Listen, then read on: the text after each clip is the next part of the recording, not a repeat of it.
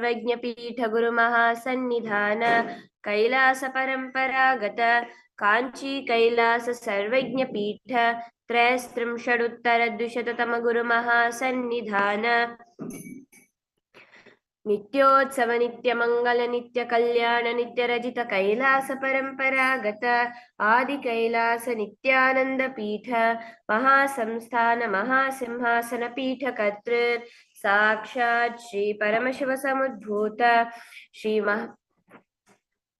कैलास परंपरागत वैवस्वत मनुइक्ष्वाकु हरिश्चंद्र भगीरथ श्रीरामचंद्र शूरसेन इत्यादि अनवच्छिन्न सार्वभौम चक्रवर्ती परंपरागत चतुष्षष्टि योगिनी मंडित चतुष्षष्टि संप्रदाय प्रवर्तक मनुधर्म शासन सूर्यवंश प्राप्त सर्वज्ञ पीठ सुरांगी साम्राज्य मूर्धाभिषिक्त चूड़ामणि साक्षात् श्री परमशिव समुद्भूत श्री कपिल महागुरु पुनरुद्धृत महानिर्वाणि पीठ अष्टोत्तर सहस्र श्री महामंडलेश्वर साक्षात् श्री परमशिव समुद्भूत श्री महागणपति समारंभ अनवच्छिन्न पीठाधीश्वर गुरु परंपरा प्राप्त अटल पीठ अष्टोत्तर सहस्र श्री अटल पीठाधीश्वर धर्म मुक्ति स्वर्गपुर स्वर्ण पीठ त्रयोविंश गुरु महासन्निधान कैलास परंपरागत आदिपीठ सर्वज्ञ पीठ जगद्गुरु श्री कैलास पुनरुद्धारक श्री कैलास परमाचार्य श्रीमद् परमहंस परिव्राजकाचार्य वर्य सच्चिदानंद प्रणव स्वरूप श्रोत्रिय ब्रह्मनिष्ठ श्रीमद् जगद्गुरु श्रील श्री भगवत् श्री नित्यानंद परमशिव श्री ज्ञान संबंध Desika परमाचार्य स्वामिनां प्रीत्यर्थम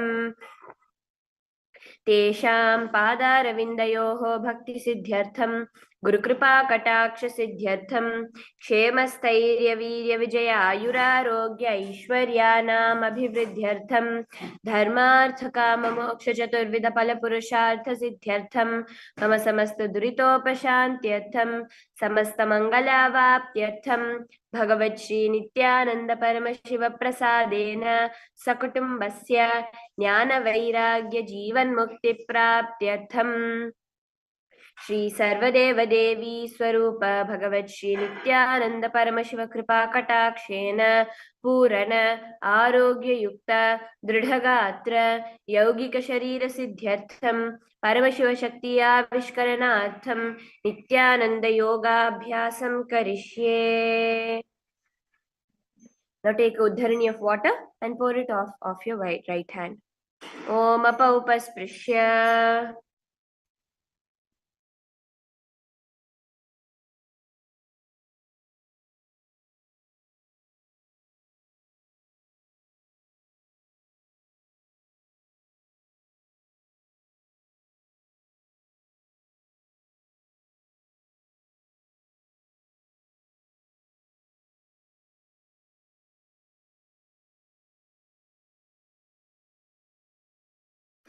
With that beautiful start to the day, let us get into the asana sequence directly.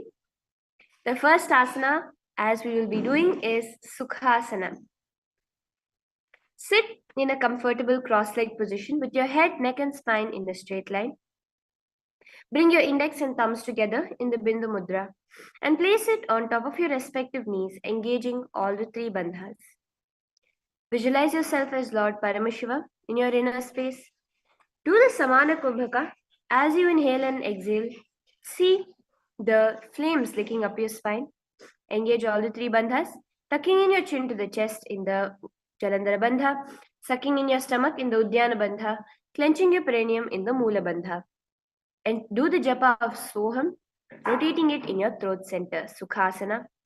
Tatsukha asanam ityuktam ashaktastat samacharet asanam vijitam yena jitam tena jagatrayam. The next asana is Parvatasana. Now bring your feet to the opposite thighs in Padmasana. And bring your palms together, raising them above the head in the Anjali Mudra. Keep your elbows straight. Engage all the three bandhas. Visualize yourself as Mount Kailash, Parvatasana. अथवक्षे Mahadev पर्वतासनमङ्गलं यत्कृत्वा स्थिररूपी स्यात् षट्चक्रादिविलोपनम्. Now slowly relax your hands down. Bring your feet together out of the Padmasana in front of your body. Clasp your hands behind the back and lean forward and down, bringing your face towards your feet. Engage all the three bandhas. Gaze at your nose, visualizing Swamiji in your inner space in Hali Pavasana.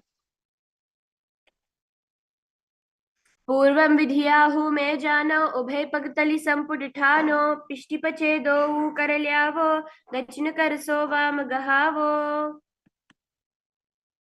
Now slowly raise up. Bring your hands to the front of your body and lay it flat on the mat with your palms alone cupped as a hollow. Visualize yourself as a snake as you continue to engage all the three bandhas and gaze at your nose in Nagi Pavasana. पूरभवधि परियागाने नीचो हो वीकहो निफणास्य लगाई हाथ आगाने धरती लगावे पसारी दो हाथ की अंजुलि करे. Now you can slowly raise up. As we do KAILASA, take a hold of the big toes with your index and ring fingers in the prana mudra, index and middle finger in the prana mudra. Stretch your leg out straight and upwards, crossing it into Padmasana. Lean forward and down onto your elbows. Engage all the three bandhas, visualizing yourself as a bird in KAILASA. अथान्यदासनं वक्ष्ये येन सिद्धो भवे नरः कस्माद् वायुसञ्चारं कोकिलाख्यासनेन च. Now raise up. Uncross your feet as we enter into Nithyananda, placing one foot on the opposite knee. Clasp your elbows with your hands. Gaze at your nose, engaging all the three bandhas. Move your arms in a circular motion. Nithyananda.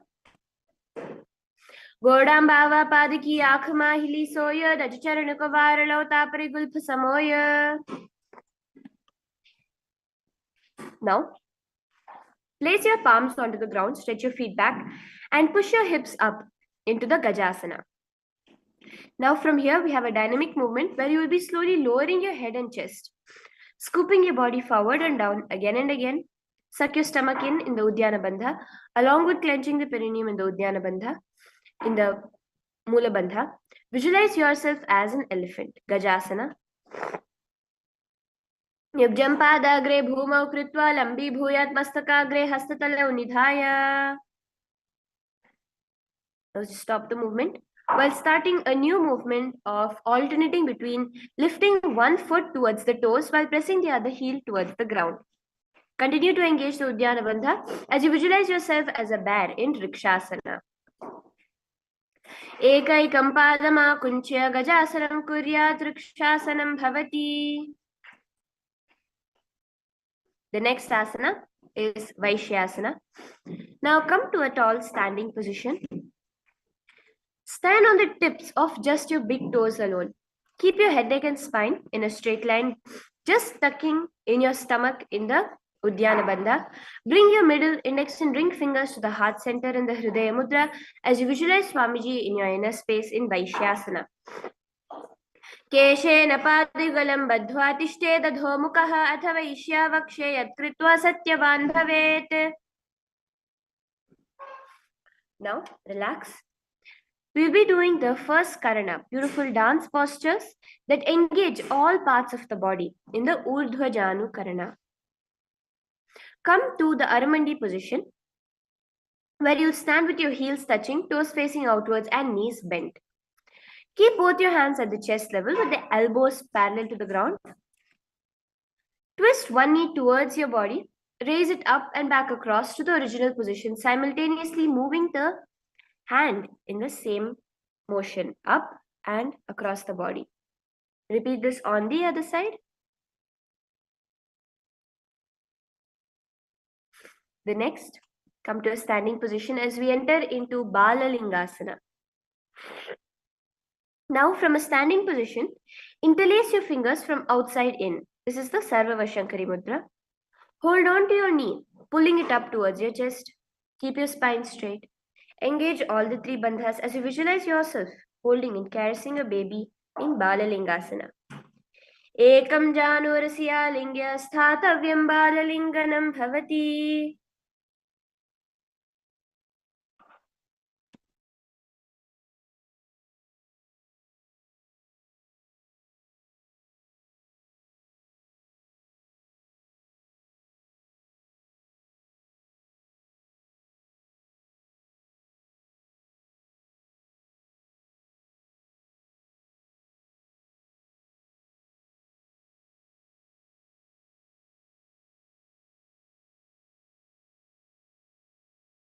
Now, from the same Balalingasana, take that foot and pull it behind towards you as you clasp it against your body tight.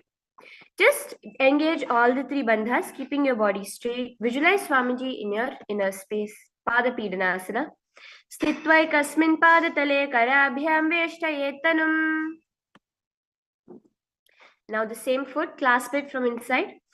As you extend the other hand forward with the index and thumbs together in the Bindu Mudra. As you lean forward, simultaneously kick and pull your foot back and up. Visualize yourself as Lord Nataraja in Natarajasana. उत्तानपादं क्रौञ्चं च मरीचिं वीरभद्रकं नटराजं त्रिकोणं च सुप्ताङ्गष्ठप्रसारणे. Relax now. Gain your balance as we repeat Balalingasana on the other side. Interlace your fingers in the Sarvavashankari Mudra. Pull your knee up to your chest. Ekam janurasya lingya sthathavyam balalinganam bhavati. And pull the foot behind you, engaging all the three bandhas as we enter into Padapidanasana.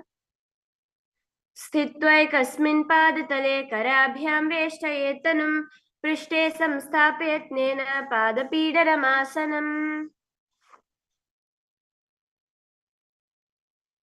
And lean forward. As you kick your leg back into Natarajasana, visualize yourself as Lord Nataraja. तानपादं क्रौञ्चं च मरीचिं वीरभद्रकं नटराजं त्रिकोणं च सुप्ताङ्गष्ठप्रसारणे. Now slowly relax. We will now be entering into the Ardharechita Karana. Stand tall and straight and bring yourself into the Aramandi position, the half squatting position. Now keep your right foot behind the other with the toes and down and the heels up. Keep your left hand at your chest, palms facing downwards. Extend the opposite arm out and wide like a pendulum. Bring it back towards the chest and out again. Let the movement be guided by your fingers. Place your hand over your nose. Uncross your ankles and repeat this on the other side.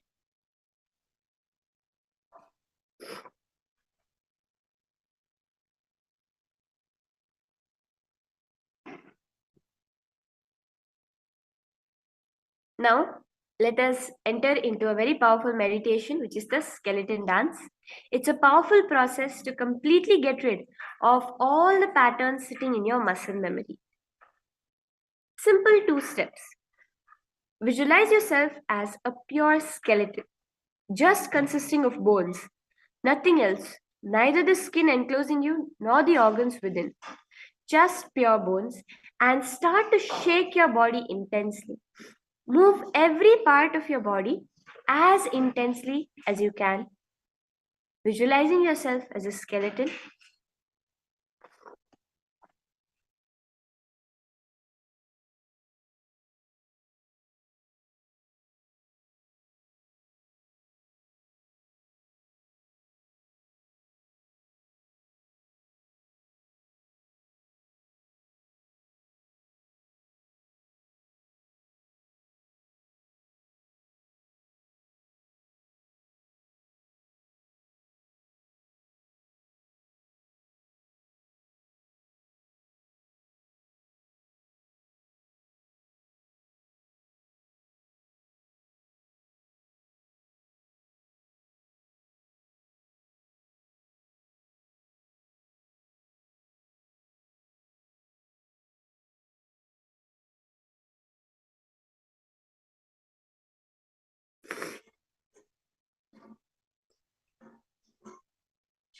Slowly relax.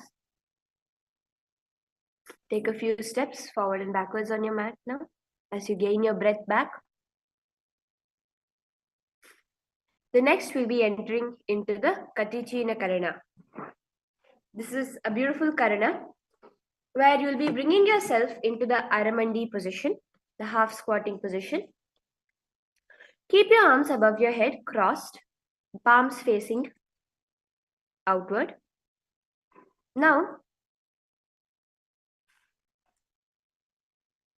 move your hips to one side, simultaneously uncrossing the arms wide above your head. Come back to the beginning position. Repeat this on the other side, again and again.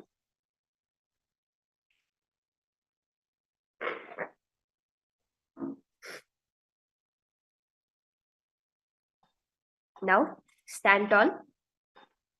As we enter into Tadasana, keep your hands by the side of your head, palms straight upwards. Engage all the three bandhas. Visualize yourself tall as a palm tree in Tadasana.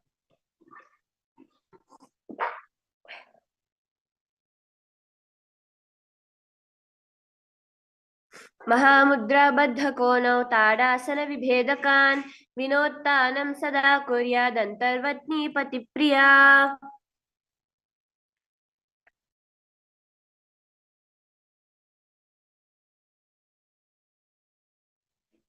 Now, slowly bring your hands down. Lean forward and down, placing your palms by the side of your feet on the mat. Continue to keep all the three bandhas engaged as you gaze at as you bring your forehead towards your knees in Uttanasana, visualizing Swamiji in your inner space. Mahamudra Baddha Konau Tadasana Vibhedakan Vinottanam Sada Kuryadantarvatni Patipriya. Now keep your palms flat on the ground, shoulder width apart. Now bring yourself from there into a standing position, into a plank position. Tuck your chin to your chest in the Jalandhara Bandha. Rotate your head from side to side, visualizing Swamiji in your inner space in Tarakshvasana. Gajasravasthitva mastakam varam varam dakshina kukshim savya kukshim nayet Tarakshvasanam bhavati. Now lay flat onto the ground. As we enter into Bhujangasana, slowly push yourself off the ground, just using the strength of your upper back alone. Here, you'll be visualizing yourself as a snake, as a cobra, as you inhale through the hollow of your throat, exhale through your nose in the Bhujangani Mudra. Do the japa, Shivoham in your inner space, Bhujangasana.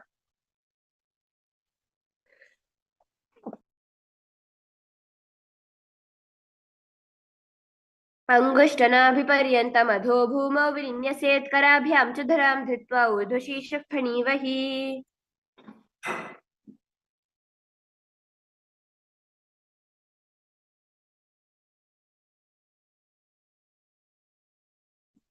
The next asana is Shashasana. Now push yourself off the ground into a plank position and alternate bringing one knee towards your chest, back and forth in Shashasana.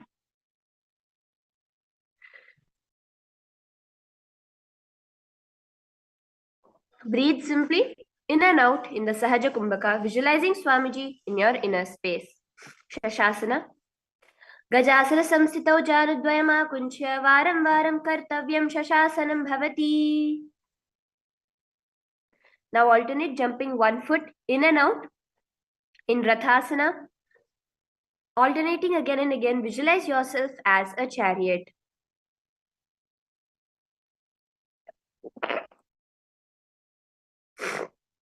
Gajasana samsitau ekaikam padam puro margena bhramayitva kartavyam rathasanam bhavati.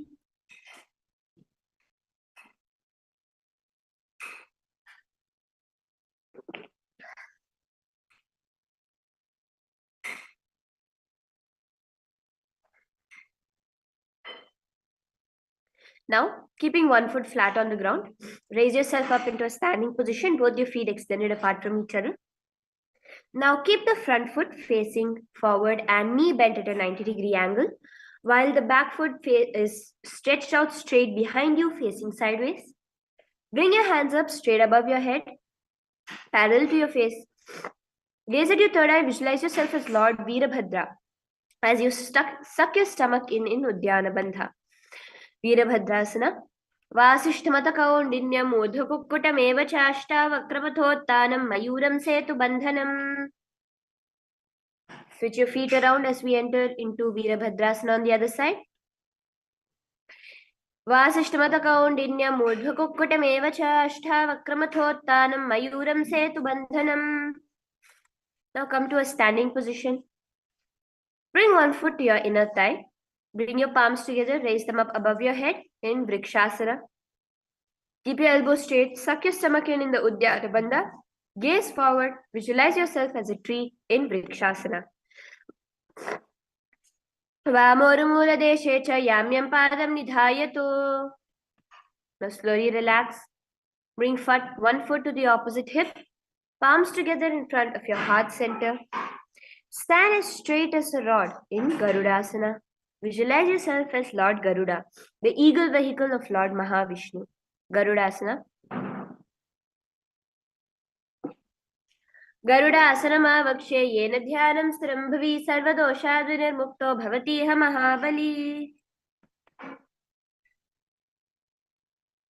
From here, let's repeat Vrikshasana on the other side. Bring the other foot towards the inner thigh. Keep your hands straight above your head in Anjali Mudra. Visualize yourself as a tree. Suck your stomach in the Udyana Bandha. Vamorumula-deshe cha yamyam padam nidhayato. Tishthetu vrikshavad bhumau vrikshasanamidam viduhu. Relax now. Bring the foot to the opposite thigh. As you keep your Anjali Mudra in front of your heart center, visualize yourself as Lord Garuda in Garudasana on the other side. Garudasanamavakshe yena dhyanam sthiram bhavi sarvadoshadvinirmukto bhavatiha mahabali. Now relax onto the ground. Here now, stretch your feet wide apart from each other. Keep the front toes pointing forwards, the back toes facing sideways. In Trikonasana, keep your arms straight. Bring your front arm down towards the ground beside your foot, while the other arm extends towards the sky. Visualize yourself as a triangle in Trikonasana. Tanapadam krauncham cha marichim veerabhadrakam natarajam trikonam cha suptangashta prasarane. Now stand up tall. Repeating Trikonasana on the other side. Lean forward and down. Visualize yourself as a triangle. Tanapadam krauncham cha marichim veerabhadrakam natarajam trikonam cha suptangashta prasarane. Now stand tall. Let's now get back into the Aramandi position as we do another Karana, the Nikuttaka Karana.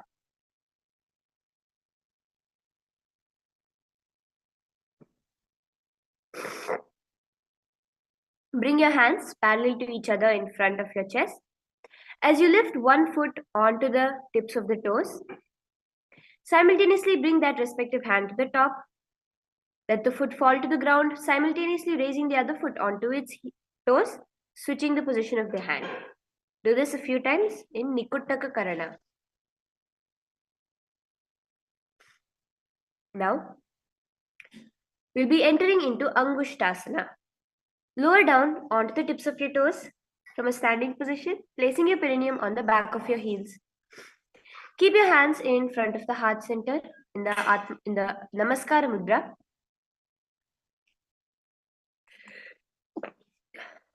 Visualize Swamiji in your inner space in Angushtasana.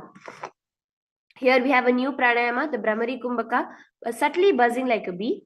As you do the japa Sadashivoham in your inner space, Angushtasana. Kabandha asanam gorakshasanam evacha. The next asana is Saurasana. Slowly bring your palms to the ground, just the tip of the fingers touching. In the Varamudra, palms facing forward. Stretch one leg front and your heel down, toes up. Keep your fingers on the ground by the side. Visualize Swamiji in your inner space in Saurasana. Prasarya ekam padatalam samsthapya tveka padakam. Next, now lean forward and down, clasping the extended foot toes with the respective hands, index and middle fingers in the Prana Mudra. Bring the other hand to the back of the heel in Vidhunanasana. गुल्फस्थितौ पादमेकं प्रसार्य तत्पादाग्रं संस्पृशे तत्करेण गुल्फं चान्यं धारये तत्करेण धूनं पीठं चाभ्यसे चोभयत्र. Now step your feet back. As you extend the other foot forward, heel down, toes up. Keep your palms by the side in the Varamudra. Visualize Swamiji in your inner space. Saurasana on the other side. Prasarya ikam padatalam samsthapya tvekapadakam. Lean forward and down into Vidhunanasana. Gulphasthitau padamekam prasarya tatpadagram samsprishe tatkarena.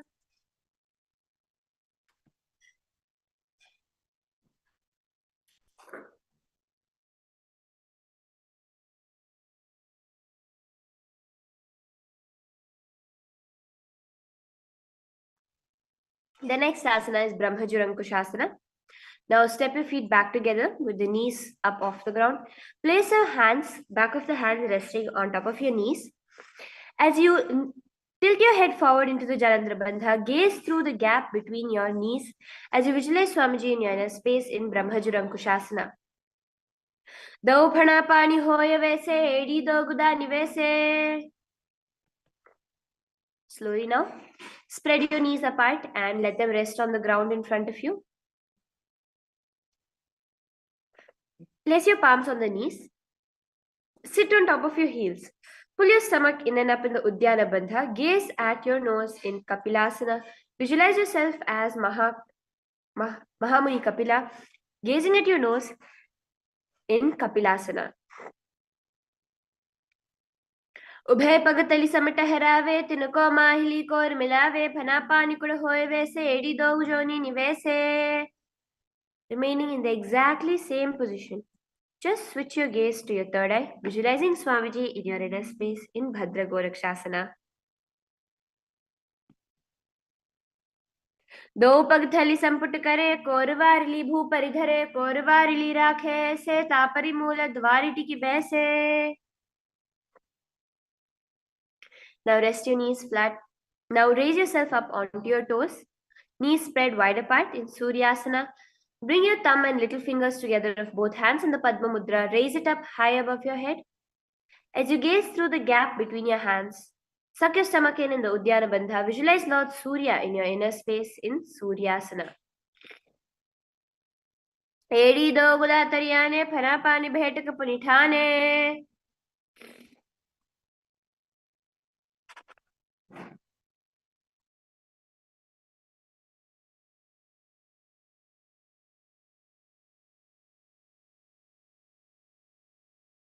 Now rest onto the floor. Sit on top of your heels. As we enter into Mandukasana, start the Sahaja Kumbhaka, simple breathing in and out. Keep your hands on the knees. Lift your tongue up against the roof of your mouth in the Manduki Mudra. Gaze at your third eye. Visualize yourself as a frog with your frog-like tongue sucking the nectar of catching the nectar of immortality dripping from the Sahasrara Chakra. Mandukasana. पादतलौ पृष्ठदेशे अङ्गुष्ठे द्वे च संस्पृशे जानि युग्मं पुरस्कृत्य साधयेन्मण्डुकासनम्. Now in the same position, just bring your hands to the opposite shoulders. In Mandukasana, Uttana Mandukasana, suck your stomach in the Uddiyana Bandha, visualizing yourself as a frog as you gaze at your third eye. Mandukasana madhyastam kurparabhyam dhritam shirah etadbhekavaduttanam etaduttana mandukam. Now bring your hands out from behind your shoulders. Cross your ankles behind you. Sit on top of the crossed ankles. Keep your knees wide, fingers spread on top of your knees. Open your mouth wide. Stick your tongue out and exhale forcefully in Simhasana. Gaze at the tip of your nose. Do this again and again, visualizing yourself as a lion in Simhasana. दक्षिणं सव्यगुल्फेन दक्षिणेन ततेतरं हस्तौ तजान्वो संस्थाप्य स्वाङ्गुलीश्च प्रसार्य च.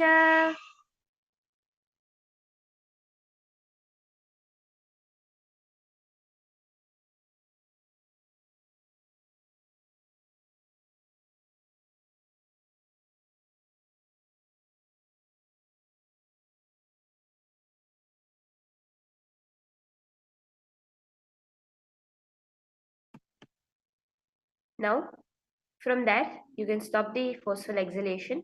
Restart the Brahmari Kumbhaka, buzzing like a bee in your inner space as you uncross your ankles from behind you, keeping just your toes crossed behind you. Keep your knees wide apart. Cross your hands behind your back, holding on to the toes in the Prana Mudra. Apply the Jalandhara Bandha. Gaze at your nose, visualizing Swamiji in your inner space in Bhadrasana.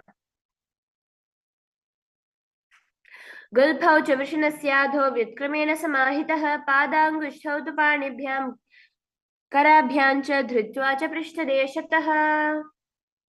Now slowly bring your hands out behind as you relax from the Jalandhara Bandha. Come into a squatting position. This is the next asana, Kakabu Sandhyasana, where you're going to bring your arms in and around your knees, clasping them behind your back in the Parashumudra. Gaze at your nose, visualize yourself as a crow in Kakabu Sandhyasana.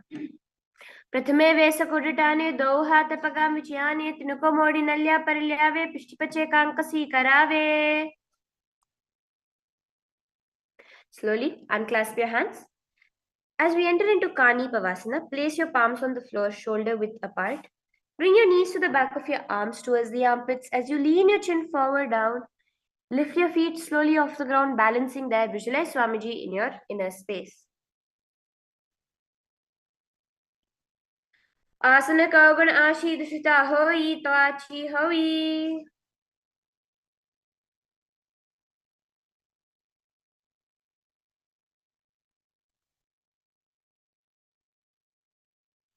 The next asana is Kapali Asana. Now from the same position, place your palms on the ground in a tripod position with your head. As you kick your legs off the ground, keeping your legs straight up above you in a headstand position, gaze at your nose, visualizing Swamiji in your inner space in Kapali Asana. Sisha Sisha Dharti Teki Pagado Miliva Uncha Kukare Pagathali Akash Sanamushirashe Dou Hata Ki Hateli Dou Pashatya Dharti Teko Drishtina Sa Agra. Now slowly relax. Come to a squatting position as we enter into Parshva Mayurasana. Now twist your body outside of your knees. Place your hands to the side. Keep one elbow at your knee and the other elbow at your hip. Now lean down onto your arms, balancing. Extend your legs out to the side. Gaze at your third eye. Visualize yourself as a peacock. Here a new Kumbhaka starts where the inhalations will be shorter and the exhalations longer in the Rechaka Kumbhaka. Parsha Mayurasana. Mayuram Dandavat Kuryan Mayuram Dandanamakam Kuryan Mayuram Parshvabhya Mayura Parshvanamakam. Now slowly relax.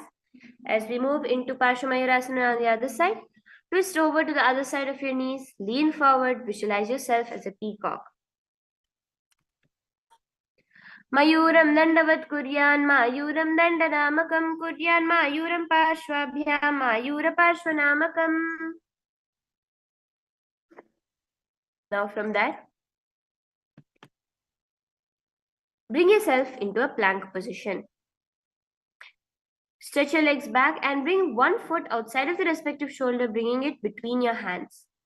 Gaze at your third eye in Bhairaganathasana. Visualize yourself as Lord Kala Bhairava. Asana Kauguna Piti Jai. Now bring the foot back.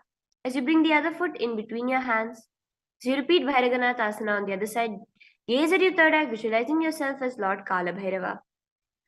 Asana Kauguna Piti Jai. The next asana is the Unmukha Pithasana. In the same plank position, bring your forearms to the ground, bringing your feet forward, raising your hips high into the sky. Gaze at your third eye, visualizing Swamiji in your inner space. Unmukha Pithasana. Bhunyasta Ujanuni Hastau Chadushpadama Vangmukham. Now, from there, raise yourself onto one hand. Keep your entire body straight over one leg. As you raise the other hand straight above you, visualize yourself as Sage Vashishta in Vashishthasana. Urdhva Kukkata Vasishtha Marichihala Matsyakam Parivrittim Chodharasya Vividham Dhanurasanam. Slowly relax and repeat Vasishthasana on the other side. Urdhva Kukkata Vasishtha Marichihala Matsyakam Parivrittim Chodharasya Vividham Dhanurasanam. Now bring yourself into a seated position.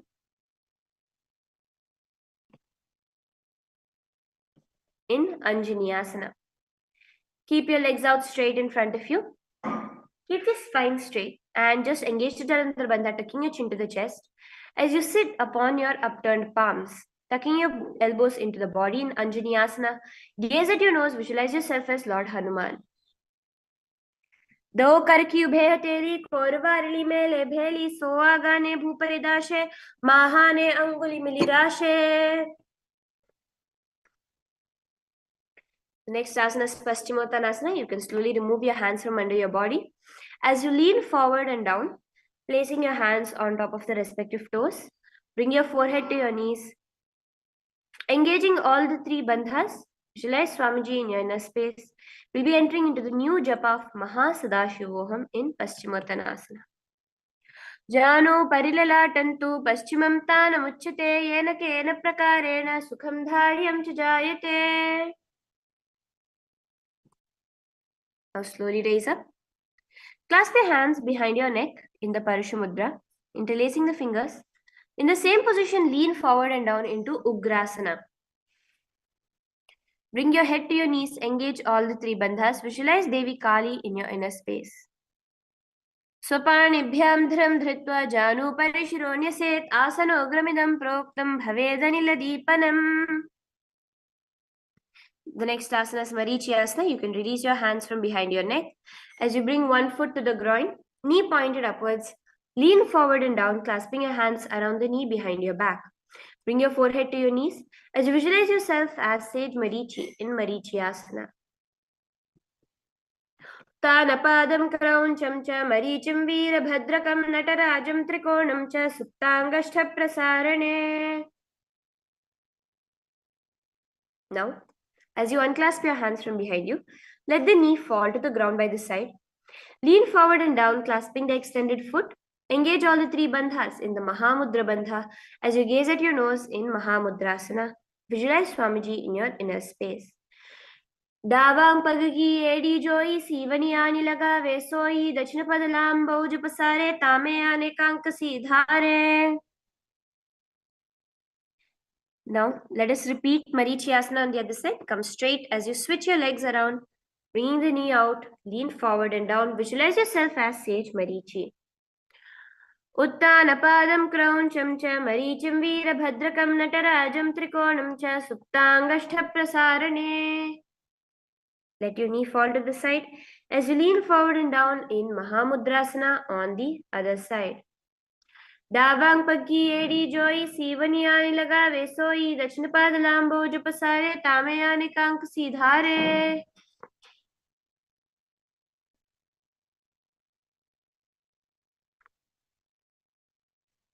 The next asana is Bhadrasana 2. Now sit straight and bring the soles of your feet together with the heels close to the perineum.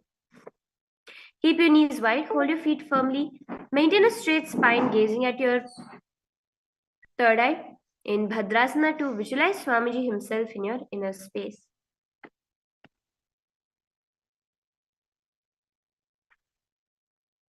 Gulphau Tavishanasyadah Sivanyaf Pashvayokshipet.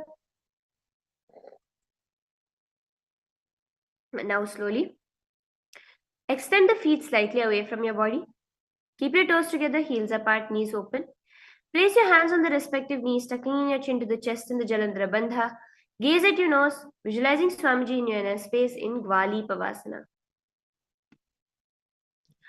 पूर्वचरपट चोक कहियो सोई वाही विधियो कीजी सोई यामे ढिभिन्न जुराशे अंगुलाठ अंतरो राशे.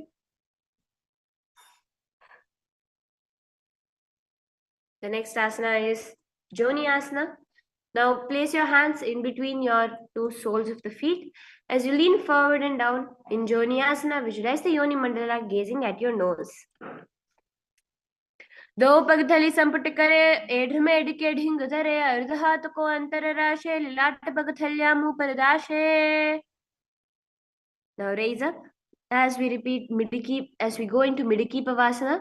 Just stretching your arms out to the side over your knees, palms flat on the ground. Continue to gaze at your nose, visualizing Swamiji in your inner space. पूरभिधि परिपगथली संपुट शौली येडी मिली राशे एड़म सुमाहिली कानी अगूल दो आतरे ललाट धरती लगावे.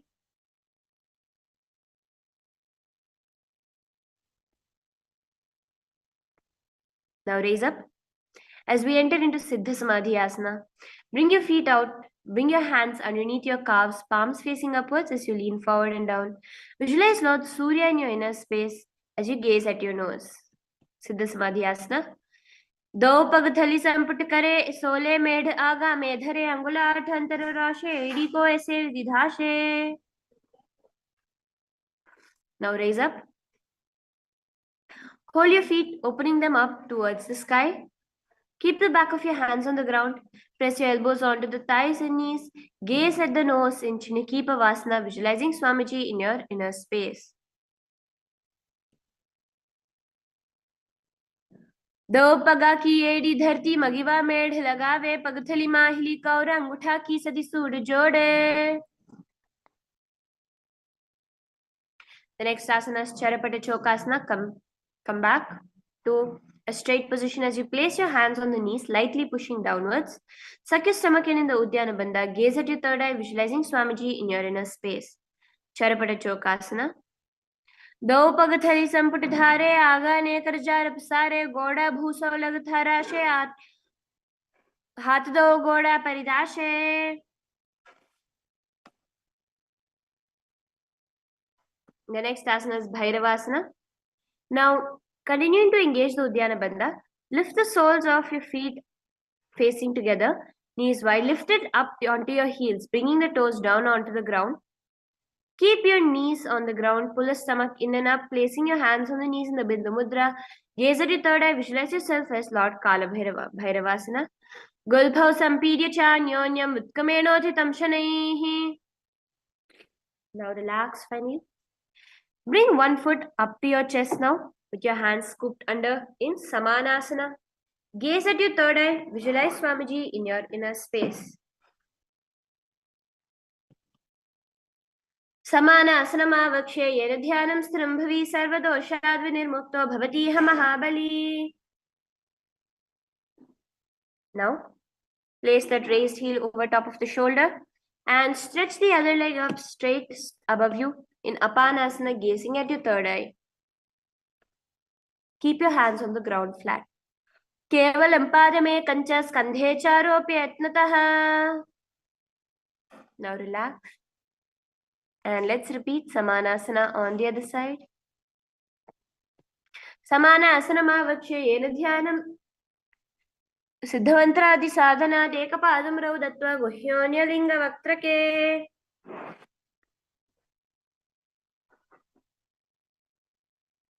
From that, let us repeat Apanasana on the other side. Lifting the foot up straight as you gaze at your third eye. केवलं पादमेकं च स्कन्धे चारोऽपि यत्नतः एकपादेन गगने तिष्ठेद दण्डवत् प्रभो.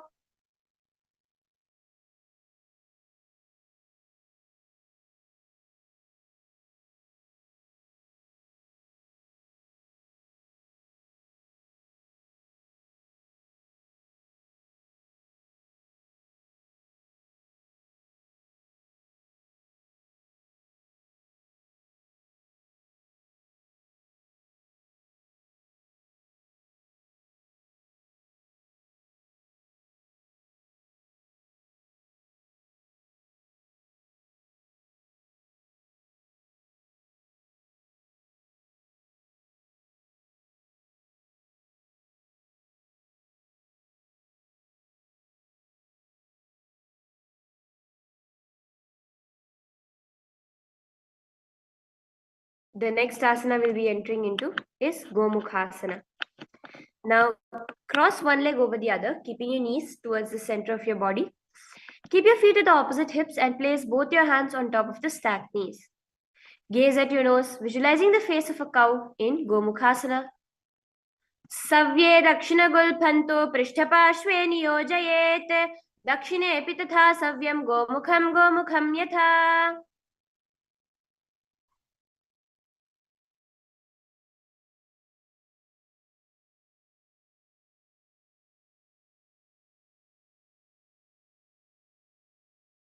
Throughout this sequence, we'll be doing a new pranayama, which is the Shitkari pranayama, where you'll be inhaling through your mouth with your teeth together, creating a hissing sound, and exhaling through your nose. From Gomukhasana, entering into Anusayasana, where you bring your hands to the respective toes, clasping them in the Prana Mudra. Gaze at your nose, suck your stomach in the Uddiyana Bandha. Visualize yourself as Devi Anusuya, glowing with golden skin. Anusayasana. दक्षिण गोड़ो नीचो ठाने वावोंता के ऊपर आने. In Anusayasana 2, now interlace your fingers behind your back, lean forward and down, bringing the chin over your knees as you gaze at the nose in the Anusayasana 2. The japa for the next part of the sequence is Om Nithyanandoham. जीवना गोड़ा की संधि उपरि डावा गोड़ा की संधि मिलाई राशे.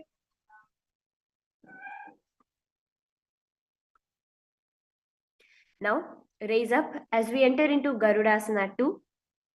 Bring one foot on the ground with the heel pressed against the perineum. Keep the other foot on the ground in front of the other knees, raised upwards. Keep your spine tall, chest out, hands on the respective knees as you gaze at your nose. Visualize yourself as Lord Garuda. Garudasana 2. Dava pagamodi edi mahila gulphamula dvari. नीचे दे बेसे जी मणि पगथली धरती डेकी गोड़ा ऊंचो भौराशे. Now bring your hands behind your neck, clasping them together in the Naradasana. In Parashumudra, bring your elbows outside of the raised knee. Visualize yourself as Sage Narada. पिष्टिजुमां पगथली केरी भूपरिताहि लगावे फेरी गोड़ा स्लोपनो है जोई दचपाशति लावे सोई. Now slowly come out. Place one foot on top of the opposite thigh. Wrap your respective arm around the knee, holding on to the opposite shin. Extend the opposite hand straight, holding on to the respective toe with the index and middle fingers in the Prana Mudra. Gaze at your nose in Matsya Pitakasana, visualizing Matsya Avatara, the fish form of Mahavishnu. वामेन वामाङ्गुष्ठन्तु गृहीतं मत्स्यपीठकं योनि वामेन सम्पीड्य मेढ्रादुपरि दक्षिणम्. Now let's repeat Gomukhasana on the other side. Visualize the face of a cow in your inner space. सव्ये दक्षिणगुल्फन्तो पृष्ठपार्श्वे नियोजयेत् दक्षिणेऽपि तथा सव्यं गोमुखं गोमुखं यथा. Repeating Anusayasana on the other side. दक्षिण गोड़ो नीचो ठाने वावोंता के ऊपर आने. Lean forward and down as we repeat Anusayasana 2 on the other side. जीवना गोड़ा की संधि उपरि डावा गोड़ा की संधि मिलाई राशे गोड़ा सोले पगथल्याला वाडवाई सुधा राशे. As you raise up to repeating Garudasana 2 on the other side, visualize Lord Garuda in your inner space.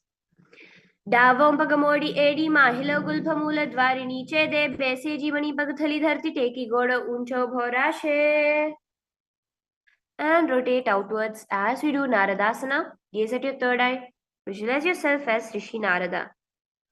पिष्टिजुवाम पगथली खेरी भूपरिताहि लगावे फेरी गोड़ा सुदोपनो है जोई दचपाशति लावे सोई. Slowly uncross yourself as you repeat Matsya Pitakasana on the other side. Visualize Matsya Avatar of Mahavishnu. Vamena Vamangushtantu Grihitam Matsya Pitakam Yoni Vamena Sampidya Medhradupari Dakshinam. Now let's twist as we do Matsyendrasana. Place one foot on the top of the opposite thigh. Place the other foot on the ground on the far side. Twist and bring your elbow outside the raised knee. Keep the raised arm by the neck and turn your head back, gazing to your third eye. Visualize Matsyendranatha in your inner space. उदरं पश्चिमाभासं कृत्वा तिष्ठति यत्नतः नम्राङ्गं वामपादं हि दक्षजानुपरिन्यसेत्. Now switch your hands around, stretch one hand out straight as the other hand comes to your neck in Kubasana. Visualize yourself as a camel. Asana Kauguna Jholo Jaye. Relax, bringing both your hands flat on the ground. Twist your body as you gaze at your third eye in Matsyendrasana 2. Matsyendra-pītham jatara-pradīptim prachanda-rukmandala-khandanastram. Now slowly uncross. Let's repeat Matsyendrasana on the other side.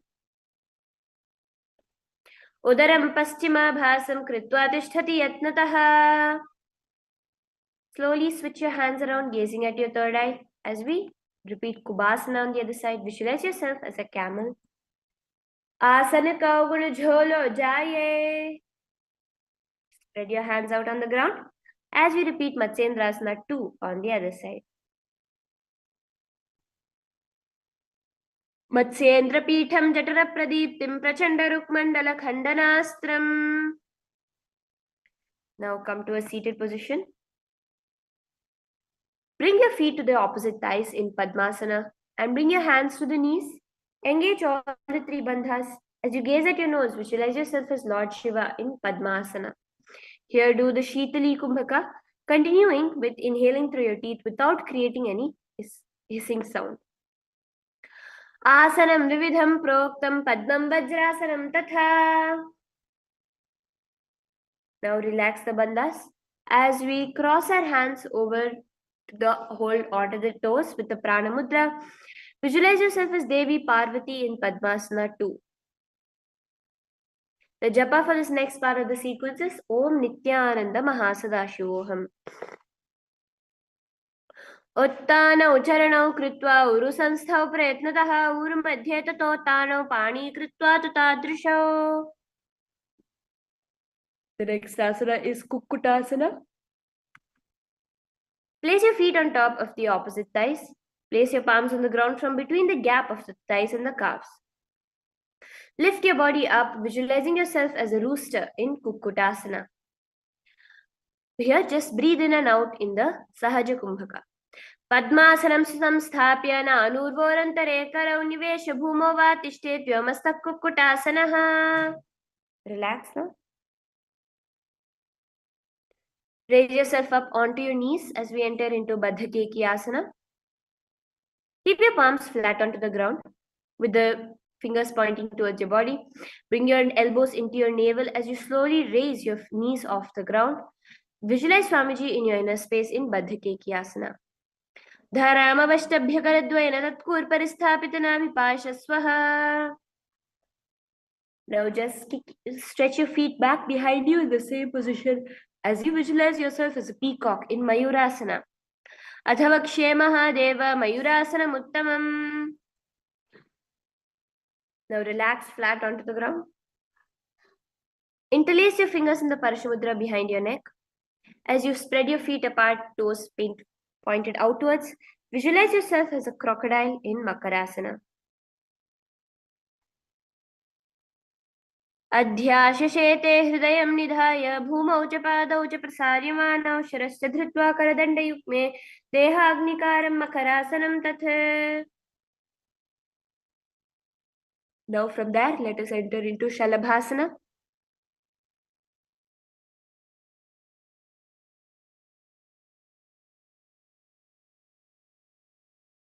Place your hands onto the ground by the side of your chest.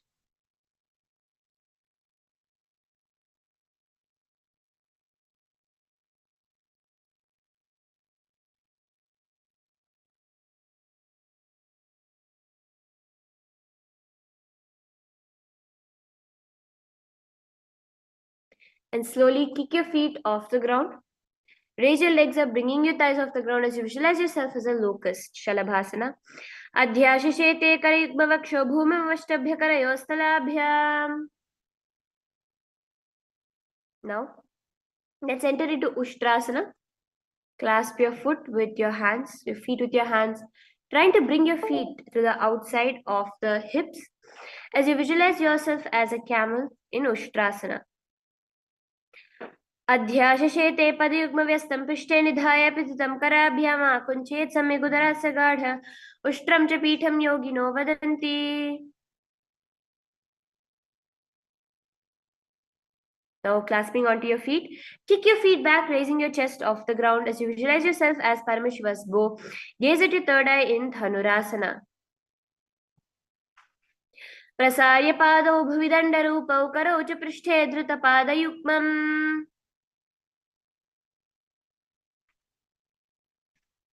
The next asana is Bhagasana. Now, raise yourself up into a seated position as you let go of your feet. Keep your head, neck, and spine in a straight line. Place your palms down on top of your thighs and knees. As you gaze at your third eye in Bhagasana, visualize Swamiji in your inner space. उल्टा मोड़ी पावदो बैसे बहरौ जुगति करे कवैसे.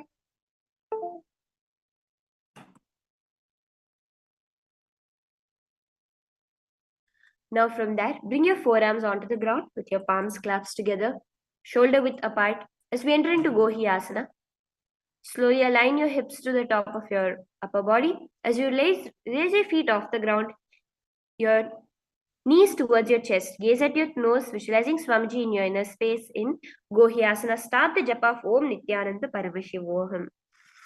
दो हाथ की कहुनी जोई पुनः कलाई जाने दोई. Stretch your legs up above you as we enter into Shirasasana. Continue to gaze at your nose. विपरीतं मण्डलं च द्विधैव विदिनं हिनः दण्डासनं द्विधा प्रोक्तं विपरीतोपवेशने. Now slowly relax. As we move into Phodhyasana, come to a seated position and let your feet raise up in front of you. Holding your shins. Here, starting the new Kumbhaka, the Bhastrika Kumbhaka, where you'll be exhaling forcefully. Visualize Swamiji in your inner space in Phodhyasana. दो हाथ पग बाहर आने गौड़ा तरे का अंक ठाने. Bring in the same position, your legs stretched out. Bring your hands to the opposite shoulders, visualizing yourself as a mace. Gazing at your third eye. Uttanam shayanam kritva padau militva prasarya. Bring your forearms onto the ground in Naukasana. Visualize yourself as a boat. Uttana shayanam kurparabhyam bhumavashtabhyastau nitambam nidhaya. Now raise up. As you scoop your hands under your heels, pulling the feet towards your chest.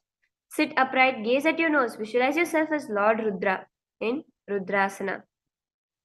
पगथली संपुट करी हाथस्य पग ऊंचाई पग का अंगूठा दौले ऊपर लीकाने तालवे लगावे.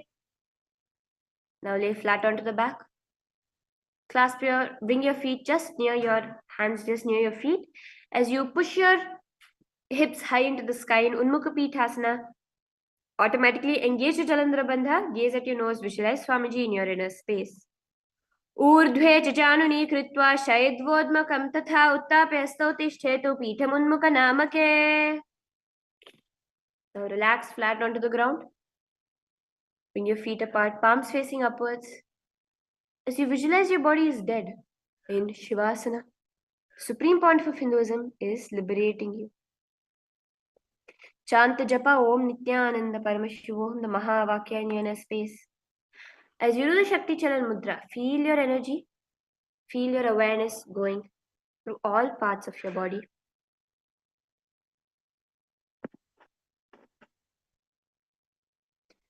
अथ शवासनम् उत्तानं शववद्भूमौ शयनं तु शवासनं शवासनं शान्तिहरं चित्तविश्रान्तिकारकम्.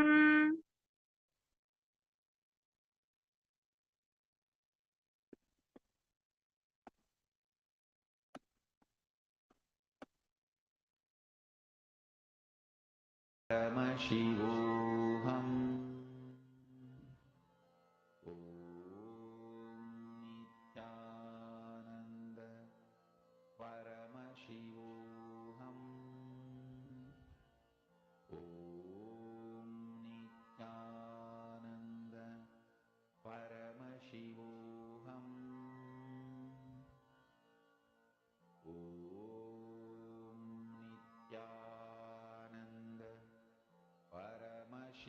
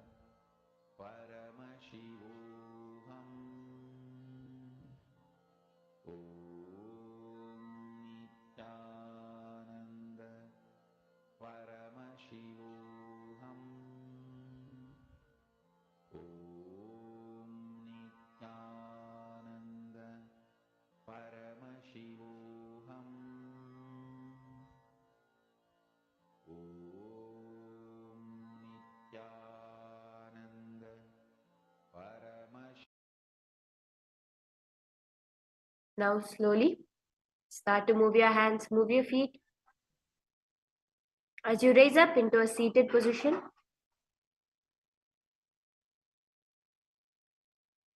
Congratulations to each and every one of you. You have successfully completed the 108 first part of the sequence of asanas. And with that now, we'll be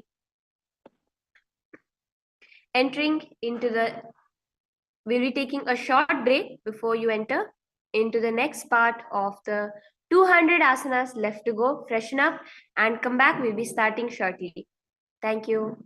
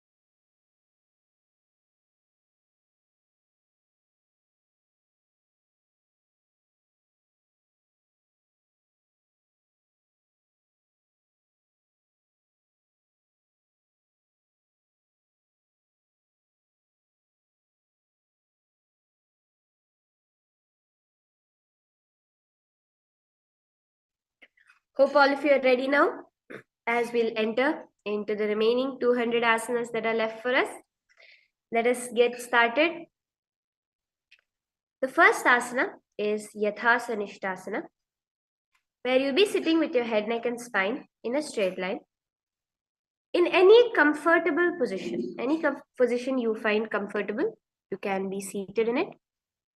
Keep your hands in the Bindu Mudra, with the index and thumbs joined together. As you sit straight, visualize Swamiji in your inner space. Paryankam tatsamakhyatam yatha samstham yatha stitihi.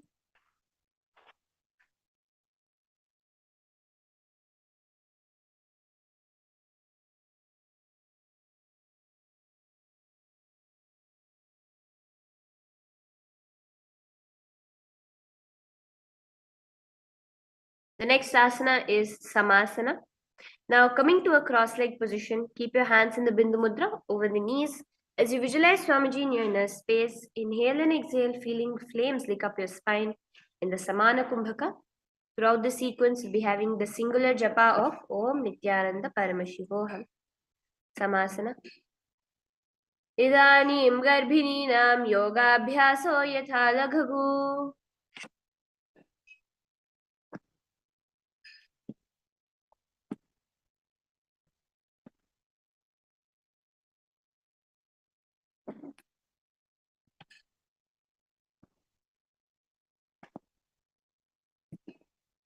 The next asana is Muktasana. Now place your left foot against your genital region with the right foot on top of the left. Keep your hands facing downwards on top of your knees. As you gaze at your nose, visualize Swamiji in your inner space in Muktasana. Nipidyasi vinim sukshmam dakshinetara gulphataha. In the same position, switch your gaze to the third eye in Siddhasana. Idanim garbhininam yogabhyaso yatha laghu. Now, engaging all the three bandhas, gaze to the ground in front of you in Siddhyasana. Vamapad ki edi jano sivan madhitasako thano.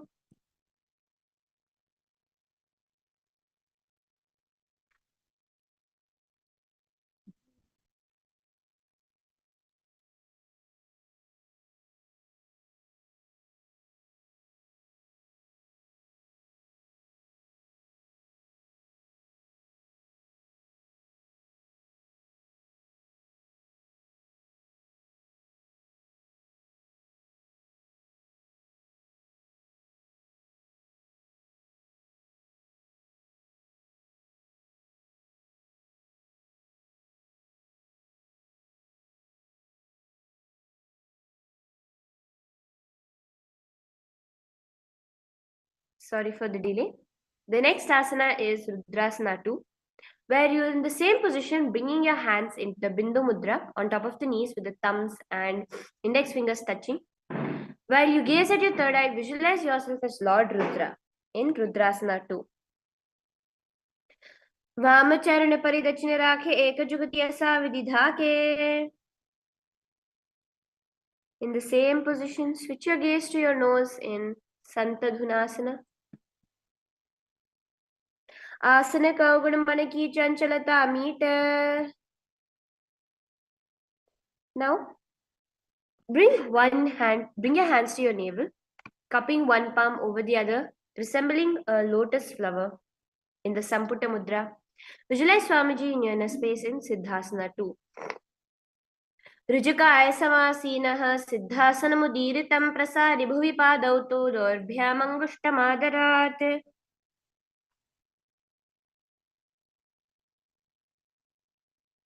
The next asana is Bandhayoni asana. Now slowly bring your hands to your face in the same position. With your little fingers beneath the lower lips, your ring fingers above the upper lips, your middle finger to your nose, your index fingers over the eyes, and your thumbs at your ears.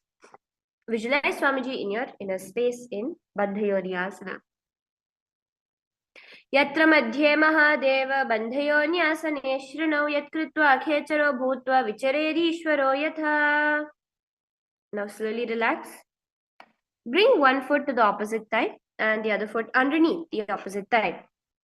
As we enter into Virasana, touch your index and thumb together in the Bindu Mudra on top of your knees. Embody the space and state of bravery in Virasana.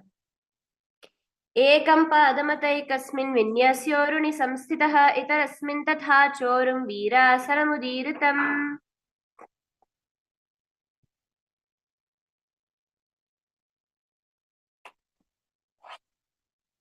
The next asana is Valmikasana. Now, keep your left heel on the right side of the generative organ, toes under the thighs.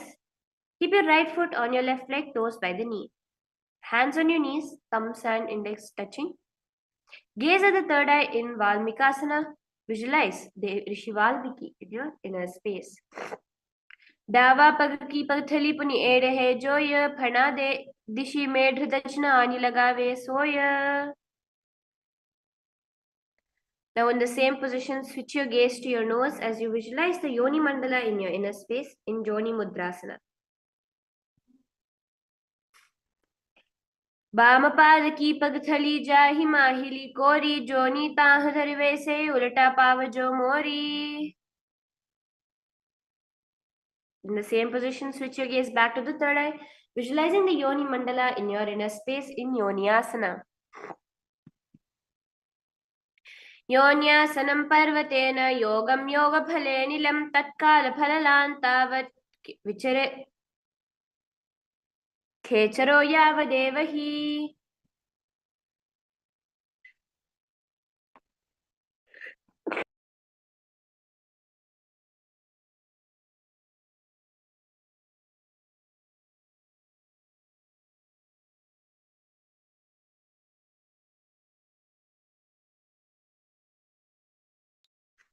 The next asana is Bhadrasana 3.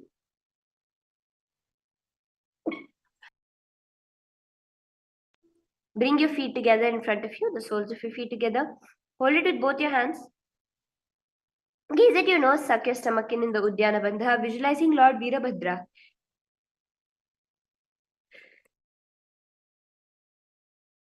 in your inner space in Bhadrasana 3.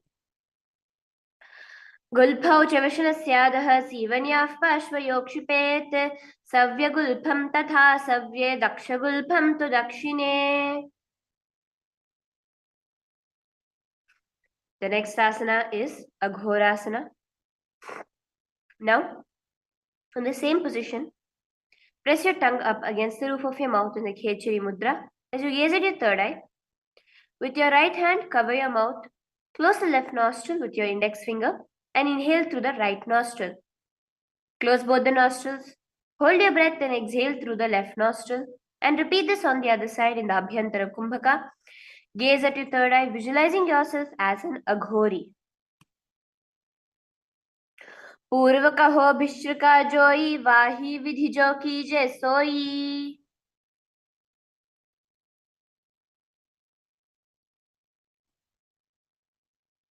The next asana is Kaneri Pavasana.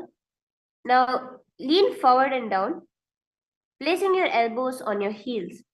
Rest your chin on your palms. Now gaze at your nose, suck your stomach in the Uddiyana Bandha. Do the Rechaka Kumbhaka. Your exhalations are longer than your inhalations. As you visualize yourself as a female elephant drinking water in Kaneri Pavasana.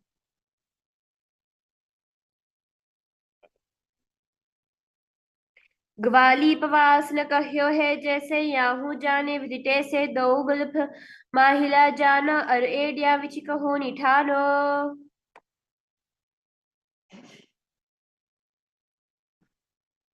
Now raise up as we do Parasana.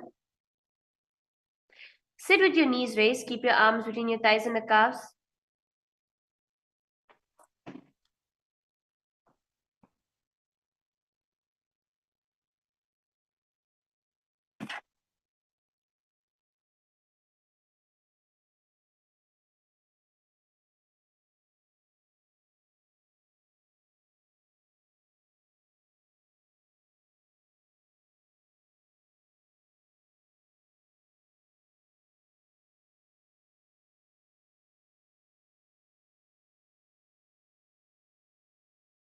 The next asana is Parasana. Sit with your knees raised, keep your arms between the thighs and the calves. Interlace your fingers and keep your feet off the mat, visualizing Swamiji in your inner space. Gaze at your third eye. Gaze at your nose.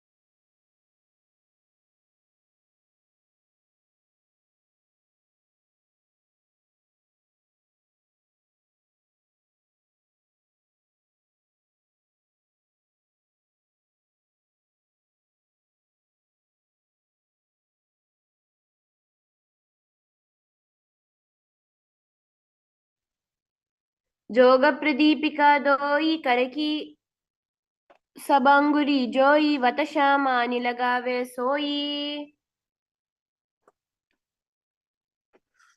The next asana is Gopi Chandasana.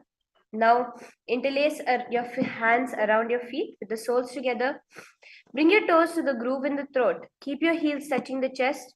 As you keep your chin on your hands, gaze at your nose. Embody the state and space of a king in Gopi Chandasana. पूरब भिधि पगा कांगुटा का ठाकर उपराशे येडी हृदय लगावे कांकसी एड्यांगुली परी. Now, as we enter into Udarasana, interlace your fingers around your feet from inside. Hold your feet to the chin. As you visualize your body free from any defects, gaze at your nose in Udarasana.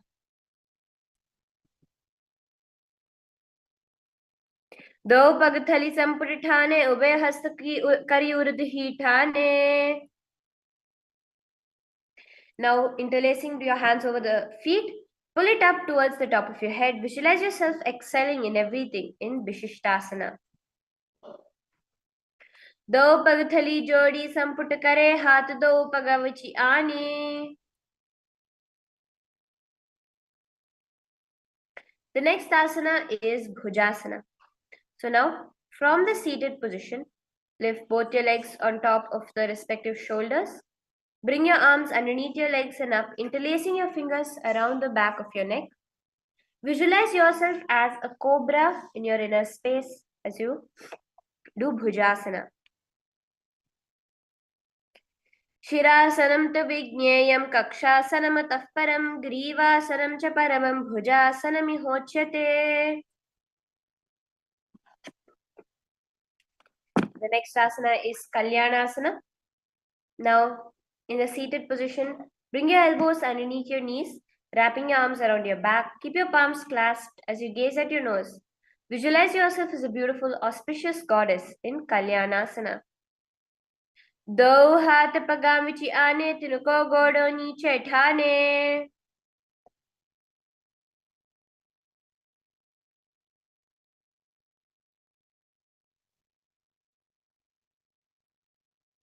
Now slowly relax.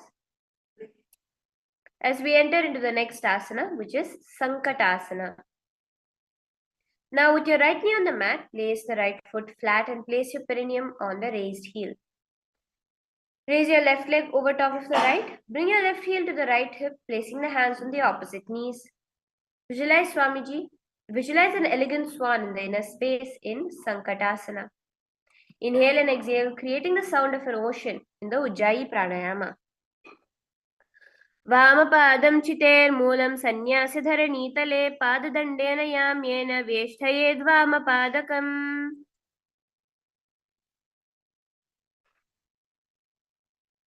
The next asana is Dhenukasana, where you'll be sliding out the foot that you're sitting on to the opposite hip. Keep both your hands on the same knee. Suck your stomach in the Uddiyana Bandha, visualizing a cow in your inner space. Dhenukasana. Anushagina panchadam vrishahilinda galyam ni dayadya agalivamka pagalanida ayakadu.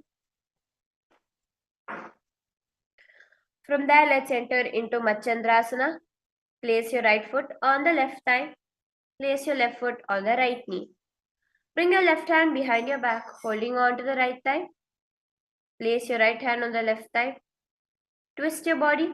Gaze towards your third eye as you visualize Swamiji in your inner space in Machandrasana.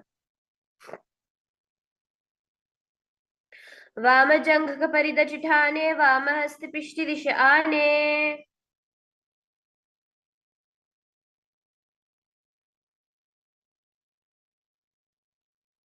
The next asana is Machandrasana 2. Now, untwist and hold on to your respective big toes. Lean your forehead so that it's touching the ground. Let your chest be over your knees as you visualize Swamiji in your inner space in Machandrasana 2. प्रथमजी मन चरण जोई वामजंघ परि राखे सोई ताकि एड़ी कड़सो लावे बहुरी जुगति यह और करावे. Now raise up as we move into Guru Asana. Interlace your fingers, placing it over the top knee. Visualize your Guru, Swamiji himself, in your inner space. Guru Asana.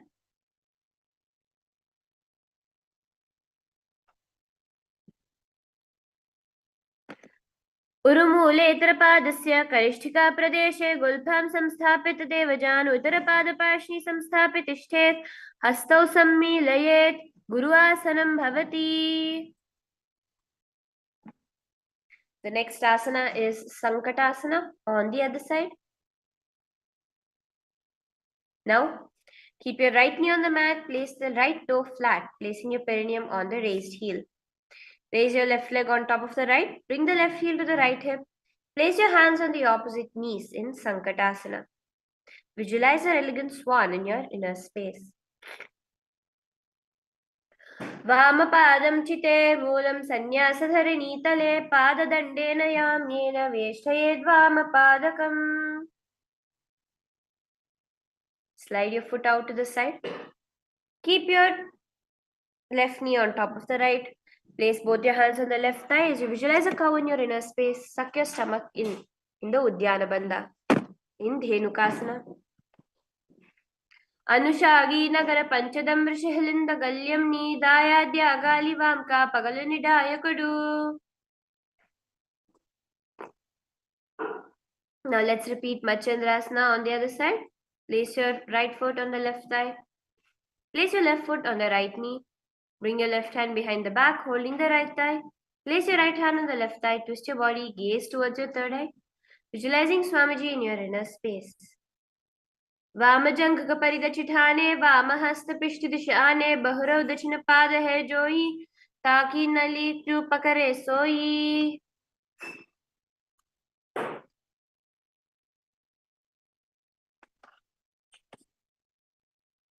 Now slowly untwist.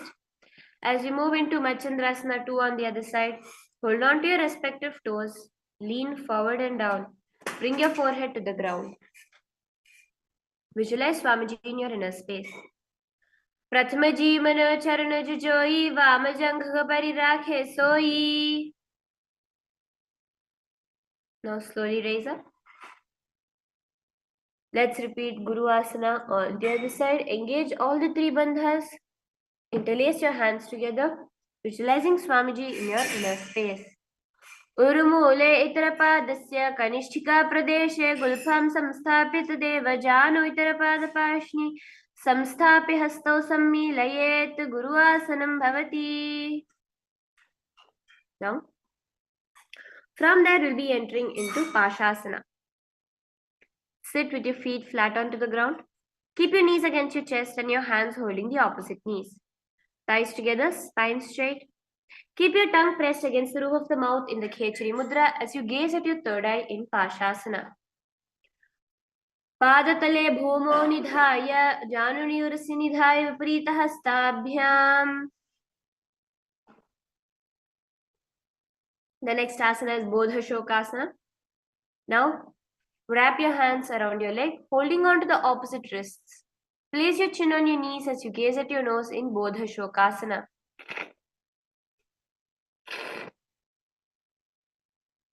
दो पग थली भू परिधेरे core Mahuli ऐसे करे core मिलाए कोडबे से जंघ गचाती अग्र निवेसे. Now, in the same position, just bring your arms underneath your knees and hold the opposite elbows in Kurakatasana. Gaze at your nose as you visualize Swamiji, the supreme point of Hinduism, in your inner space in Kurakatasana. दो हाथ पग बाहर ल्यावे गोड़ा नीचे ले टहरावे आम्हा साम्हा ऐसे करे आपस में कोहनी पकड़े.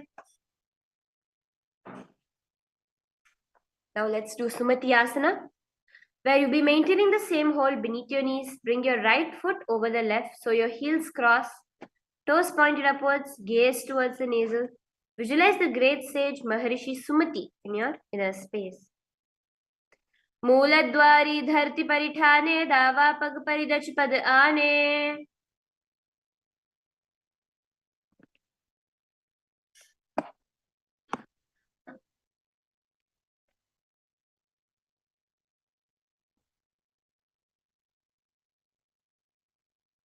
The next asana is Dandasana. Now from the same position, extend your feet out straight in front of you. Keep your arms raised straight above your head as you interlace your fingers, the wrists pointed outwards. Engage all the three bandhas, gaze at your nose, visualizing Swamiji, the supreme point of Hinduism, in your inner space. Dandasana. Danda Padma Bharadwaja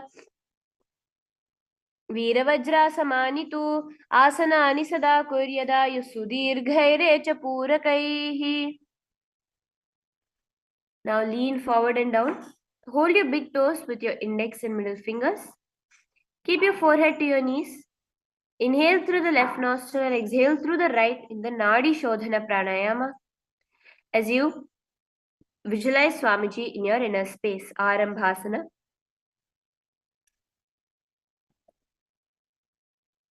दो पग मिलाव पसारे पगा का अंगूठा पाक दे जोड़ा गोड़ा लगावे. Now from there, let's enter into Bhidokasana. Extend your knees slightly up, one hand distance between your heels. Bring your shoulders down, wrap your hands around your legs. As you bring your head to the soles of the feet, gaze at your third eye in Bhidokasana. प्रथम बैसे दो पाव पसारे कचक ऊर्ध को कुरदो डारे एडिया मधी आंतरो राखे मुद्र हाथ Parman सुदाजे. Now, in the same position, extend both your legs out with the heels together. Place your chin, mouth and nose on your heels. Keep your hands underneath the knees.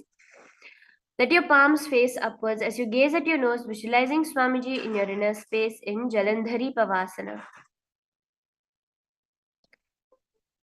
दो एड मेल के दीजे हाथ पसारी पुन चिबुक मुख नासिका ताडिग भू परिधारी.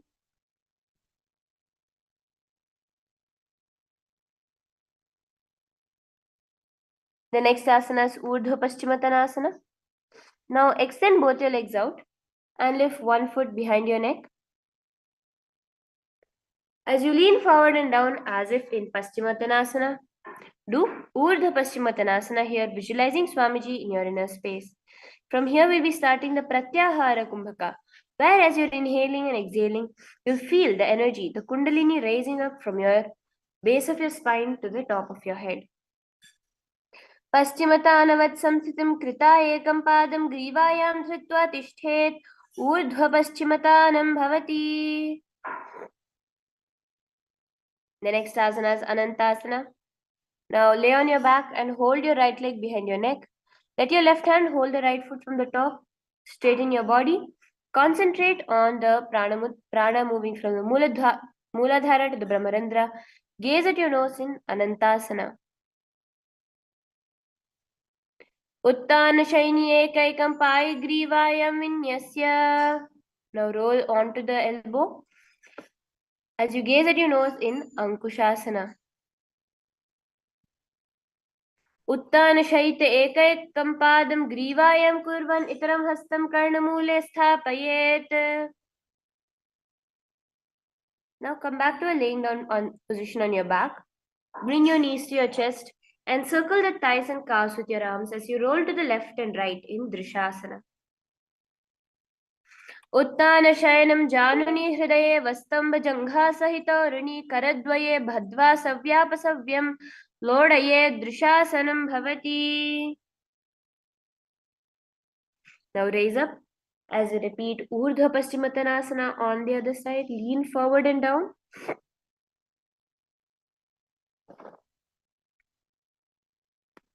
पश्चिमतानवत् संस्थितिं कृता एकं पादं ग्रीवायां धृत्वा तिष्ठेत्. ऊर्ध्वपश्चिमतानं भवति.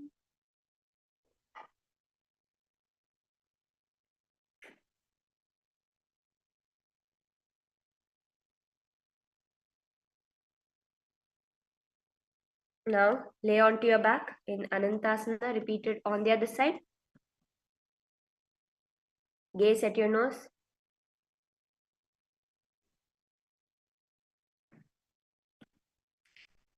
उत्तानशयिनी एकैकं पाय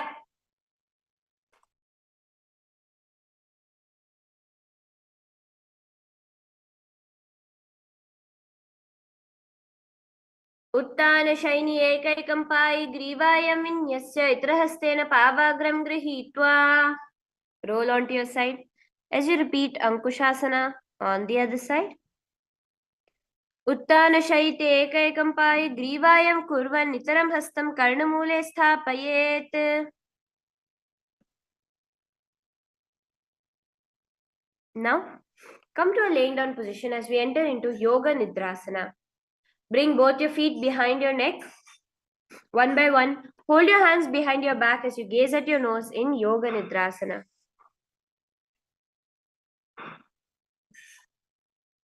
पादाभ्यां वेष्टयेत् कण्ठं हस्ताभ्यां पृष्ठबन्धनं तन्मध्ये शयनं कुर्यदा योगनिद्रा सुखप्रदा.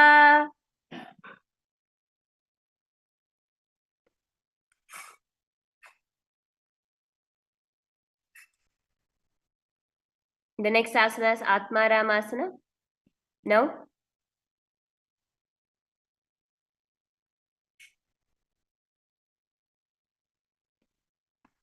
Now by laying on the back, raise your heads, wrap your hands around your legs, interlace your fingers behind your neck as you gaze at your nose in Atmaramasana. Visualize Lord Vishnu blessing you from within you. आत्मारामासन प्रथम सूदो सोवे पग ऊंचाई आगाने आने दोई पाग बिची हाथ ल्यावे. The next asana is Kochikasana. Now lay on your back with your knees to the chest. Let your soles face upwards. Extend your arms sideways as you gaze at the third eye, visualizing Swamiji in your inner space in Kochikasana.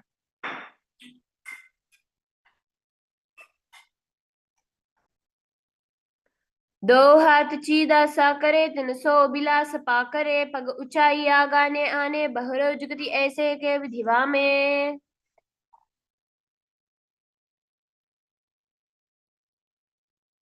Now slowly relax as we enter into Jatara Parivriti. It's a sequential asana. We have Jatara Parivriti 1, 2 and 3 which will be coming in an order, and then we'll be repeating it on the other side. So now lay on your back, bring your knees to the chest with your arms reached out to the sides at shoulder level. In Jatara Parivriti 1, keep one knee bent, twist and bring it to the ground on the opposite side, keeping the other leg extended straight. In Jatara Parivriti 2, keep both the knees bent to one side. And in Jatara Parivriti 3, keep both the legs straight to one side. Let your head look in the opposite direction. Parivritti kukshi bhage tridhahi parikirtitaha baddhakonam suptakonam urdhvakonam athapicha. Now repeat. Jatara Parivritti on the other side. 1, 2, and 3. Parivritti Kukshibhage Tridahi Parikirtitaha Baddhakonam Suptakonam Urdhvakonam Athapicha. Now let's enter into Dvipada Pitham. Lay on your back with your feet flat on the ground, knees pointed upwards. Let your hands clasp the ankles of your feet. As you slowly raise your hips off the ground, gaze to your nose, automatically engaging the Jalandhara Bandha. Visualize yourself as sturdy as a bridge. Pratikriyayutam dvandva pitham sarvabalappradam garbhininam durbalanam iti gargi jagadanu. The next asana is Paryankasana. Now, place your feet flat on the mat. Bring your arms over your head and keep your hands flat by your head with the fingers pointing towards your feet.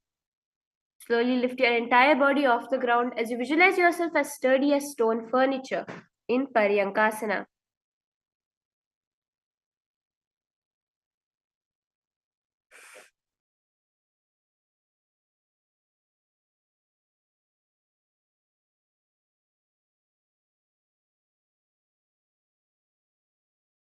उत्तानशयनं हस्ततलाभ्यां भूमवष्टभ्यपादतलाभ्यां भूमिं धृत्वा नाभिप्रदेशम् ऊर्ध्वं कुर्यात् पर्यङ्कासनं भवति. Now relax as we enter into the next asana, which is Svotanasana.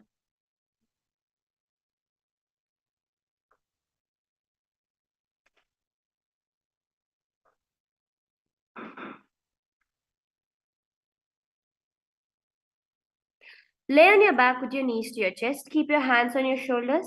As you move your hips in a circular motion, visualize yourself as a dog playfully rolling around on its back in Svotanasana. शववच्छरीरं संस्थाप्य जानुनी सम्मील्य नाभवां नीय हस्ताभ्यां कन्धरां बद्ध्वा भामयेत् स्वोत्तनं भवति.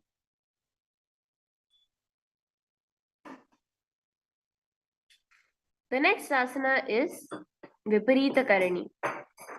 Now from Svotanasana, stretch your arms flat on the ground by the side of your hips. And raise your hips, raising your legs up. Elbows and hands straight on the mat below, helping balance your body. Automatically engage the Jalandhara Bandha as you move your legs around and around in Viparita Karani. अथ विपरीतकरणी मुद्रा भूतले सुशिरो दत्त्वा खेनये चरणद्वयं विपरीत कृतिश्चैषा सर्वतन्त्रेषु गोपिता. In Viparitakarani 2, remain in the same position but relax from the movement of rotation, just standing straight there, arms flat on the mat.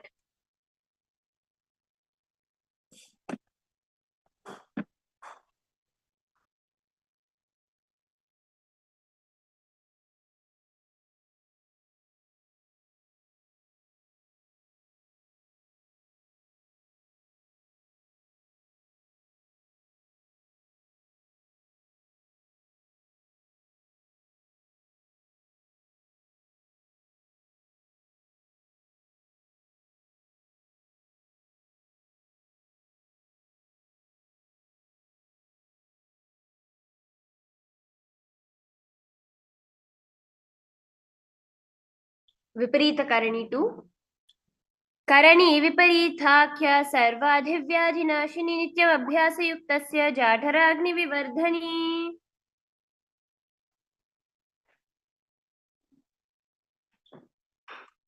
The next asana is Langalasana.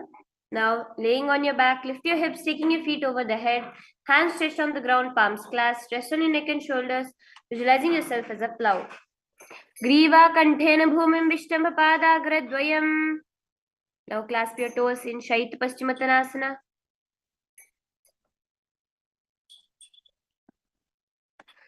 Tanam Shaita Kurvita Shaita Paschimottanakam.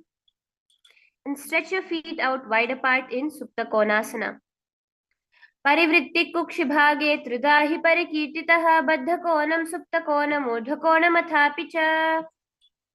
Bring your feet back together, clasping your ankles as we enter into Chakrasana.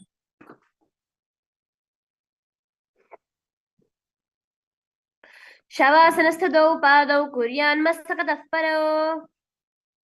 And relax now onto your back. As we enter into Supta Prasarita Padangushtasana. Lay on your back with your legs vertical, holding your toes in the Prana Mudra. Your legs up wide. As you visualize Swamiji in your inner space, breathe in and out in the Ujjayi Kumbhaka, Supta Prasarita Padangushtasana. Uttanapadam Krauncham cha Marichim Veerabhadrakam Natarajam Trikonam cha Suptangashta Prasarane. Now bring your feet back together in Supta Padangushtasana in the same position. Uttanapadam Krauncham cha Marichim Veerabhadrakam Natarajam Trikonam cha Suptangashta Prasarane.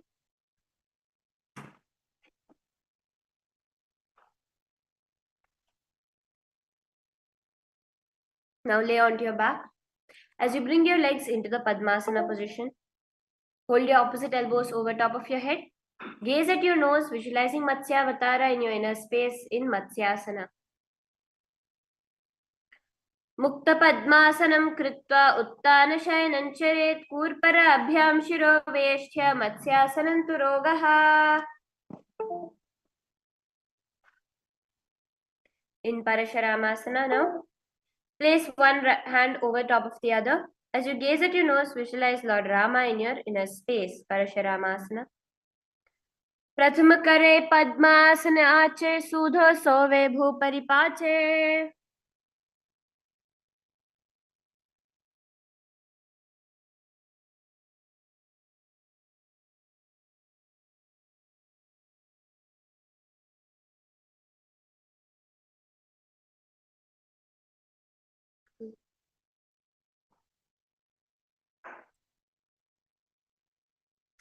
Now from there, lay on your back and lift your hips and legs up with your hands.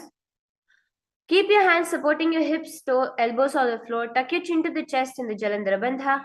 Gaze at your nose in Sarvangasana.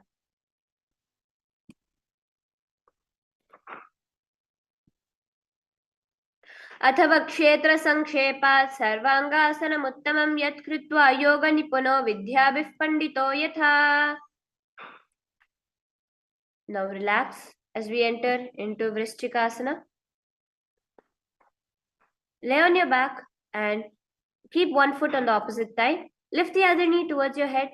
Extend both your arms straight up and hook your fingers forward, gazing at the third eye. Visualize yourself as a scorpion. Vrishchikasana.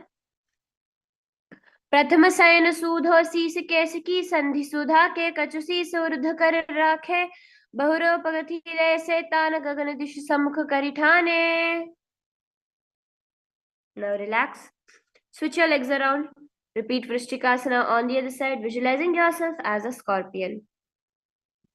प्रथम शयन सूधो शीस केशकी संधि सुधा के.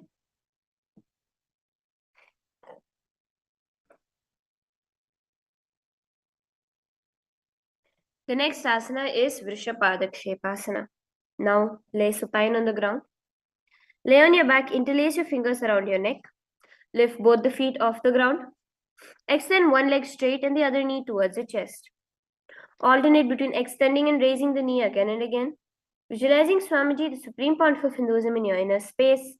Breathe in and out in the Sahaja Kumbhaka, Vrishapadakshepasana. उत्तानं शयनं कृत्वा अनुलुम्भी कन्धरान् बद्ध्वा कूर्परौ मिलित्वा नितम्बेन.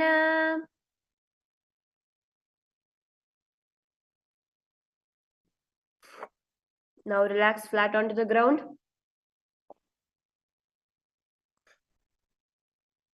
As you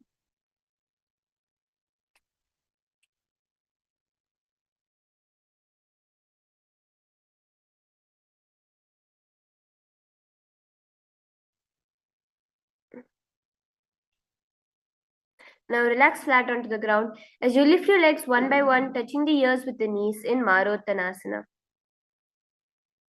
Shottanavad samsthiti krita janudvayam paryayena karnayoho samsprishet Marottanam bhavati. The next asana is Brikasana. Now Place the soles of your feet flat onto the ground. Raise yourself up into a standing position and lay back down, visualizing yourself as a wolf in Vrikasana. अथ उत्तानं शयनं कृत्वा पादतलाभ्यां भूमिं धृत्वा उत्तिष्ठेत् वृकासनं भवति.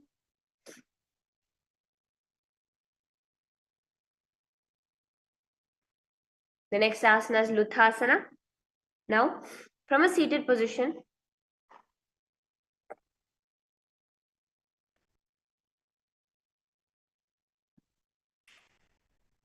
quickly throw your legs above your head, completely rolling over. Finish in a prone position, repeating again and again in Luthasana.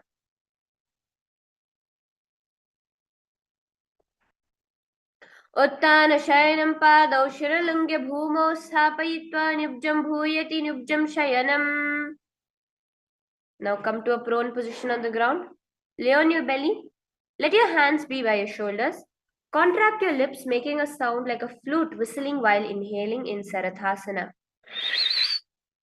Visualize yourself carrying warriors into battle for dharma on your chariot back in Sarathasana. Nyubjashayanam kritva nabhim bhumau nidhaya stamvadyashtabhyam bhumimashtabha oshtau nimilya venuvatsum kritya tishthet sarathasanam bhavati. Now place your palms on the mat in a plank position. Jump your legs forward and back between your arms in the Dehalyulanghanasana. Hastadvayam badhva tanmadhyacharanadvayam udaneva bahirani athanaye Dehalyulanghanam bhavati. Now stand tall. Bend forward, placing your hands on the mat. Walk back and forth. Visualize yourself as a 60-year-old wise elephant in Jatyasana. This asana has the power to give you Jati Smaranam, the memory of your past lives. Jatyasana. Atha Jatyasanam vakshe yena Jati Smaro bhavet hastandri bhumau cha gavanagamanam tataha. Now stand tall as you enter into the first karana of the Dvitiya Vinyasa Krama sequence, which is the Lolitika Karanam. Now, bring yourself to the Aramandi position, in the half squatting position. Bring your hands parallel to the ground in front of your chest. And now, swiftly move your hands across your chest out wide and back to the center. As you lean back, move your head in all the directions. It's the Lolitika Karanam.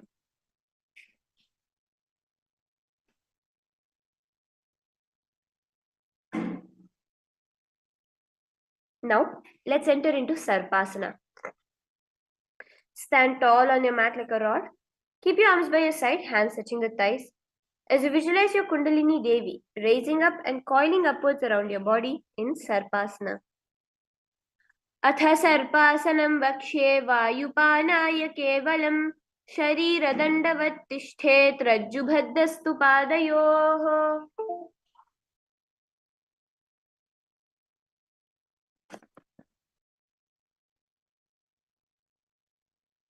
Now, let's enter into Ushtrasadhanasana. From a standing position, place all your fingers on the mat and stand on your heels. On the fists, begin to move and walk like a camel, visualizing yourself as a camel in Ushtrasadhanasana. Mushtika nishtika pradeshe na bhumau nidhaya paripadate samsthapya gaja ushtravat ushtrasadanam bhavati.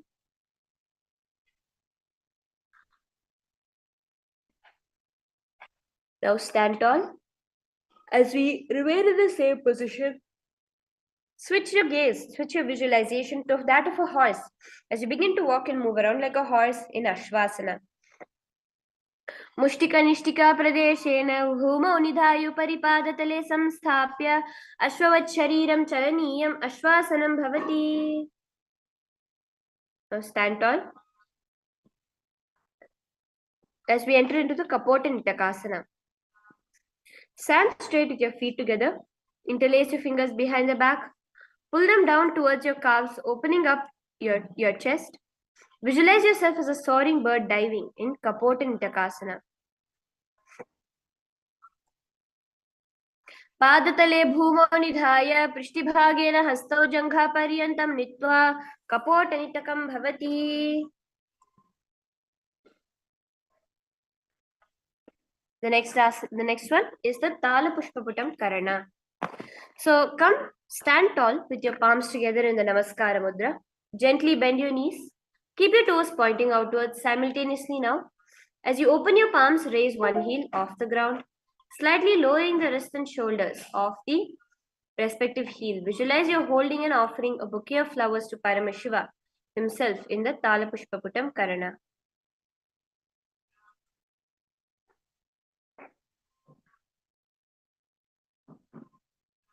Now stand tall.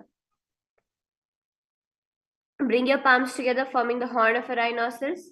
Lean forward slightly, visualizing yourself as the rhinoceros. Khadgasana. Nujas saratam asanam kritva पादतलाभ्यो भूमिमवष्टभ्य उत्तिष्ठेत् खड्गासनं भवति. The next asana is Uttanottanam. Now, sit down all the way to the ground or as low as you can. Stand up. Do this again and again, sitting down and standing up as you gaze at your nose in Uttanottanam. पुनः पुनः उत्थातव्यम् असितव्यम् इति उत्थानोत्थानं भवति. The next asana is Musalasana. Now stand up straight, raise your arms over the head, jumping up and down repeatedly. Visualize yourself as a mace.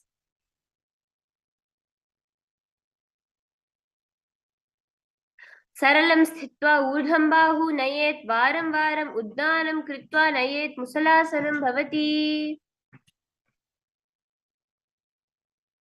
Now, from a standing position, pull the sole of one foot towards your belly. With the other leg, sit down and stand up, alternating this on both sides in Uchirshaka. Gaze at your nose. Hastad एकैकं पादतलं कुक्षौ निधाय तिष्ठेत् हस्तद्वयेन धृत्वा तिष्ठेत् उच्चीर्षकं भवति. The next asana is the next one is the Parshvajanukarana, which we'll be entering into.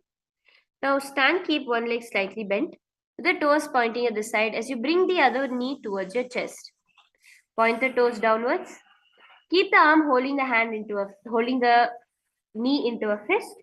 And let the other hand hang down to the top of the thigh, wrist twisted and fingers pointing towards the center of the body in Parshvajanukarana.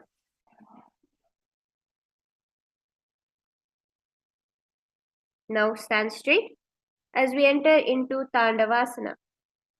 Now on one leg stretched out in front of you, lower your body onto the mat, then stand straight, lifting the raised leg to the opposite thigh.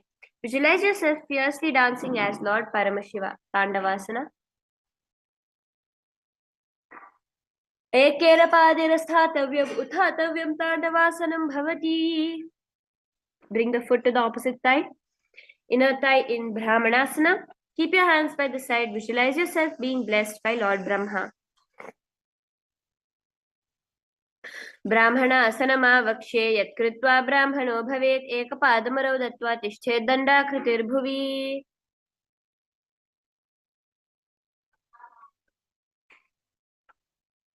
The next asana is Garudasana 3.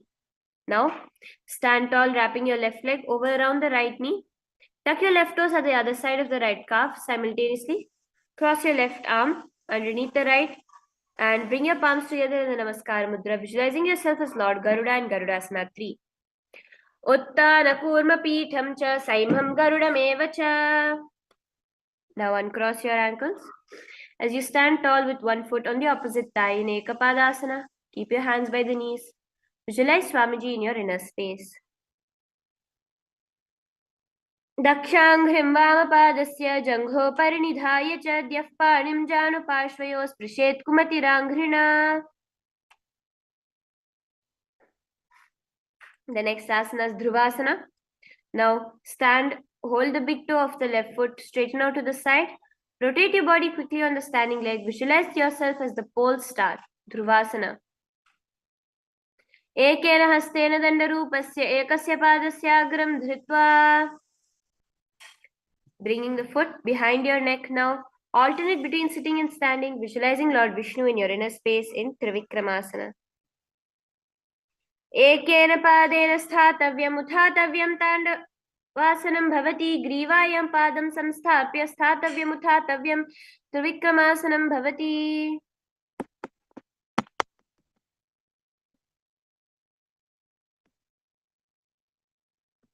Now let's repeat the Parshvajanukarana on the other side.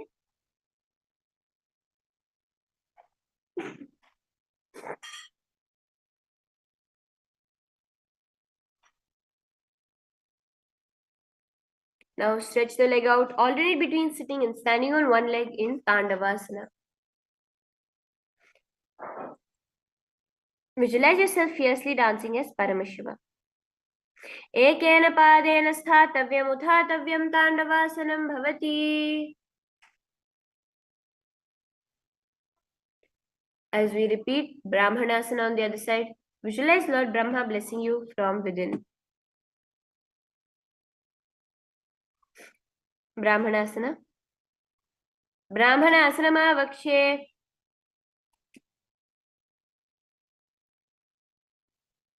ब्राह्मणासनमावक्षे यत्कृत्वा ब्राह्मणो भवेत् एकपादमरौ दत्त्वा तिष्ठेत् दण्डाकृतिर्भुवि. And wrap your legs around in Garudasana 3 on the other side, visualizing yourself as Lord Garuda.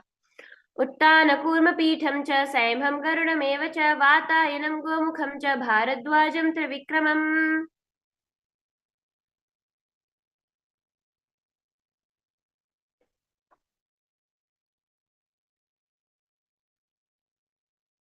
Bring your foot to the opposite thigh as you stand straight, repeating Ekapadasana on the other side. दक्षाङ्घ्रिं वामपादस्य जङ्घोपरि निधाय च द्यः पाणिं जानुपाशयो स्पृशेत् कुमतिराङ्घ्रिणा. Stretch your leg out as you rotate fastly on your foot in Dhruvasana. एकेन हस्तेन दण्डरूपस्य एकस्य पादस्याग्रं धृत्वा इतरपादतलं भूमौ निधाय त्वरया भ्रमणं कर्तव्यं. ध्रुवासनं भवति. Bring your foot behind your neck as you alternate between sitting and standing. Visualize Lord Vishnu in your inner space in Trivikramasana. एकेन पादेन ग्रीवायां पादं संस्थाप्य स्थातव्यम् उत्थातव्यं त्रिविक्रमासनं भवति. Now stand tall as you relax with your hands by your side in the Samanakha Karana.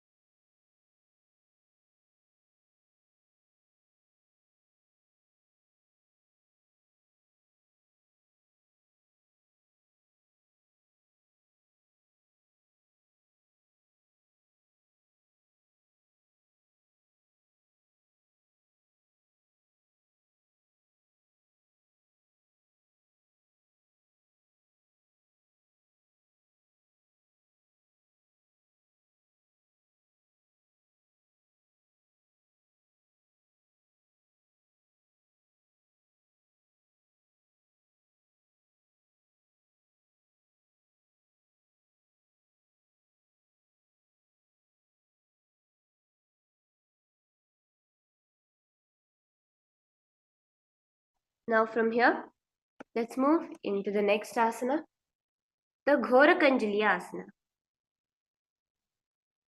Now stand erect, bend forward, bring both your hands underneath your knees, making a finger lock.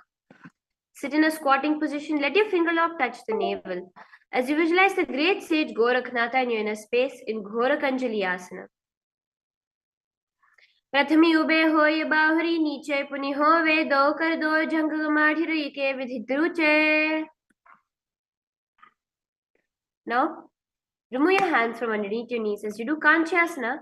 Interlace your fingers from underneath your calves behind your back and do in the Paramashivoham, visualizing Swamiji in your inner space in Kanchyasana. ऊर्मध्याधस्तौ निवेश्य नितम्बं धृत्वा पादतलाभ्याम्.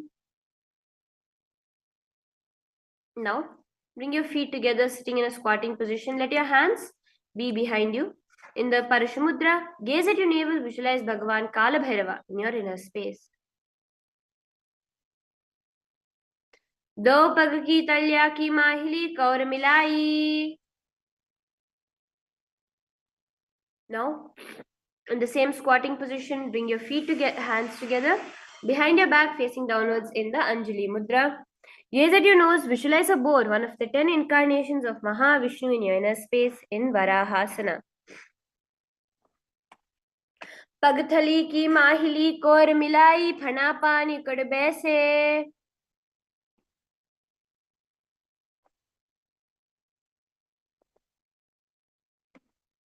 Now from there, let's enter into Pripithasana. Keep your heels touching. Bring your hips to the same level as your knees. Let your hands hang down, fingertips touching the mat in front of you, holding your feet in the Prana Mudra. Pripithasana.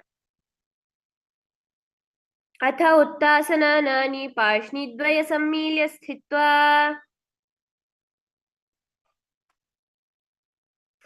Now in Bakasana, place your palms flat onto the ground, raising your knees to your upper arms. Lift your feet off the ground. Balancing that, visualize yourself as a crow in Bakasana. हस्ताभ्याम् अवनिमवष्टं भजानुद्वयं नाभौ सम्मील्य जङ्घौरुणि संस्थाप्य तिष्ठेत्. बकासनं भवति. From the same position, lower your head onto the ground. As you raise your body on top of your hands, legs into Padmasana, visualizing Swamiji in your inner space as you gaze at your nose in Shushtanga Kapali Asana. Asana ka guna kapala acha hoi.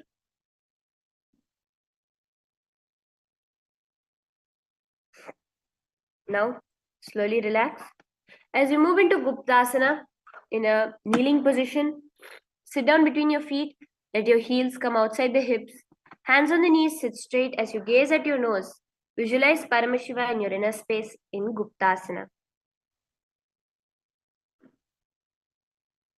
Janurvorantare pado kritva pado cha gopayet.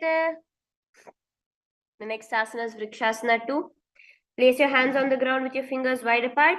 Lift your body up straight and visualize yourself as a tree with deep roots into the ground in Vrikshasana 2. Sapta Chakrakshalanaya Vrikshasana Visheshakan. Now switch your gaze to the third eye in the same position. Do pag jodi mahi gulap milai. Now from there, jump your legs back onto your hands and feet. Keep your palms by your chest, your body pressed off the mat. Push your body up and down again and again as you visualize yourself as a fish in Matsyasana 2. Nyubjam shayanam kurparo pashabhayagam urdhva kritva hastatalabhyam. Now relax. As we enter into Sarpasana 2, lay flat on your belly.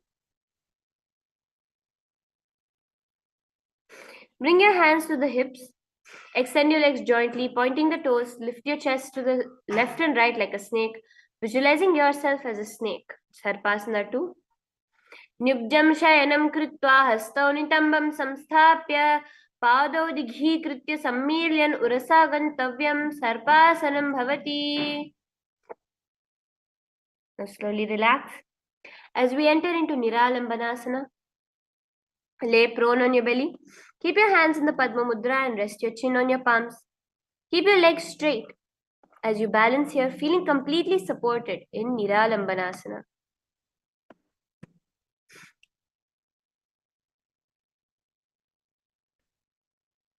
कराभ्यां पङ्कजं कृत्वा तिष्ठेत् कूर्परया सुधीमुखमुन्नमयुन्नच्चैर्निरालम्बनमासनम्.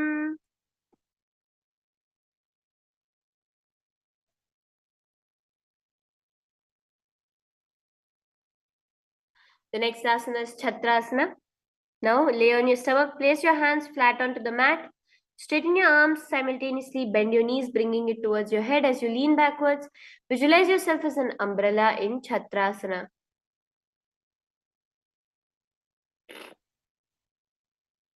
अर्ध्यासनवस्थित्वा स्थितलाभ्यां भूमवष्टभ्यमुन्नये छत्रासनं भवति. Now relax.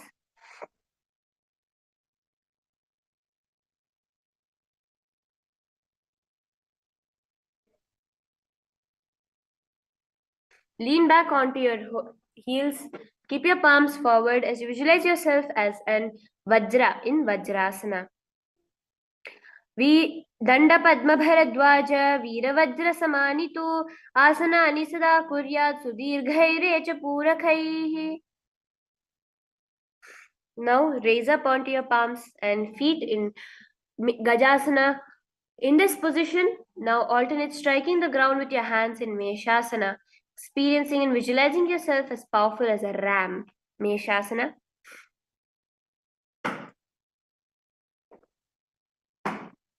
गजासन संस्थितो एकैकं बाहुं भूमौ ताडयेत् मेषासनं भवति. Place your palms on the ground now. Kick your feet up and lower your forehead to the ground in Ajasana.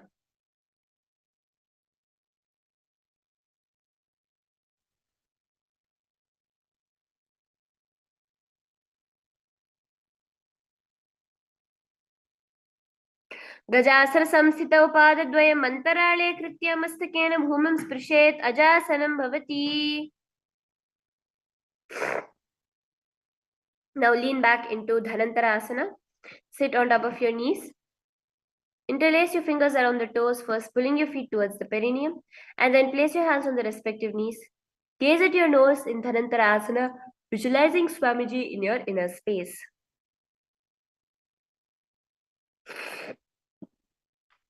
पूरबभिधि परिहाता की काकसी स्यौफना शरा मोड़ी पगा की आगुली agree मेढ़ लगावे.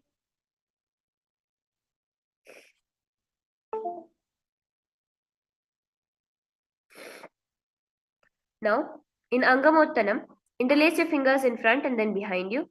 Stretch your arms forward to the sides and backwards, giving a massage to the different various joints and muscles in your body. Visualize Swamiji in your inner space, Angamottanam.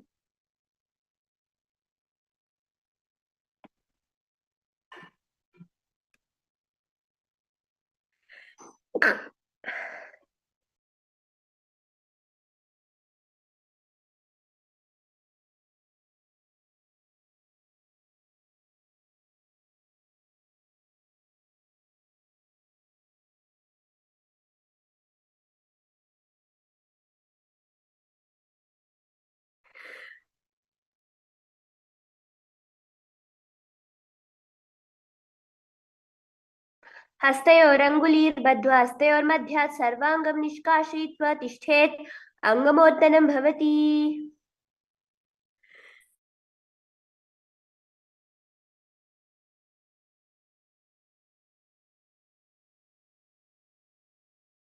The next asana is Garudasana 4.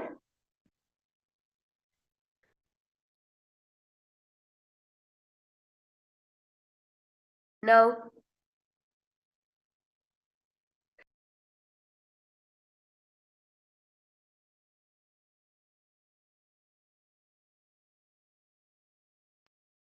turn your feet out towards the sides. Let your thighs head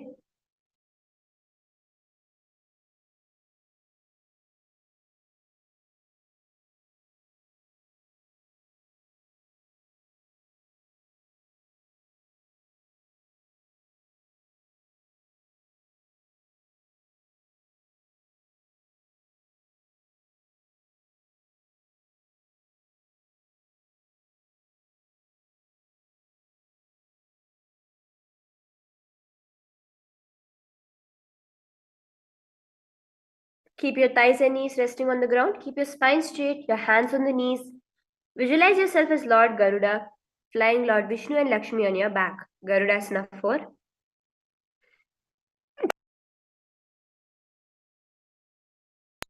जंघोरुभ्यां धरां पीड्य स्थिरकायो द्विजानुना जानु परिकरद्वन्द्व गरुडासनमुच्यते. Next asana is Ananda Mandirasana. Let your legs be folded behind you, knees wide apart. Gaze to the third eye as you clasp your ankles.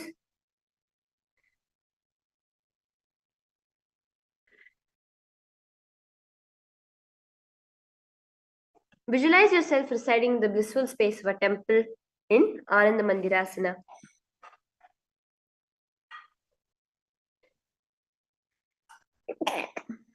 अथ वक्ष्ये वीरनाथ आनन्दमन्दिरासनं यत्कृत्वा अमरो धीरो भवेत्येवेह साधकः.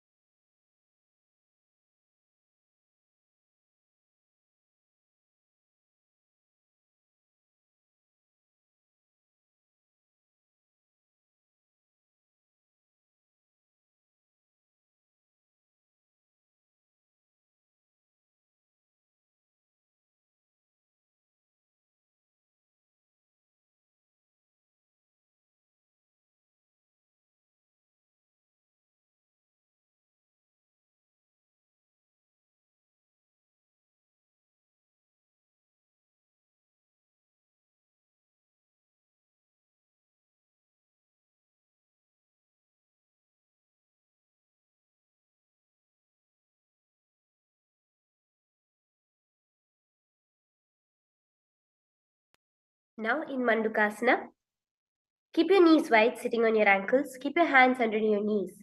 As you gaze at your nose, suck your stomach in the Uddiyana Bandha. Visualize yourself as a frog in Mandukasana 2. पृष्ठं सम्पीड्य गुल्फाभ्यां जान्वङ्गे सवलयाकृतिः.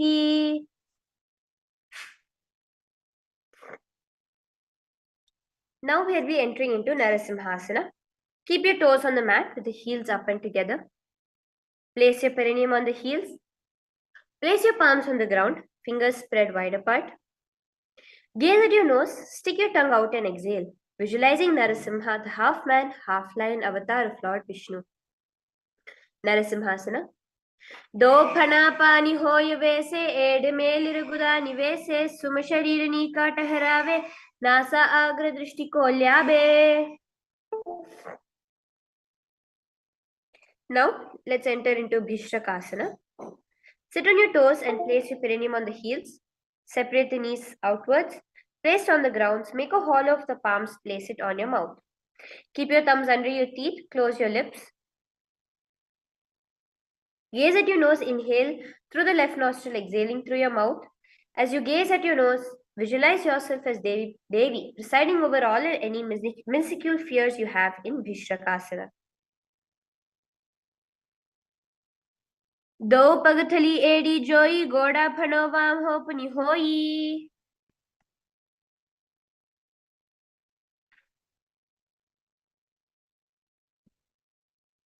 The next asana is Makadasana.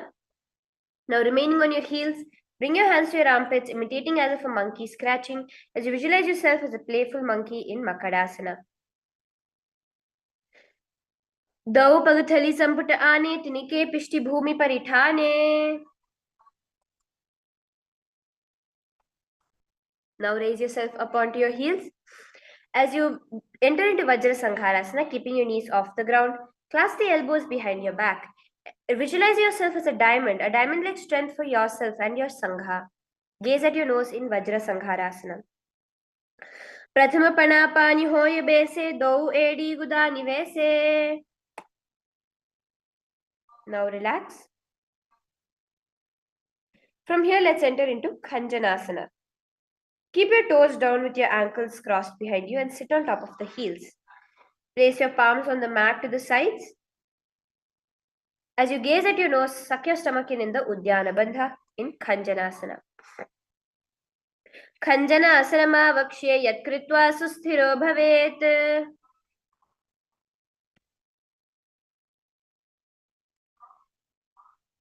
The next asana is Kurmasana. Keeping your toes flat on the ground, cross your feet. Place the perineum on the back of your heels. Keeping your knees wide on the floor, rest your hands on the knees. Visualize a turtle, a stable body and mind living for hundreds of years in Kurmasana.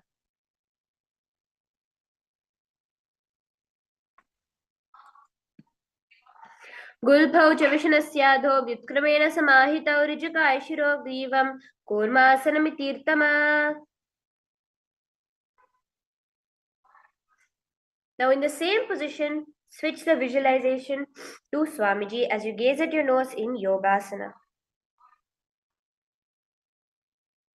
Gudam niyamya gulphabhyam vikrmena samahitah yogasanam bhavedetaditi yoga vido viduhu. Now, as you move into Vijogasana, cross your ankles behind your back and raise up onto your knees. Bring your hands backwards, holding on to the shins from inside and out, and visualize yourself in the space of oneness with Swamiji in Vijogasana. Godam va amno ube hoye goda ade rakhe doyi. The next asana is Ushtrasana 2. In a kneeling position, bend backwards, holding your ankles with your hands. Keep your arms straight, push your hips forward, tilt your head back, visualizing yourself as a camel in Ushtrasana 2. मेरुदण्डग्रन्थिदाढ्य समीपाद्य शुष्पुमान् कपोटोष्ट्रासनाभ्यासं कुर्यान्मितहिताशनः.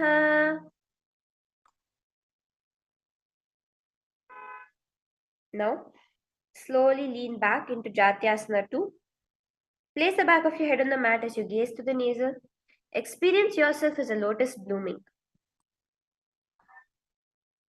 दो एड़ी संपुट करे सोले मूल द्वारी तर धेरे भना पार उकड़ होय बेसे बहुरे पिष्ट दिश करे जो ऐसे. In Viritasana, in the same position, raise up and lean back down. Gazing at the nose, visualize Swamiji in your inner space. जंघां पृथिभूमौ निधाय जंगोदारयोरुणि संस्थाप्य पृष्ठिवारं वामसं वारं वारं स्पृशेत् विरटासनं भवति. Now, let's enter into Kapotasana. From Viritasana, raise your hips up higher, bringing the forearms onto the mat, holding the back of your heels. Bring your head in between your feet. Visualize yourself as a beautiful dove in Kapotasana. मेरुदण्डग्रन्थिदाढ्य समीपाद्य शुष्पुमान् कपोटोष्ट्रासनाभ्यासं कुर्यान्मितहिताशनः. Now slowly relax. As we enter into Varasana, stand upright on your knees with your toes tucked. Hold your arms with the opposite hands as you gaze at your nose. This is the boon-fulfilling posture. Visualize yourself receiving your boon from Paramashiva in Varasana.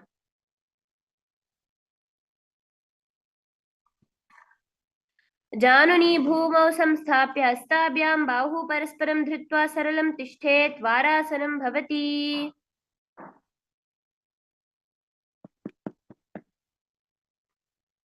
Now in Varahasana 2, keep your knees together, toes tucked. Lean forward, bringing your elbows to the mat with your hands holding your head. Rest your head and your hands and sit down. Visualize yourself as a boar, one of the 10 incarnations of Mahavishnu. Varahasana 2. सूर्यं चन्द्रं भेदनान्यासनानि कथ्यन्ते कूर्परौ भूमौ स्थापयित्वा.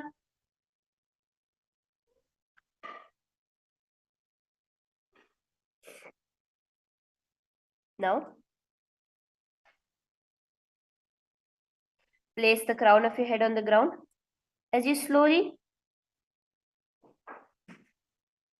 lift your knees up and your hips high. Raise your body upside down in Mundasana, visualizing yourself as a lopped tree. Gaze at your nose. अधो मुंडासनं वक्ष्ये सर्वेषां प्राणिनां सुखम् ऊर्ध्वमार्गे पदे दत्त्वा धारेन्वरतं सिद्धिः.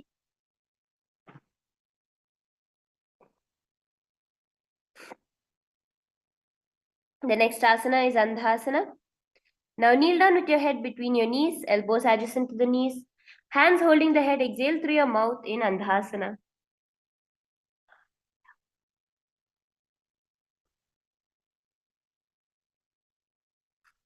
प्रथम पगथली सम टहरावे, कोरमा हुली उभय मिलावे. The next asana is Viparita Shalabhasana. So come to a laying position on your belly. Keep your arms extended straight out. Now, lift your thighs, arms and chests off the ground, visualizing yourself as a locust in Viparita Shalabhasana. Shalabhasana bhedascha natabherundanake gandhabherunda sahite shishadandhasanam tatha. Now, keep your hands by the sides in Kapalasana. Lift just your feet alone off the ground, visualizing yourself as a skull in Kapalasana. Kapalam bhumau nidhaya urdhvam pado nayet kapalasanam bhavati. The next asana is Akasha Kapotasana. Now, lift your legs up slowly above your head, placing the feet on the mat in front of your head. Keep your palms on the mat behind you. Visualize yourself as a free and open dove in Kapotasana.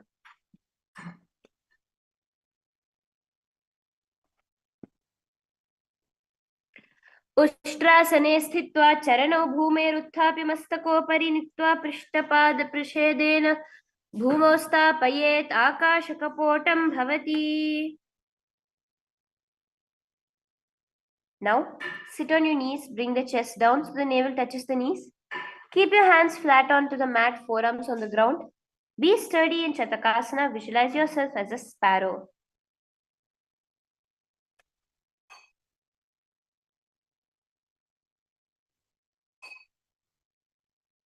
कूर्परपर्यन्तौ हस्तौ धारामवष्टं भजानुनीनाभौ सङ्कुचितिष्ठेतं चतकासनं भवति. Next asana is Vrishchikasana. Now kneel down.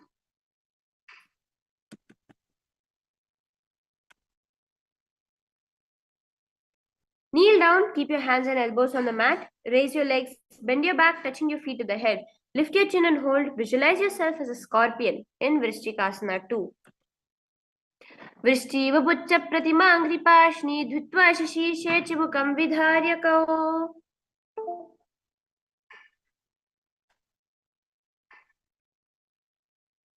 Next asana is Vrishasana. Now place your perineum down on the right heel. Keep your left foot outside of the hip with the ankle to the side. Place your hands on the mat, resembling a bull as you visualize yourself as a bull in Vrishasana. Yamya gulphe padamule vamabhage padetaram viparitam sprished bhumam Vrishasamidam vivet. Now slowly come to a kneeling position. Place your hands on the mat. As you lift your knees off the ground, crossing your toes of the left foot over top the right, balance above the mat in Lolasana.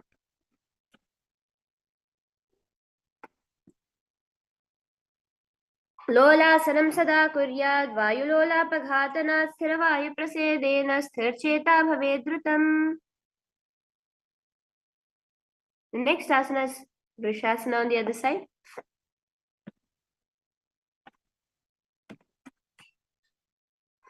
Place your perineum down on the left heel.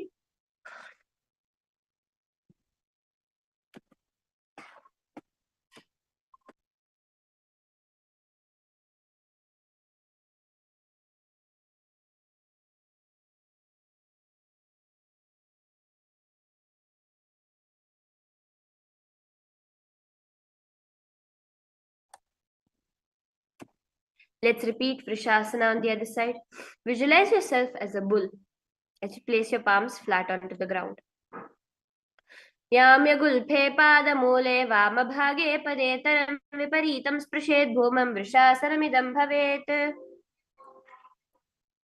Now let's enter into Balagunasana. Place your left toes on the ground. Sit on the left heel of the left foot. Place your right foot flat on the ground with the knee raised towards your chest. Keep your palms on the respective knees. Maintain an upright position. Visualize Balagunahi. one of the 84 siddhas in your inner space.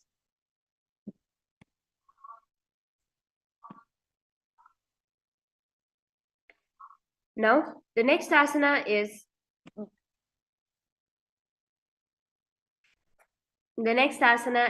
Grahasana. Come to a squatting position. Let your hands come from inside around your knees, around your ankles, as you visualize yourself as an entire planet in Grahasana. पादतले भूमौ संस्थाप्य जानुमध्ये कूर्परौ स्थाप्य हस्ताभ्याम्. Now let's repeat Balagunasana on the other side, bringing the other knee towards your chest. Sit upright with your hands on your knees. Visualize Balagunahi, one of the 84 siddhas in your inner space. Asana Kauguna Jalabikara Jayi. From here, entering into Utkatasana. Squat on your toes with your heels up, knees off the mat. Place your perineum on the heels. Keep your hands on the respective knees as you keep your spine upright in Utkatasana. Yujaspijosthi yata urdhvajanu yatrasane. Now spread your knees wide apart as you clasp your elbows behind your back in Vajra Sangharasana 2. Visualize Swamiji in your inner space. प्रथम पना पानी होय जैसे दो एड़ी गुदा निवेसे गोड़ा उभे राखे तीर आड़े वाय पसारे धीर. Now let's enter into Anilasana. Bring yourself to a squatting position. Place with your feet hip width apart.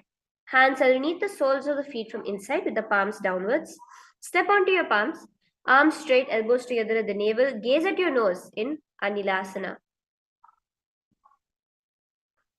दो हाथ भूमि परिठाने कहूनी आड़िना अभिलाग आने. In Padukasana now, place the hands on the mat with your toes, fingers facing towards your body. Step on the top of the feet and wrap your hands around your feet like a shoe. Walk around, visualizing you're wearing Padukas, walking across the length and breadth of Bharat in Padukasana.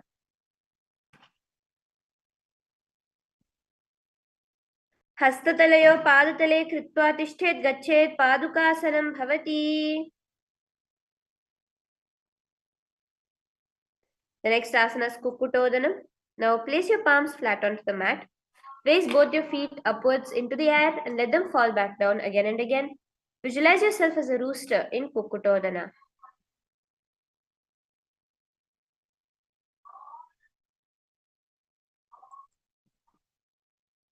हस्ततले भूमौ कृत्वा पादतले च ऊर्ध्वमुद्दानं कृत्वा भूमौ पतेत् इत्थं पुनः पुनः कुर्यात् कुक्कुटोदानं भवति.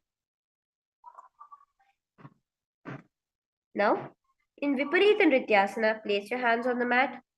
Raise your legs upwards into a handstand. Move around on your two hands as if dancing in Viparita Nrityasana.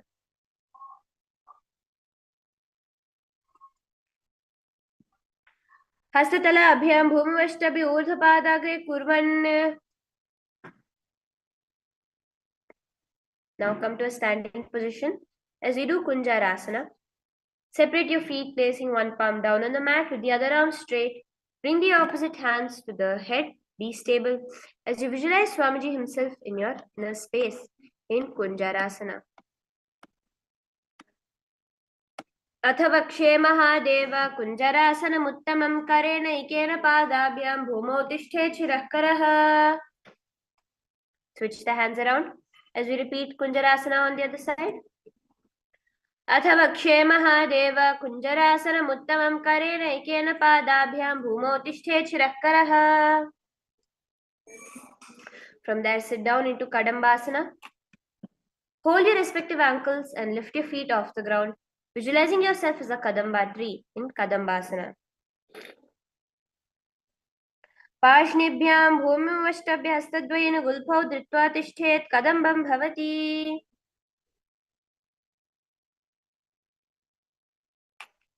Now sit with your heels at the perineum into Pavanamuktasana. Hold your knees with your hands, press them towards your chest. Visualize any excess vata releasing and balancing within your system in Pavanamuktasana.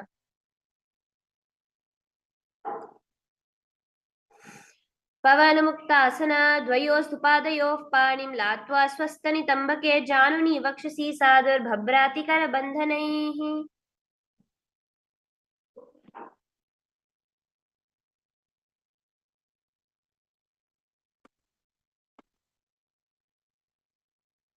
Now from here, moving into Chakorasana. Sit, lift one leg behind your head. Place both the hands flat onto the ground. Extend the opposite leg up with the knee straight. Lift your entire body off the ground, keeping your chin up. Visualize yourself as a powerful source of energy in Chakorasana. पूर्वतानं चतुष्पादपीठं वज्रासनं तथा चकोरक्रौञ्चशलभभुजङ्गामपि वृश्चिकम्. The next asana is Dhanurasana 2. Now sit on the ground. Hold your left toes with the left hand, index and middle fingers in the Prana Mudra. Pull the foot to the left ear, extend the right leg out, keeping straight. Hold the big toe with the right hand. Visualize yourself as a bow in Dhanurasana 2. Padanguštau tu panibhyam grihitva shravanavadhi.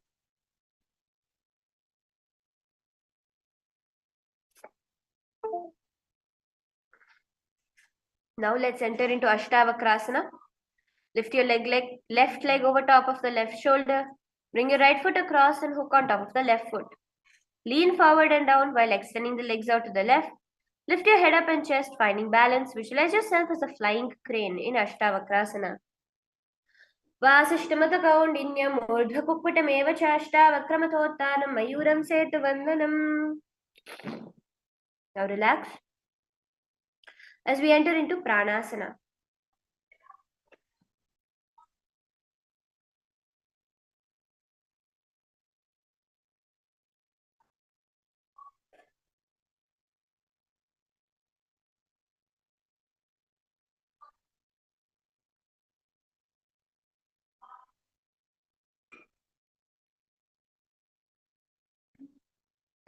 Now, place your right leg on top of the left thigh.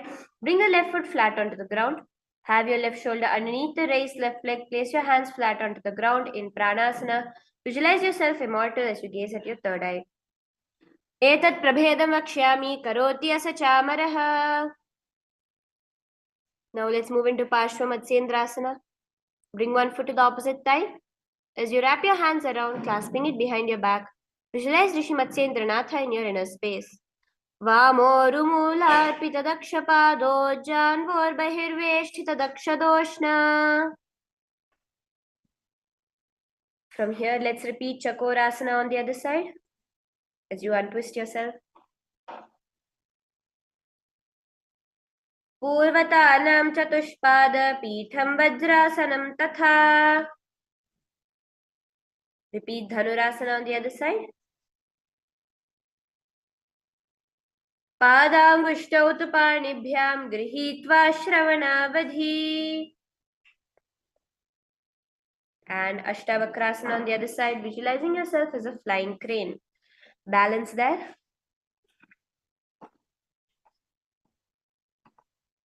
Vasishtamatakaundinyam urdhvakukkutamev cha ashtavakramatottanam mayuram setu bandhanam. Relax into Pranasana on the other side. Gaze at your third eye. Etat prabhedam vakshyami karoti asa chamaraha ekapadamurau badva skandhenyat padarakshanam. And relax as we repeat Parshva Matsyendrasana on the other side.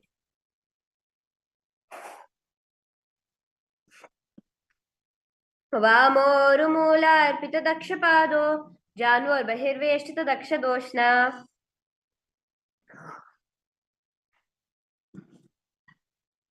The next asana is Ardha Paschimottanasana. Now keep one leg straight and press the perineum with the other heel. Bring your chest forward and down, holding the toes flat. Bring your head towards your knees in Ardha Paschimottanasana. Visualize Swamiji in your inner space. Ekam padam prasarya ekam padasya pashnina. Raise up. Bring your foot to the opposite hip outside of the hip in Kraunchasana. As you lift the other foot up towards your forehead, visualize yourself as a crane. वासिष्ठमथ कौण्डिन्यम् ऊर्ध्वकुक्कुटमेव च अष्टावक्रमथोत्थानं मयूरं सेतुबन्धनम्. Relax as we repeat Ardha Paschimottanasana on the other side.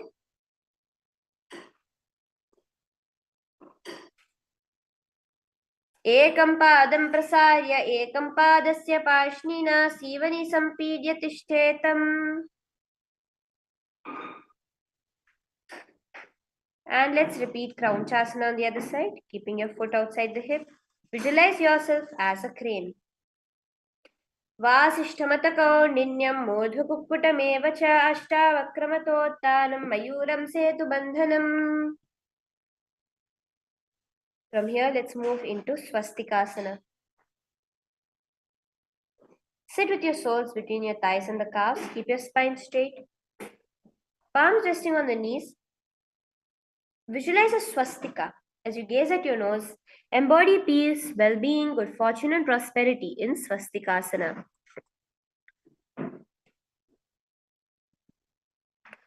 जानूर्वोरन्तरे सम्यक् कृत्वा पादतले उभे.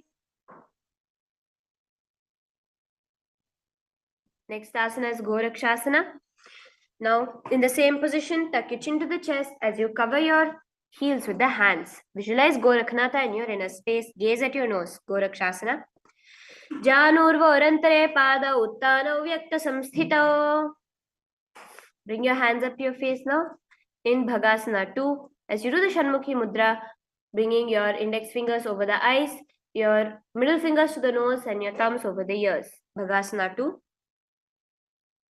वामपार्श्वौ गुडं स्थाप्य दक्षाङ्घ्रिं वामजङ्घने. Now from there, let's enter into Yogasana 2. Place the feet on the top of the opposite knees, hands on the ground by the side palms facing up. Keep your spine straight as you gaze at your nose. Do the Kakachanchu Kumbhaka, inhaling through your tongue, exhaling through your nose. Uttana Ucharanau Kritva Samsthapyo Parijanunoh. From there, moving into Urdhva Kukutasana, place your palms flat onto the ground.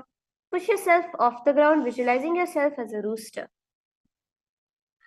Vasishtamata Kaundinyam Urdhva cha. Relax.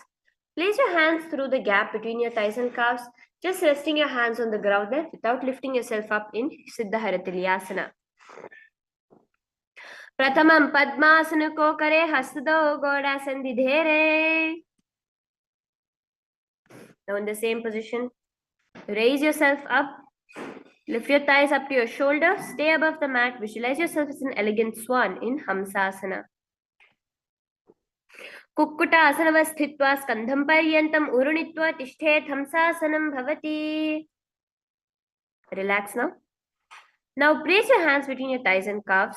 Reach your hands behind your body. Bring your forehead to the floor with your fingers interlaced behind you in the Parashmudra. Visualize yourself as Lord Shiva's bow in Karmukasana.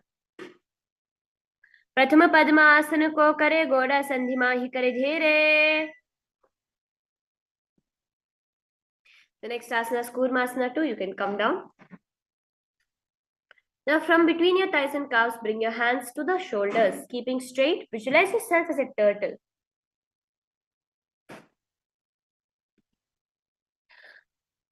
Bami jangha paridashina pava, dahini jangha paribamilyava. To the same position, tuck your chin to the chest and the Jalandhara Bandha in Granthi Bhedasana. Rejoice knowing you're in Shiva's secret knot posture. Atha vakshe neelakantha Granthi Bhedasanam Shubham. Now from the same position, roll onto your back. Holding the respective shoulders with your hands, feel like a turtle laying on its back in Uttana Kurmasana.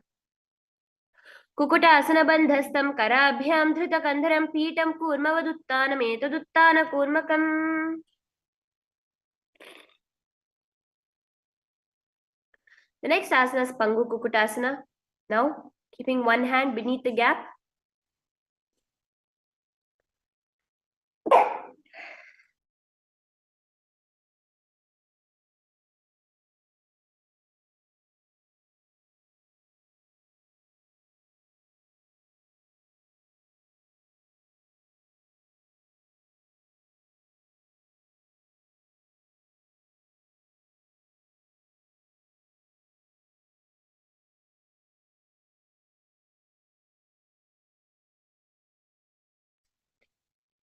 Now, lift your hand off the body. Lift your body off the ground. Visualize yourself as a rooster in Pangu Kukutasana. Kukutasana sthitva ekena hastena anyasya manibandham dhritva. Let's repeat the same thing on the other side. Hold the opposite wrist.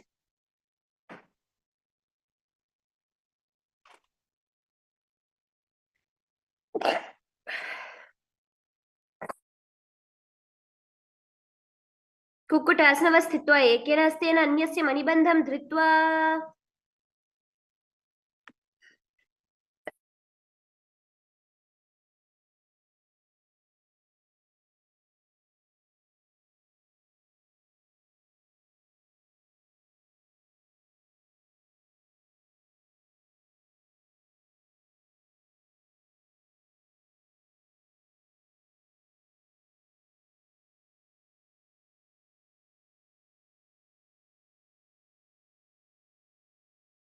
The next asana is Grihidrasana.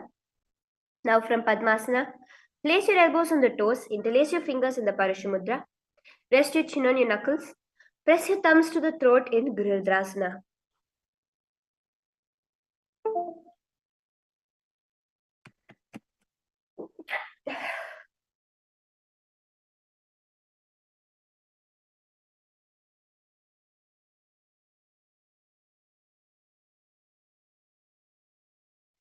जानूर्वोरन्तरे पादौ उत्तानौ व्यक्तसंस्थितौ.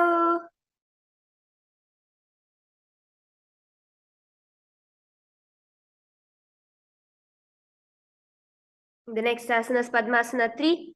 Keep your left foot on the right thigh on the left. Hold one hand over the other, palms facing upwards. As you keep your spine straight, engage all the three bandhas gazing at your nose. Padma.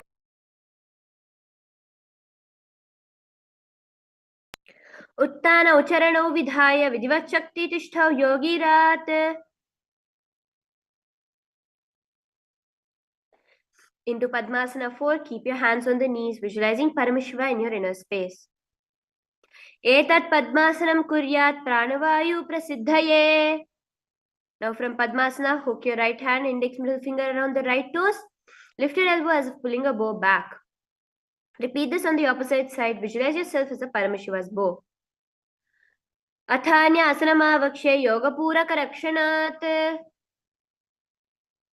Now into Karmukasana 3. Cross your hands behind your back, holding on to the opposite toes. Engage all the three bandhas. Visualize yourself as Paramashiva's bow. Gaze at your nose. Karmukasana 3. Karmuka asana katsya udare purayet sukham. Switch your gaze to the third eye in Dridhasana. Lift the chest up, gazing to the third eye.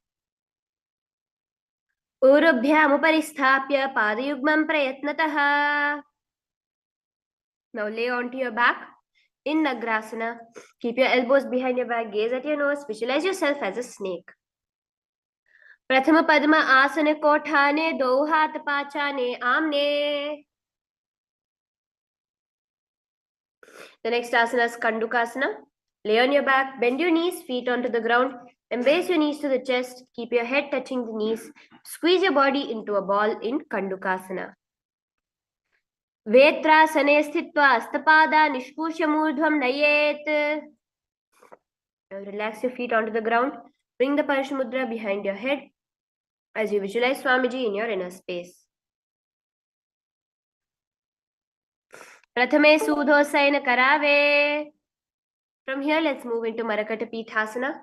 Lay on your back, bend your knees, keeping your feet flat on the mat. Place your upturned palms under the heels and lift your hips up. Visualize yourself as a powerful alpha ape in Marakata Pithasana. Uttanam Shayanam Padatale Uttarhastayo Sthapayet. Stretch your legs out, balancing on your elbows into Uttana Shikipitakasana. Janghor Balahinaschet Uttana Shikipitakam. And raise your feet up high into the air into Narakasana. Let your hands be flat on the mat behind you. As you visualize yourself traveling through hell blissfully. Griva Kanthena Bhumim Vishthambapada Dvayam. Now angle your legs down into Tiryanaukasana, visualizing yourself as a boat. Naukavat Sthitva Udhapada Dvayan.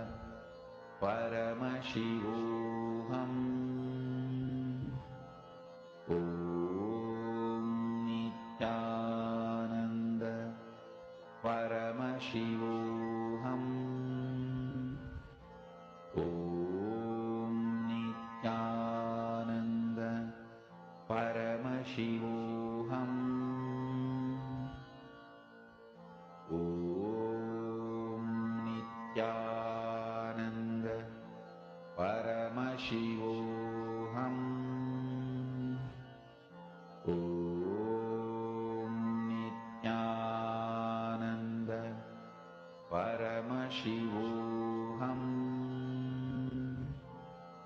Om Nithyananda Paramashivoham Om Nithyananda Paramashivoham Om Nithyananda Paramashivoham Om Nithyananda Paramashivoham Om Nithyananda. Now slowly relax. Move your body. Move your hands. Come up to a seated position. We have successfully, each one of you, completed the full 308 DVK sequence. Congratulations to each and every one of you. And thank you for joining us. All those of you who are sitting here, thank you, each one of you, for joining us through this yoga sequence. With that, we'll be ending with the Purna Mantra. Om Purnamadah Purnamidam Purnat Purnamudachyate Purnasya Purnamadaya Purnameva Vashishyate Om Shanti Shanti Shanti Hari Om Tat Sat Sarvam Bhagavat Shri Nithyananda Paramashiva Padukarpanamastu Om Nithyanandam. Nithyanandam, everyone. Thank you.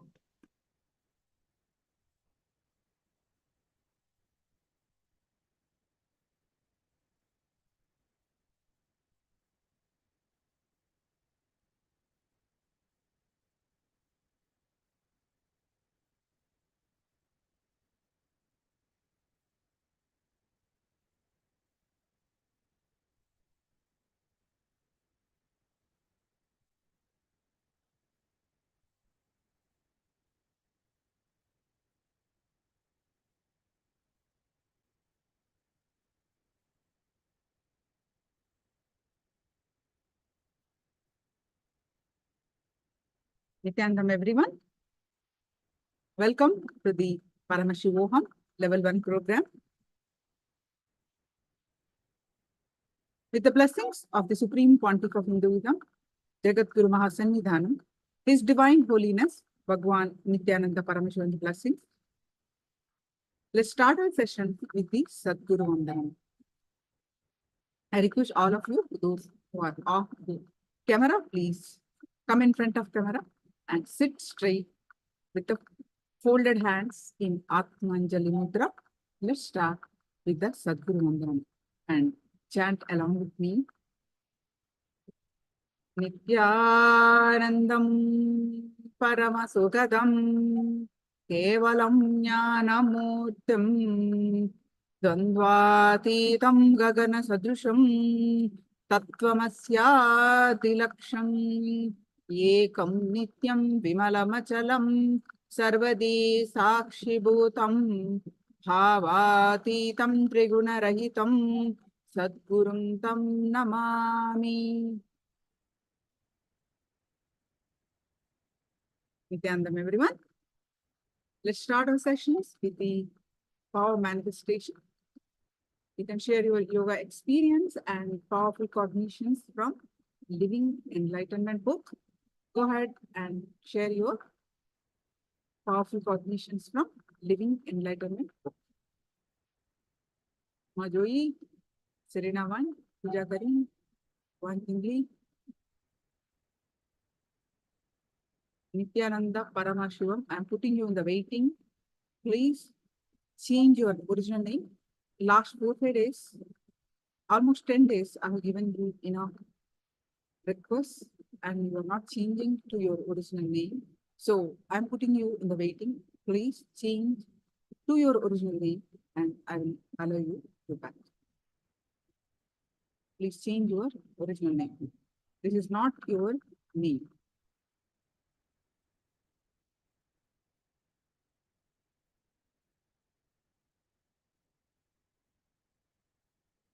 Yes, all of you, please come in front of camera. Serena Van, thank you all. For those that are on with camera. Joey, Nithyananda Ma. Yes. Now, please post your powerful cognitions from Living Enlightenment book.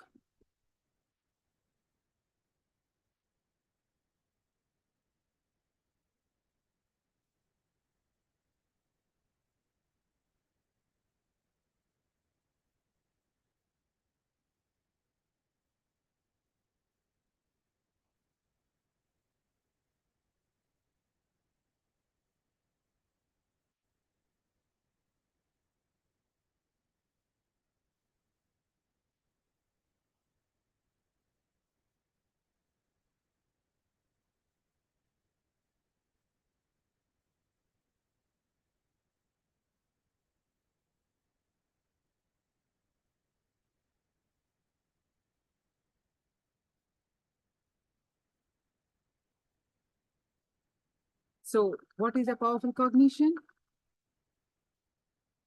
Living Enlightenment book is a living writing.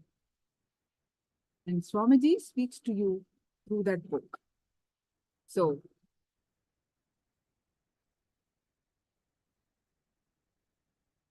receive a powerful cognition from Living Enlightenment book. We are going to do the third eye power manifestation.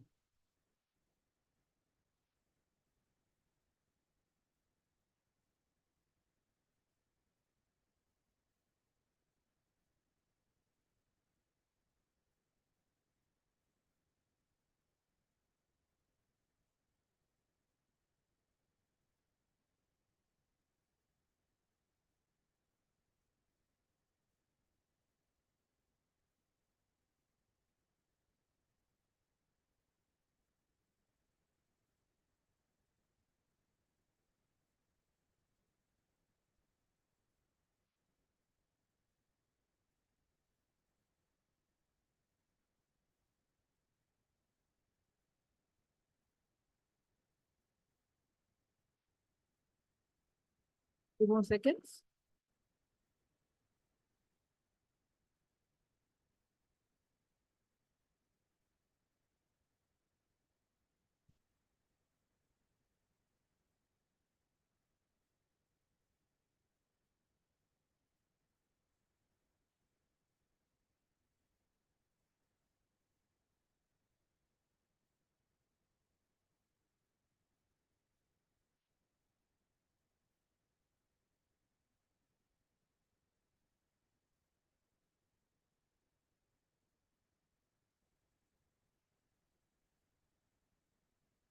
Yes, now all of you please sit straight with your head, neck, back straight line. Close your eyes. Tie your eyes with eye band. Tie your eyes with eye band.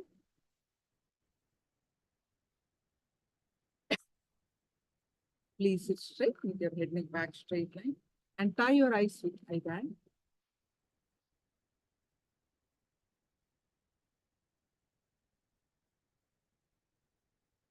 Any thoughts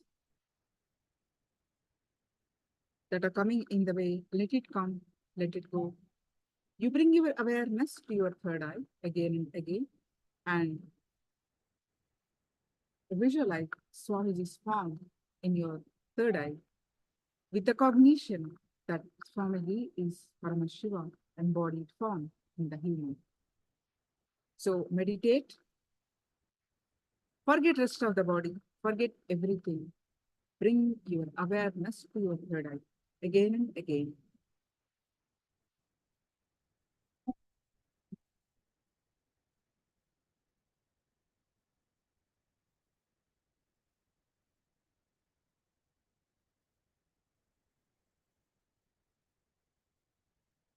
Now, let's chant the Mahavakya.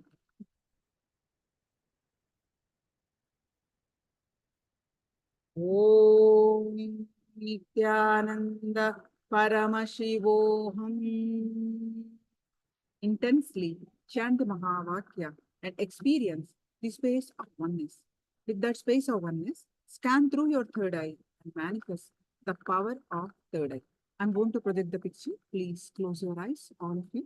Please close your eyes. I'm projecting the picture.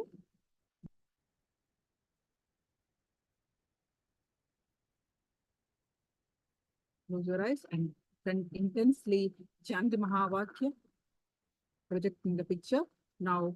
And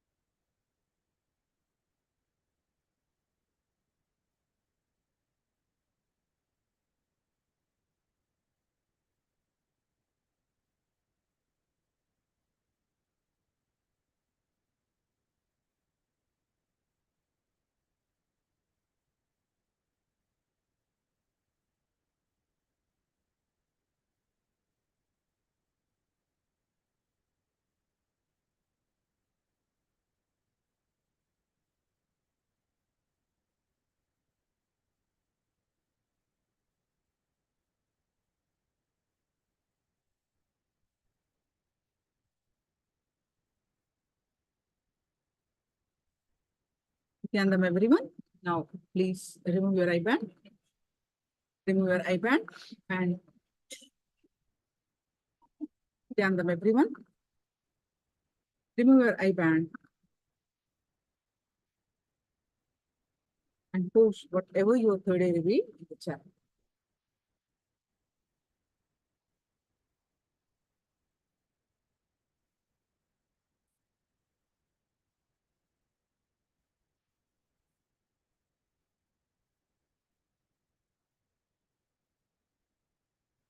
Please go ahead and share whatever your third eye reveal in the chat.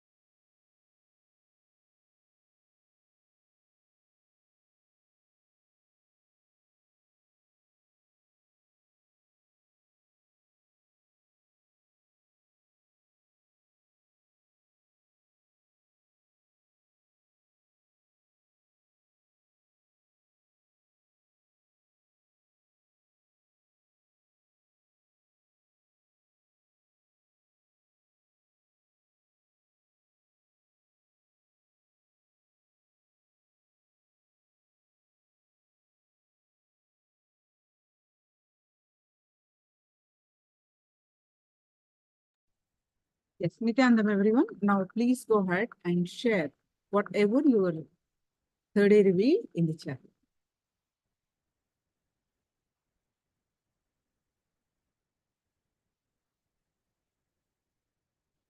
Liang Wang, Ishananda, where are your responses? All of you, please post your responses in the chat.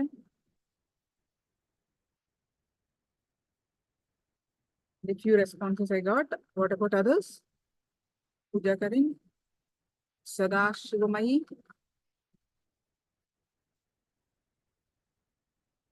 Chinyu. Participate. Participate.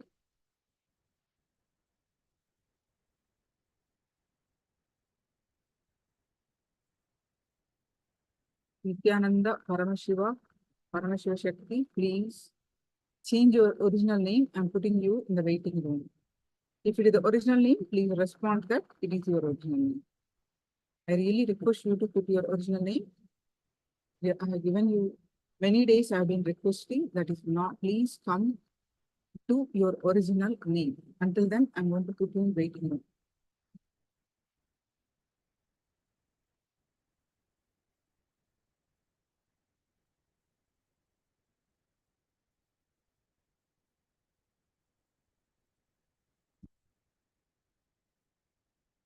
Yes, all of you have responded.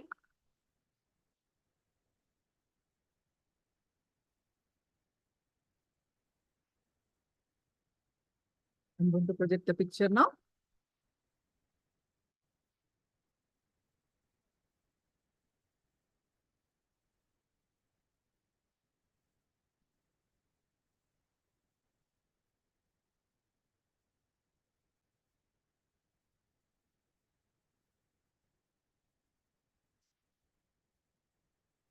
This is what I projected. So let me read your responses.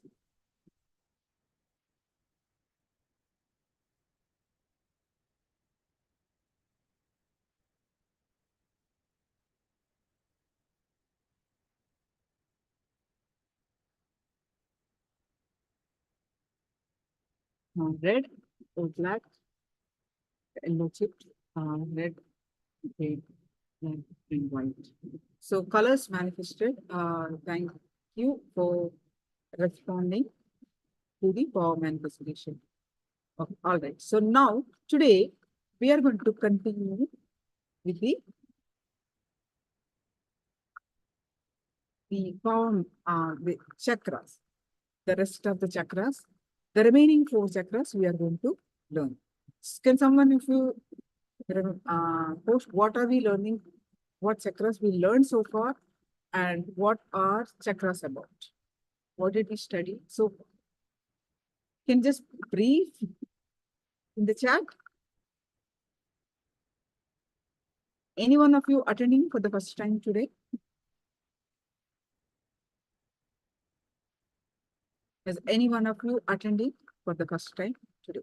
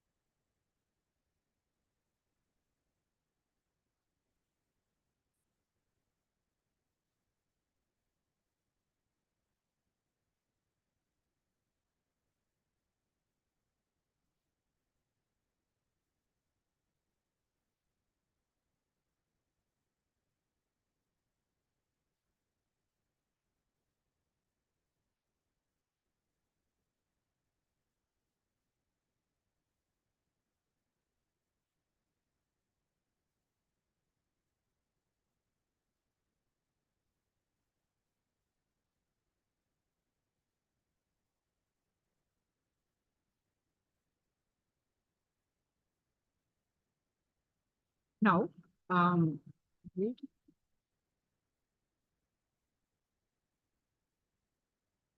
7 energy points in our body and chakra in our body, and Ishananda function.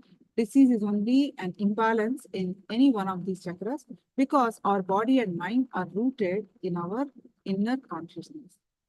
Keeping these chakras in a healthy state, we can see the transformation happening in us and at the mental and physical level.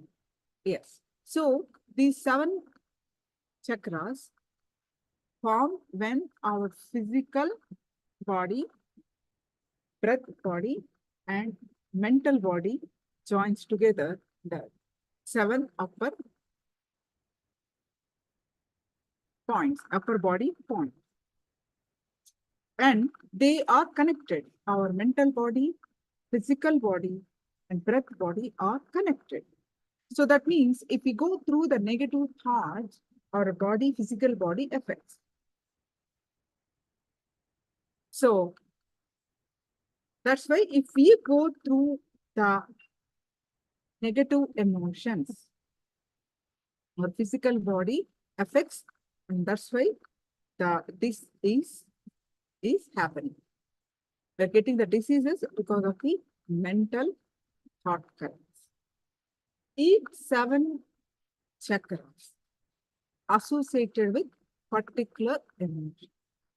Yesterday, we learned about the root center associated with or blocked with the emotion of fantasy, imagination, greed. It gets locked, and we have learned, understood, and did the Dukkharana meditation. And the next chakra, spleen center, 2 inches below the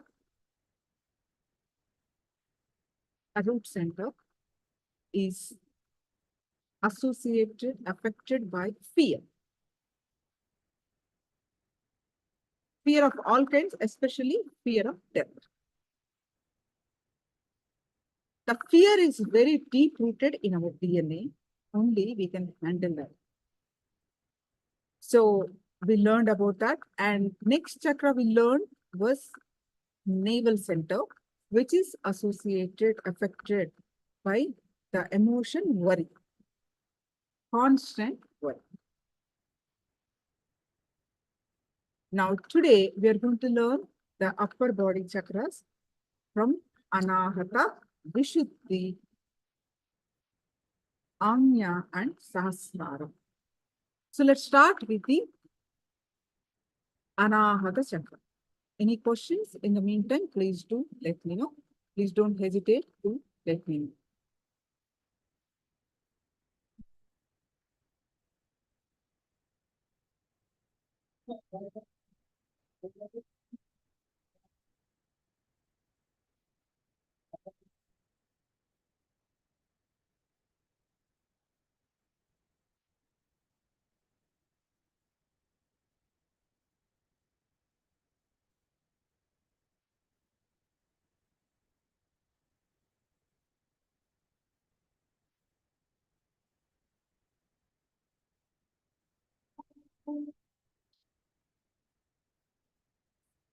Anahata or heart center. It is blocked by the attention need. Constantly, we need to be loved by someone. Constantly, the need of getting attention, getting the recognition blocks this chakra. If we don't get attention from someone, we feel powerlessness. So, constantly demanding attention, I think putting blame on others, feeling powerlessness, blocks this chakra. We understand how this chakra gets blocked, and the meditation technique that we are going to do is Maha Mantra meditation. Maha Mantra meditation unlocks this chakra. And taking responsibility, the tattva of following the responsibility will continue to keep it open. Okay, so the understanding how this chakra is blocked awakens this chakra. So let's understand how this chakra gets blocked. Three ways we are going to learn. The first one, conscious part of it. By understanding, we can clear the conscious mind. Unconscious mind, already whatever happened, the damage, the unlock will be cleared by doing the meditation, the specific recommended meditation. Then how to continue to open the chakra? By following the tattva of taking responsibility. Now, let's come to the understanding part of it. To clear the conscious mind.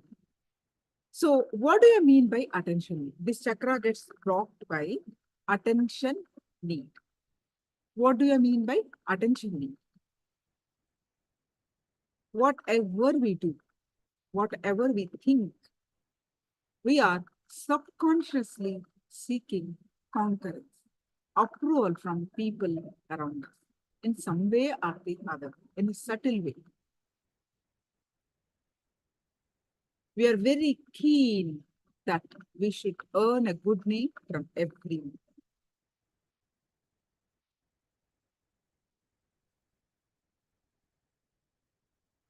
We may not do this in a very obvious fashion. But if you analyze deeply, you will not be at ease without the appreciation and endorsement of the people around you. This endorsement, this approval is what we call attention need.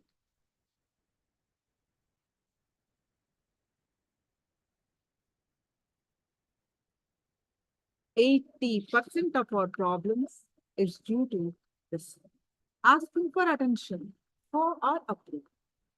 If you just sit and write down in a day how many things you do to get a good name, to maintain your reputation in family and in society, you will see. Just internalize this truth. Just take a couple of minutes and internalize. What did you do in last 24 hours? And are you able to relate with what I'm saying now? All of you sit and internalize.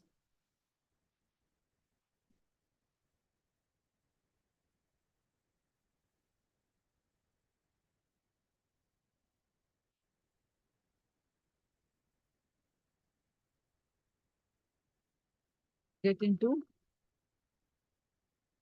the understanding. All of you internalize.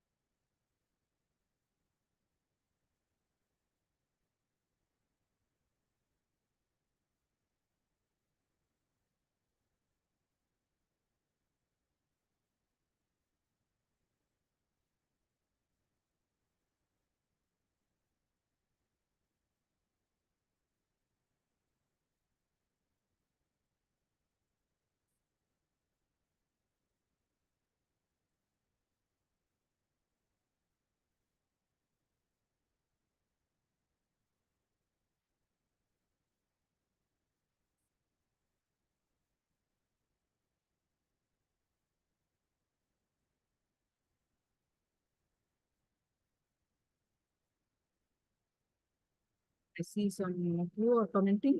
Can change translator, please translate it immediately, ma.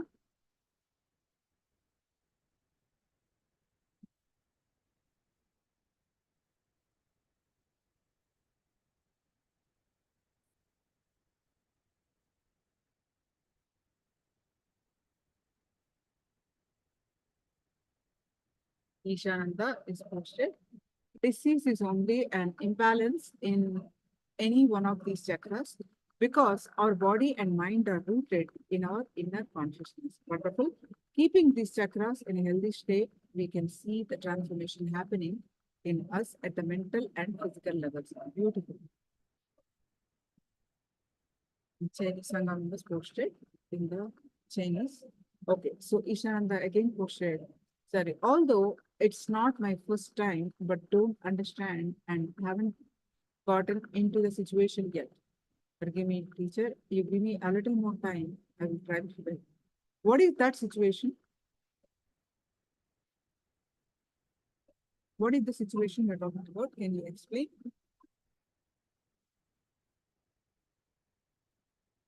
I haven't understood your second statement. Can you say it in a different way?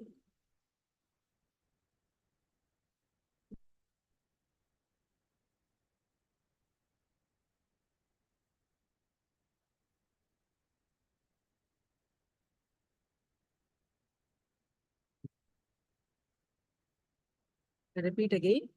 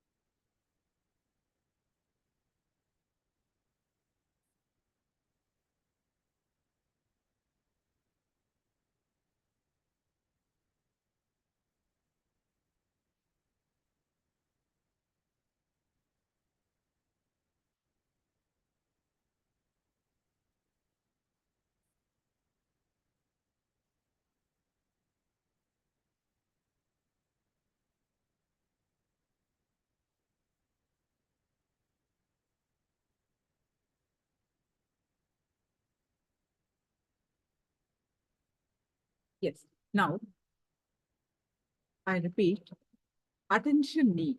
What do I mean by attention need? Everything we do, 24/7, we do something or the other. We are subconsciously, we may not even know or we may not even express. This process happens subconsciously.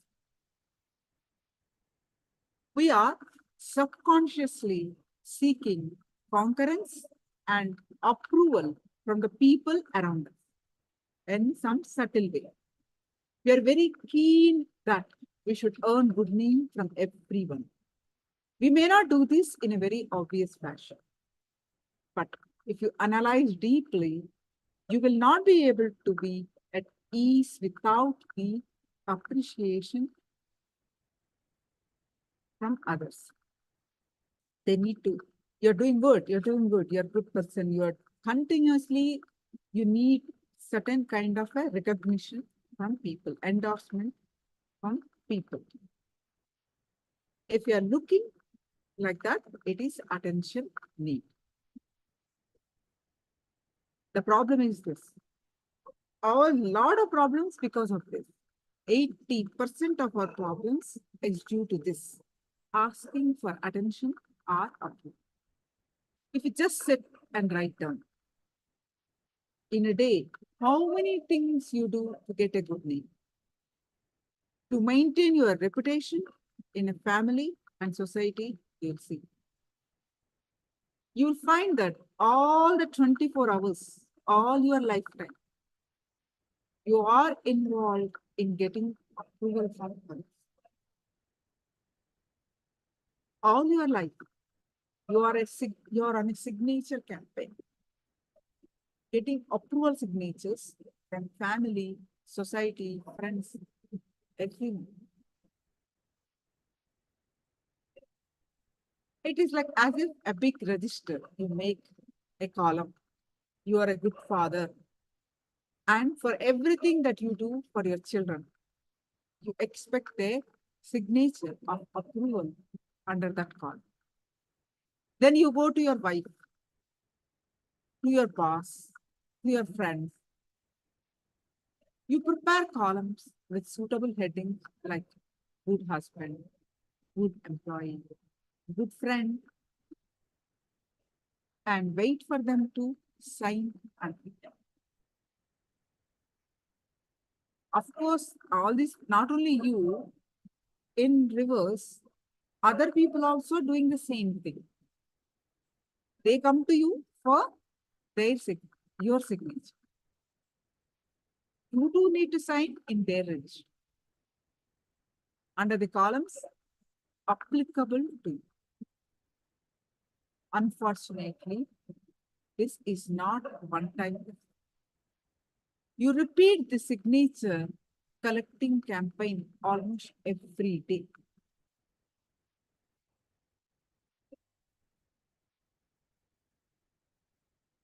If you have seen children, they play some funny game. You know, the rummy cards, they build castles with rummy cards.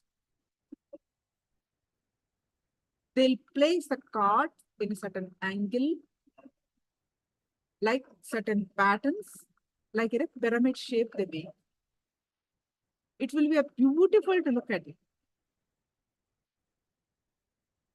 But if you remove one card from that castle, the whole, from anywhere you can remove, the whole castle will collapse.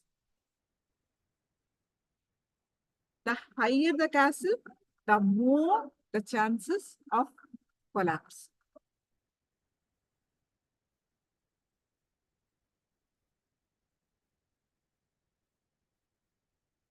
But if you even one person withdraws their certificate, that means one card removed from the castle, how the castle collapses. If one person doesn't give you their certificate, what happens? The castle collapses. Your mood swing happens. If you start feeling miserable, you start feeling miserable about yourself. You feel depressed. You feel that the whole world has come to an end. You're off mood. That's it. You're not happy because somebody said something. At least in case of children, they build their castle of their own cards.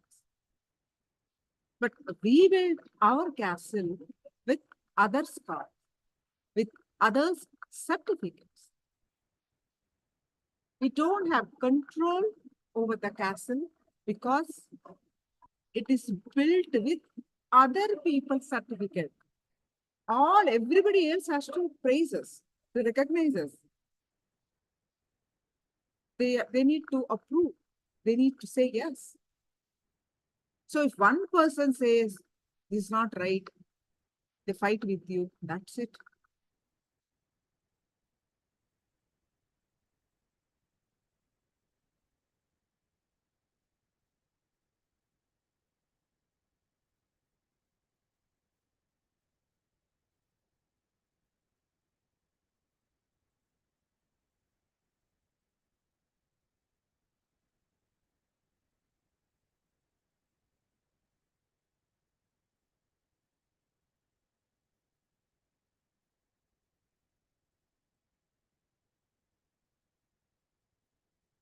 So what do?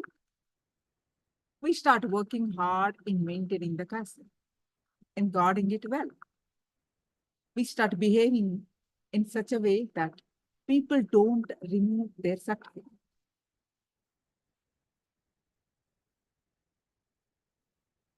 Imagine a situation where your spouse or any one of you love them, you think you love them, or close people, they say something to you emotionally or hurt. Will you be able to happy the rest of the day?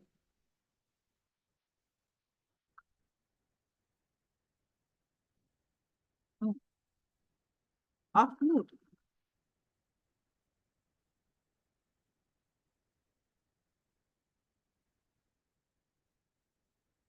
So other people approval or their recognition become very survival need for us. So one question comes. Why do we bother so much about others' opinions about us? The basic question. Why it is happening?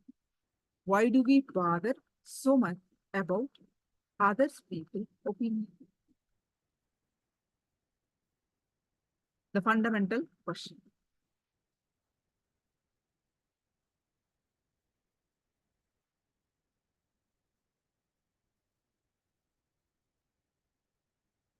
Why can't we judge ourselves by our own strength and continue to do our work? Why are we deriving strength from others? All this is because of two things. One, we don't know anything about ourselves. So others has to tell us we are good or whatever. Or we know ourselves only through others' opinions of us.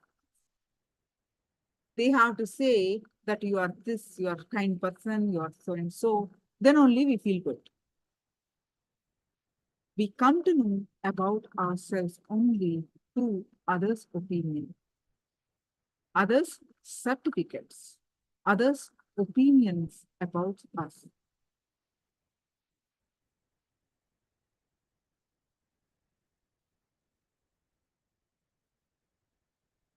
When others give us their approval and attention, they are actually giving us energy to move on.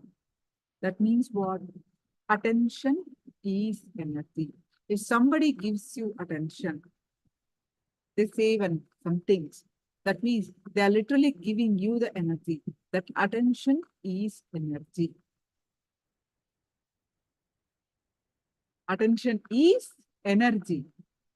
That is why we feel so boosted when they give us attention.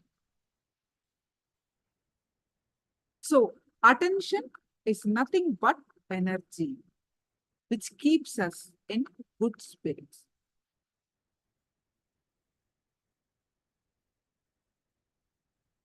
It is a subtle form of energizing ourselves, and we are not even aware of this.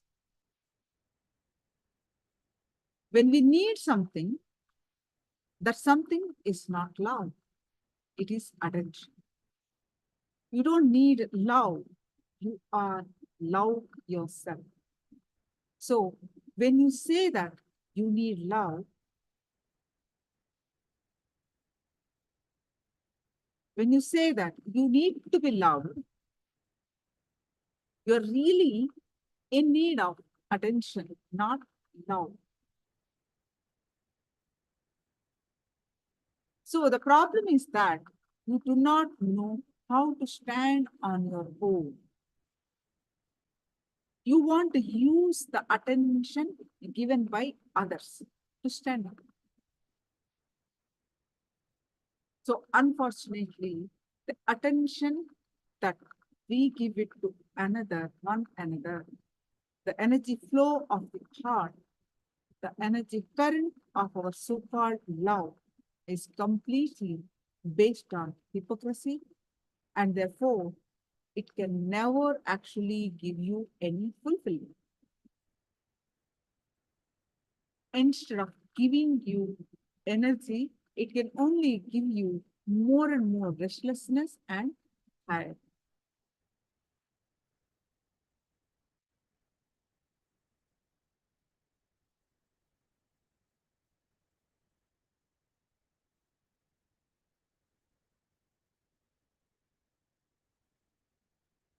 So, what is the solution?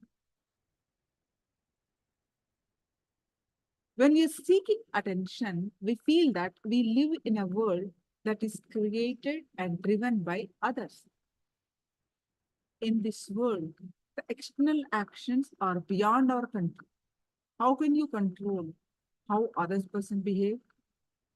They are beyond our control, and they determine our inner feelings. They are in a bad mood, they may say anything. So you choose to get affected by it.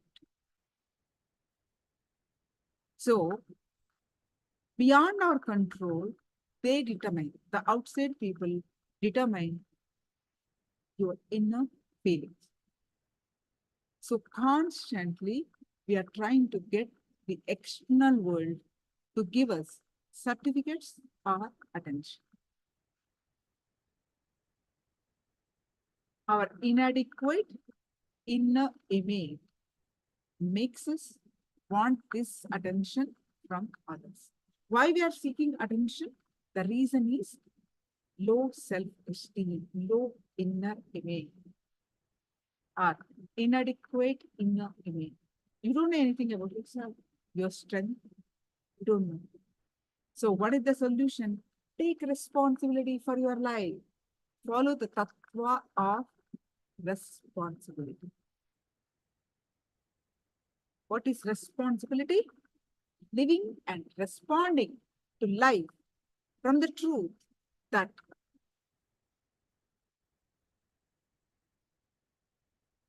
and understanding that you are the source of,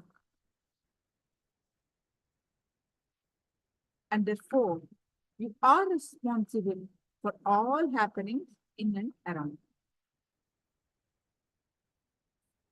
This understanding gives you tremendous control over your life, your own life, makes you a leader of your life, and gives you the power to be a positive influence in the life of others.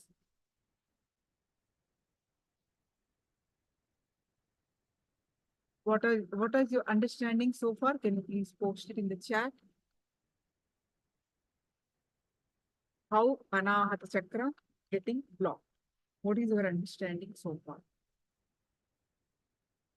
Heart center, why it is getting blocked, and what is your understanding so far?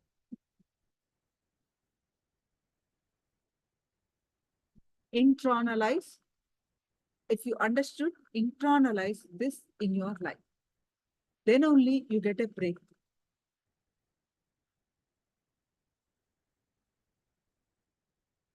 Then only your conscious mind will be clear.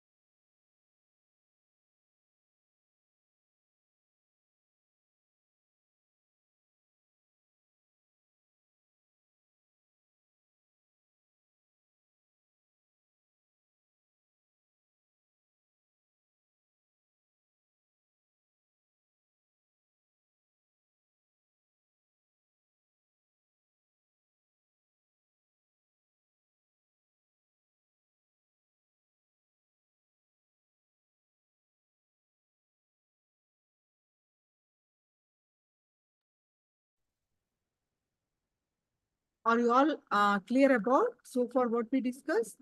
What is attention need? Why we are seeking attention need?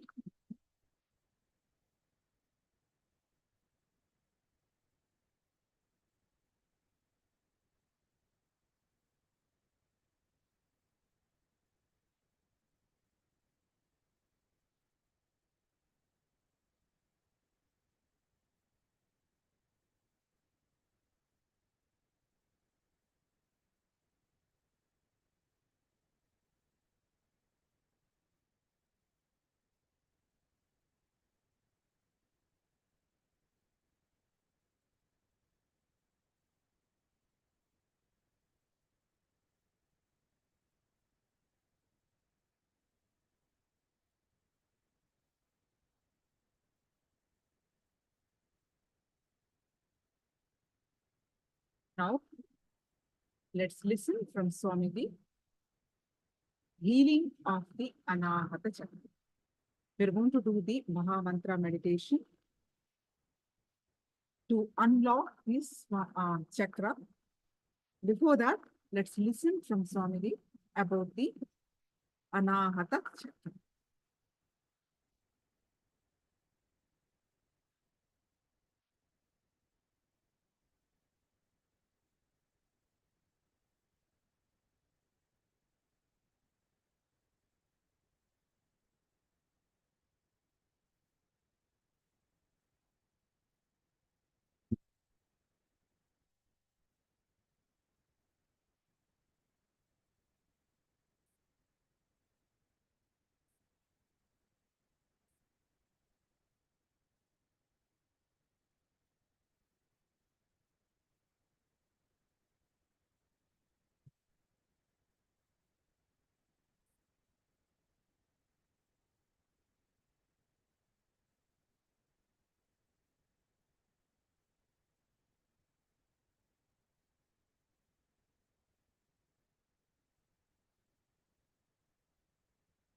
To improve my life. Some says I want moksha. All of us want so many of these things. What for? What for we want physical health? What for we want to progress in our mental understanding? What for we want knowledge? Knowledge by itself is not a big thing. Knowledge is necessary for some purpose. Knowledge by itself is nothing but a load. It's no use. Knowledge by itself, we are not searching for it. And one person says, I want to get close to God. And the other one says, I want moksha. By all these words in your mind, with all these sankalpas in your mind, really what you are searching, please analyze. Let's take a few minutes to analyze what is the goal of our life. We have these big words, moksha, getting close to God, improving my life, spiritual progress, I want to attain knowledge. These are the words which you all spoke. What do you really mean by that word? What do you really understand by that word? Let us analyze. First thing which we need to learn, first thing which we need to understand in our life is really what we are searching. Don't bother whether you will get it or not. That is secondary. First thing, let us be clear what we are searching. Analyze. Take few minutes. You can pen down few lines of what you are searching. Really, what is your search? Behind all these words, what you are understanding? First, come out. By the word moksha, what do you mean? Please tell me. Never to come back again. That's beautiful. And then by the word getting close to God, what do you mean by? See God. What for? So that you can get some boons. Just to have the bliss, the joy. Alright. See, just to have the joy, even if you want to see God, that's okay. So, you wanted the bliss. And why do you want, why you don't want to come back again? Because you see this as a suffering. So you want bliss again. So asking that I want to get close to God is asking for bliss. Saying that I don't want to come back is again asking for bliss.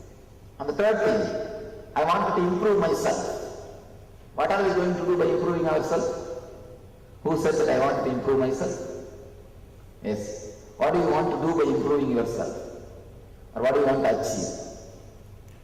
To be more meaningful and free. To be? More meaningful. I'm not able to understand. More meaningful. More meaningful. Of course, to be more meaningful means again more bliss. Bliss is the meaning of the life. Nothing else. So again you wanted more juice out of life.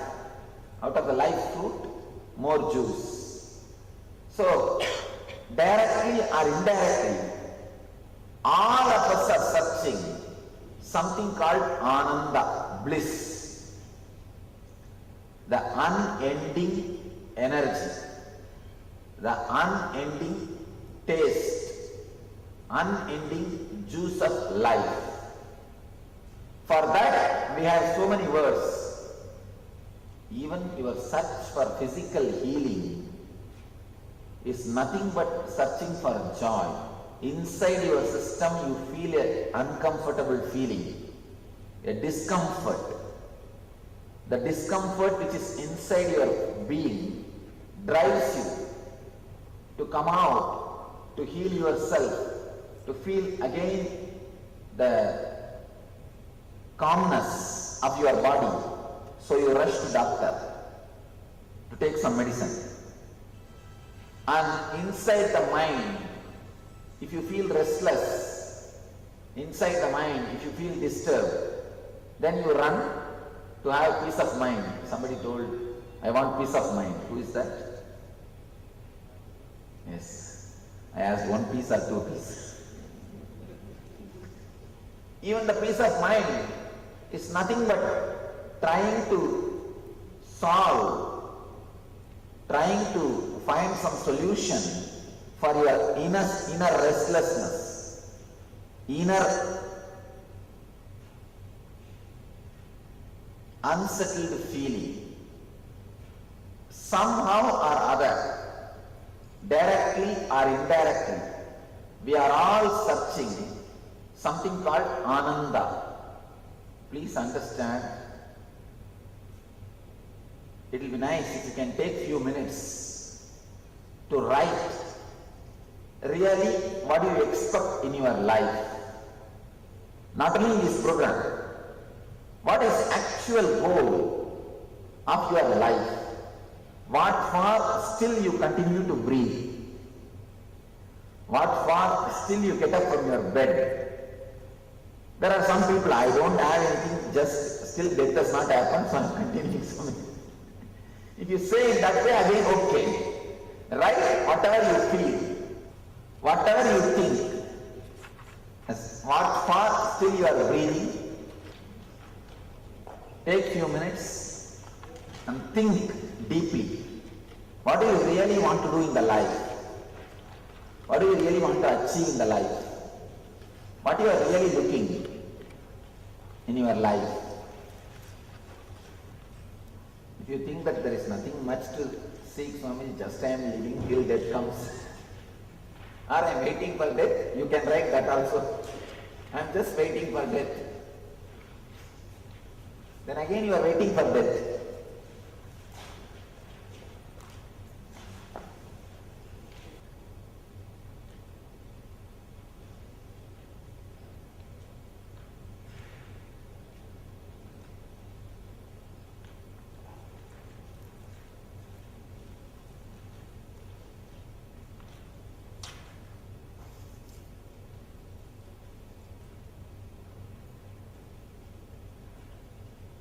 Somebody is copying the next person's paper. Please be very clear, you write what you want, what really you want in the life. And one more thing, it is going to be with you. I am not going to read, or you are not going to read it to somebody else. It is actually you searching your own self. See, continuously you give time for others. You think about others, you spend time with others, but you never think about yourself. You never spend time with yourself. You never give time to contemplate about yourself.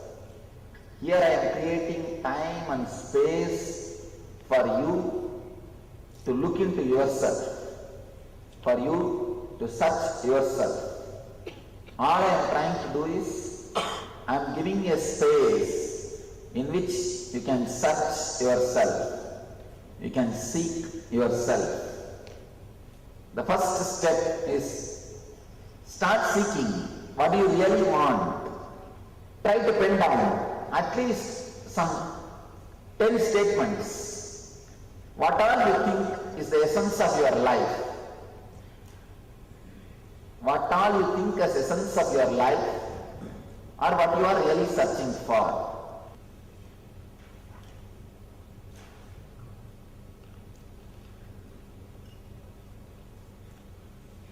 You need to write the purpose of your visit here. You are supposed to write, why did you come here? Don't write because my sister sent. Anybody is here, just because my sister has sent me here, I am here. Because my husband is here, I am here. Huh? Oh, that is okay. See, that is okay. Then again it's like a moksha, asking for moksha. I just wanted to be away or liberated from him or her. That is perfectly alright. Then you should write, I want moksha, liberation from my husband, that is why I am here.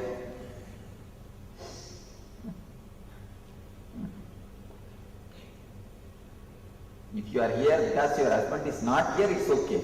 But don't be here because your husband is here.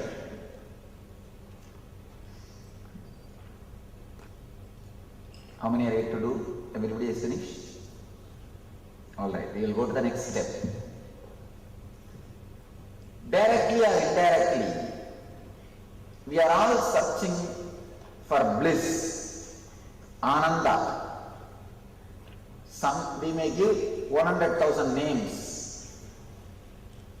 You may say physical healing. Physical healing also is nothing but ananda. You are feeling some uncomfort inside your system. You are feeling some uncomfortable things outside your family. You are feeling some uncomfortable feeling in your stress, in your mind. The feeling of dukkha in your body is disease. Dukkha means misery. The feeling of misery in your mind is stress. The feeling of misery in your home is interpersonal relationship problem. The feeling of misery in your being is what we call bondage. All these things are nothing but the feeling of misery. So all your search is only one thing, bliss. If you are here for physical healing, you are in search of bliss. If you are here for mental healing, peace of mind, you are in search of bliss. If you are here in search of God or moksha, you are here for bliss. If you are here to develop your being, improve your personality, develop your relationships, again you are here for bliss. If you are here to gain knowledge, again you are here for bliss. Whatever is your purpose, directly or indirectly, it is related to bliss. You are in search of Ananda. But again and again, all the enlightened masters from Buddha, all the enlightened masters again and again point towards yourself. Bliss is within you. Bliss is continuously happening in you. Your very life is bliss. Ananda Spurana. Spurana means, this is the program's name. This program is called as Ananda Spurana.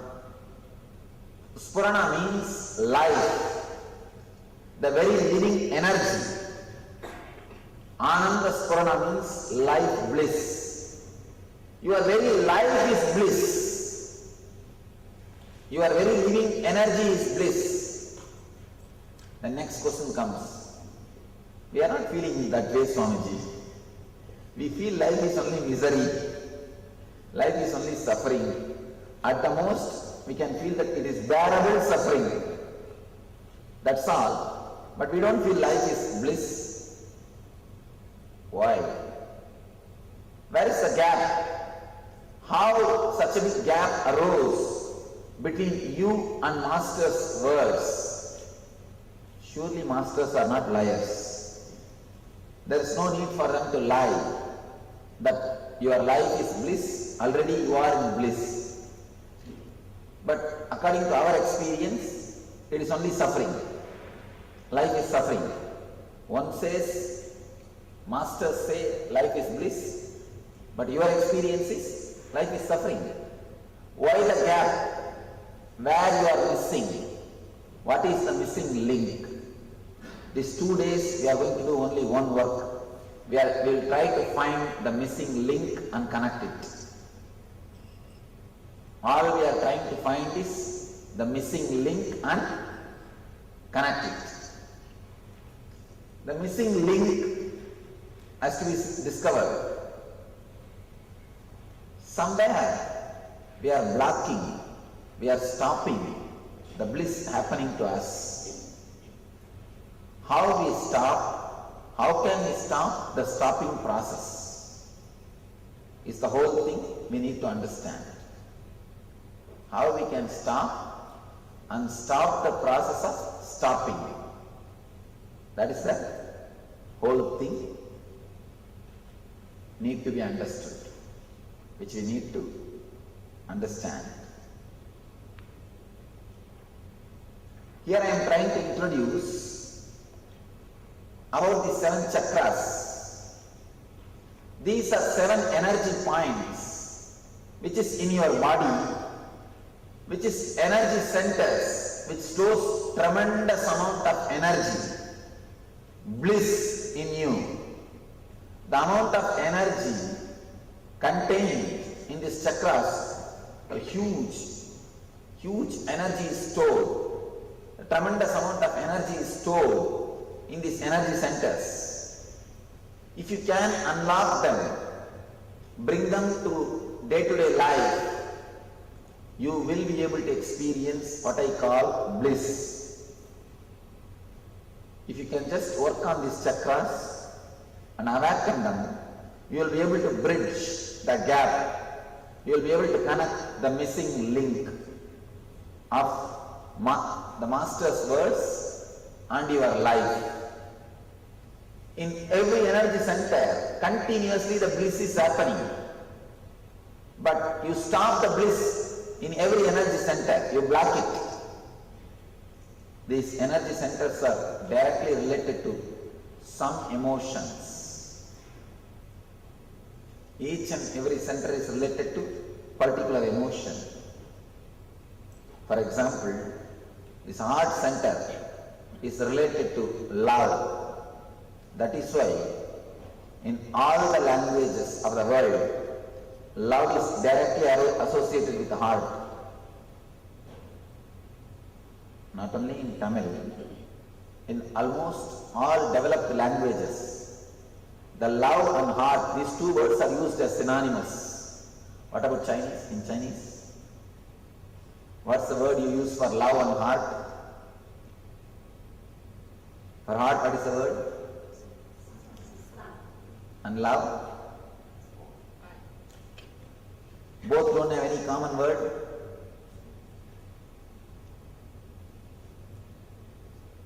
Anybody knows? Or do they use both words to mean the same thing? Do they use, say for example in English, we ask, don't you have heart? It means we say, don't you have love? We mean. In Chinese, do they use the words as synonymous? Heart and love is used as synonymous in any expression? Love comes from the heart. Love comes from the heart. Now what I am saying, in Chinese language, do they use these words as synonymous? Love and heart. Yes. Yes. That's nice. In all the languages, I also verified at least in 50 languages, we use the love and heart as synonymous. Why? There is some deeper connection between love and heart. And there is a next thing. Worry is always related to navel center. That is why whenever you hear any shocking news, the first blow will be for your stomach. You will have stomach upset or nausea problem. The first blow will be for your stomach. Any shocking news, you will feel like vomiting or stomach upset. Because the stomach is directly related to Ori, navel center. Same way, each and every chakra is related, each and every center is related to some emotion. If you know how to use that emotion, you will awaken that center, use that energy. If you use that emotion, you will use that chakra, you will use that center. If you abuse that emotion, you will abuse that center. Using the chakra and using the emotion is one and the same. Abusing the emotion is equivalent to abusing the chakra. When you don't use this center, when you abuse these centers, that energy creates disease in you. You need to understand, any energy if you abuse, it will kick you back. Even an ant,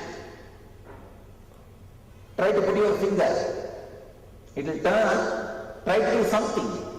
Whatever it can do, it will do. At least a small pinch or bite. It will try its best to resist. Whenever you abuse, the energy naturally tries to take revenge. Same way, each and every chakra is a powerful energy center. They are not only just energy, they are energy with intelligence. They are power with intelligence. They are not just force. Understand? Force is different. The power is different. Power is force with intelligence is power. Power without intelligence is force. So it is force with intelligence. When you don't use, when you abuse them, they also create enough trouble for you. Physical disease, mental disease, all these things are because you abuse these chakras. So the first thing we need to do to achieve the bliss is to use these chakras properly. As I was telling you, heart is directly related to love. Let's analyze what is love. We will work on the first chakra. Let's analyze what is love. What is your understanding by the word love? Sound. For example, Sound. no, for example, when somebody says, I love you, when somebody says that they love you, how you think that they love you? You say to somebody, to your kids, or to your husband, or to your parents, family, that you love them. What do you mean by that word? What do you try to convey by that word? Something from the heart, a love from the heart. All right. Then?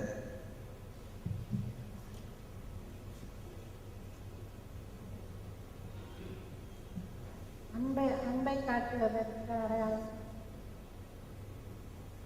ஓ இல்லைம்மா அன்புனா என்ன English சொல்ல முடியாதாம்மா? Because I wanted everyone to understand. All right, I will translate. Okay, ma, okay. She says that showing the love is what I understand by the word love. When it's unconditional and selfless. That's nice. Now I got a person to argue. Let's start unconditional. What do you mean by the word unconditional? It will take your good and bad, all your qualities and accept it. Are you able to do that? With my spouse, yes. Really? Where is your spouse? Who is the Not person? sure. That is, I think.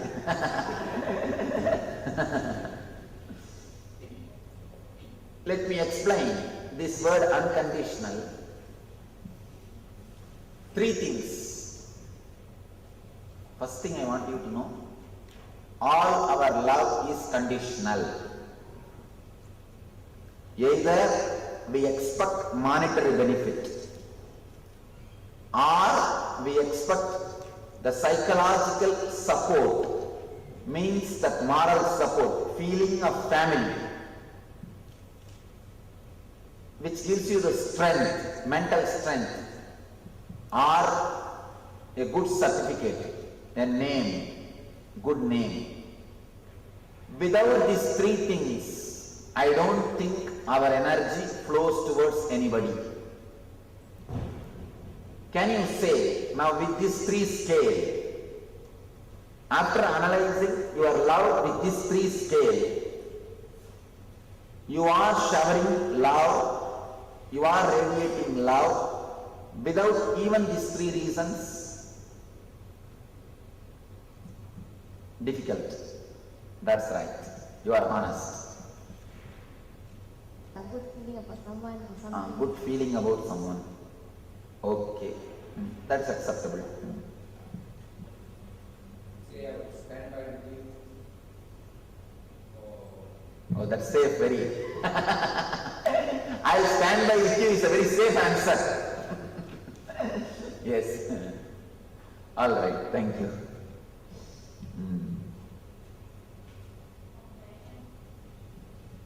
Now, compassion is not love. And I tell you, all our idea of compassion is nothing but the projection of ego. Compassion, a real compassion can happen only as an empathy, not as a sympathy. Sympathy is just an ego. I am in a high pedestal, I am just giving you. That is not compassion. Empathy is only compassion. Feeling the suffering of the other. It's only compassion. That can happen only by enlightenment. Usually it never happens. If you have real compassion, you will straight away be able to heal anybody. You will radiate energy. You will feel the empathy and you will share their suffering. With sympathy, with compassion, we won't share their suffering. We just many times we feel good about others' suffering. Honestly do a check with yourself. When somebody suffers, what do you really feel? You really feel inside, let him suffer. Or at least you feel, oh, I am not suffering. Oh God, at least I am saved. If you hear a news about London terror, or if you hear a news about American tornado Dennis, if you hear a news about Indian tsunami or Indonesia tsunami, first thing what do you think? Oh, I am not suffering. God saved me. One corner of your mind feels good when others suffer. Understand, compassion is not as compassionate as you think. Our compassion is not as compassionate as we think.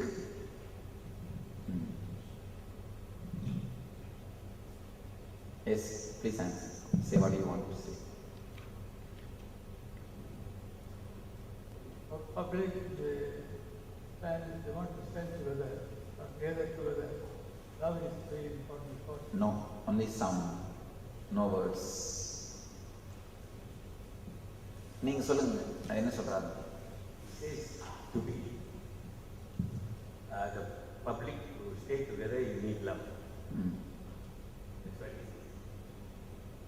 To stay Together, the love is needed.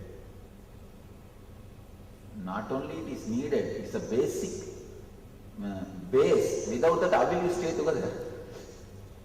Of course, what he says is right. No, it is needed, I know. But what I am asking, what is it?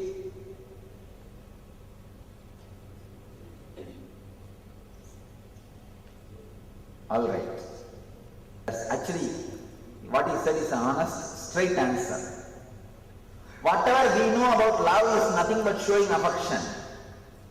We don't know anything more. Please be very clear. You might have read 10,000 volumes about love, or a great philosophies about love, big books about love, but never ever think that you know something about love more than showing affection.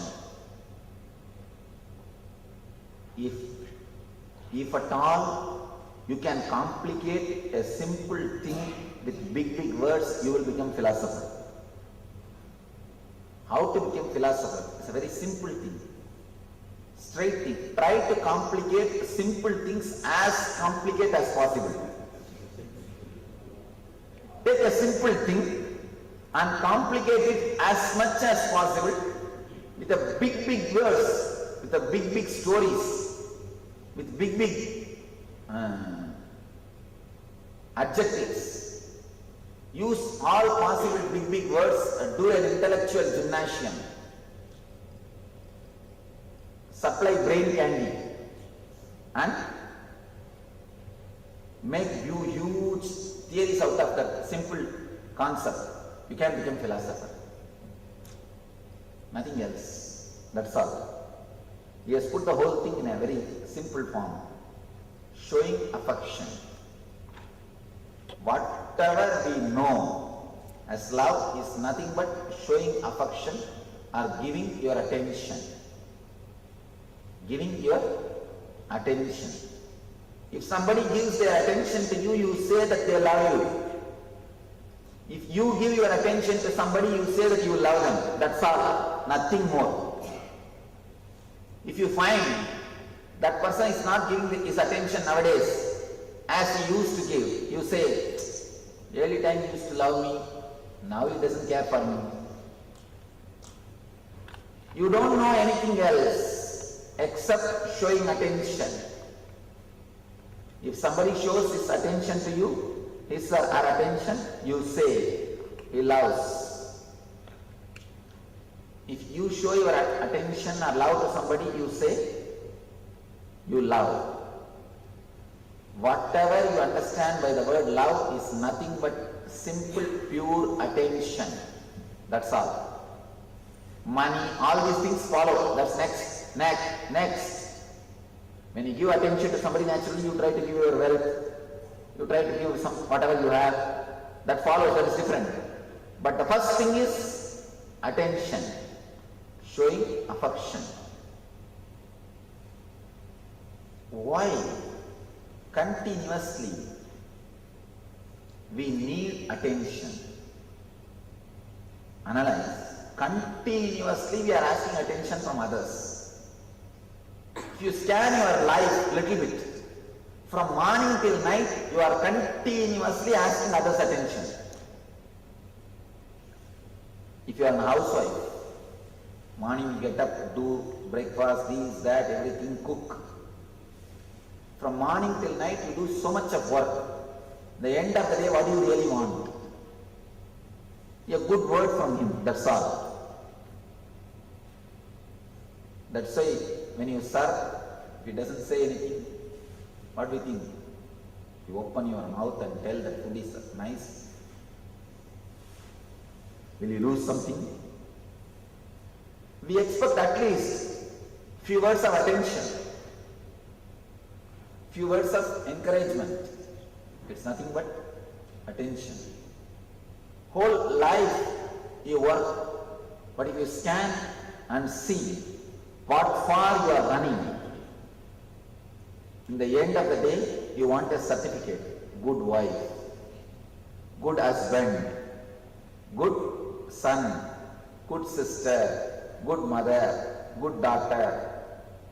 You want that certificate. Husband is waiting for wife's certificate. Wife is waiting for husband's certificate. Son is waiting for father's certificate. Father is waiting for son's certificate.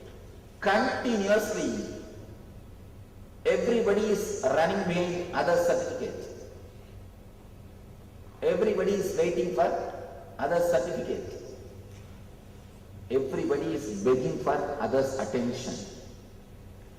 He is standing in front of you with a big begging bowl and asking, please give me little attention.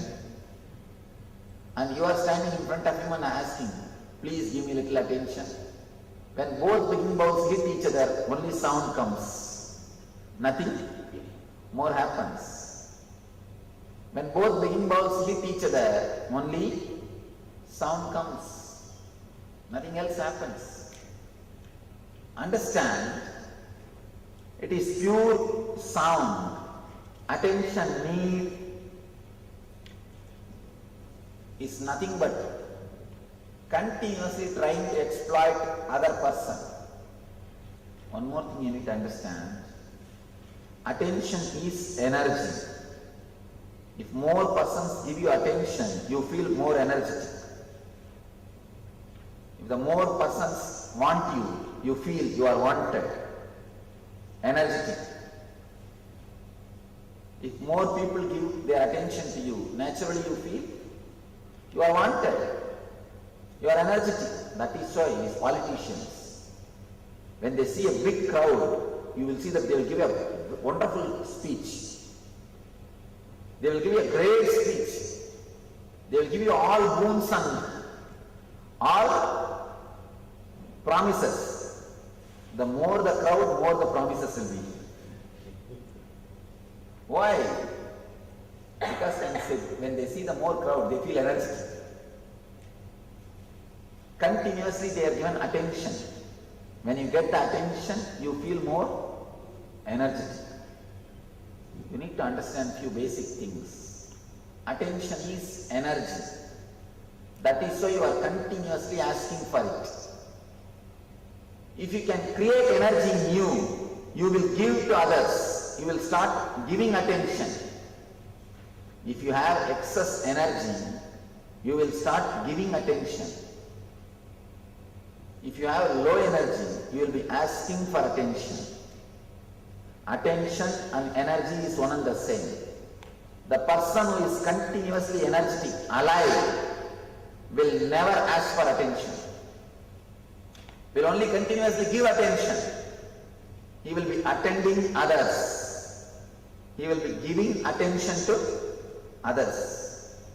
Person who is in low mood will be continuously asking attention from others. Understand this one thing. Attention is energy. Attention is energy. Now, all we need to do is to increase our love or to give attention to others. You don't need to do anything. All you need to do is only one thing. Start creating more energy in you. If the moment you start creating energy in you, you will start radiate that energy. You will start showering your energy on others.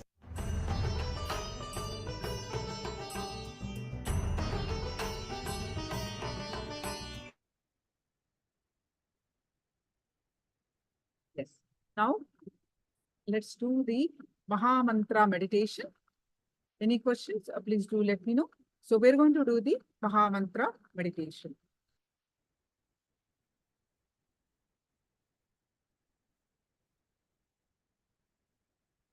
I request all of you to be on camera for this meditation.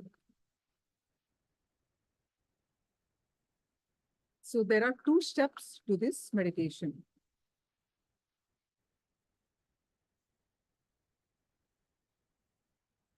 Evenly, yes.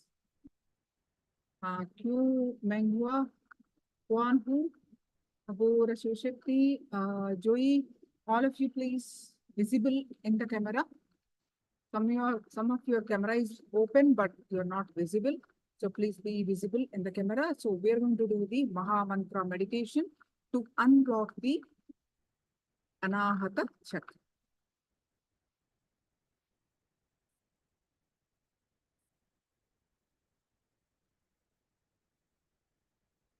Unblock the Maha Mantra Chakra.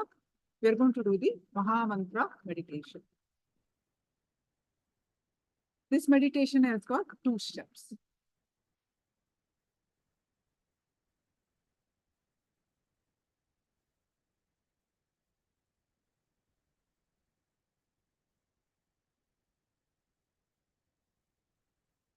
Maha Mantra meditation makes your mind sthira. Sthira means firm.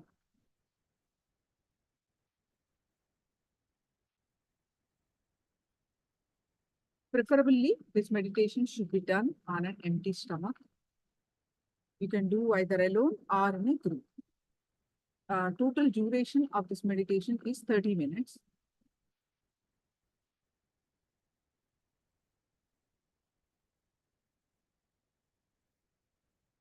So you sit with the eyes tight. First listen to the instructions and then you will do this.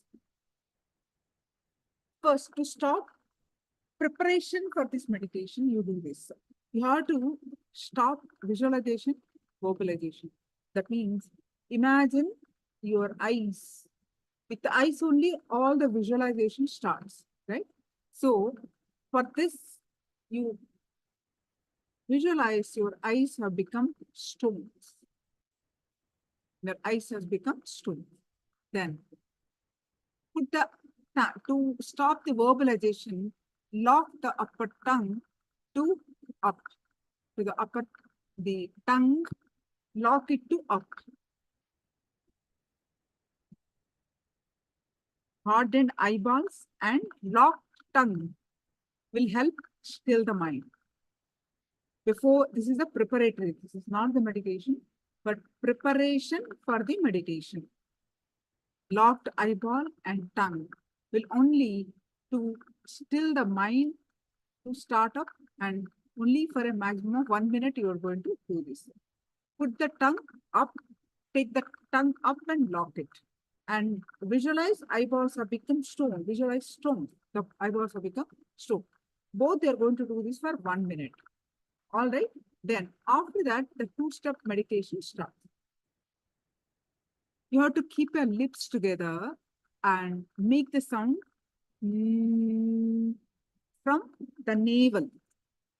It is not om, it is not any other sound. It is just a sound you make from the navel with the eyes, with the lips closed. It's not hum, it is not om. This this humming sound should come from the navel as lengthy as possible. As you hum, you will exhale. As you hum, you will exhale. At the end of the humming, let your body inhale naturally as it is necessary. Let me demonstrate to you.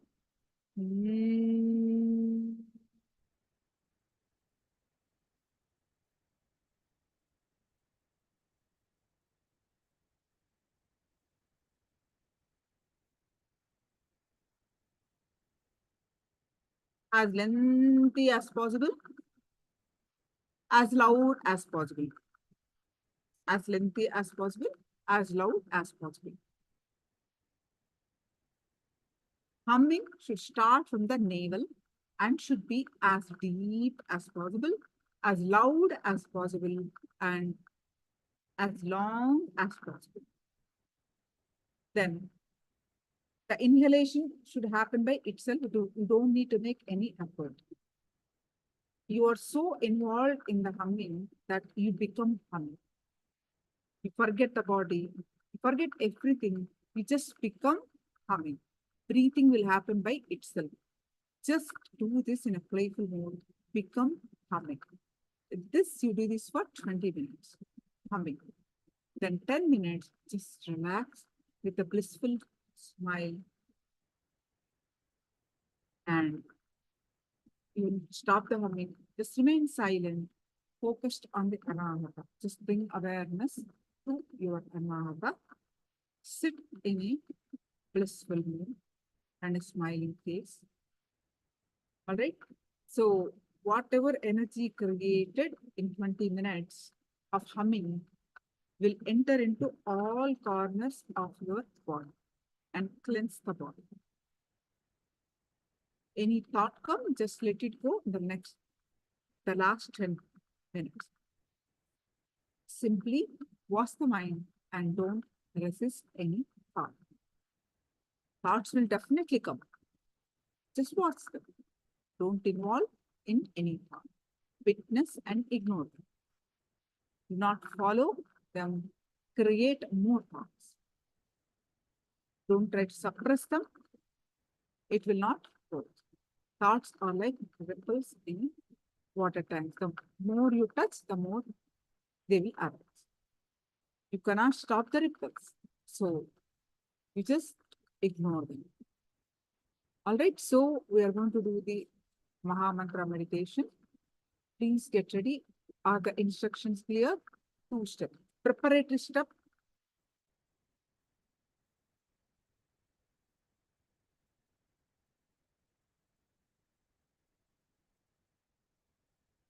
Preparatory step. Nithyananda, everyone, are you able to hear me? Ishananda, Sangeeta, Sukriti, all of you are able to hear me?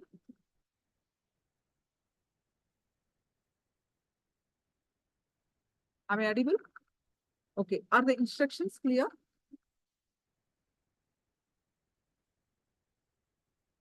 Two-step meditation. Preparatory 1 minute. Preparatory 1 minute.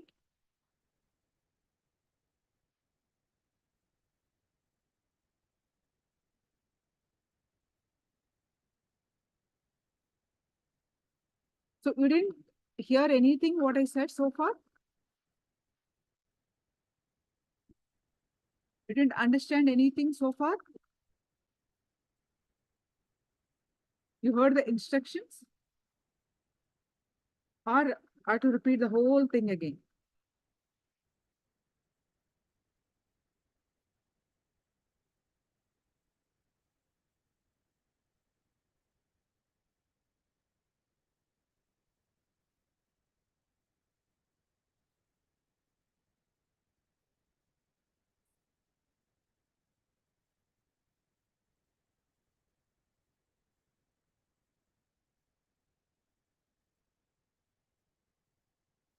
Mahamantra meditation. And preparatory, you two-step meditation. Two-step Mahamantra meditation.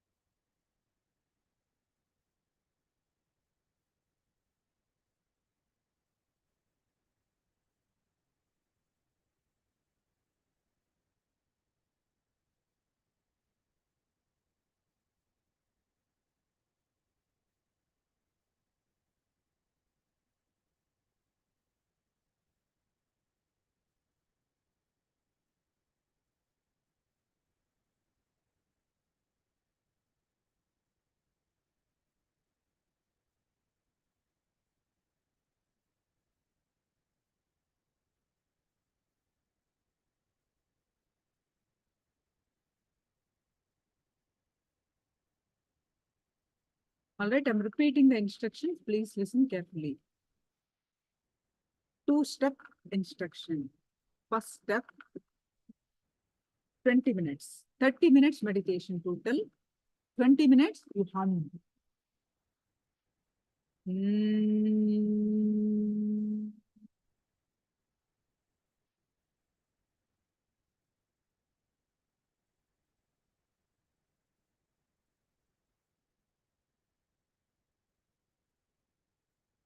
As long as possible, as loud as possible, make a humming sound. From the navel, it should come. Like this, 20 minutes you have to do. Breathing happens by itself. Understand? 20 minutes you have to do. Next 10 minutes, just sit focusing on the heart center. With a smiling face, blissful mood. Any thoughts coming, let it come, let it go.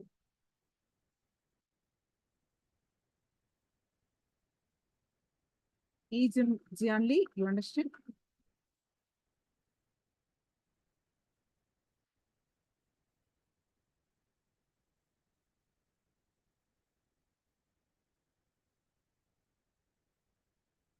Yeah, meditation, this is the main meditation for 30 minutes. Before, yes, so every one of you understand. Before starting this meditation, if you want to do intensely, you need to stop visualization, verbalization. 1 minute, okay? This is before the meditation. This is not part of the meditation. You visualize your eyes have become stone. Okay? Your tongue make it up. So verbalization stop. Only when the tongue moves, you will be able to speak. The verbalization is there.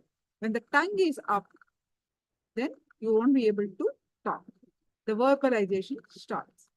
1 minute, you have to visualize your eyes have become stone, tongue is locked up. 1 minute only. Then you cannot think, your mind stop thinking. Then 20 minutes, you start humming. Is it clear?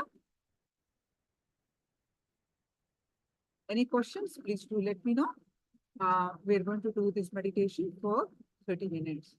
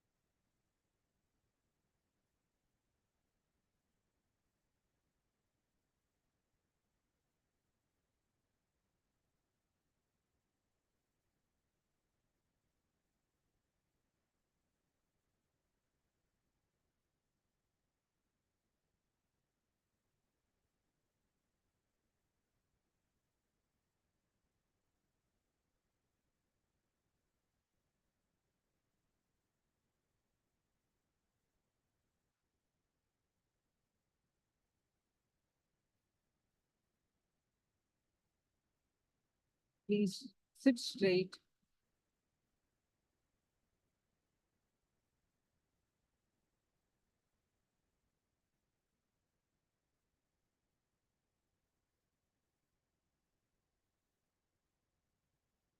Sit straight.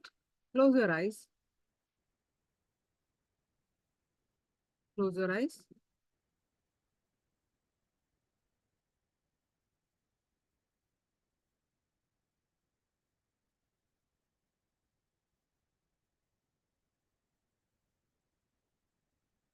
Close your eyes.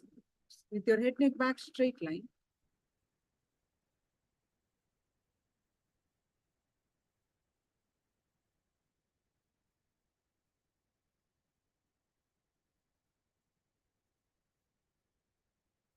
Now visualize preparatory, we are preparing for the meditation.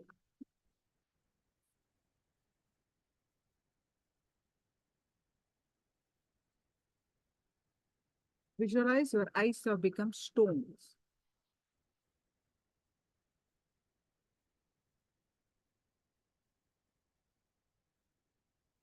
Visualize your eyes have become stones.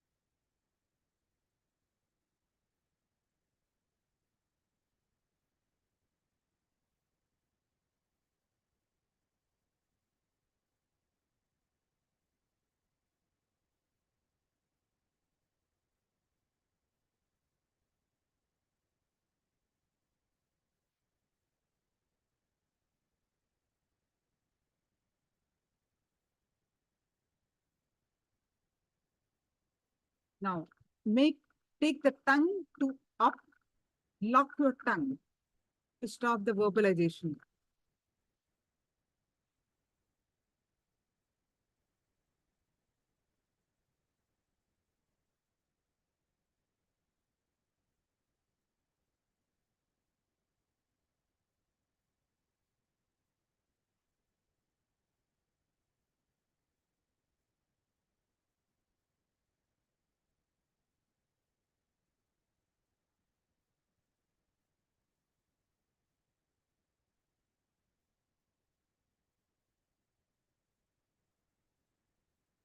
Intensely.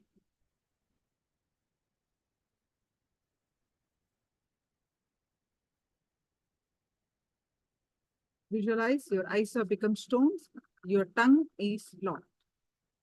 Stop visualization and verbalization.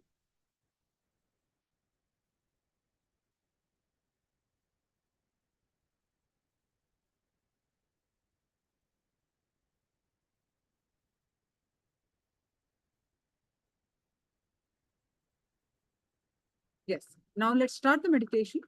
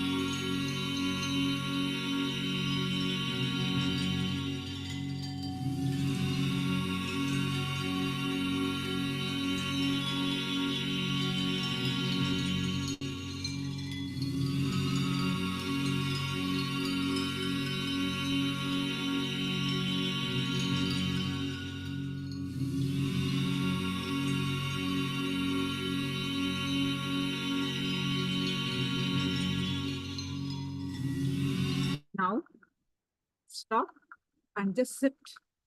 Complete awareness on your Anahata heart center. Just sit with a blissful smile and a smiling face. Complete awareness on your Anahata heart center and sit with a blissful smile and a smiling face. Any thoughts come, let it come, let it go. Bring your awareness on your Anahata again and again.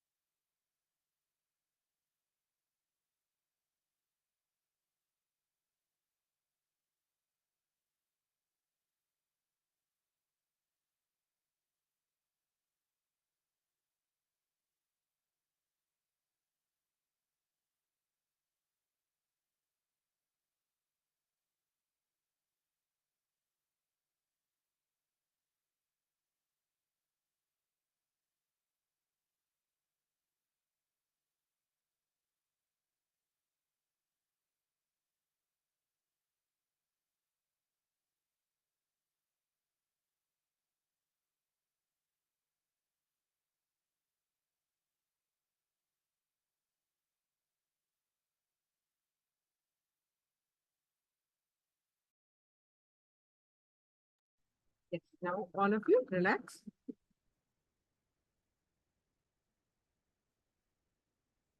And open your eyes slowly.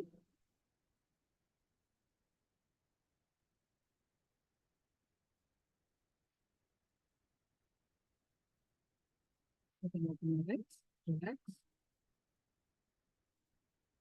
And share whatever is your experience in the chat. And we'll be moving on to our next session.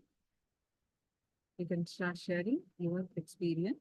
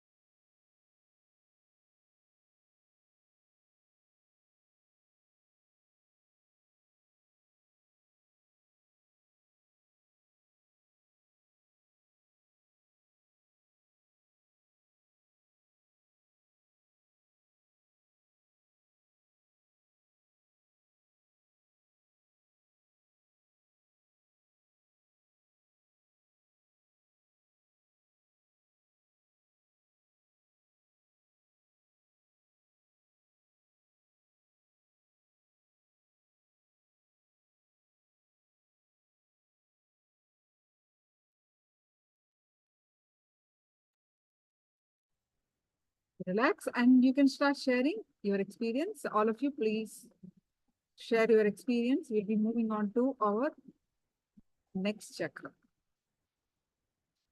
Any questions, experience, please share it in the chat.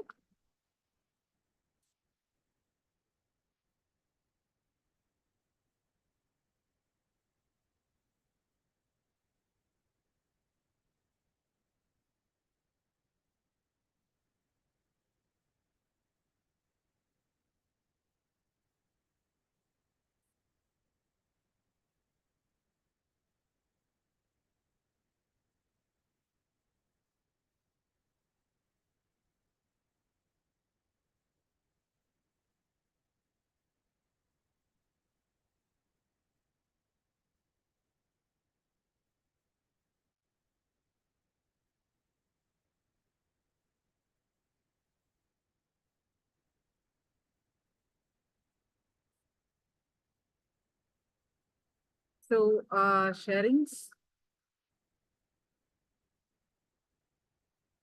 I feel a lot of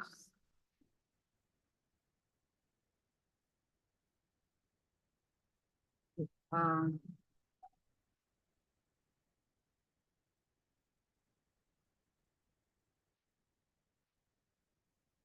do this meditation multiple times. Ma, Hua, do this, and whatever is there, it will come out. I feel warm at heart chakra. Very relaxed, calm, enjoy, almost fell asleep. I feel warm at heart chakra. I feel the location of the heart chakra very comfortable. All right. Thank you so much for sharing your experiences. Now, we'll be moving on to our next chakra.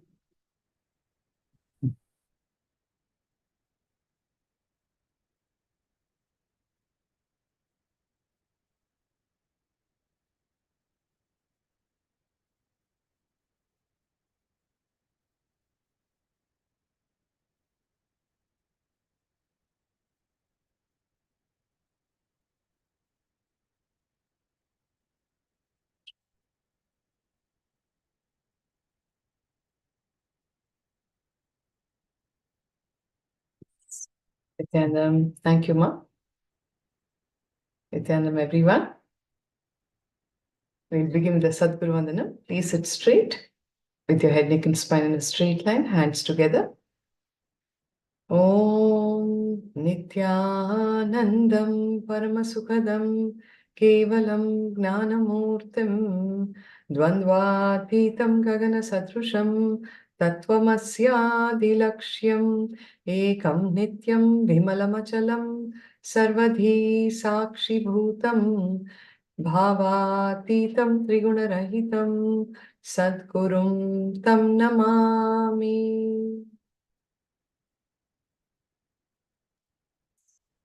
continuing with Ananda Spurana program. We all worked with the Anahata Chakra, moving upwards. Above the Anahata, in the region of your throat, is the Vishuddhi Chakra, right? The throat chakra, as we call it. So, we will be working with the Vishuddhi Chakra now.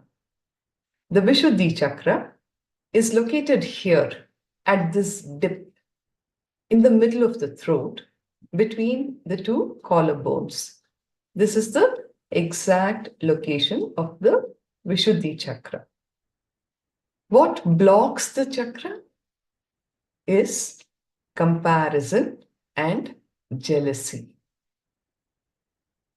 What unblocks the chakra is when you realize your uniqueness, when you celebrate your uniqueness, you recognize your individuality, the Vishuddhi Chakra gets unblocked. The meditation technique that Bhagavan has given to have the Vishuddhi Chakra unlocked is called as the Shakti Sagara meditation. All right?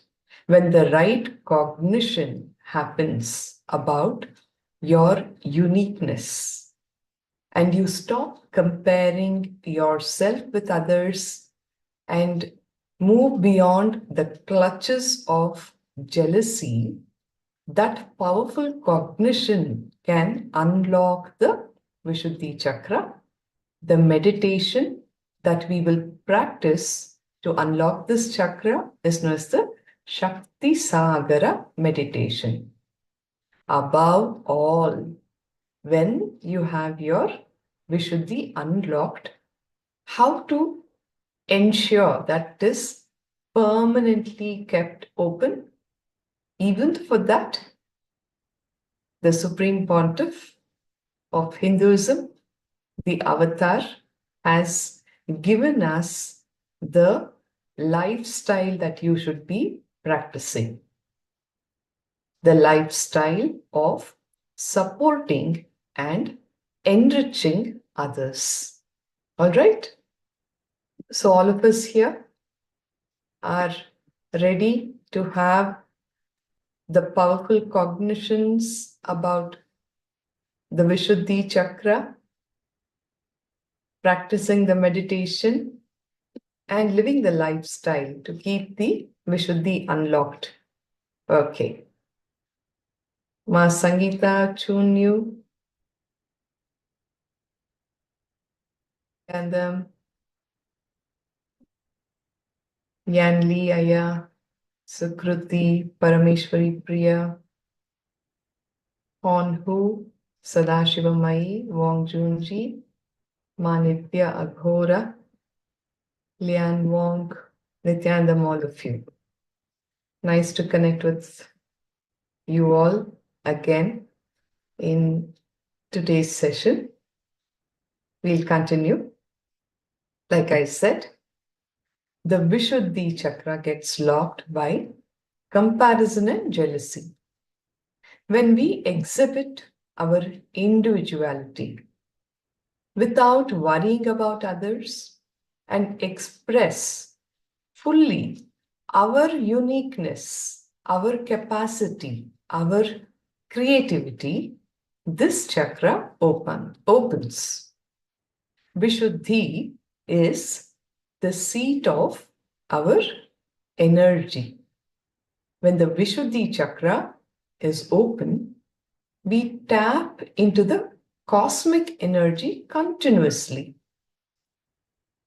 Yet another technique to have your Vishuddhi awakened, or rather opened, is the smell of jasmine. The smell of jasmine also facilitates the awakening of the Vishuddhi Chakra. I'll start with a story. A man was part of a music group that gave live shows all over the world. In one particular show, he decided to wear a black wig while singing a few songs. And just to have some fun, just for a change, he also chose to wear a red wig while he was singing other songs. He had categorized his songs and he wore the black wig for a few and the red wig for the rest. He kept on alternating the wigs and he finished the first half of the program. Then the commercial break happened. During the intermission, the show director came up to him in the dressing room and told him, "Sir, we request you to wear only the red wig for the remaining part of the show." The man was surprised and he asked him why. After all, it's a musical show. All that matters is how well people are enjoying my music. What has the color of my wig got to do with it? The director replied, "The people like the red-haired singer's voice a lot better than the black-haired singers." Look at the fun here. It's the same guy who is singing, but the audience has decided that the red-haired wig guy's voice and his singing was much better than the black-haired singers. The sad part is that we are all so busy comparing all the time that we never see things as they really are. Our mind is so caught up in comparison that it misses what actually is, what actually was. It was the same guy who was singing, but the mind was so busy caught up with comparison that it stopped seeing the reality, the things as they were. If we drop the comparing attitude, we will be able to see things as they are. Are you all with me on these understandings? Yeah? Makes sense, right? We are so busy caught up with comparison all the time that we stop seeing things as they are. When we are not able to bear others' excellence, we become jealous. Isn't it? When somebody is doing much better than you can't bear it and you become jealous. The whole problem starts when you start comparing. Comparison is the seed that you are sowing, and jealousy is the fruit that you reap. In reality, comparison and jealousy are actually non-existent. There is no reality to that. We create that ourselves. We create the comparison. We create the jealousy. In reality, both are non-existent.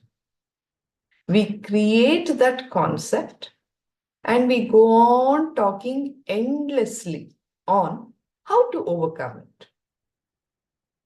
The concept is not even the reality. It is a concept that you created in your mind, and it is a problem that doesn't even exist. And what are you doing continuously, constantly trying to find a solution for that? Where can you find solutions for imaginary problems? This is exactly what it is. You created that concept, which is non-existent, and then you go on talking endlessly on how to overcome it. This concept can be clearly understood by looking into the very name of this chakra. What's the name of the chakra? Vishuddhi. What does it mean? Shuddhi is the Sanskrit term which means pure. Shuddhi is pure. Then there is a second term, Ashuddhi.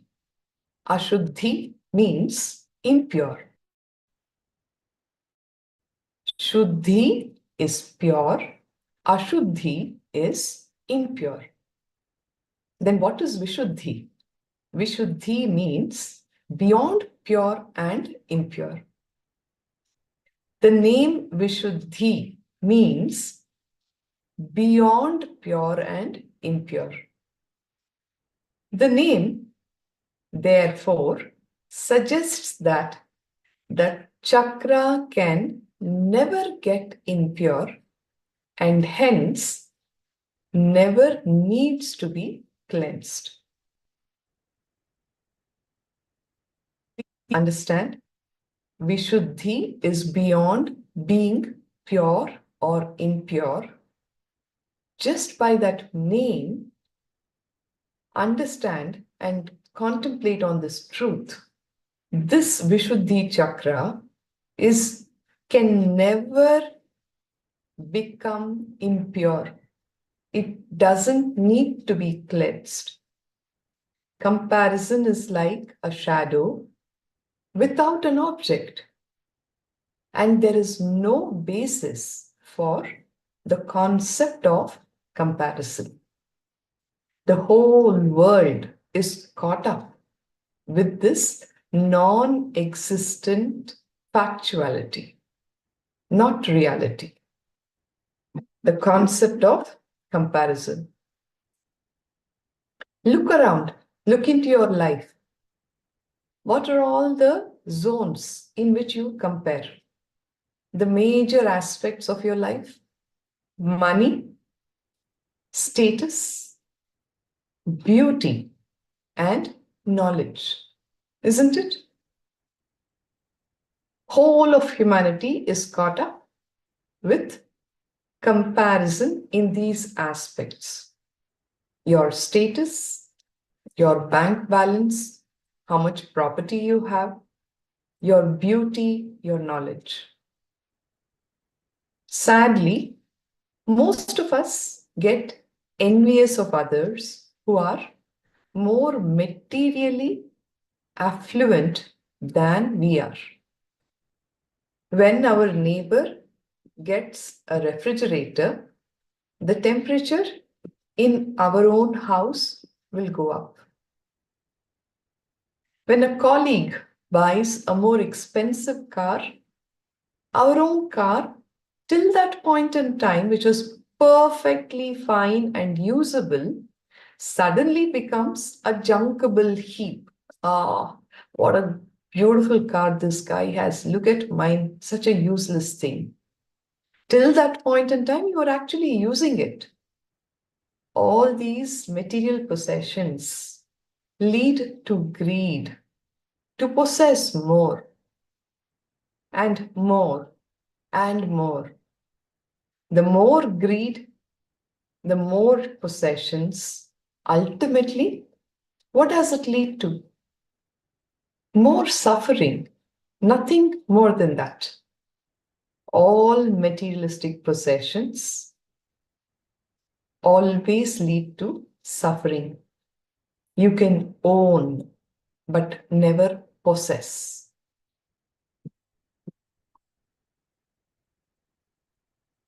Ramana Maharshi, one of the great enlightened masters who happened in Tiruvannamalai, the same lineage that His Divine Holiness Bhagavan Nithyananda Paramashivoham is representing today for all of us.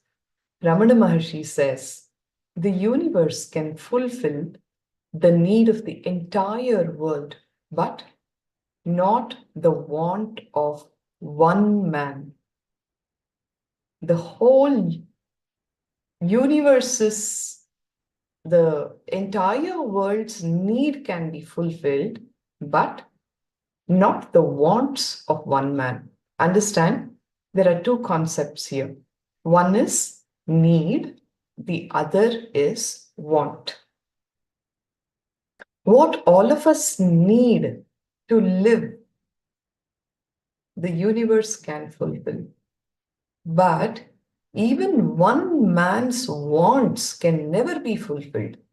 It is not that there are not enough resources on the planet, but a man's greed is insatiable. Even one person's wants can never be fulfilled.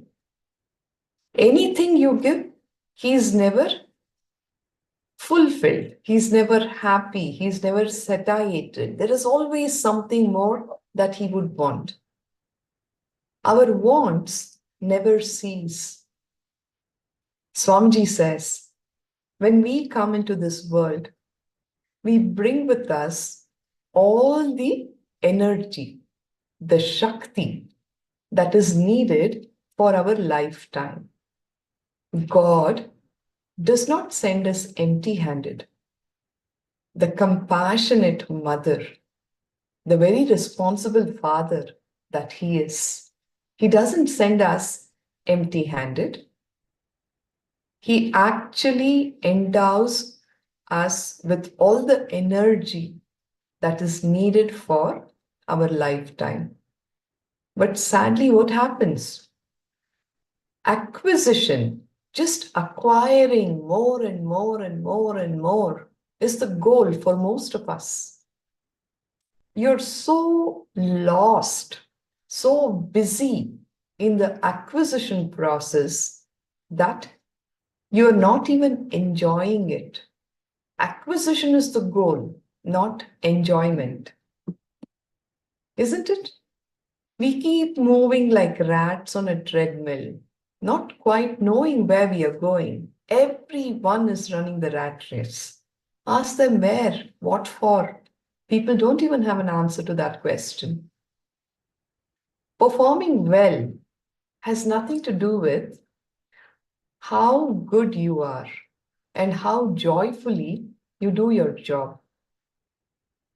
Sadly, your performance is measured by how much better you are compared to the person next to you. You are always ranked. What happens when this is done? The moment you are ranked, only one person can be number one. Does that mean the rest are all idiots? This whole process of comparison, grading, ranking is such a crime against your very consciousness. There can only be one person in the number one position. In this whole system of ranking, you're just trying to tell that there is this one person who's the best, the rest are all idiots. And this is so true in schools and colleges. Learning is supposed to be such a joyful process. What happens to all the children? The ranking that happens with the examination system damages the very core of learning and makes it drudgery. How many kids have you met who enjoy going to school, who enjoy the whole process of learning? Why do you think they celebrate the vacations when it happens? Yay, over, school's, we're done with school. Even to this day, people who are probably 40 years, 50 years, or 60 years of age, when they sleep, they suddenly wake up in a nightmare. And what is that nightmare all about? That they have not prepared well enough for that examination which they are giving in school. School examinations continue to be nightmares for people even in their deathbed. So imagine the kind of trauma it has caused to their very consciousness. Sadly, this kind of a ranking system that happens in schools and colleges, perniciously it robs us of our self-respect by constantly comparing us with others. Isn't it? You look down upon yourself because you are not the best. There is someone who's always better than you. It's like this. A man was leading in a 1,000-meter race. Okay? He ran about 200 meters and then he looked back and saw that the rest of them are a little away, far behind him. After 500 meters, he again looked back and he was happy that he was leading and he continued to run. Every few meters, what did this guy do? He did the same thing. He kept looking back, trying to confirm how far ahead he is compared to the rest of the team. In this whole process, what did he do? He lost the race. He decelerated and somebody else took over and he lost the race. If this man had not looked back and concentrated only on running faster, he would have won that race in a much shorter span of time. In countries like India, Korea, Japan, it is a sad state of affairs. Hundreds of young students commit suicide just because they cannot cope with the rigors of examination and ranking.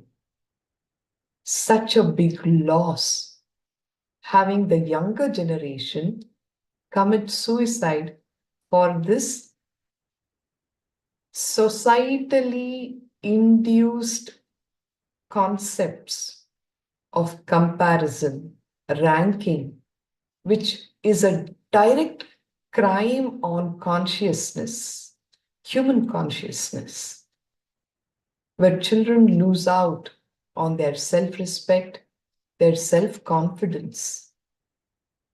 Every year around examination time, we get to hear so many such stories of children unable to cope up with the pressure of exams, with the constant pressure from peers, from the parents, teachers, which has caused them serious problems with their own self-esteem, self-respect, and self-confidence. Even if with some difficulty, people cross this bar of exams in colleges, then they enter the next step, an even worse environment, which is the workplace, where the ranking and evaluations continue. Every day it is the same story. You're continuing to run the rat race. People don't understand that even if you run and run and run and win the race, you are still a rat because you're just running the rat race, nothing other than that. In this rat race, what happens? We try to blindly follow others or emulate others. And what we do is that we land in trouble. A small story in this respect.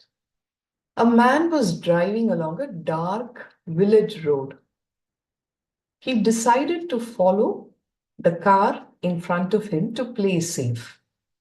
Suddenly, the car ahead of him stopped and he crashed into it. Why didn't you signal that you were going to stop? He screamed out. Inside my own garage, yelled back the driver. Understand? This guy was so blindly following him that he followed him all the way to the other car's garage. When that guy reached his own garage and he stopped the car, this guy goes and bangs into the car and he's shouting, why didn't you signal out that you were stopping the car? This is how blind you will be when you are simply emulating others, following others, exactly whatever they do. You emulate them, you land up in these kind of troubles and accidents. It helps to know that each one's path is different.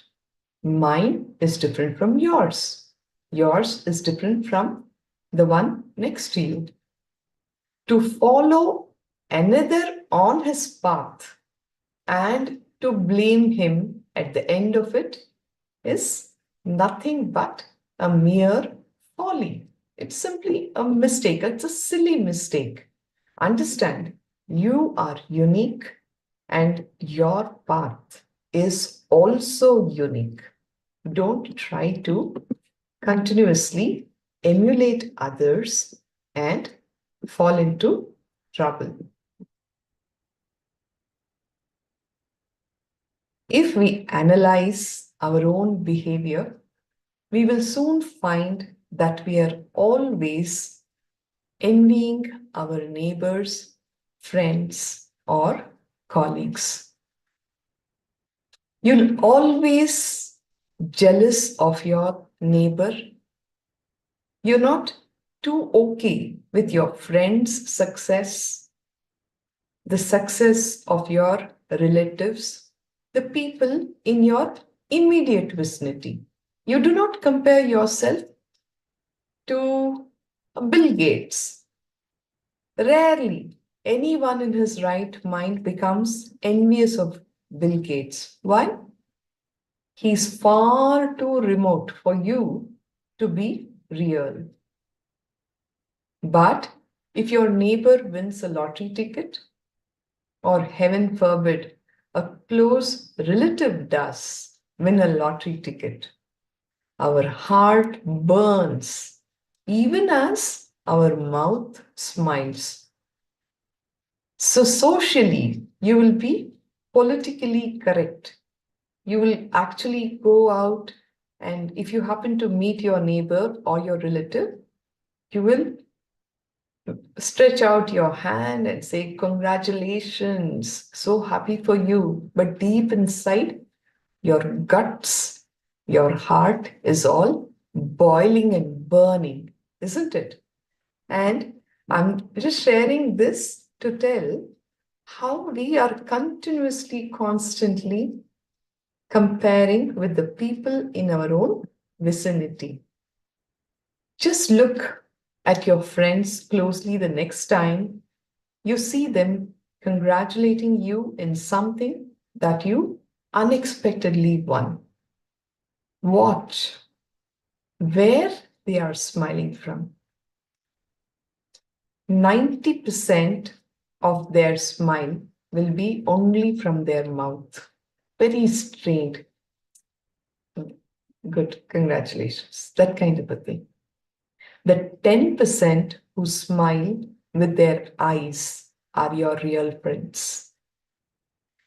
Your eyes can never lie. These artificial smiles that society has taught us, which is restricted only to your mouth. Most of the people are stuck only there because they are caught with that problem of comparison and jealousy. The ones who smile with their eyes are your real friends, genuine friends. Do you all connect to these sharings? Wong Junji? Agamapriya.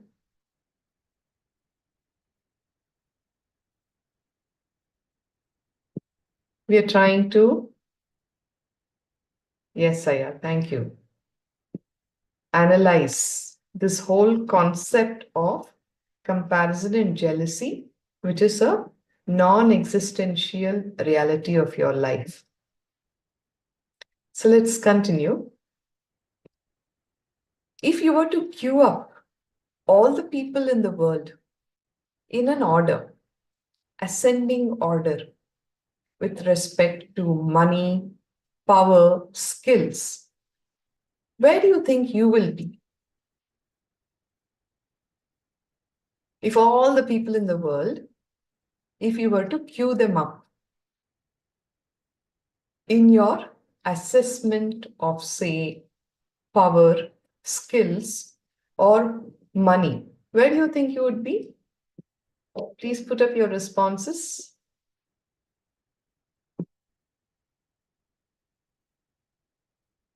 Lian Wong.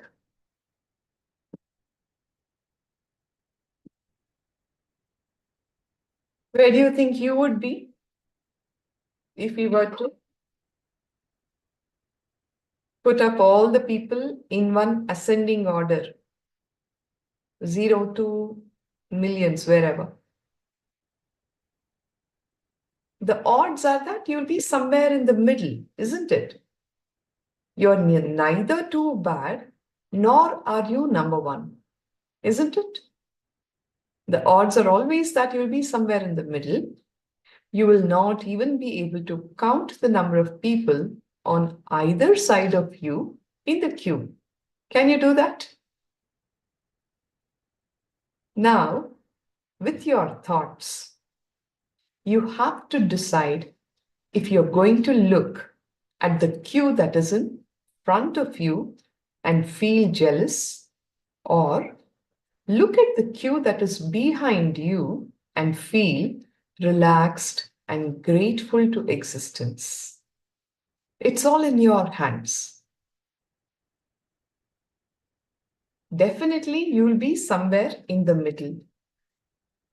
Would you want to look at the people who are ahead of you in the queue and feel jealous? Or would you want to look at the people who are behind you and feel grateful to existence, thankful to existence? Count your blessings. It's all in your hands, whether you want to look that side or this side. Intelligent people make the right choices. You can decide which side you want to look. It's in your hands. We are all unique. Each one of us is unique. We need to realize that each one of us is unique. And God is an artist.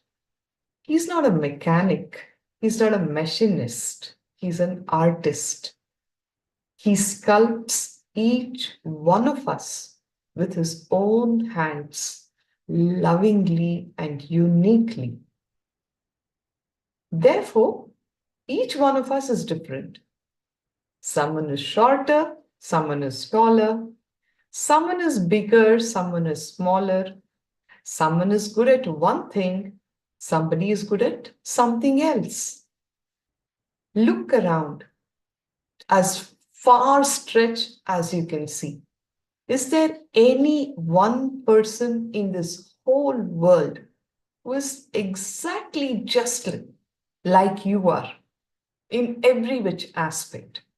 Whether it is the way you look, the way you talk, the way you think, with your kind of skill sets?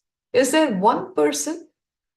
No, you are so unique because God crafted you so uniquely with his own hands, with so much of love and care. Don't you think we should celebrate that uniqueness? rather than fall into this game of comparing, feeling jealous, feeling belittled, adding more and more unwanted suffering, losing out on our self-esteem, losing out on our own self-confidence, self-respect.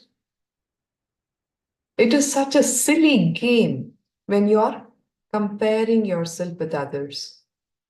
Someone may be good at mathematical problems. Someone may be a great artist. Just because you're good at mathematics doesn't mean that you're intelligent. Mathematical problems is not the only intelligence that counts, isn't it? A painter has the intelligence in her creativity that is far more soul satisfying than any of the skills that an accountant would have. The guy who's just caught all the time with numbers, with his intellect, he will not have that kind of a fulfillment or soul satisfaction that the artist would have. Even in today's world, we are no longer talking only about IQ. IQ as in intelligence quotient. There have been enough number of studies which have gone on to prove that the people who are actually successful in their life have better scores on their emotional quotients and spiritual quotients, not just their intelligence quotients. How many people who have been university toppers have been utter failures in their life? I have known so many such people who have even gone on to commit suicide after having become gold medalists and toppers in their universities in various fields, because they don't know how to handle their emotions. They don't know how to connect with people. They fail miserably on the spiritual front. Understand, our emotional quotients and spiritual quotients are far more important in life than mere intellectual capabilities. And that is something that we must all consciously work upon, building our EQ, emotional quotient, and spiritual quotient. Just good marks in school and college is not the end of life. It doesn't decide your success in life. Sadly, we judge most people by how they perform in schools, which still use the primitive methods of intelligence measurement. You are given a few lessons, which you probably sit and rote learn over hours at a stretch. One fine day, there is an examination. You go, give the exam, vomit out everything that you have learned, probably score very good marks, and within a week's time, 10 days' time, it's all forgotten and gone. If the intelligence measurement is just restricted to these kind of shallow ways of analyzing, it's not a good situation at all. Once, a king came to Buddha and asked him, "Please explain to me what Gnana is." Gnana means true knowledge. He comes to Buddha and asks, "Please explain to me what is Gnana." Buddha replied, "Go to my garden and see the cypress plant in my garden. Cypress plant is a cactus, basically. It will have a lot of thorns on it. And Buddha tells this man to go and look at the cypress plant in his garden. And he says it is a jnani. A jnani means a one who is enlightened with true knowledge. The king did not understand, but nevertheless, he still went, looked at the plant, could not get any message, and he comes back to Buddha. Buddha explained that the cypress plant was next to a rose plant. But he never aspired, even for one day, to become a rose plant. The cypress plant is very happy being himself. He's never looking at becoming the rose plant. Similarly, the rose plant never aspired to become the cypress plant. Both these plants attended to their own duties of growing and blossoming every day. Just imagine a situation. If the man had been the cypress plant, he would have compared himself with the rose and felt jealous at the attention that the rose plant was getting from people. Every time you pass by a beautiful rose plant, it is natural that you're in awe about the whole thing. Oh, what a beautiful rose. He's getting so many compliments, isn't it? So the cypress plant would actually start feeling jealous if man was the cypress plant. Similarly, if man was the rose, he would have looked at the cypress enviously, thinking how peaceful the latter was without the torture of getting plucked by people all day. See, when you're caught up with comparison and jealousy, you do not see things as they are. The cypress plant and the rose plant are just happily comfortable in their own skin, enjoying their existence and blossoming. Whereas a man will always find a reason to crib and complain, and all that comes from the space of jealousy. When we realize our uniqueness, what happens? We will celebrate our existence. We will always land in the present moment. We will realize what we are good at. We no longer worry about what others may say. If our children become artists instead of some hotshot investment bankers. Imagine if the whole world were full of bankers. What a dull, dry, boring place it would be, isn't it? Each one of us has a specified role and a special place in this universe. Bhagavan always says, see, you are not an accident. You are a conscious miracle of existence. If you are here, it means that the cosmos wants you to be here in this form, doing what you're doing. We need to identify and cognize and start living that truth of our uniqueness. When you realize your uniqueness, you'll fall into the present moment. Your energy, your intelligence, your time will not be wasted in this stupid game of comparing and feeling jealous with others. What happens? All your energy is getting diverted in the wrong place, wrong direction. It is time you realize your uniqueness, your individuality. when you fall into the present moment, you will know what you are good at.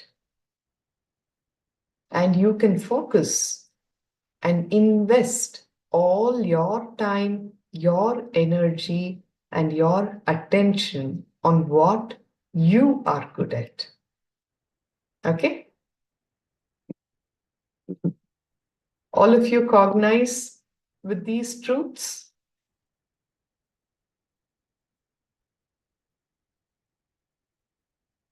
It's such a liberating feeling, isn't it? These truths.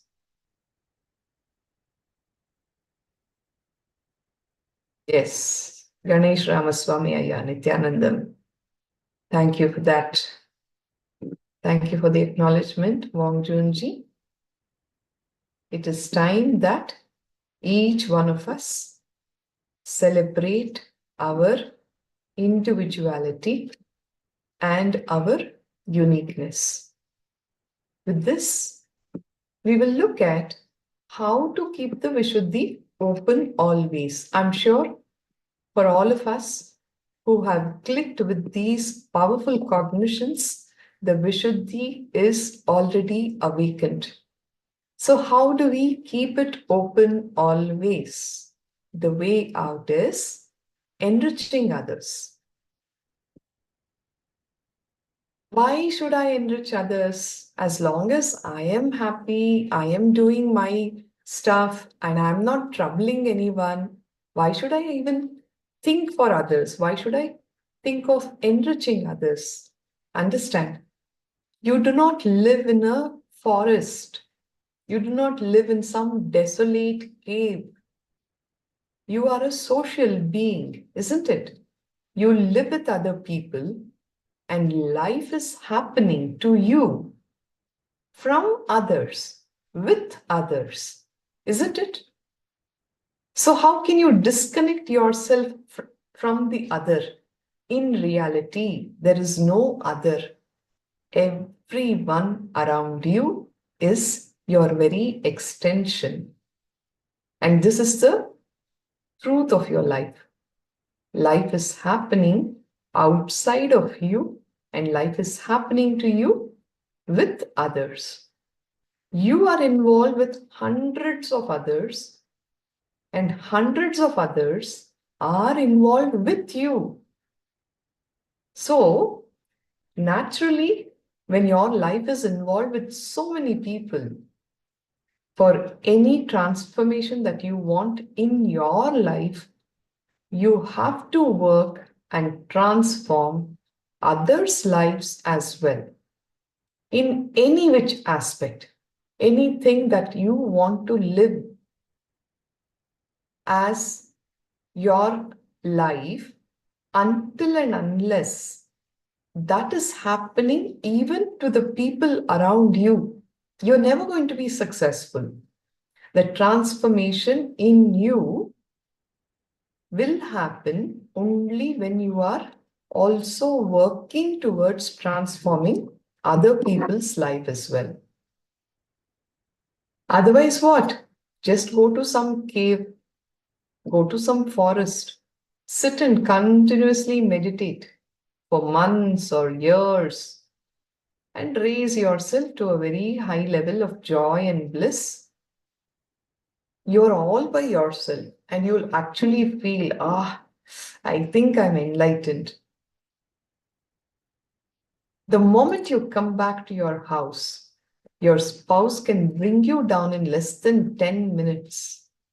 And all your enlightenment, so-called enlightenment that you assumed that you have already achieved, will fall flat on its face. Not even 10 minutes in the house, just one phone call by your spouse is enough. It's all over. 10 minutes is more than enough. Just a look, a word, or even a call is enough. So how do you really know that the transformation is happened in you? Only when you enrich others can your life can actually go through any transformation only when you engage with people around you, with life around you. That will be the real test of your transformation. Otherwise, you can just sit on some top of one hill and think you have transformed, because there's no interaction happening. So what is the scale to measure your transformation?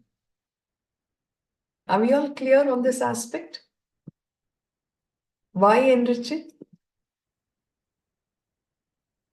Taking responsibility for others does not mean that you will accept everybody's non-integrity, inauthenticity and take the blame for it. No, it means that you will commit to inspire and empower everyone to experience the lifestyle of living enlightenment by expressing the four powers: integrity, authenticity, responsibility, and enriching in their inner space. When Bhagavan says, take responsibility for others, it does not mean that you will accept their non-integrity and inauthenticity and take the blame for it. It means that you are committing to inspire and empower everyone to live those truths. When you commit to inspire and help others live those truths, in reality, you are actually inspiring yourself to live those truths. And that is how enriching actually works.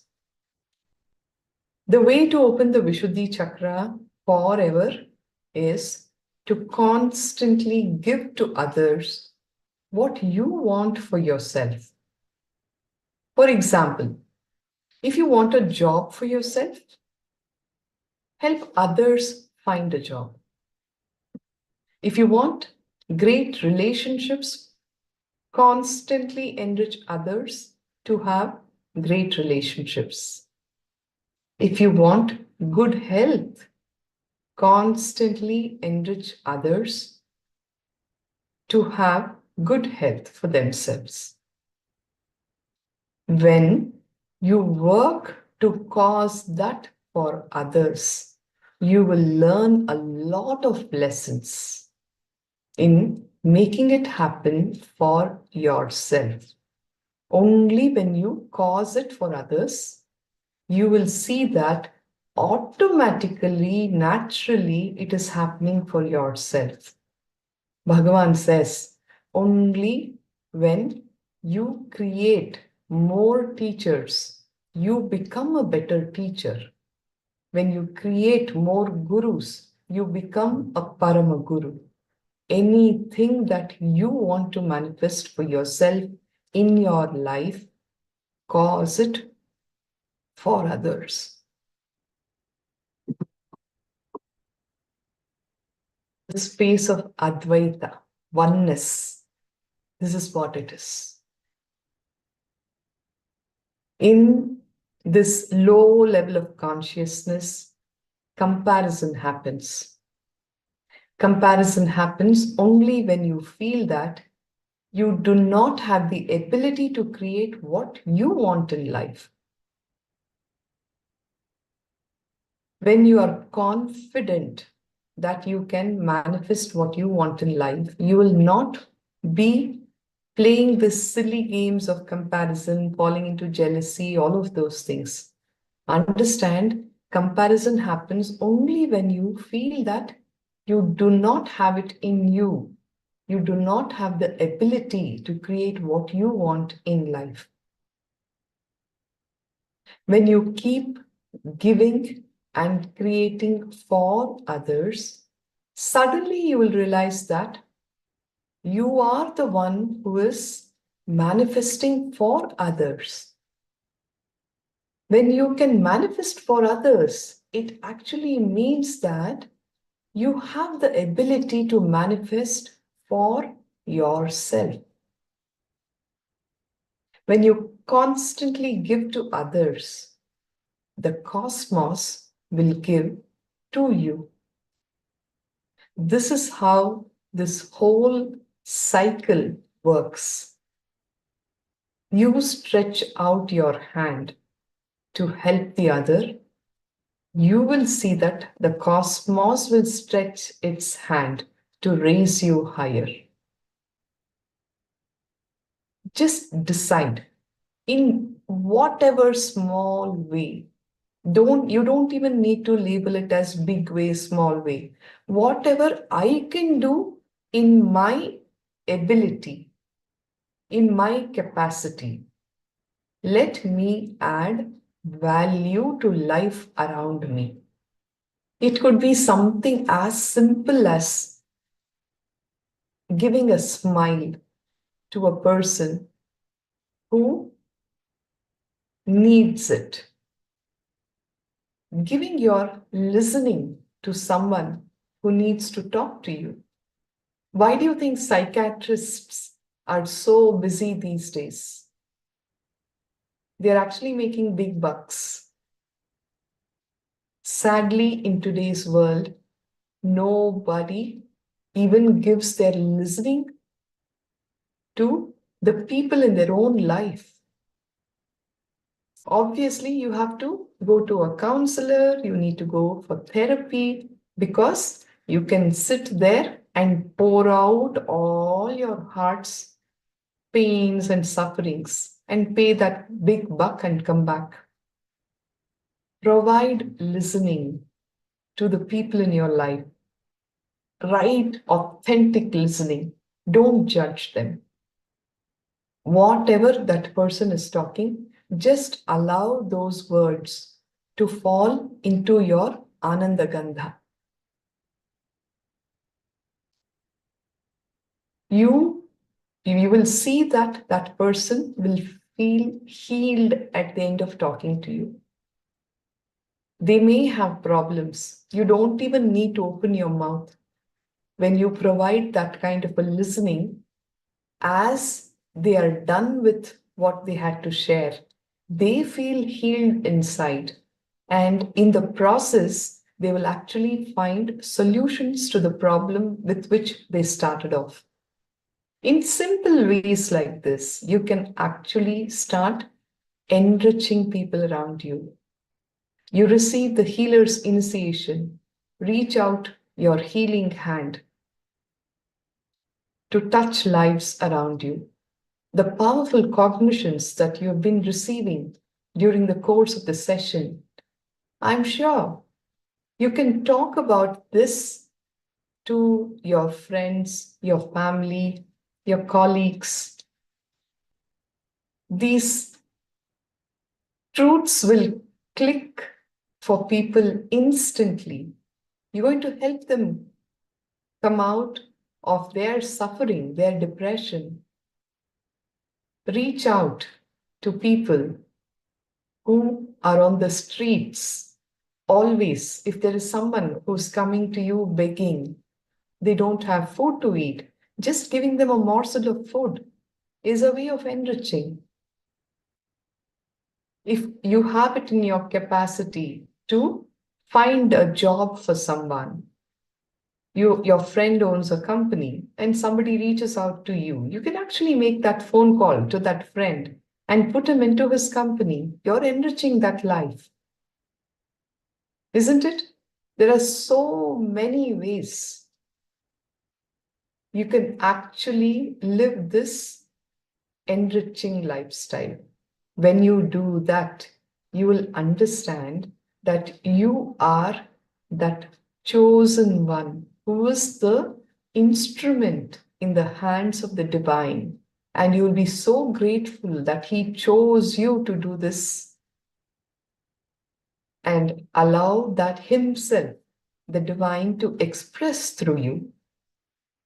You will no longer be caught in cribbing, complaining, comparing, that kind of a game. You will start living your life feeling grateful for every moment that you are here.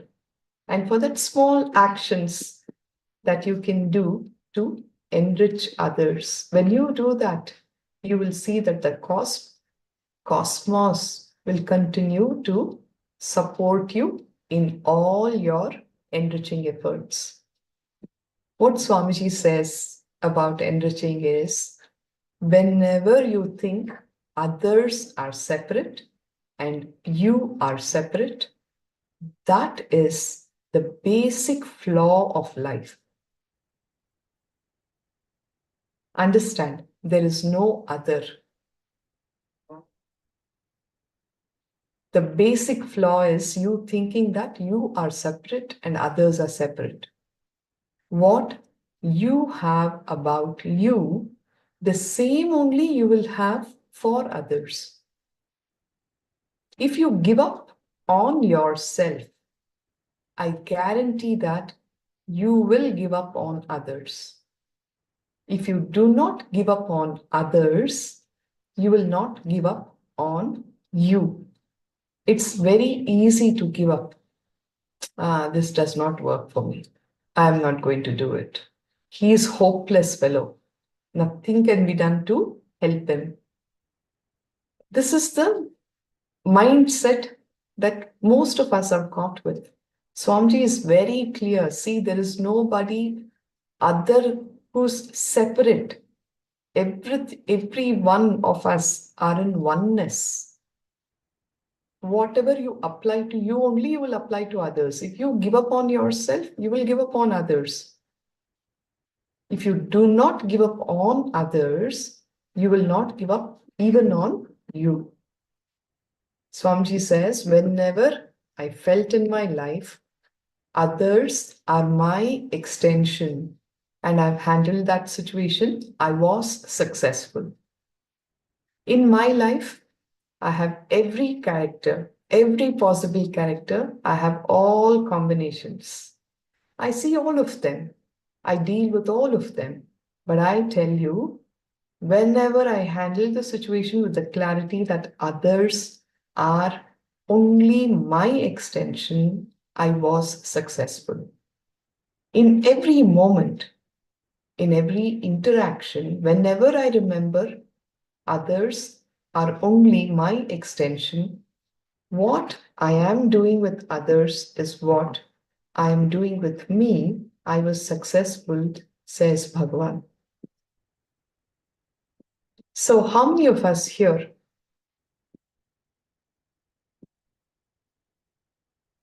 Yes, Aya, Ganesh Ramaswamy Aya, enriching others is enriching ourselves as well, is the right cognition, yes.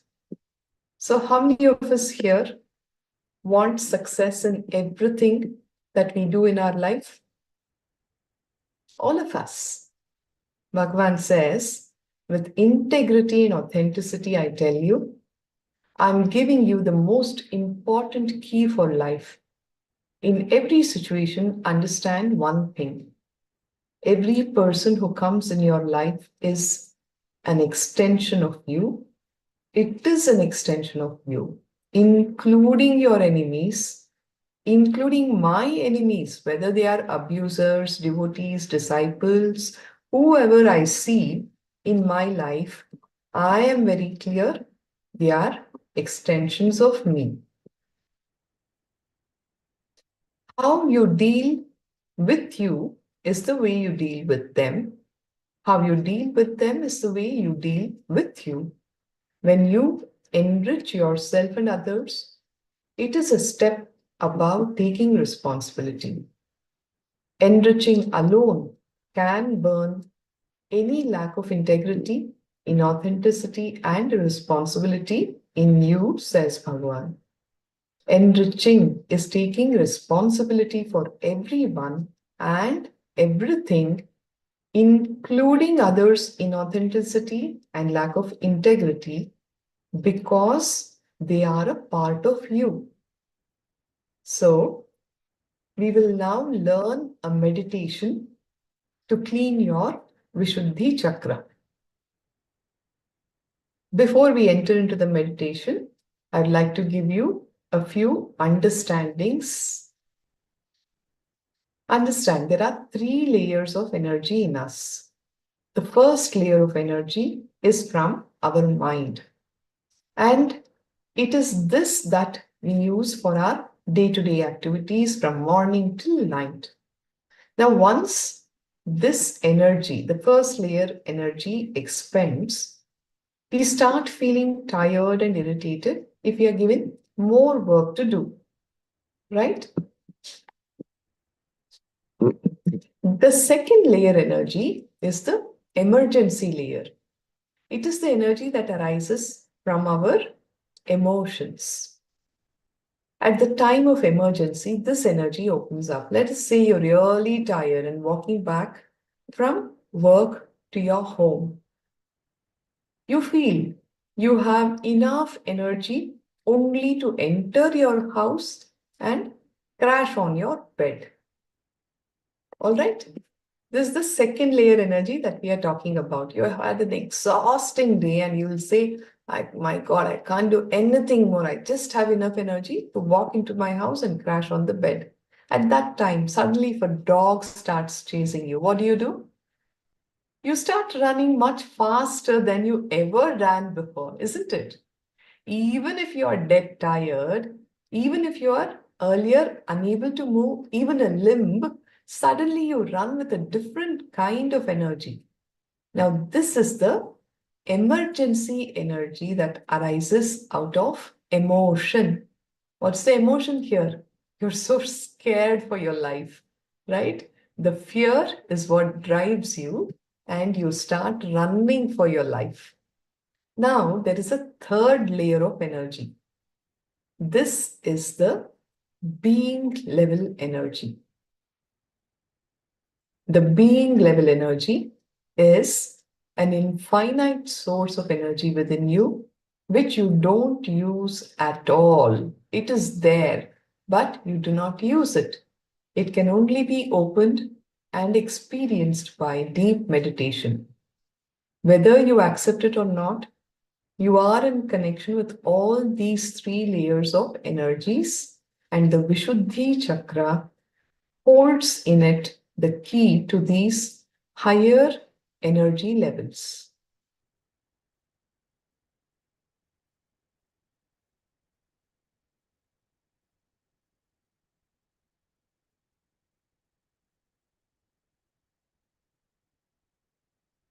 Now, we will work on the meditation process that will help you to express the extraordinary physical energy in you. You may all be feeling tired, you may want to lie down, eat, but I can make you run at least for half an hour. I'll show you, says Bhagwan. Just by concentrating on the throat center, the Vishuddhi, activating the throat center, intense energy can be unleashed in your system, which can be physically experienced.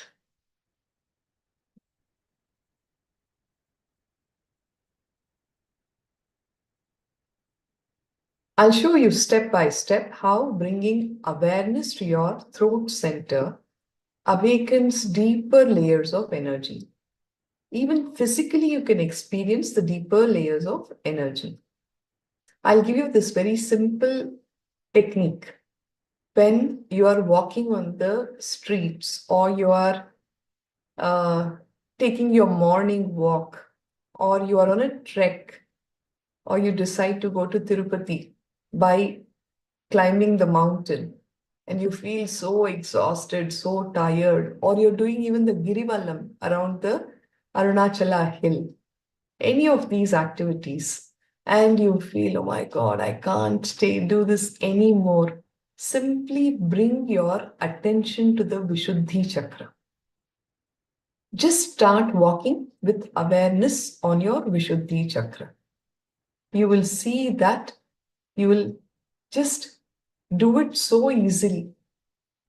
You will no longer have that tiredness, that fatigue, that exhaustion in your system.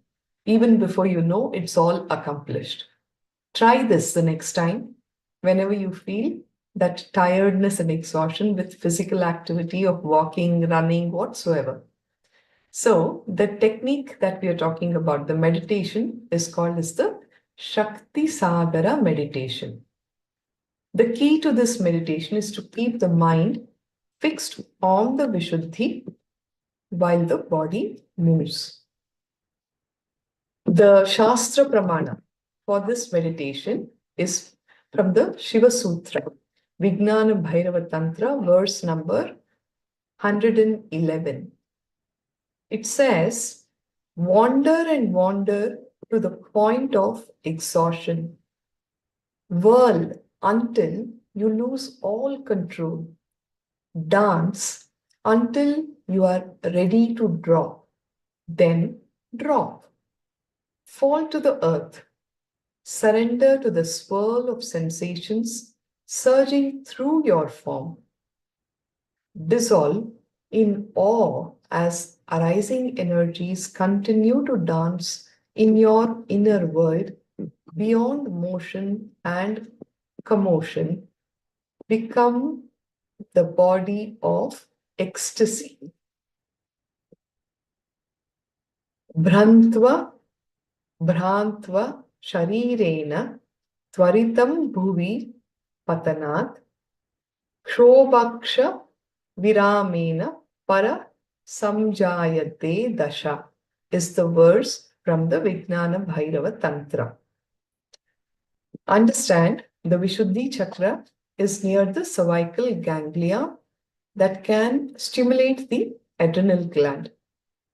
Attention in this area produces adrenaline, which is the hormone, the source of short-term energy, and also gives energy in danger situations.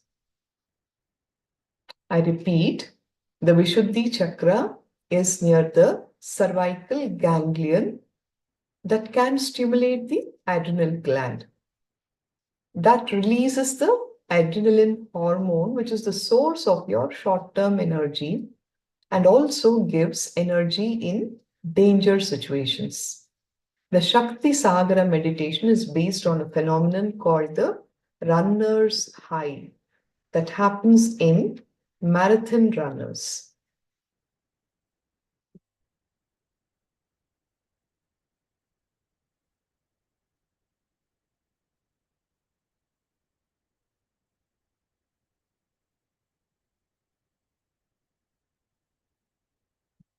Body has two systems that have to be in balance.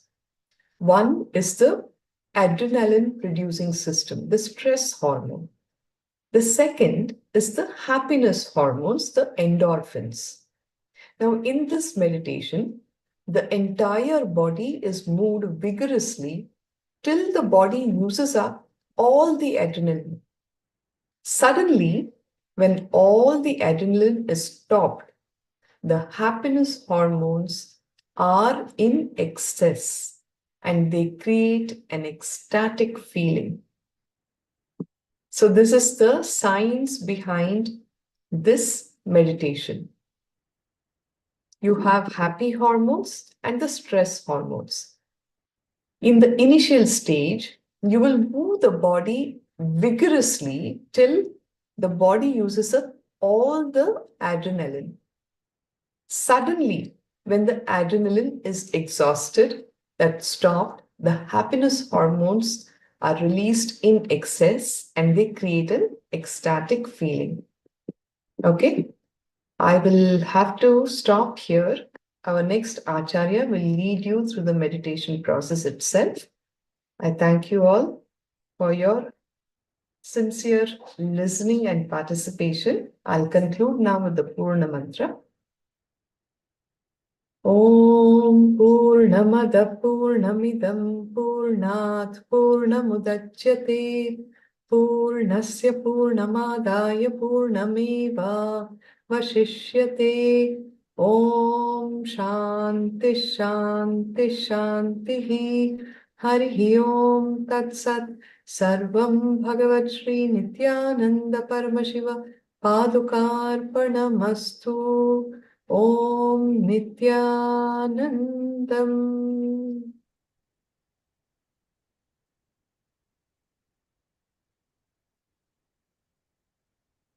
Thank you, Ishana Shivam Sandilaya.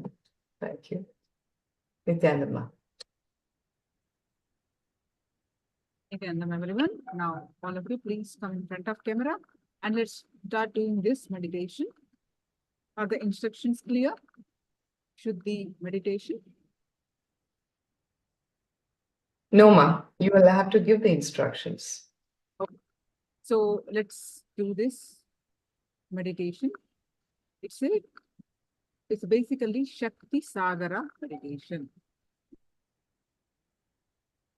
What is Sagara? Anyone who knows? Sagar, Shakti means what? Energy. Sagara means ocean. Shakti Sagara means where you experience the infinite energy. Where you experience the infinite energy. Sagara means ocean. Shakti means energy. With this meditation, you tap into your third layer of energy. So let's understand this.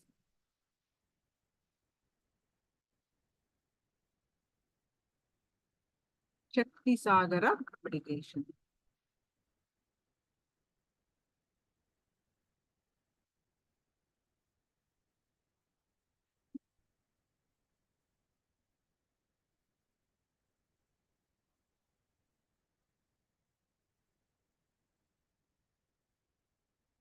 This is a two-step process.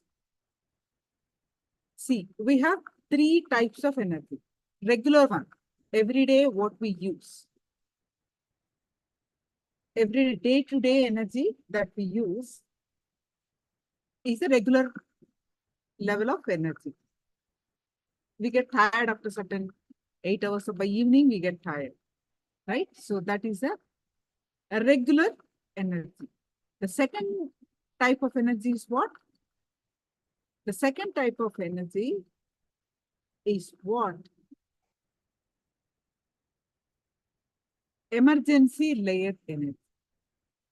Meaning it awakens when there is an emergency. For example, you are very tired, okay? Very tired after 8 hours of work. You're coming back, you're like tired and coming back home. When you are like so tired, you just want to go home and crash. Suddenly, the dog is chasing you, barking you. Some mad dog is after you to catch you.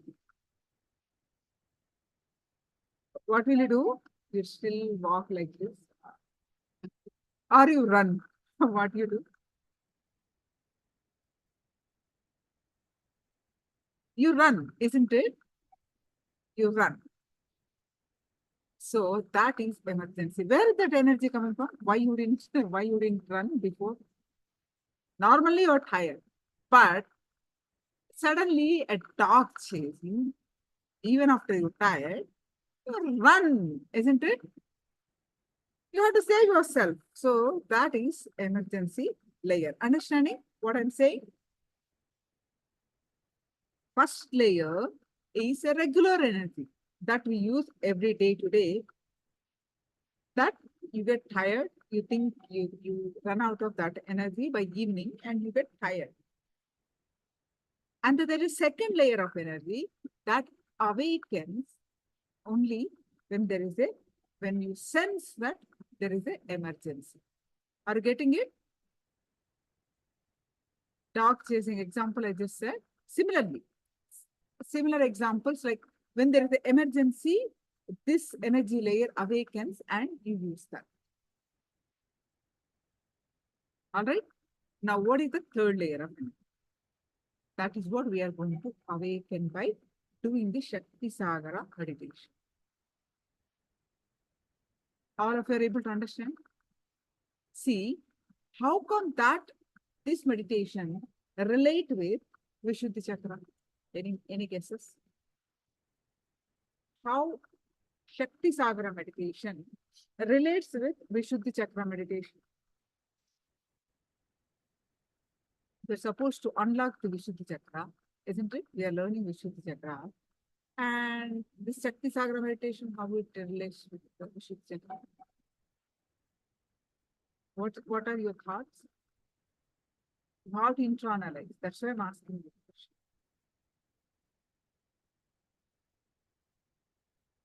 Read the Chinese translator, please.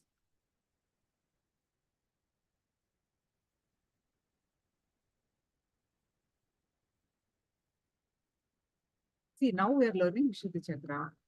Vishuddhi Chakra is locked by what? Vishuddhi Chakra is locked by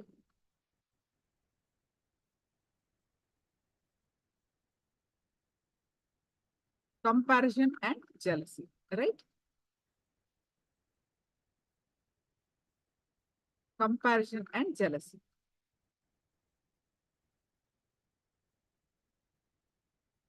Then, how this Shakti Sagara meditation unlocks the Vishuddhi Chakra? Yes, someone, Ganesh, is saying Vishuddhi Chakra is, it unlocks the Vishuddhi Chakra. How?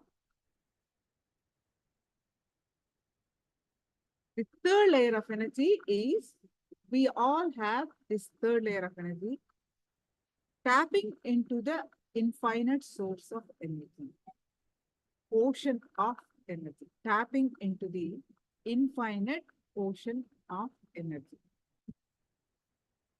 We compare with ourselves with others and feeling jealous about it because we think we have a limited energy and others are having a lot of energy and lot of things. So we compare ourselves with that. But when we awaken our own infinite energy, so we have all the energy to manifest what we want in our life, isn't it? To realize our own uniqueness, to awaken our own infinite energy. We do this Shakti Sagara meditation.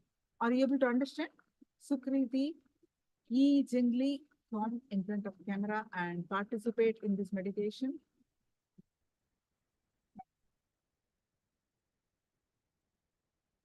We awaken and tap into that ocean of energy, which is already there.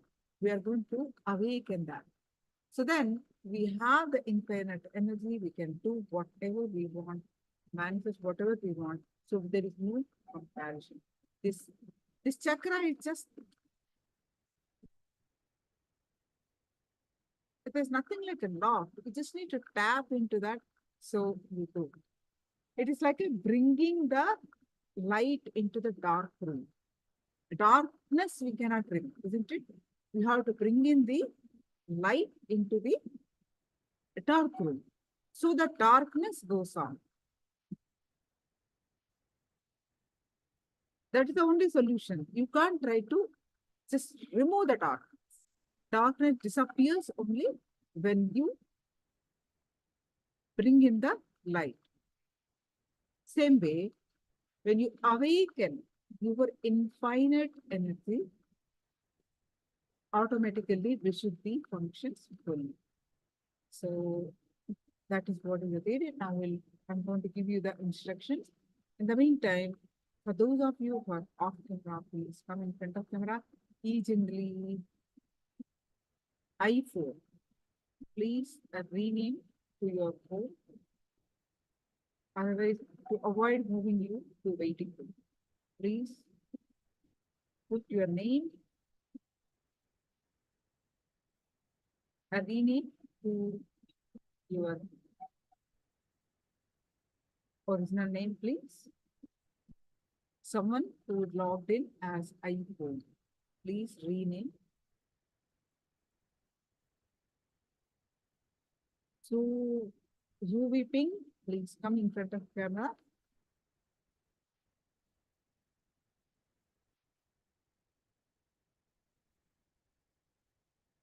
CW, Please come in front of camera. Yes. Now, let's do there is a two-step. I explained to you the theory behind this meditation. Now, let's get the instruction for this meditation. It's a two-step meditation. 30-minute meditation. But you in 30 minutes, there's a two-step. First step is 20 minutes, second step is 10 minutes. So what do we do in the first step is, we are going to do compete with ourselves. What does it mean? See, comparison happens when we compare ourselves with someone else. Here, you are competing with yourself. So that is the concept behind the first step. Okay. So how do you compete with yourself? Is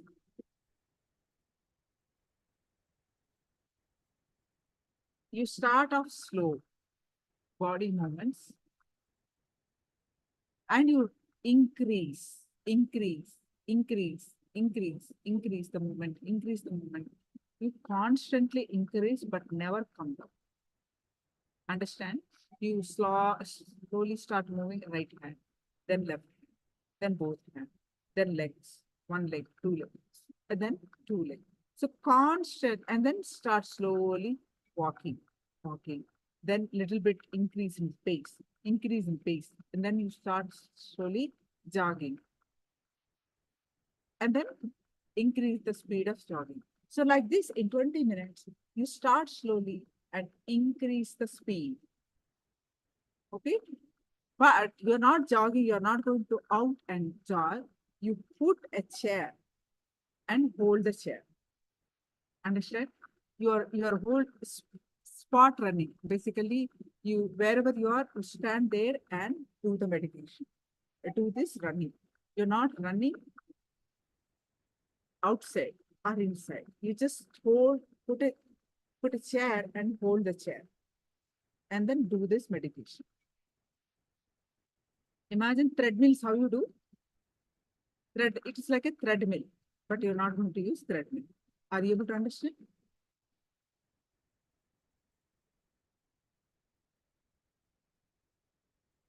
All of you are able to understand? It is like a treadmill running. Spot running. 20 minutes we do this. But the only technique is, what is the difference between, we get tired after 20 minutes. But here, throughout this meditation, our awareness is only on the throat side. Even though you're running, you forget the body. Everything you forget, complete awareness only on the vision. Complete awareness only on the Vishuddhi. You forget the rest of the body.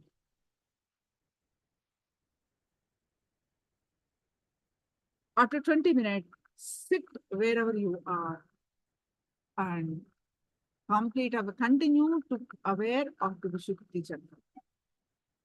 And sit with a blissful smile and restful awareness. Just relax. Let the thoughts come, let them go. But your awareness on the Vishuddhi Chakra, sit, relax. Wherever you are, just sit next 10 minutes. Whatever energy generated,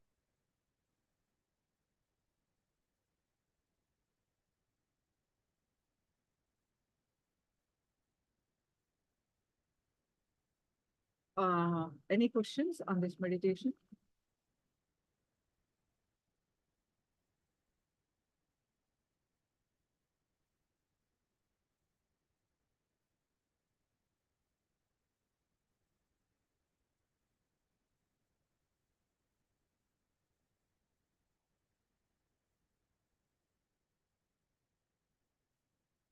Let me know if you have any questions on this meditation.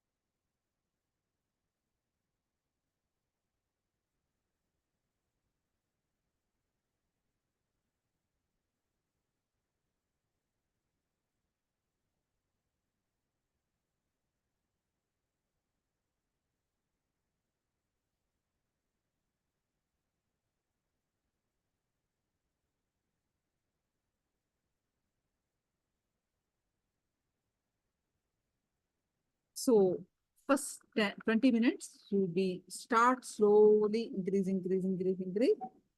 Start with one hand, two hand, one leg, two leg. Then start slowly walking, increase. Then finally you jog. If you have any health condition, please avoid doing this meditation to ask for your doctor's advice. If you think you're pregnant, or if you think you have any medical condition, please avoid this meditation to ask for your doctor's advice. But come all the 30 minutes, your awareness is only on the throat chakra. In the 2 steps, your awareness is only on the throat chakra. How many, any questions? Do let me, 2 steps. 2-step meditation. I will share the slide, I'm preparing. I'll share the slide. I'm typing. Yes, done. All of it done. Understanding this 2 step. I really request I should see how you're doing. In last one of the season, there is this one guy was doing. You have to spot him. That guy was hold something and he was going like this. Okay. And the round table he was running. It is not that meditation. How at least he was able to, he visible in the camera, so I was able to see what he is doing right or wrong. And like that. If you do it on your eyes, your off, camera off, God knows what you are doing, and it's completely your responsible. I will not know. I am not, Ganesha, please wait. We have not started the meditation. Please stop. Please stop. Let me give you the instructions completely. Any questions? Do let me know. Are you all understanding? Chunyu, did you understand? No? Agama Priya, are the Saini Sangha understood the instruction? How many are there? How many are there in the translation room? Okay, let's start this meditation. Please stand. Bring in a chair and hold the chair. Okay. Throughout the meditation, hold in the chair. Whether you hold or not, you need to have a support. You may not hold, but may or may not hold, but you need to have a support.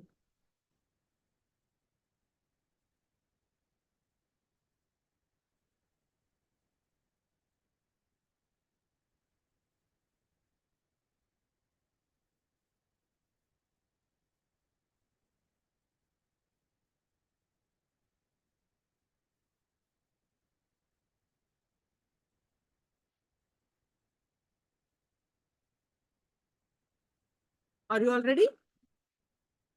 Yes. Bring in and support. This is the standing meditation. First 20 minutes, you have to stand and do it. Next 10 minutes, you sit wherever you go. Okay? So please be fan. I'm not able to see you. Yes. iPhone, please rename it. I'm going to give few more warnings and then I'm going to move you to waiting room. If you do not change the name. Ishana Shivam, all of you please come in front of camera and have a support. We're starting this meditation.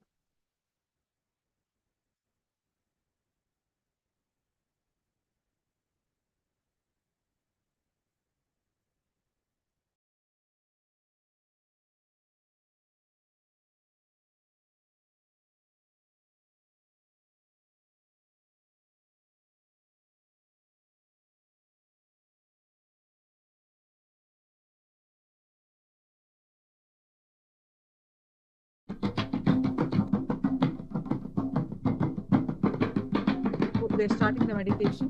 Before you start the meditation, please read the instructions. So make it clear. Read the instruction. Any questions, do let me know. So make it clear before you start the meditation. This meditation is only you awaken your third layer of energy. Only when you focus on your Vishuddhi throughout the meditation. Throughout the meditation, your focus, awareness should be only on the Vishuddha Chakra. Okay, so let's start. Please read the instruction before you start.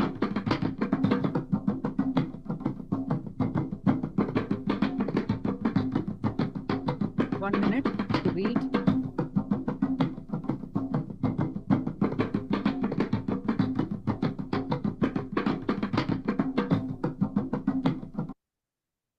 Take a minute and run and start slowly, Ganesha. Yeah, you cannot, at any point of time, you cannot come down, slow down. At any point of time, you cannot slow down. You only have to increase. So start slowly and increase the speed. Clear? Okay. Let's start the meditation.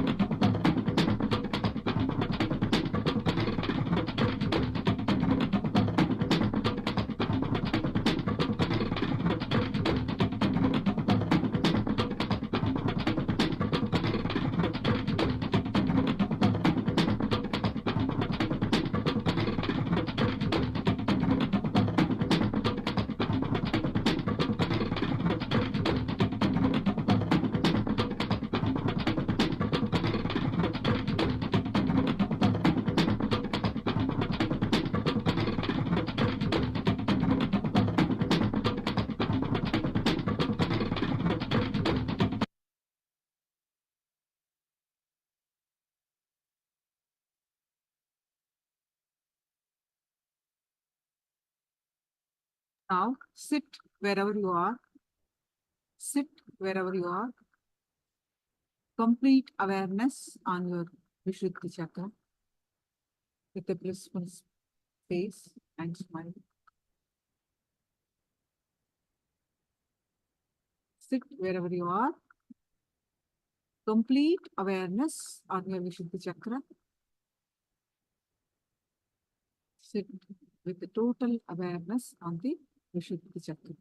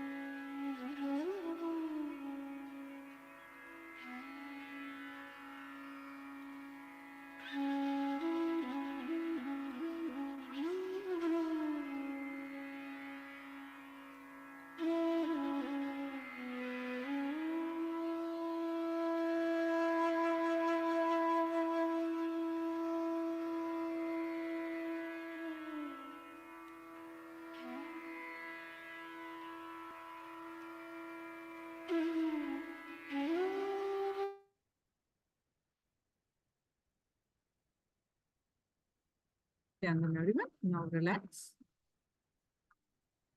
You can share your meditation experience of this Vishuddhi Chakra.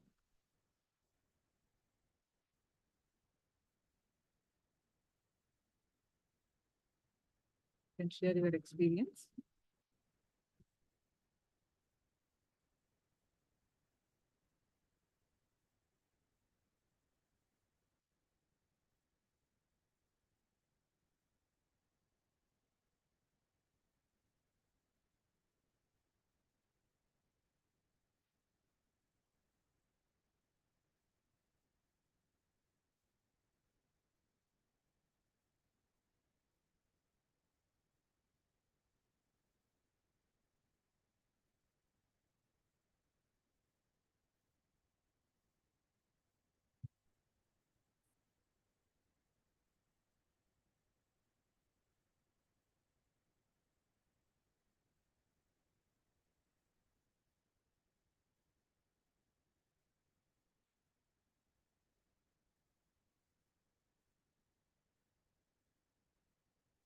Please go ahead and share your, all of you, please share your experience.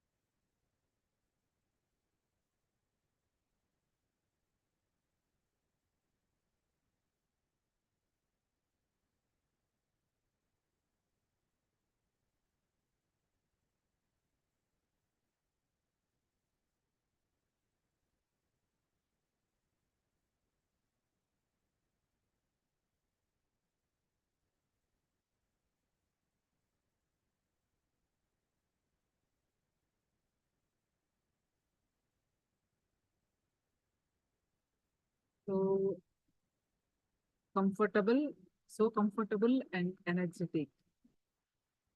During second trip, tears popping out. My whole body, throat feels numb, head moves involuntarily. I come up here. Then feeling fresh. Awesome, feeling fresh. My whole body is refreshed. Wonderful. How about others? How about others? All of you, please share your experience. Ifan, easingly, what is your experience?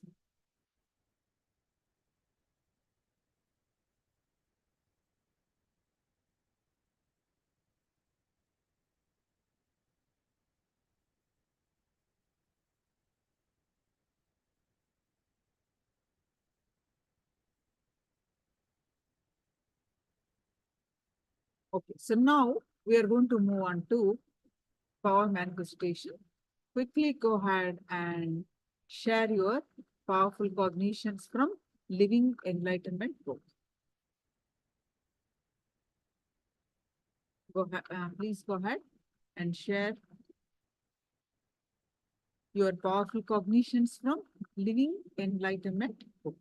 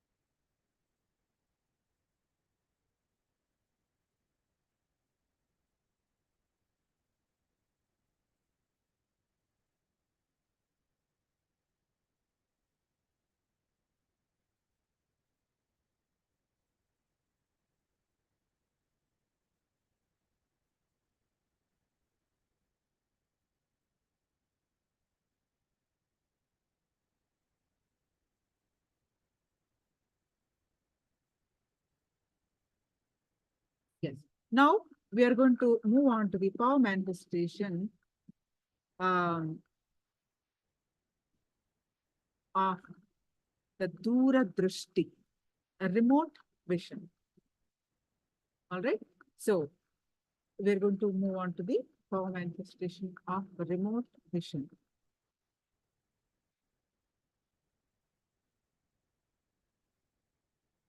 So please post your powerful cognitions from Living Enlightenment book.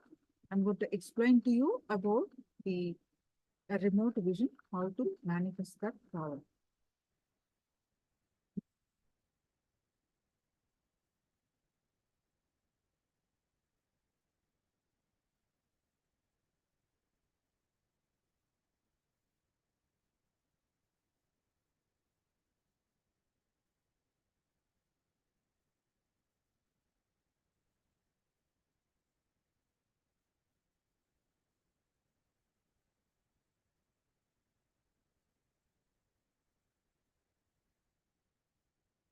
So, the power of remote vision. Let's start with the receiving the powerful cognition from Living Enlightenment book.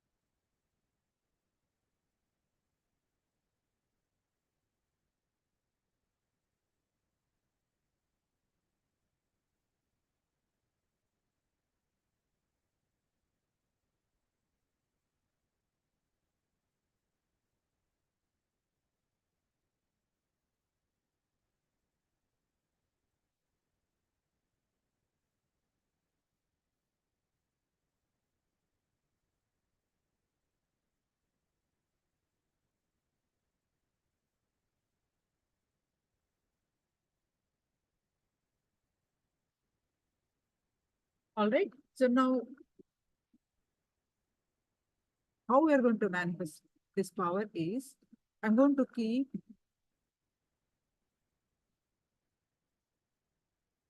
Yes, I'm going to explain to you the instruction, how to start, how to manifest this power. That's what I've started. So how we are going to do is,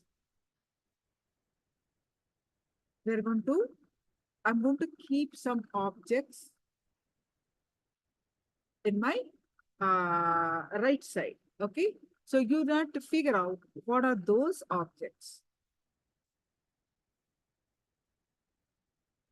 All right. So that's how we are going to, with the experience of oneness space, you need to manifest the power of remote vision. Let's start experiencing the oneness space with Swamiji Paramashiva. So please straight with your head neck back straight line. Bring your awareness to your third eye, and any thoughts that are coming, let it come, let it go. Complete awareness on your third eye and visualize Swamiji's form in your third eye.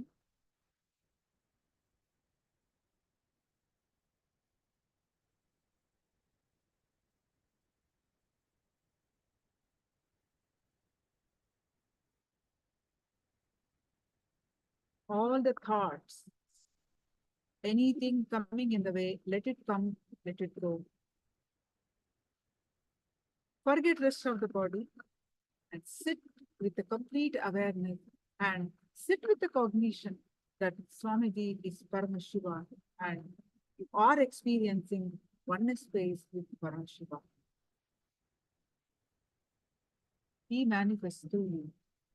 He exists. He manifests through you. So let's start chanting our Vakya. Om Nithyananda Paramashivoham. Intensely chant the Mahavakya and experience the space of oneness.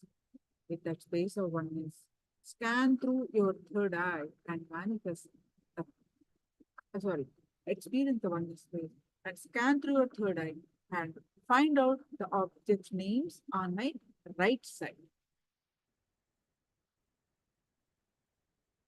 To manifest the power of remote vision.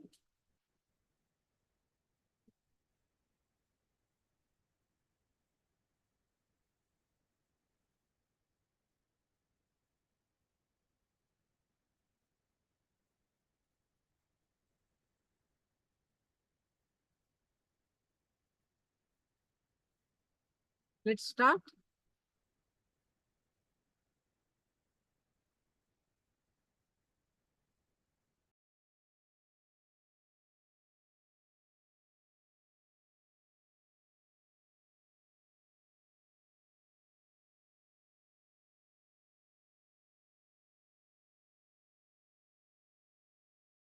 Nithyananda Paramashivoham Om Nithyananda Paramashivoham Om Nithyananda Paramashivoham Om Nithyananda Paramashivoham Om Nithyananda Paramashivoham Om Nithyananda Paramashivoham Om Nithyananda Paramashivoham Nithyananda Paramashivoham Om Nithyananda Paramashivoham Om Nithyananda Paramashivoham Om Nithyananda Paramashivoham Om Nithyananda Paramashivoham Om Nithyananda Paramashivoham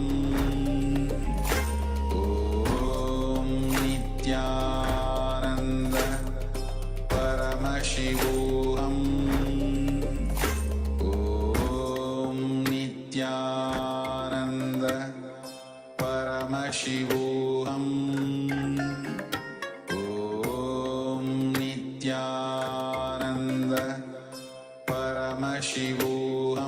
Paramashivoham Om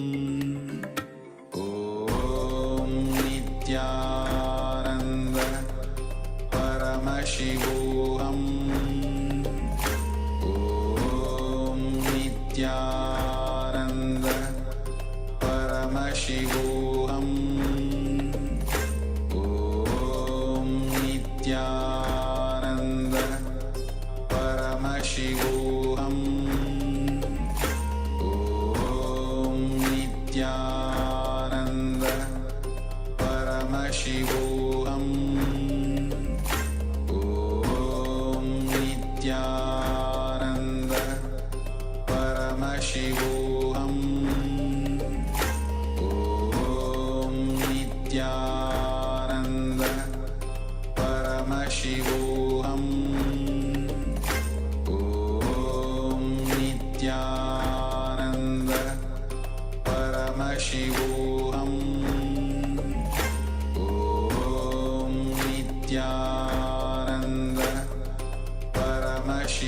Om Nithyananda Paramashivoham Om Nithyananda Paramashivoham Om Nithyananda Paramashivoham Om Nithyananda Paramashivoham Om Nithyananda Paramashivoham Om Nithyananda Paramashivoham Om Nithyananda Paramashivoham Om Nithyananda Paramashivoham Om Nithyananda Paramashivoham Om Nithyananda Paramashivoham Om Nithyananda Paramashivoham Om Nithyananda Paramashivoham Om Nithyananda Paramashivoham Om Nithyananda Paramashivoham Om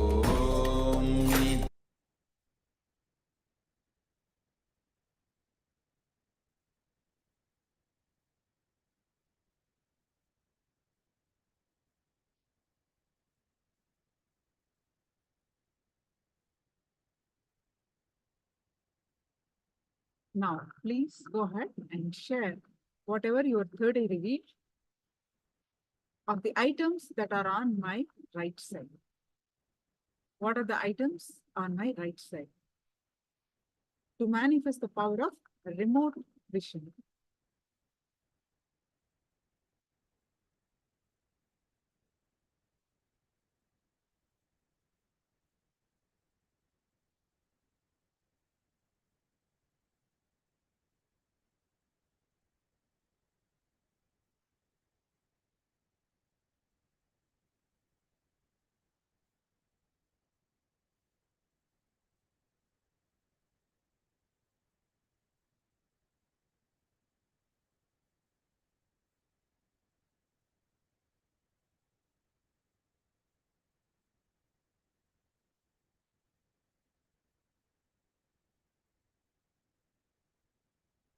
All others, please post what are the items that are on my right side.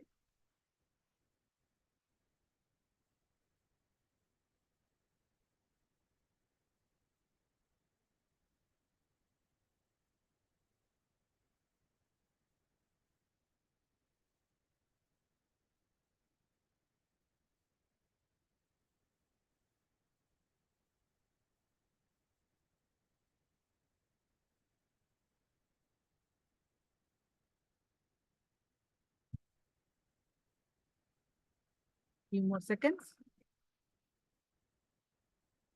Please start typing your item list.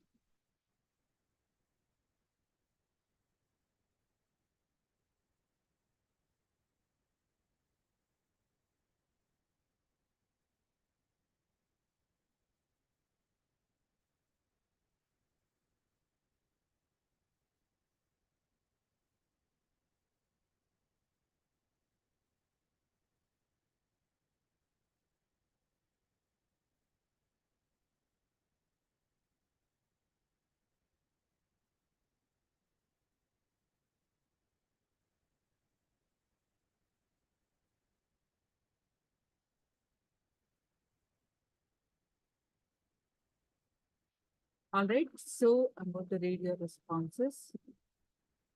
Orange, cup, pen.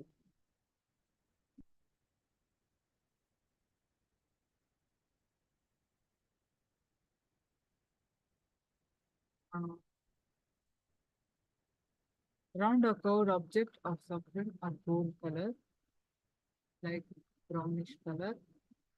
Object like coconut, Rudraksha is there, Hatmalingam is small bird or diya. Atmalingam is I wearing it. The Rudraksha is there on my right side. So that is correct. The Rudraksha is there.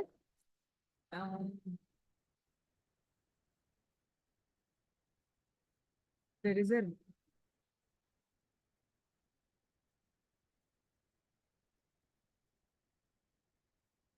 two objects correct and Mavang only one. Pen is there. How about others? iPhone, please change your name.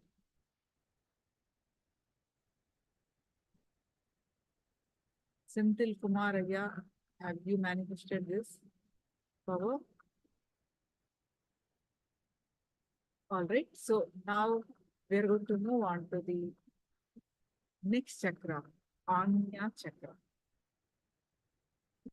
All right, so this we have actually day one also we did this a little bit about the third eye.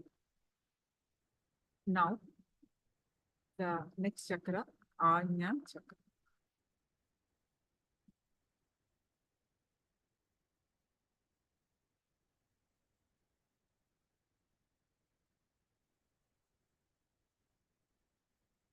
So it is located between the two eyebrows,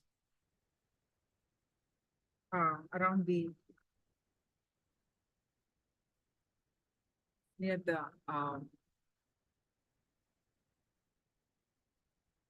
sorry. So it is blocked by seriousness and ego and arrogance. Seriousness, ego, arrogance. It is blocked by these emotions. So how to keep clean or open it is third eye meditation opens this chakra. Going past all the identities that keeps it alive. So one way to go past identities is to experience the state of Advaita. Enriching others makes this chakra open. So ego blocks this chakra. What is ego? If someone asks you this question, what you will say? It will say that some inflated identity. But there is a lot more to this understanding. What is explained with a small story. Now, one eye specialist told the blind man that I will operate on your eyes and you'll be able to see the whole world once I operate, and you can walk without your stick after you get the eyes. But the blind man was so afraid. I understand after you operate, I'm able to see the world, but how can I walk without my stick? So it looks some kind of funny for us, isn't it? The blind man never walked without a stick, without a walking stick. So he could not understand how, after getting the vision, he can walk without any stick. So for us, we know we can do that. But for blind man, he doesn't know. So it looks funny for us. So he's holding on to his limited, inadequate cognition of himself that he can walk only with strength. He cannot walk or imagine life without even after he gets the eyesight. So this is what we are doing all our life. This is the ego. Ego is what? An inadequate cognition of ourselves.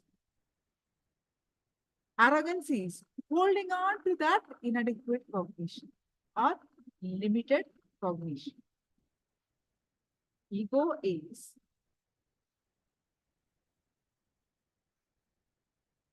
holding on, ego is inadequate cognition or limited cognition. Arrogance is holding on to that limited identity, even though you know that something bigger is available. Ego and identity are very closely related to each other.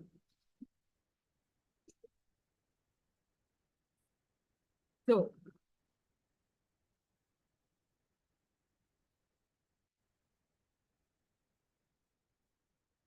when we have this so much of identities. I am so and so, I am engineer, a doctor, I'm tall person, I'm a this, I'm that. So much of identity we carry. That is the source of all our problems.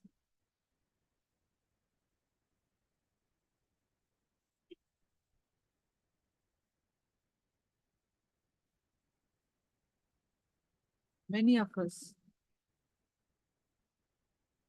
wait for a long time to ask ourselves about our identity. By the time we reach 50, 60 years old, we find out that what we are doing is wrong. But the lifetime is already over. So now, even if identity crisis is solved, lost time cannot come. So loss of identity is the biggest loss than any business. In fact, the identity crisis is what makes you lose your enlightenment. Any idea of ourselves that is not the highest identity is loss of enlightenment. Identity confusion also does not allow first glimpse of experience to happen.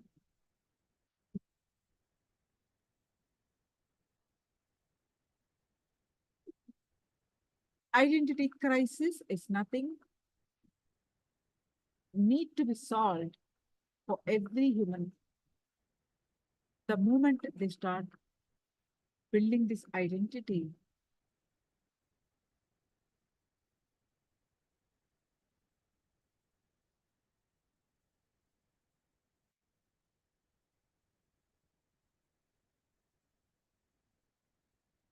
how we start, what we learned when we are kids, how we choose the genesis of identity. The images are formed, the inner image, outer image, others image, and life image. How we split, fragmented in our identity and conflict between this identity. So finding out the root pattern and solving that is the solution. Experiencing the oneness space.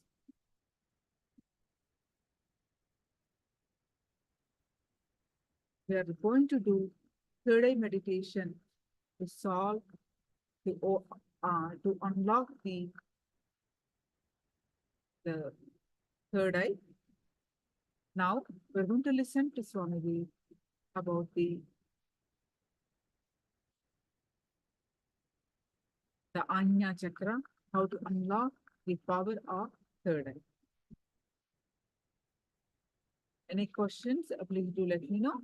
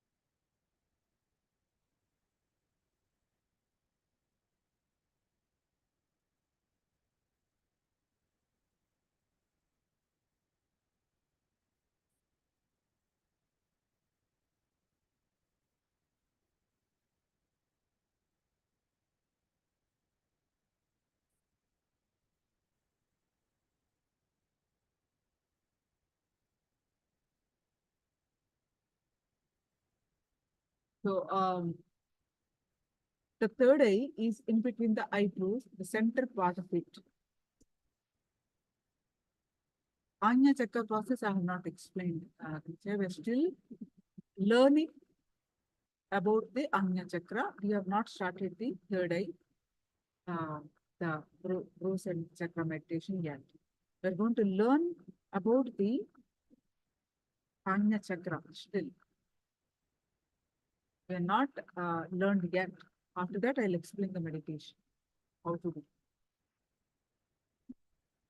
Now, first listen to Swamiji's explanation on the secrets of the third eye. The Anya Chakra is nothing but the awaken means it is gateway to the cosmos. It is like your lower identity to you move to the higher identity. You move to your divine self. It's just a gateway to your higher consciousness. All the intuition, you will be awakening to your highest existence, the cosmic identity. You will awaken to that. So let's listen to Swamiji. After that, we are going to do the meditation, third eye meditation.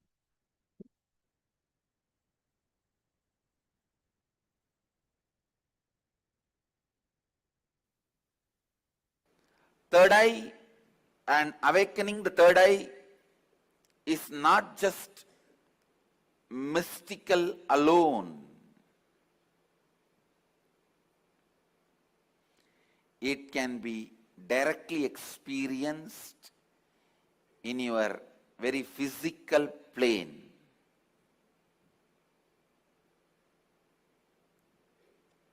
It has a clear, defined powers which can add to your day-to-day life, not just exploring the mystical path and spiritual experiences. It can directly help you experience so many extraordinary things in your day-to-day life.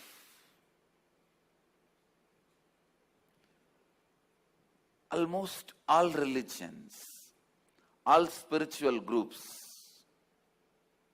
whether it is ancient and tribal based or very modern secret groups, all spiritual groups have worked on third eye because that's the most easiest, most powerful way of awakening yourself to the higher dimensions.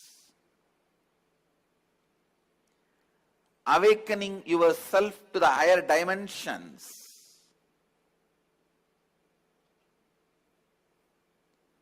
Whatever you are seeing with these two eyes are not reality and not enough. Please understand, whatever you see with the two eyes are not reality and not enough.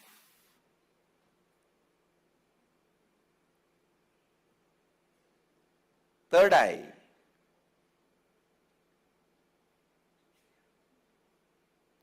makes you see the higher reality externally in your day-to-day life and internally in your life and death journey.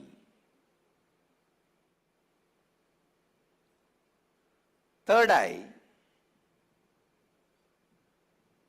is one of the powerful energy center in your body. It is located between both eyebrows, where I have this red color kumkum. To tell you honestly, there are some subjects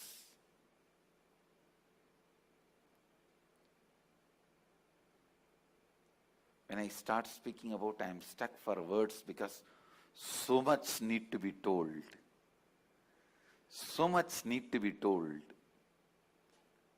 Whatever introduction I am giving it to you about third eye looks very pearl, very little. When I see the reality of the third eye, I can say it is just third eye. Everything is centered on third eye. Whether the lifestyle practices or rituals or spiritual practices belong to all spiritual traditions.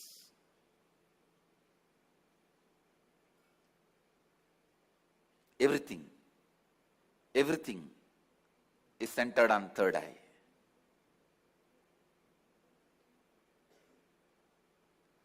Awakening the third eye makes you immediately experience God.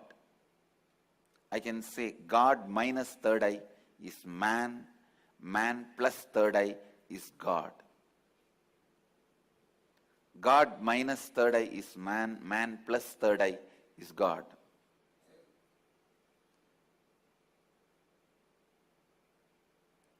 Third eye is called Chakra Raja, King of Chakras.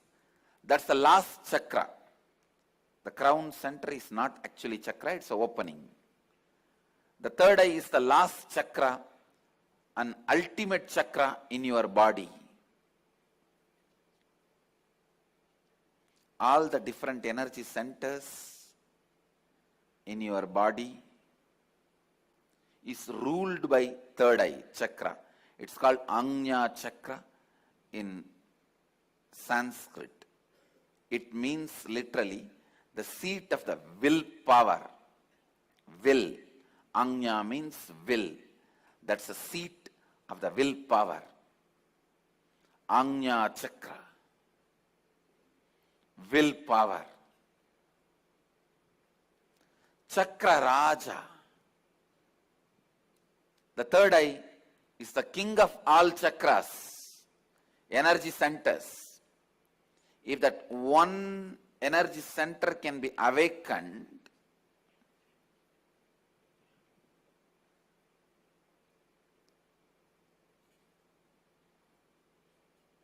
all the energy centers can be awakened. That is why in Hindu tradition, the various pilgrimage centers are identified with the different chakras. But Varanasi, the pilgrimage center of Hinduism, is associated with the third eye. That is called as a third eye center. The Anya Chakrasthala, Varanasi.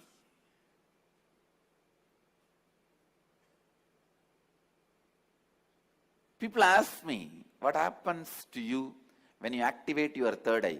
Actually, I can't say. You can't explain to a born blind man what happens to him when he gets the vision. How much ever you try, you can't explain all the dimensions.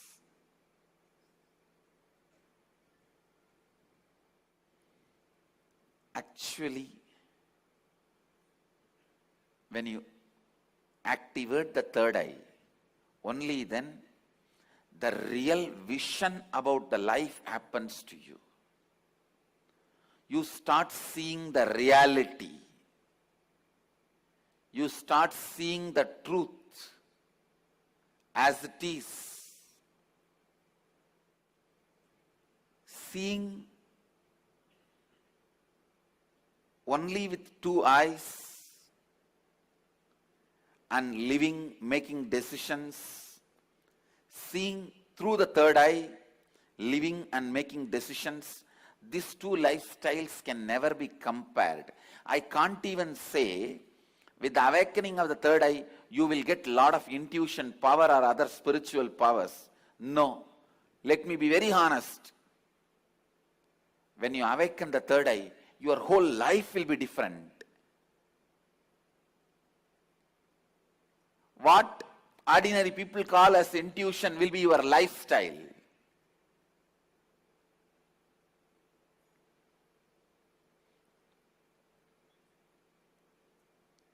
what individuals call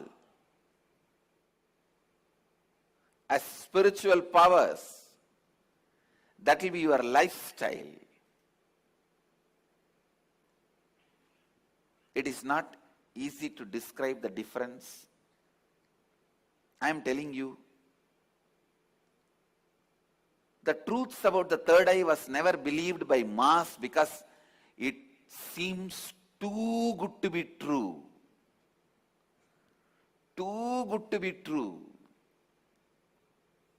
When I declared, if your third eye is awakened, you can see with closed eyes. Your ordinary two eyes are not required for seeing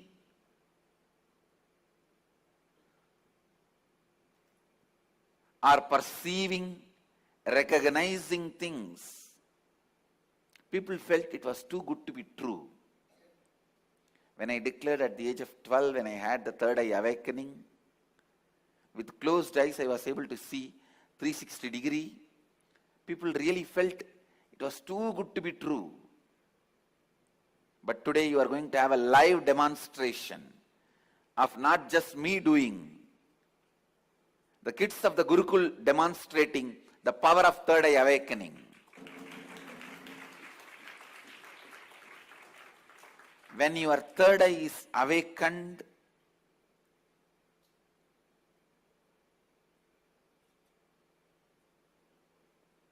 not just your intuition will be awakened. Just understand this one example. A person who is standing in a road and seeing both sides. How much he can see? He may be able to see 100 meters this side, 100 meters this side. But if a person is standing on the 10th floor and seeing the same road, he can see 1 kilometer this side, 1 kilometer that side. So a person who is standing on the 10th floor, if he says a lorry is coming or a Benz car is coming, the person who is standing on the ground, he will think, no, it is not there. How can he say it is coming? Few minutes, it will come. So the person who is standing on the ground will think the person who is standing on the 10th floor is having intuition. It is not intuition, it is in tune with the reality.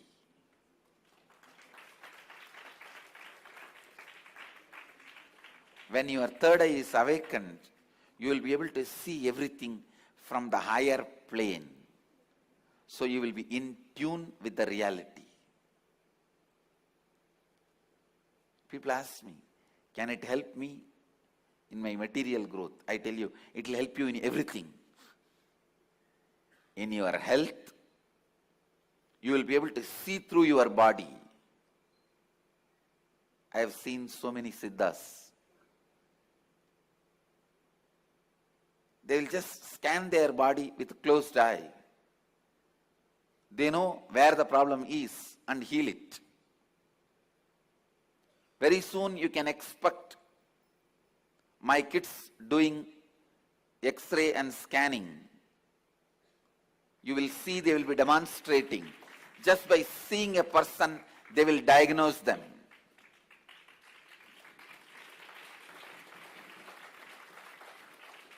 Today I am going to demonstrate the blindfold reading.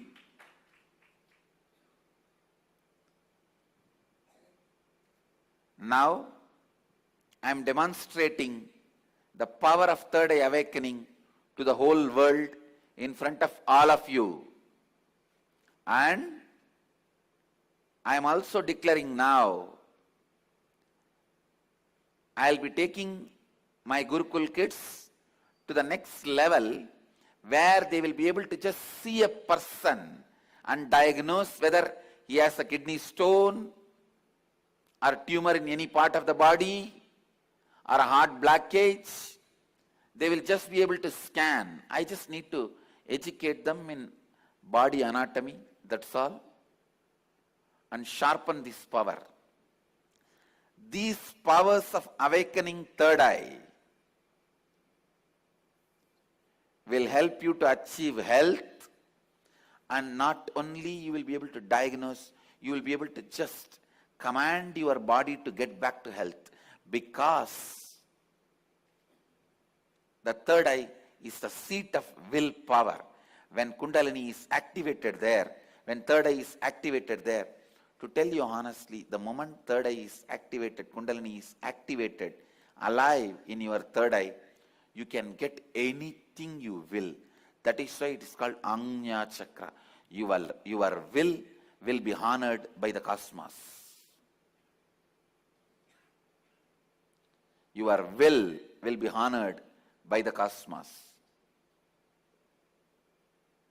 When I utter through words, it looks too good to be true. But life itself is too good to be true. Understand, life is not curse. Life is not just good. It is too good to be true. It will help you in your health. It will help you to have beautiful relationships. You will just know the person, not his actions.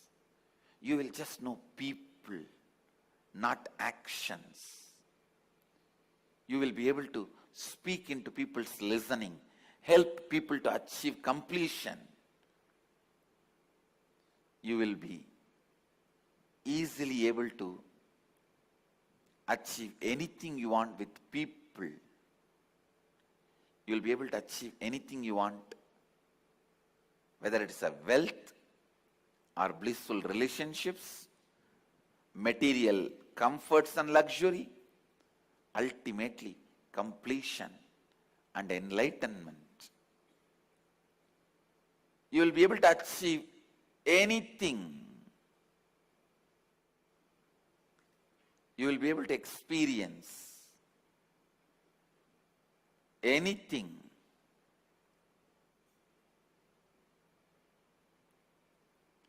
Through this awakening of third eye.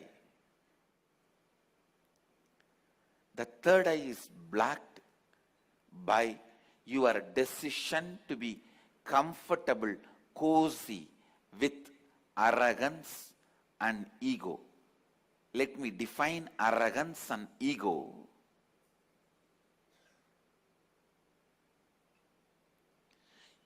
Your decision to carry on with your life with the small informations and your false identity built with the small information given to you about you is arrogance and ego. Your decision to carry on with your life having you, which is built with very less information about you. It is like when you are young, the informations you receive about you and others, which are not completely complete. If you received the information, you are insecure, you need to be protecting yourself, you are powerless, you are weak, you are ignorant, and building your identity based on those informations and continue to live with it. Building your identity based on less wrong, misguided informations is ego. Continuing to carry on with the same ego is arrogance. These two blocks your third eye. Spending little time and recognizing you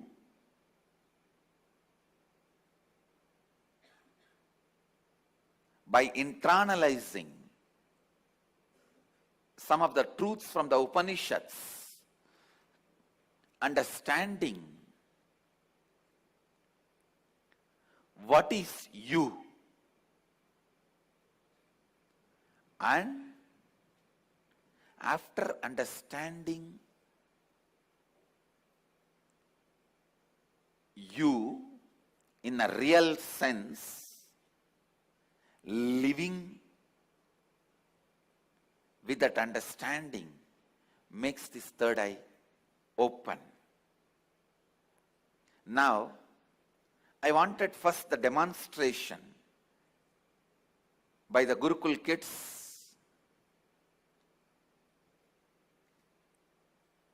whose third eyes are already awakened.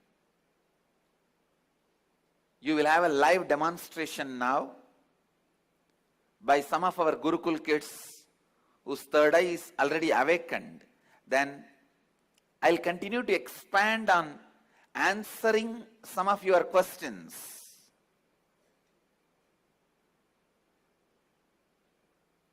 And also explaining methodology to awaken your third eye. So now I'm inviting the Gurukul kids and the Gurukul Acharyas, Mahadvait and Sri Advait, to come and do the demonstration of the power of the third eye.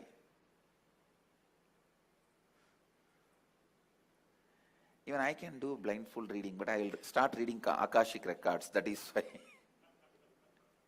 I am letting the kids read, do the blindfold reading.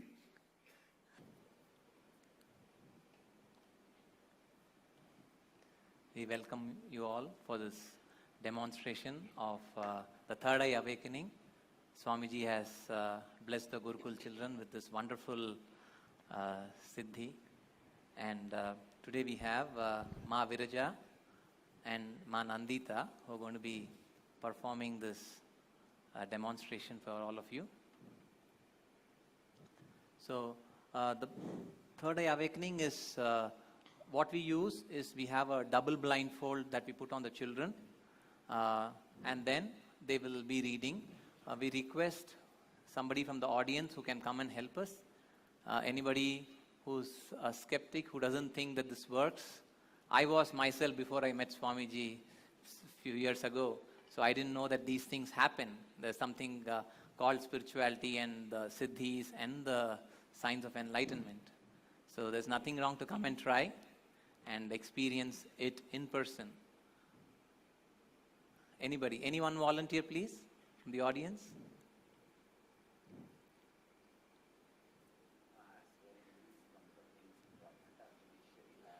Anybody, especially if you are, from the police department or you're a lawyer or from the judiciary who have a different eye to see.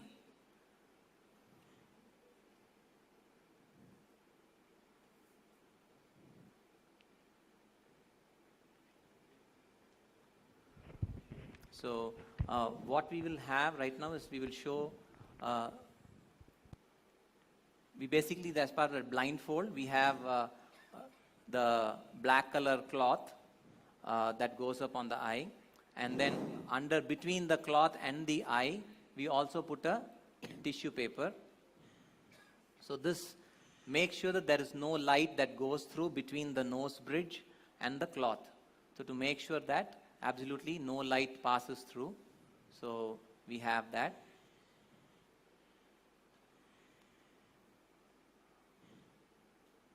So now we are going to put the,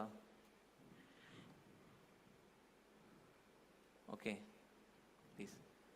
So you can check, this is, you can put it on your eyes. You can actually try it. It's,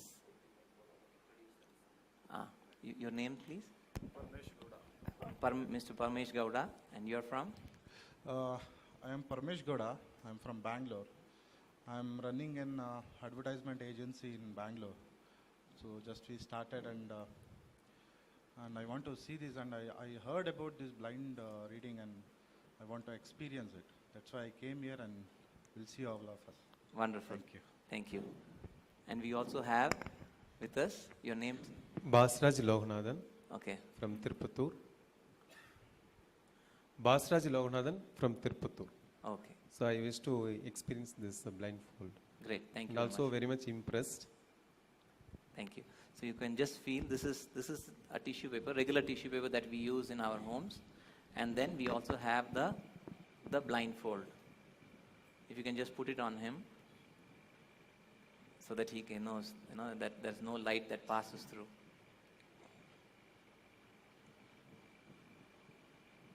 Are you able to see anything, sir? No, Mike. Yeah, are you able to see anything? No. Okay. I'm not seeing anything. Okay, so you're not seeing anything. So we are going to do the same thing for the children also. Yeah. Okay. So first we'll have with Ma Viraja. So we place, can you please close your eyes?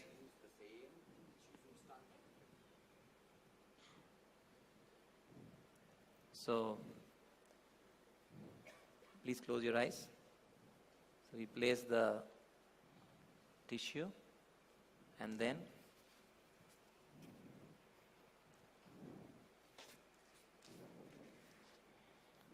cover the eyes.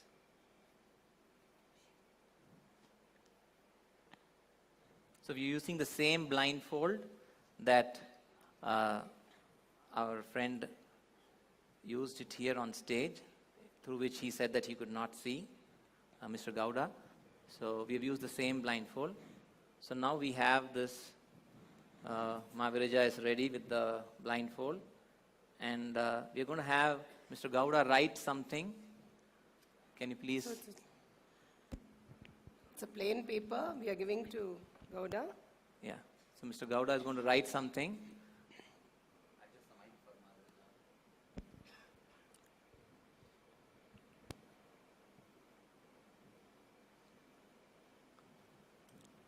You can write a few words, please.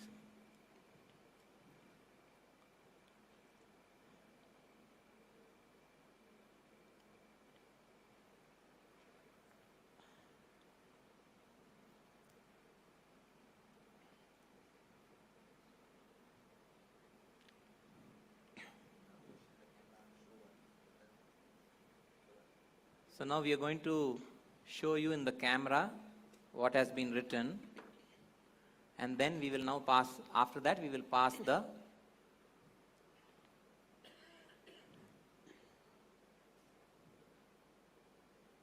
so this is what. So now we are going to show the same thing to the child. Can you please show it to the child, Mahaviraja? Bill, mother, flower, red.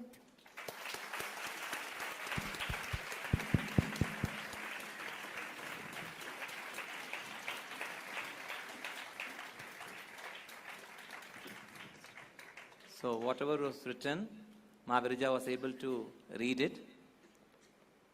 So, sir, so you think what she did is correct? Yeah, correct. Great, thank you. So maybe you can write, we'll ask, yeah, you can write something now. It can be a sentence.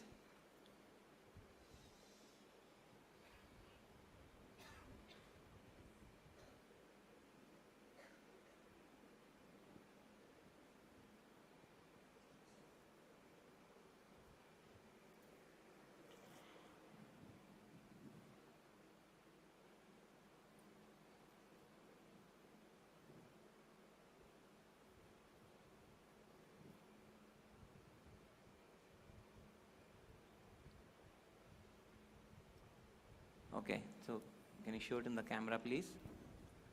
So,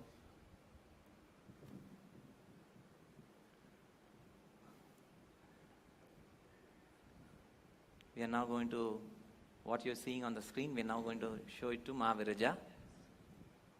Yeah, can Mahaviraja? Om Nithyanandaya Namaha. Swamiji, can you do everything?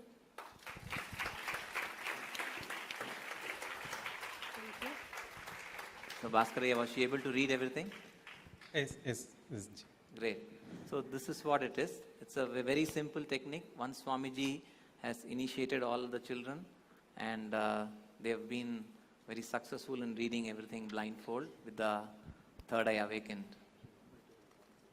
Yeah, now he can write in Kannada, and we are going to ask Ma Nandini to perform.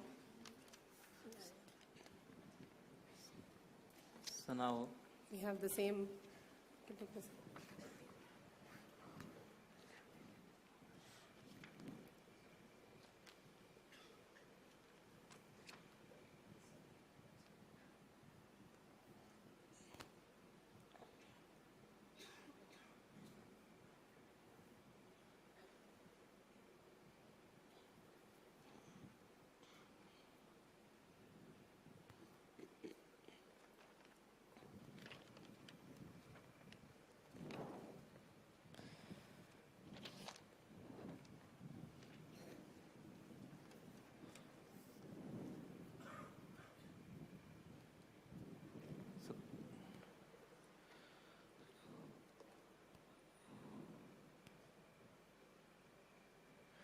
ನಾವು ಭಾರತೀಯರು ಎಲ್ಲರೂ ಗೌರವಿಸಬೇಕು.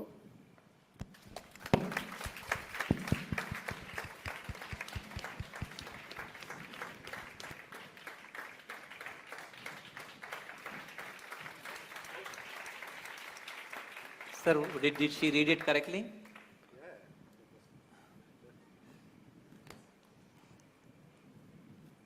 Nithyanandam, if anybody has any book also, you can come and ask her to get to any page, and you can ask her to read. Do anybody have any book? Okay. Like while he's writing some more lines. Okay. So here we have your name, sir? Shankar. Shankar. So Shankar has bought his book here. Okay, so it says, so he's going to show, can you please show that book in the camera, please?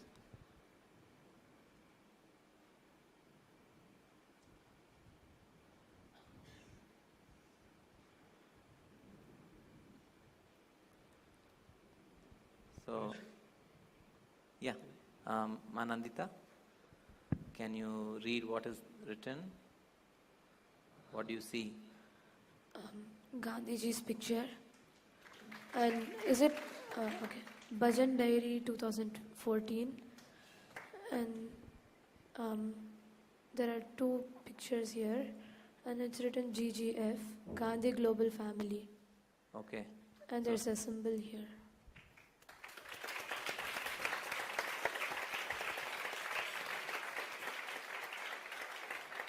So, Mr. Shankar, was she able to tell everything? How can it possible, sir? So, how is it possible? Just now Swamiji explained, and I'm sure you will also be experiencing that. It's the initiation of the third eye. Yes, any page number you can tell her, and she can also read. You can tell her any page number, she will pick it up. She'll open the page number. Yeah. No, Anybody has any from book? his diary. Oh.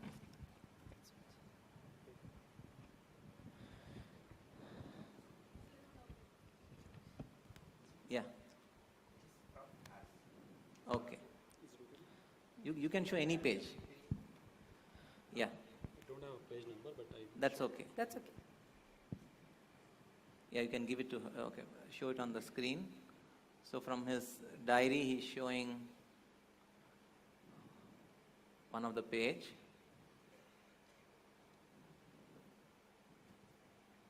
And now we will ask Manandita to read it.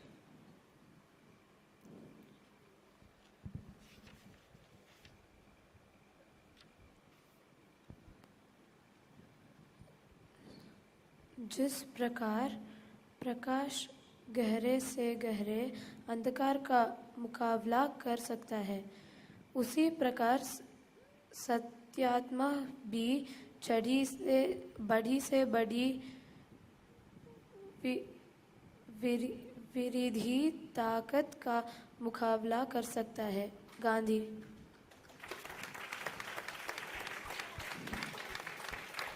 So can you read on the other side of the page?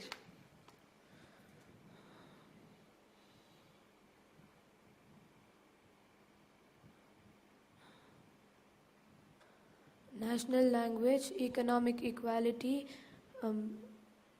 peasants, labor, advices, lepers, students, women, service of cow. Gandhi warned the people against 7 social sins. Politics without principles, women, wealth without work, pleasure without conscience, knowledge without character, commons without nobility, service, science without humanity, worship without sacrifice. I can't believe that. I can't believe myself.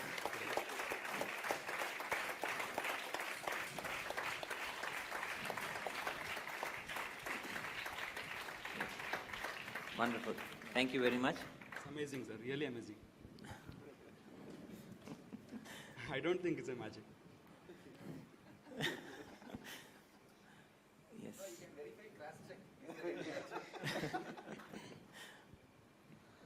Great. Right. Thank you very much for volunteering, and thank you very much. We enjoyed presenting this demonstration to all of you. Thank you very much. Nithyananda. I am back. Please understand, and I have one more good news. I have evolved the technique of awakening the third eye to the next level. Now even adults are able to see colors and start reading. Please understand, now I evolved a technique to awaken the third eye of even the adults. The technique is very successfully working. Now we know for sure, even for adults it is possible to experience the third eye awakening completely and literally radiate the powers of the third eye. That's the main thing. Radiate the powers of the third eye.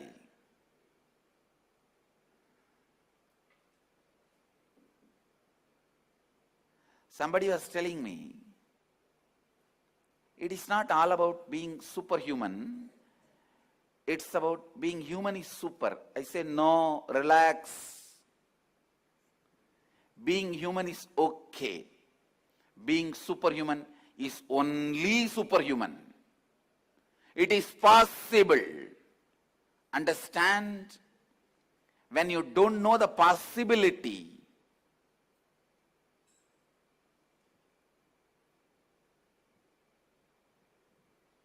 being human is great, no doubt, but don't put that as an end of the human possibilities. Being human can be praised, but not as a goal. Please understand, these extraordinary powers and capabilities are possible. It is a science. It is reproducible.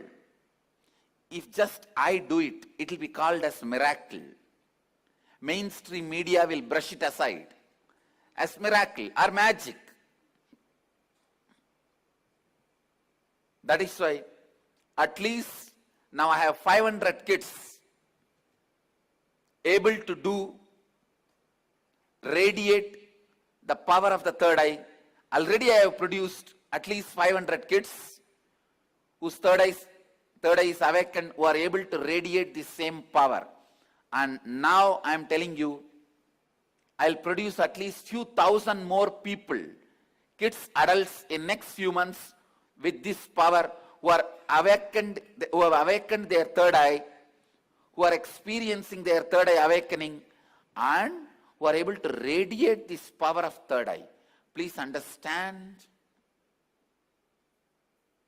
it is possible for you. I am not demonstrating these superpowers, extraordinary powers as my glory. I am demonstrating all this as your possibility.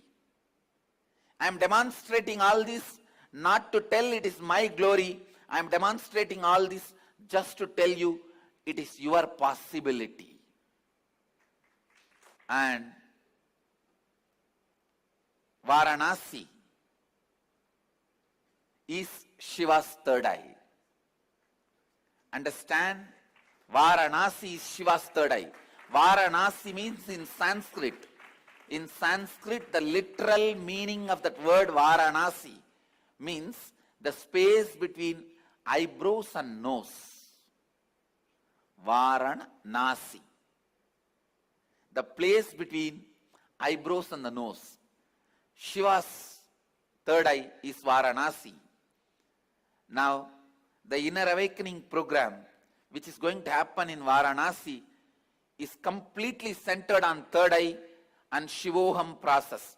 Experiencing you are Shiva with the powers of Shiva. Not just the peace and bliss experience of Shiva with the expressions of Shiva.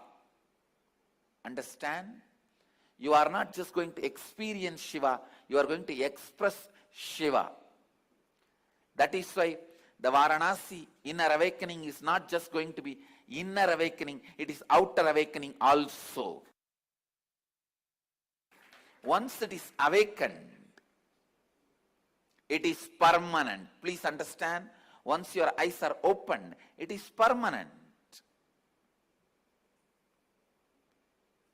Only thing, the dangers in the third eye awakening is doing it on your own, trying some techniques on your own without the direct guidance of a guru is dangerous. That can lead to many side effects like mental problems, disorders, or headache, the physical and mental disorders. So don't try on your own without the direct guidance of an enlightened being, without the direct guidance of an incarnation. Don't try it on your own. The techniques I have designed are most safe. To tell you honestly, I have not even designed this technique. I took it from Shaivagamas, Mahadeva's teachings to Devi. I took it from that and organized it. Only the permutation combination is my contribution. Otherwise, the original technique is from Shaivagamas. I have taken this techniques, organized it. It is time-tested, foolproof. No wrong, bad, ill side effects. The only side effect is bliss, knowledge, and enlightenment. Not only that, please understand, when these kids use the third eye, more and more, the patterns and engrams engraved in the brain will start getting completed. They will achieve more and more completion because they are using consciousness. The more you use the consciousness, more you become the consciousness. More you become the consciousness, the more you use consciousness. Soon, you will be having a webinar and demonstration for 2 more subjects. One, completely black ears, they will be able to hear any sound. Medically, foolproof way we will black their ears, they will be able to hear any sound and repeat. You will have a demonstration soon for that. And next, adults doing the blindfold reading. And next important thing, I am going to make this third eye awakening and blindfold reading into the next level of practical usage, they will be able to see any patient and just diagnose and tell the patient, this is your problem. They will be able to see anybody. No X-ray, ECG, CT scan is necessary for these kids. They will straight give the diagnosis of any patient, any person. We will demonstrate this and prove it scientifically. Maybe I need next 3 months. That's all, because I have to educate the kids with the basic anatomy. Only then they will know the difference. When there is a blockage or problem, only then they will know. I just need time to educate the kids on the human anatomy. Once that is done, you will have the next demonstration. It will be 100% foolproof diagnosis of body and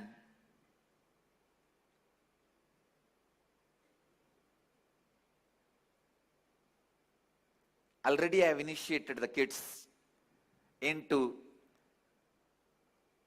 reading whatever a person visualizes as are things, means reading the thoughts, reading the mind, and kids are successfully able to do it.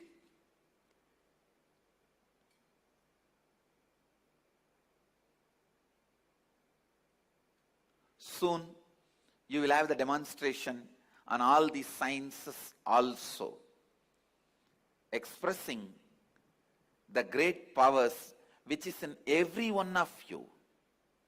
With this, I wanted to give you the basic meditation technique to work on your third eye. I really wanted to awaken all your third eye today, if I have enough time, or if you all have enough time. So now, based on the time available, I'll at least give you the first level technique, or the first process to awaken your third eye, which last few days I am initiating all the ashramites. All the ashramites, Ananda Yogam, the Diploma Vedic Science students, the priests who are getting trained, everyone is getting initiated in the ashram into this process. I'll initiate all of you into that process. Listen to the technique properly. Now, this technique is a two-part.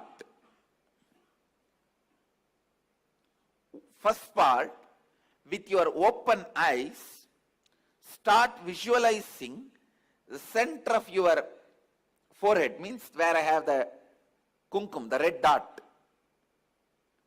Center of that spot in you, means your third eye, is open. Actually, the third eye is round color, red color. That's the reason we have this kumkum. It's a scientifically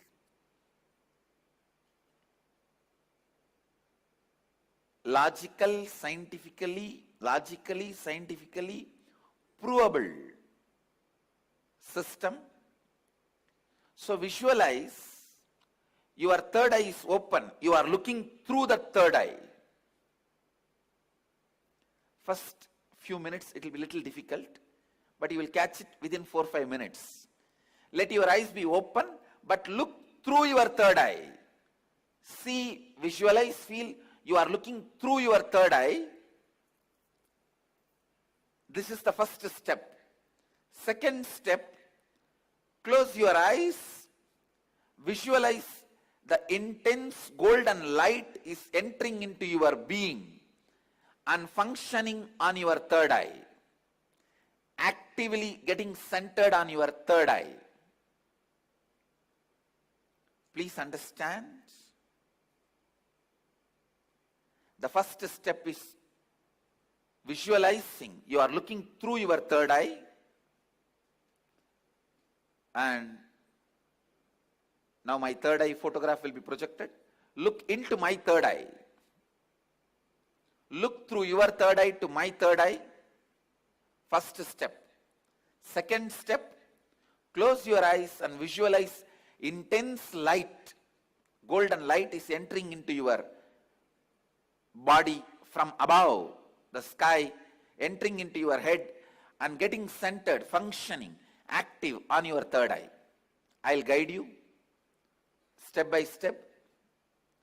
Now, please keep your eyes open and gaze at my third eye.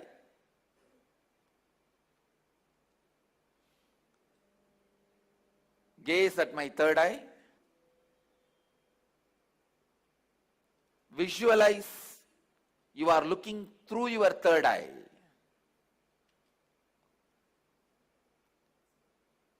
Between your eyebrows, there's a red color hole. Visualize you have a red color hole between your eyebrows and intensely look at my third eye.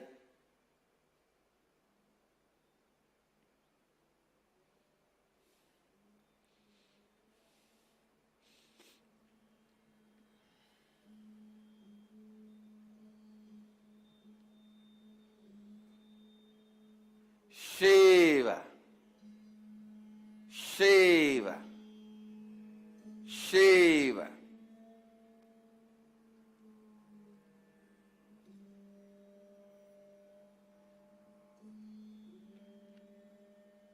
Shiva. Your eyes can be open, but visualize you are looking through the third eye.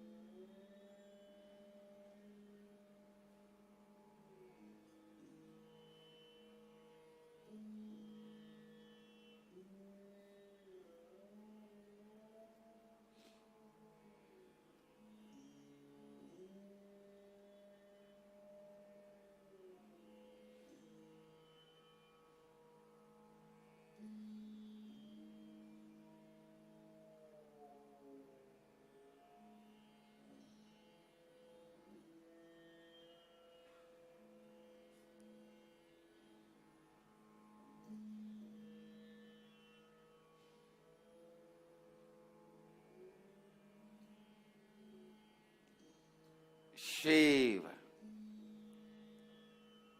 Shambhavi,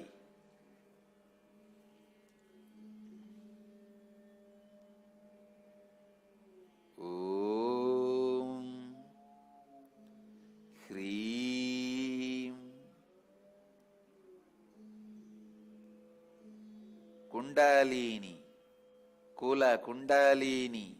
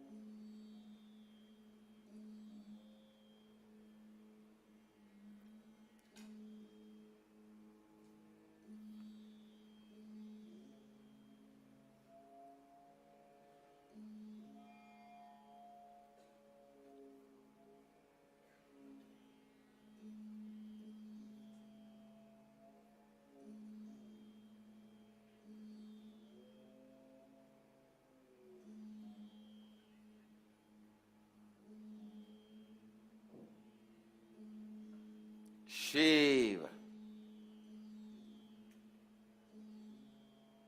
Now, close your eyes.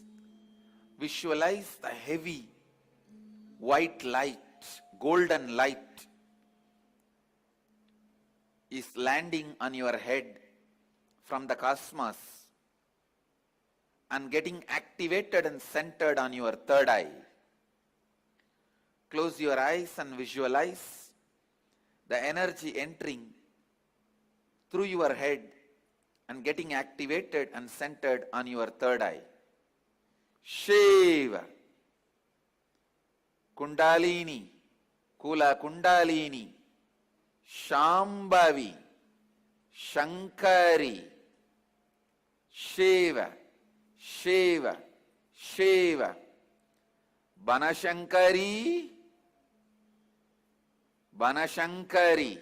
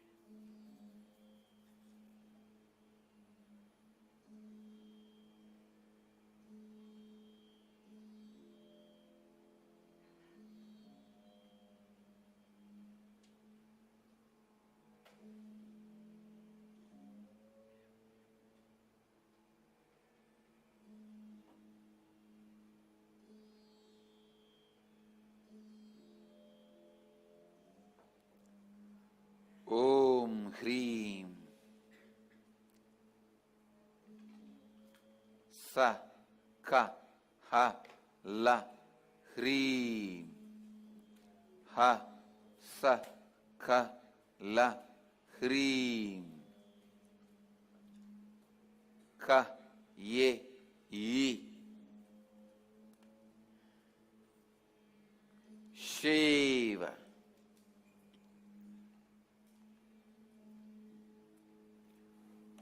Shiva.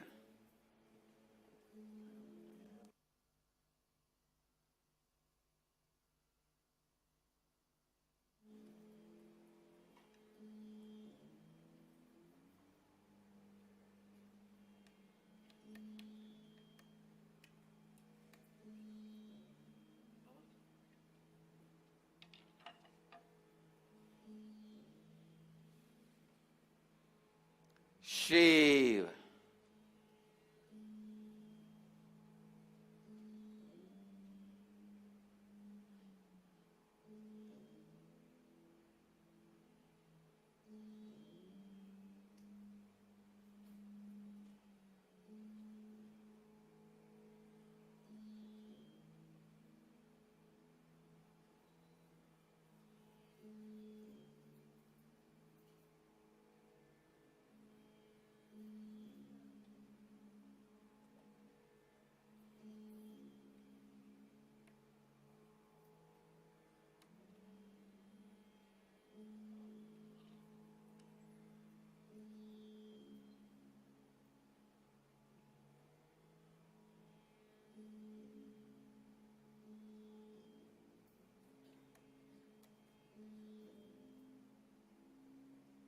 Shiva.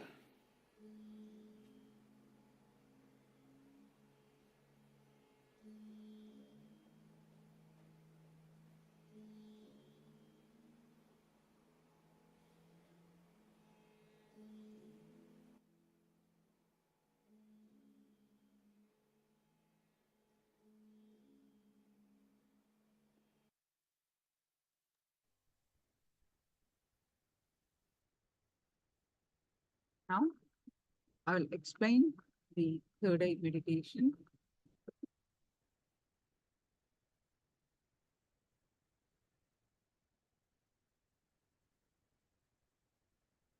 Any questions?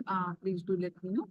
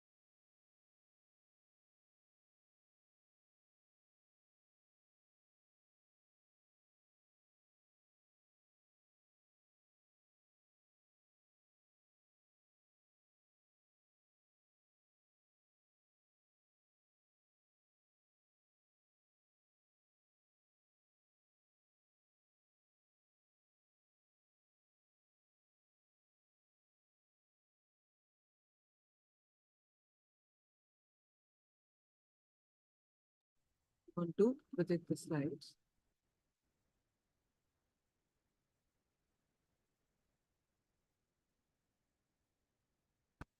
Okay. So the step one will do 5 minutes. So basically, by you close the eyes, concentrate on the third eye, and feeling as if somebody is drilling. So third eye is awakening of yourself to a higher dimension. Wonderful.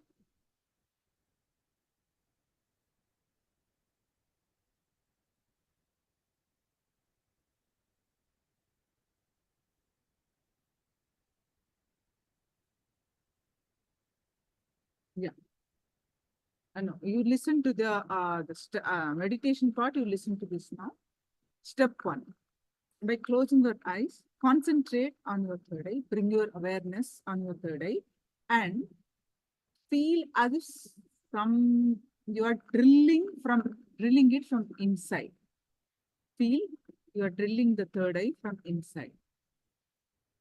Visualize as if you are drilling from inside. That is the first step. You do this for 5 minutes. Then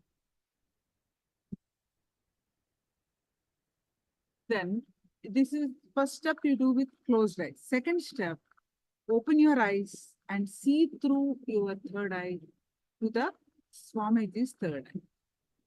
I'm going to project that picture.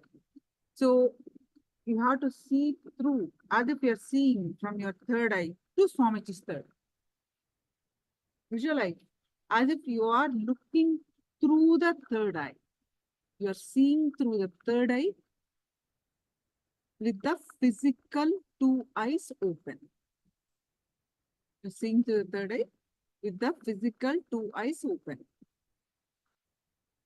This is the picture I'm going to present. So this, you are going to basically repeat these 2 steps. First step with the closed eyes.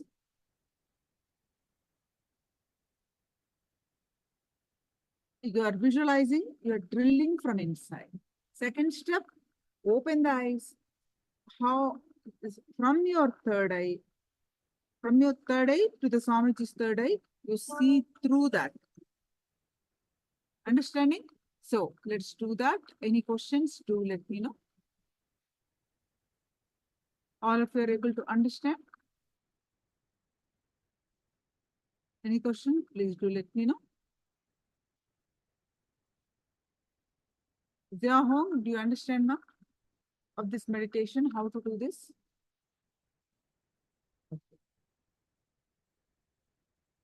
Two steps we are going to repeat 2 times. Okay, so all others, are you able to understand? Wang Jungli, you understand?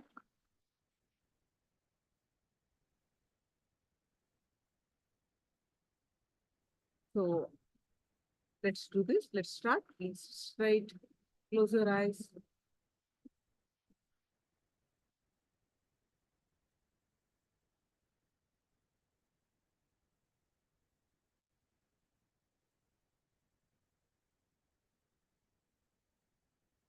See the 2 steps. Okay, 2 steps. First step, you can also, I'm going to project the slides. You can also read it from the slide.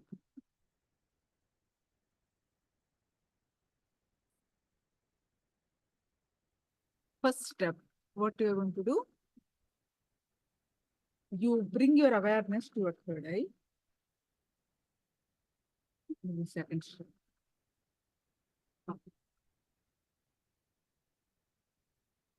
First step, 5 minutes we're going to do.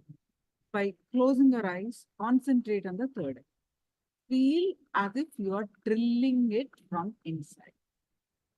Okay, something you are drilling, you are visualizing basically. Visualizing as if you are drilling the third eye from inside.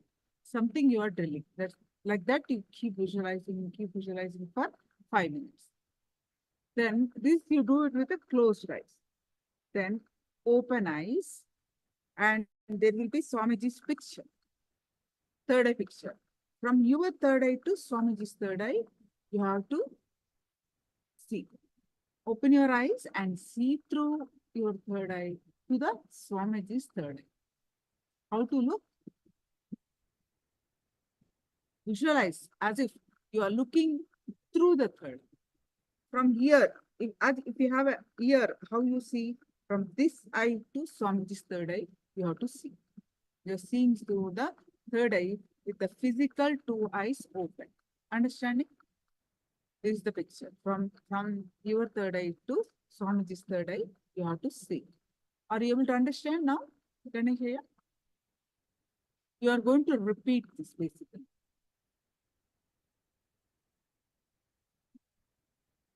These 2 steps basically you are going to repeat.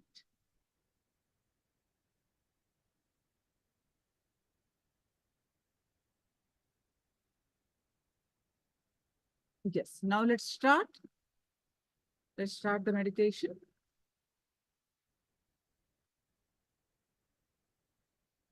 First step, please straight with your eyes closed.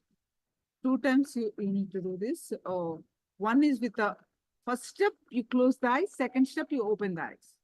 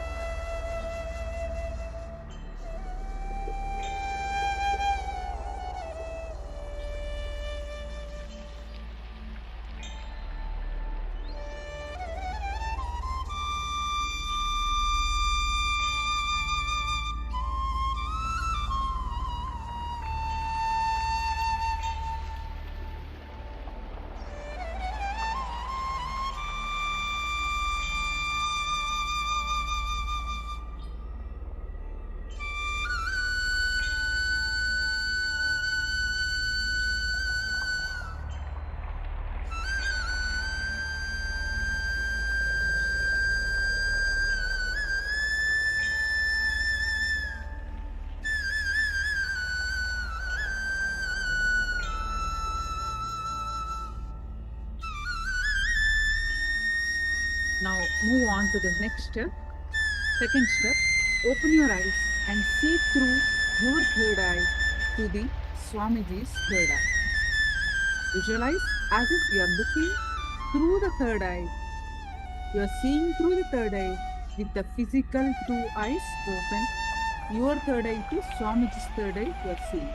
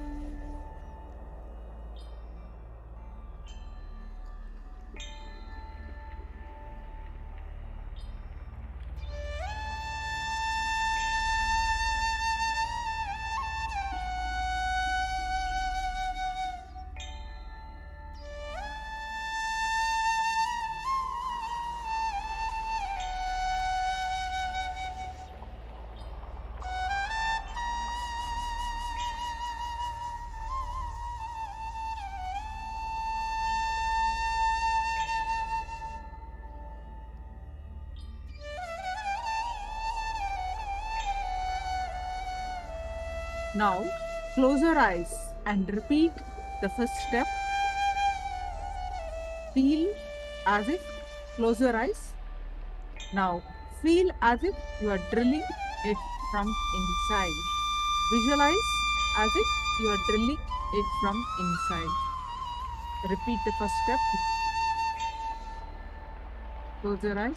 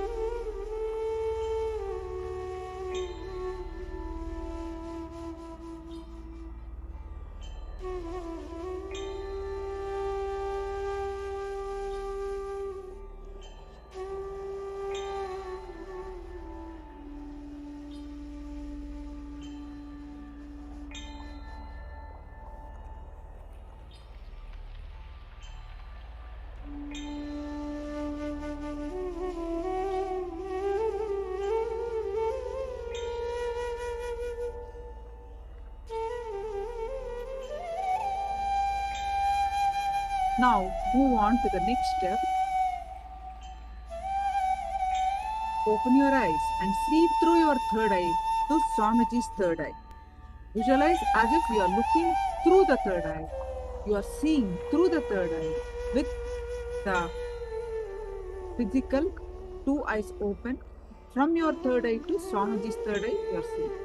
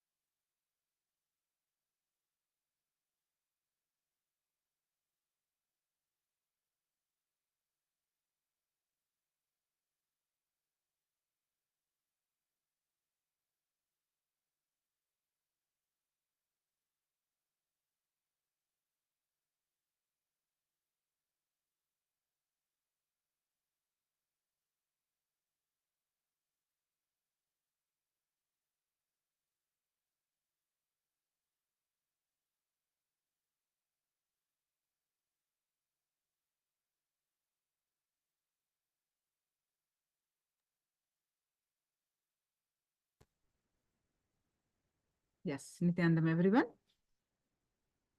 Now, can you all share what is your third eye for meditation experience? Please go ahead and share your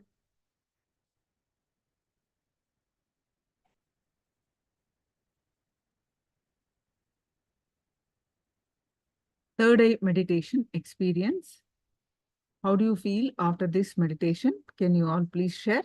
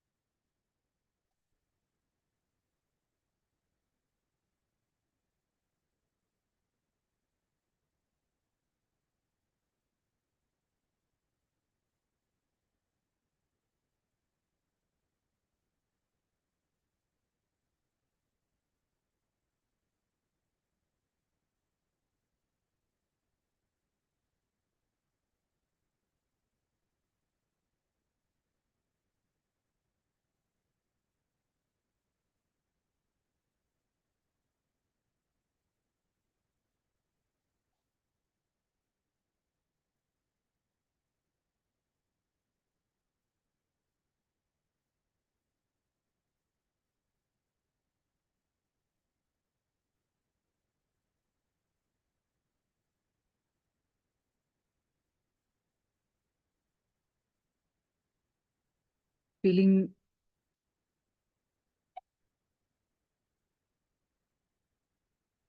heaviness in the forehead on third eye. Are you seriously with the restful awareness do it, Ayam? Not with a heavy load, but with a restful awareness. Any others? Please share your experience.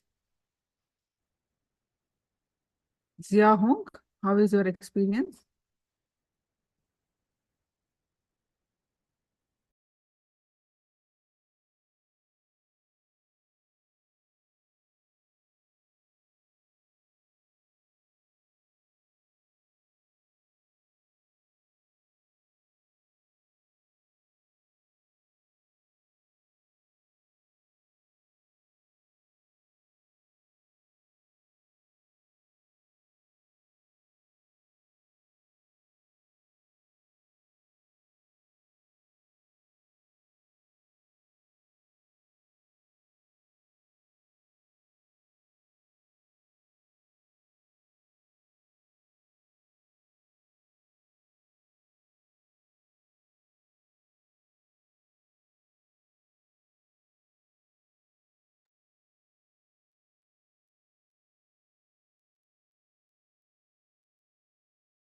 Wang Jungli, the body can feel energy, but the area around my third eye feels tight.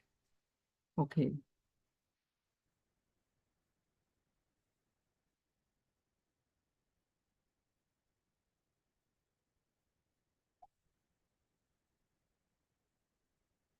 Yes, I can share it. You can do this actually every day to open the third eye. For a few minutes every day, you can do this, continue to do this to open the third eye. I'm going to share with you the photo here in the chat.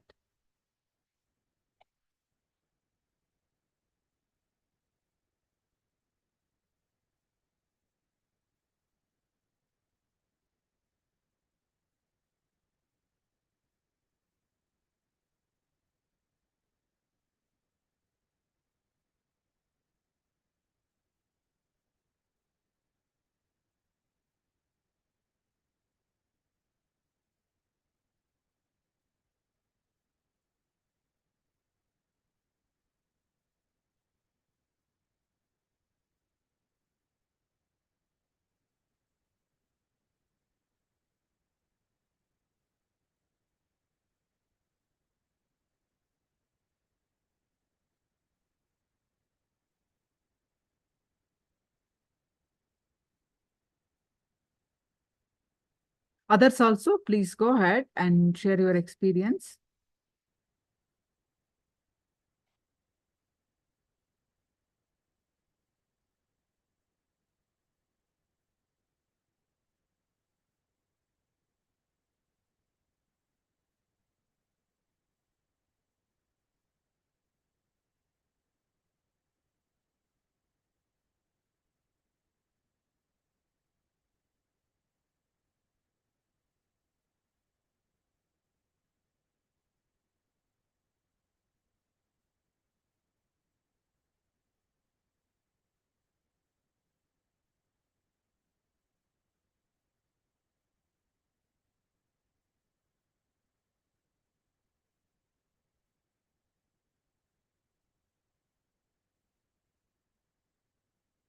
Home.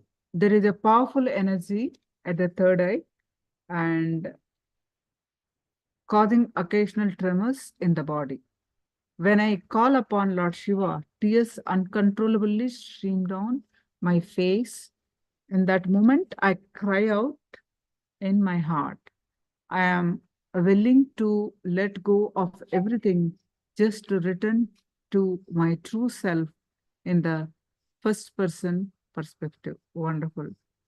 So there is a picture I have posted for the third eye. So you can download, you can save this, you can snip this photo, and you can do this meditation every day for few days at least to open the third eye. Any other questions? Please do let me know. Take a minute or two to save this picture.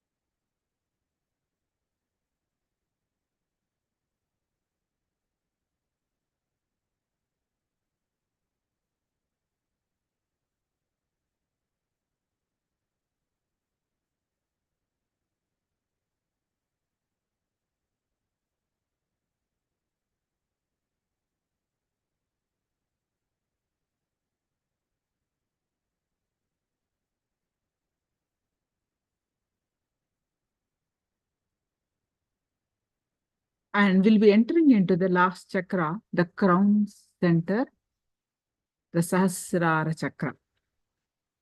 We'll be learning that now. And we'll be doing this meditation after the darshan. It's a beautiful meditation. Do not miss this meditation. But now we're only learning about the Sahasrara chakra. Then darshan preparation starts, darshan start. Then we'll be doing this meditation after the darshan as the last part of the segment. So are you done with the downloading the picture? We'll be entering into the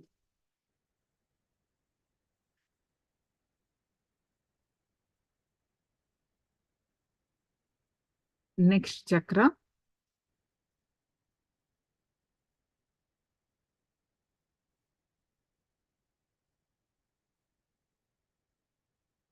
Sahasrara chakra.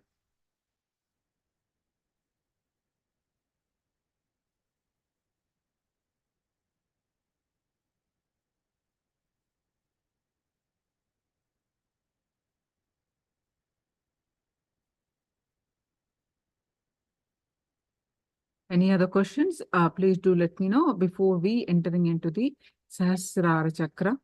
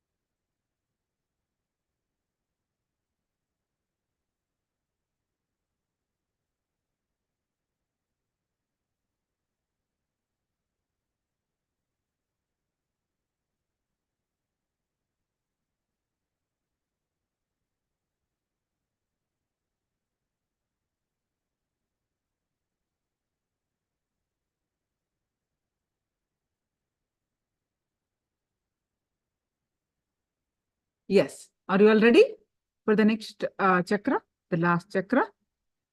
Let's learn about the Sahasrara chakra. Sahasrara, the crown chakra, is located on the top of the head, the top of the crown. Sahasra means 1,000. It's 1,000 petaled. What does it mean? When this chakra is open, in the mystical way, the mystical experience of 1,000 petal lotus blossoming in the crowns where this chakra is activated. I repeat, when the chakra is activated, how it feels like 1,000 petal lotus blossom.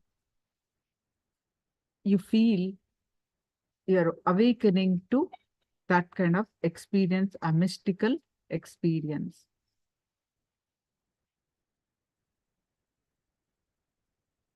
So what blocks this chakra?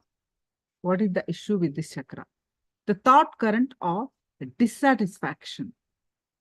All the time. Dissatisfaction, discontentment, and the attitude of taking life for granted blocks this chakra. Taking life for granted blocks this chakra. Feeling a flow of gratitude unlocks this chakra. Feeling a flow of gratitude and permanently unlocked by constantly enriching others.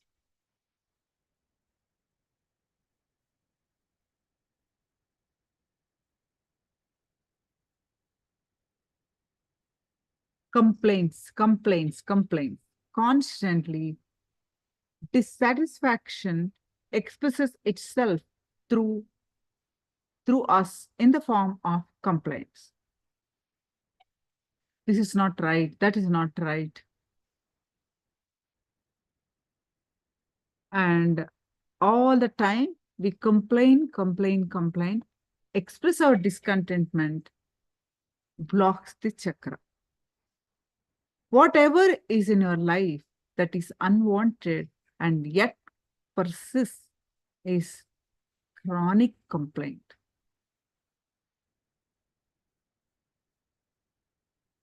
It seems that we are trying to solve the problem, but it does not seem to get solved.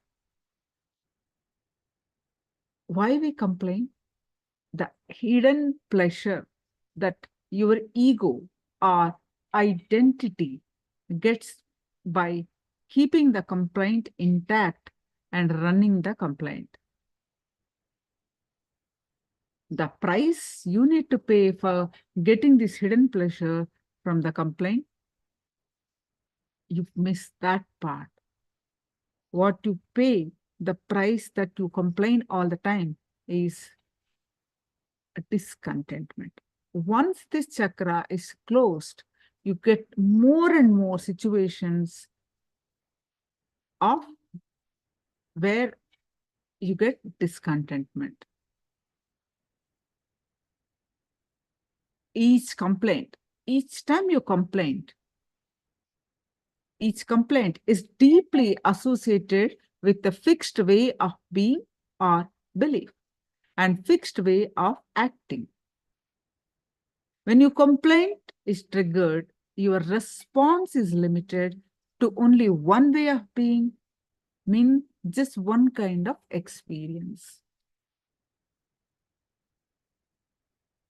Fixed way of belief and action only reinforces the belief inside you over and over again.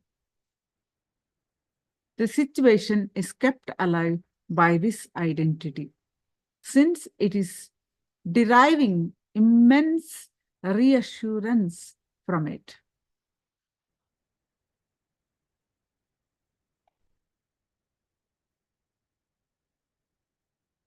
So what is the hidden pleasure? That is, you get to dominate others or life. And another way to avoid domination from others, you start complaining. You run a complaint.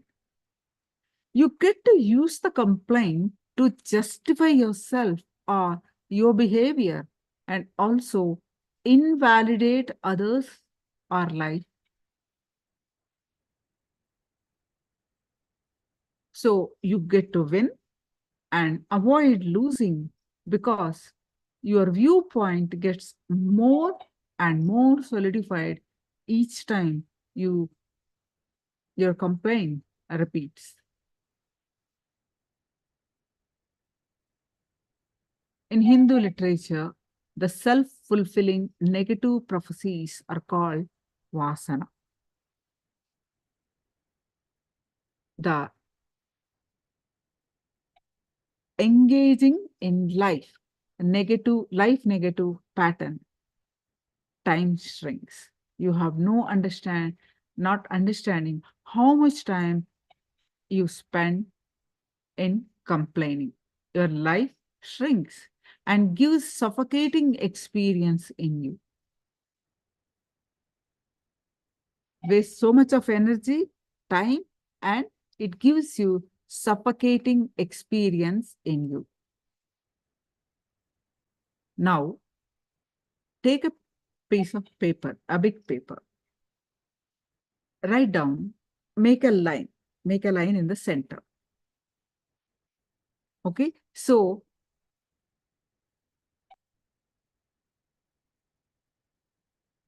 write. So before you writing, let me tell you a story.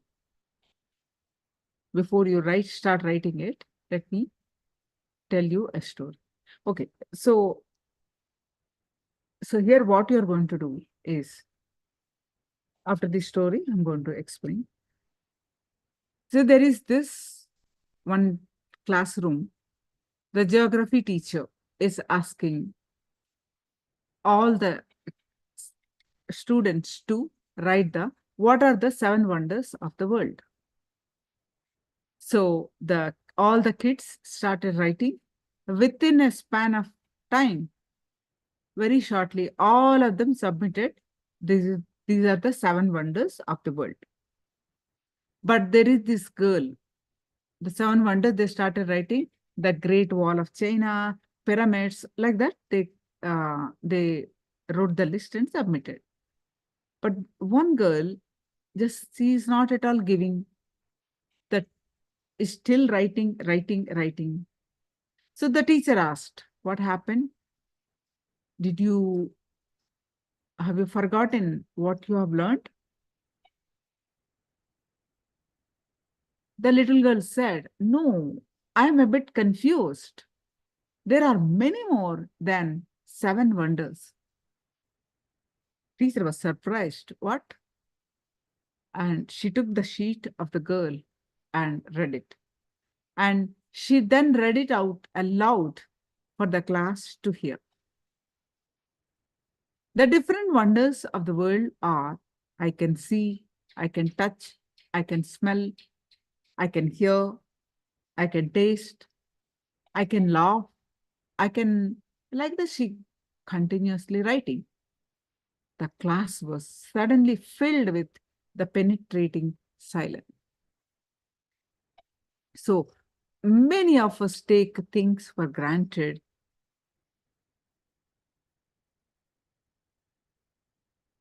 Which we have been showered with. Now you take a pen and paper, make a big line. Okay, from the left side, you write down what are all the things that you complain about. Second list, second side, another column, you write down what are all the things that you feel grateful for. Okay, one side you write all your complaints. The other side, you write down all the things that you complain about. Keep writing. Now, this you keep writing even during the preparation. Now, let's listen from Swamiji about the Sahasrara chakra. In his own voice, let's listen about the Sahasrara chakra. You have any questions? Please do let me know now.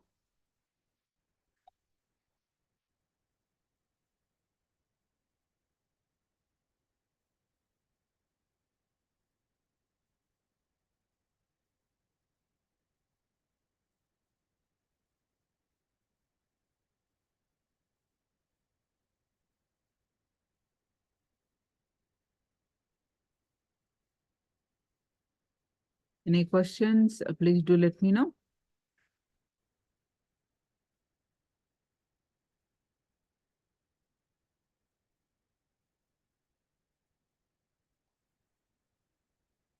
We're not done. We're still learning the importance of Sahasrara chakra. We're still learning. But in the whatever we have learned, if you have any questions, please do let me know now.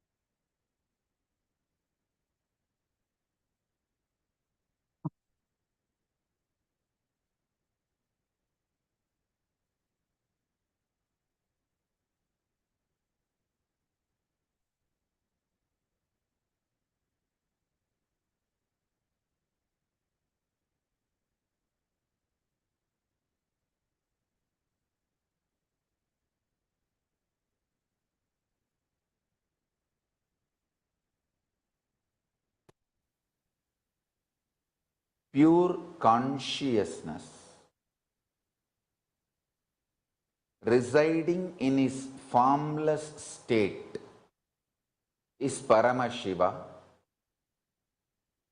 If it manifests in your body with absolute freedom, no suffocation, suffering, pain, conflict, powerlessness, nothing. Absolute powerfulness as it is. If it is radiating in your body, that is called Jivan Mukti, living enlightenment. Any suffering, conflict, suffocation you feel is bondage. Knowing there is a bondage and you are not able to relieve yourself from that bondage, you go through that same rut again and again. That is called addiction. The good news is, a being who manifests as pure Paramashiva, an incarnation, can de-addict you just like that. Understand?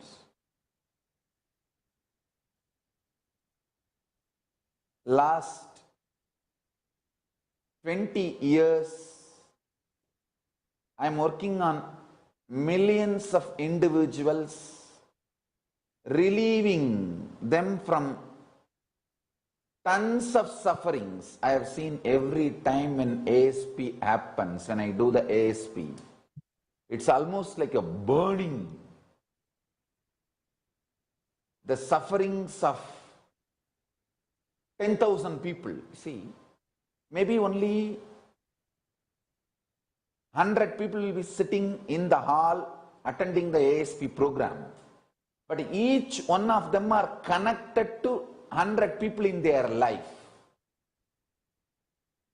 So when one person's suffering is burned, I tell you, one person's suffering is burned, he literally brings joy in 100 people who are directly involved in his life. The 100% suffering gets sucked and root of those 100% suffering will get burnt. If you are married, you will understand what I am saying completely.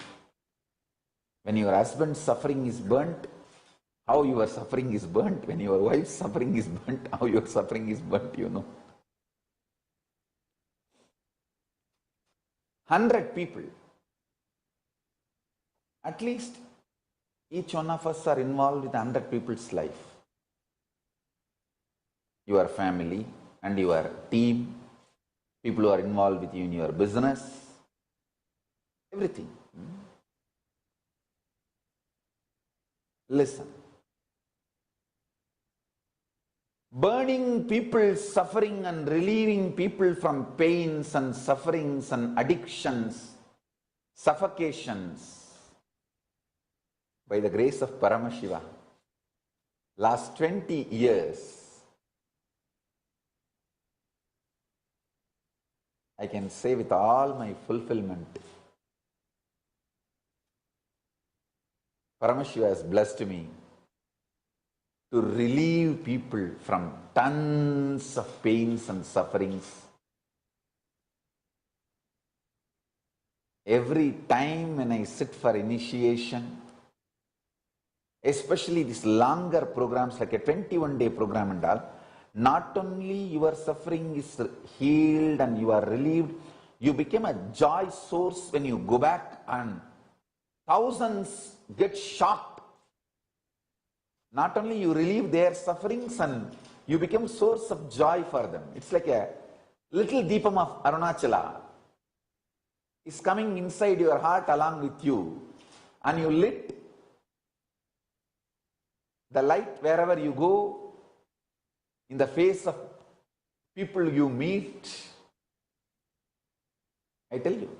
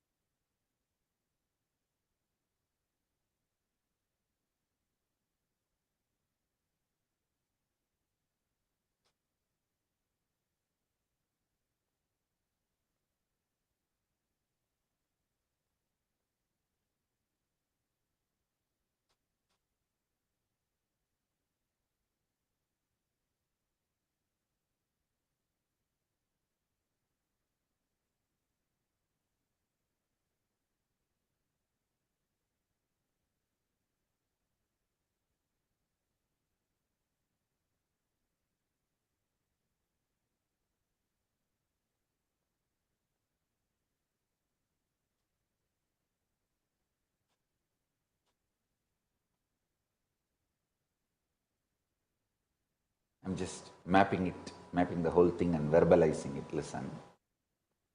See, when the pure consciousness is radiating, the Sahasrara Chakra, the most powerful intra-organ of your system, understand?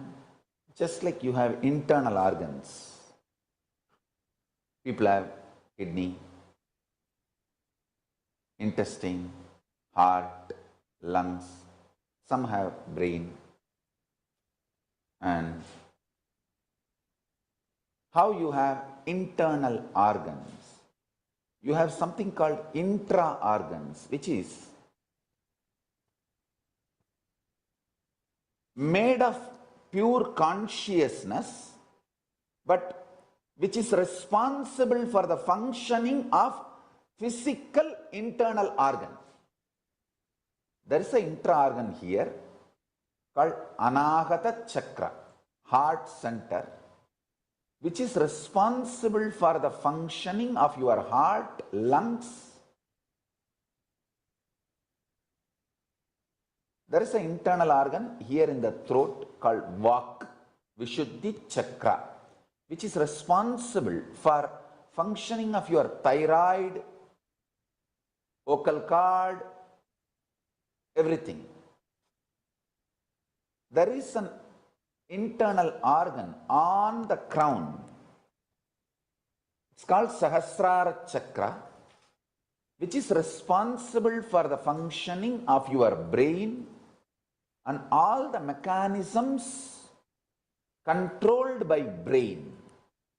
Understand that intra-organ, Sahasrara Chakra, that only releases all the chemicals, hormones needed for your healthy, happy, long existence. I tell you, anybody who can inspire, awaken Sahasrara Chakra lives long, healthily. That is the whole essence of Kayakalpa Yoga.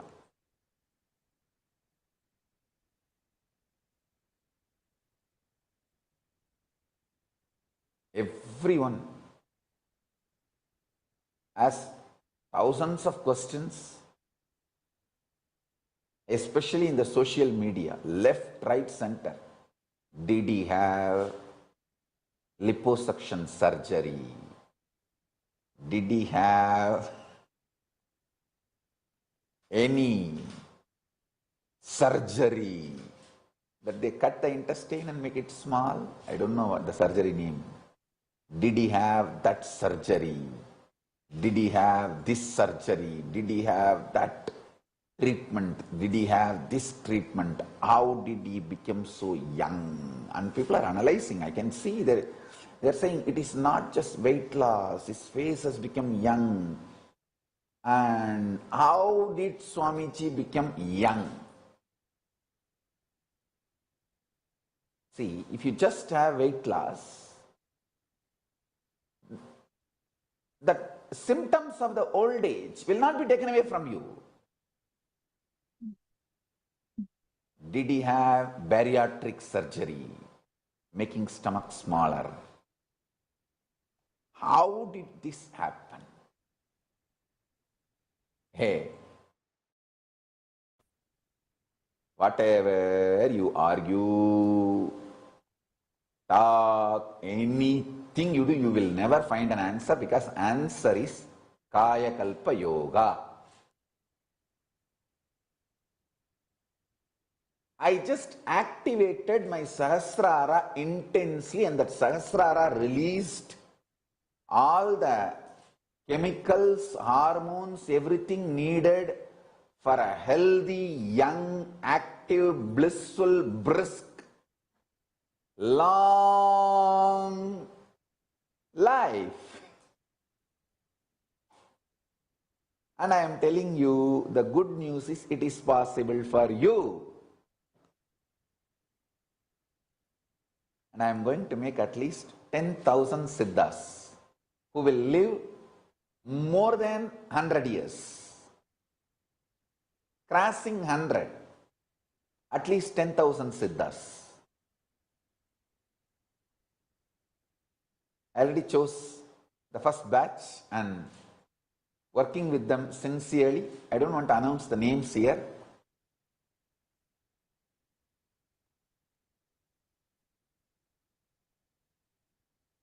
Batch of my sweet sons and sweet daughters. First batch I already started working, and it is very successful. Listen. Whenever the Sahasrara is triggered, activated, awakened, becomes alive, the first thing it does is it releases so much of ecstasy and fulfillment. All the suffocating, suffering, addictive patterns get cleared. Understand that in your brain grooves, there will be subtle calcification. The brain grooves being open, alive, active, available for you 24 hours as your living resource is called energy, activism, intelligence, involvement with life, powerfulness. All this is nothing but all the brain grooves of you available to you continuously to live as your resource. If some parts of the brain grooves are blocked or calcification happens, it's not actually physical process, it is very subtle chit jatagrandhi process. The conscious matter, physical and conscious put together, this blockage happens. For example, if you feel angry, violent, whenever you remember that person, you see that person, so much of suffering and suffocation will be released in your brain. It is like you hate him but drink poison. And you expect him to die. Loser. Loosada. Loosa, loosa, loosu, loosu, loose. Loose. Panni.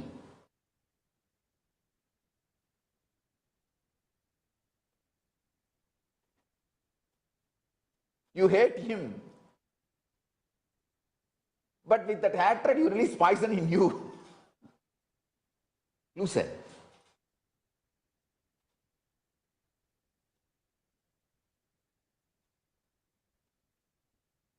I tell you.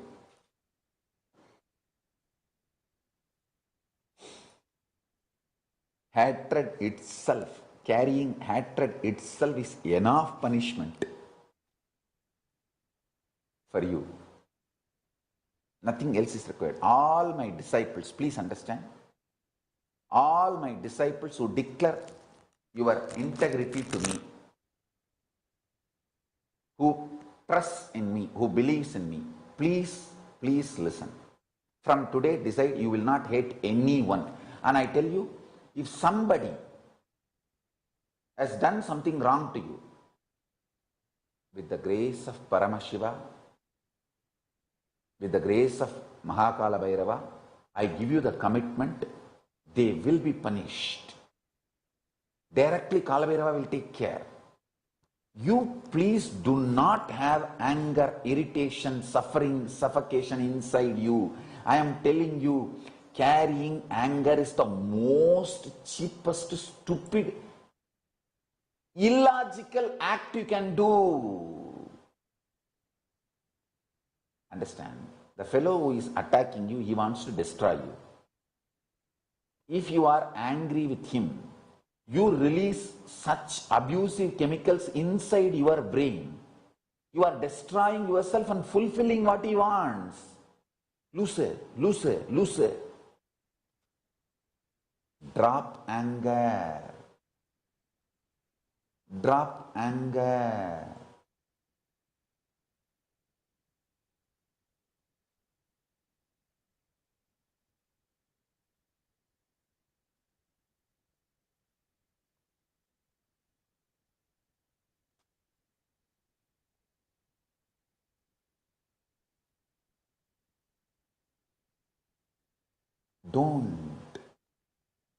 Don't destroy yourself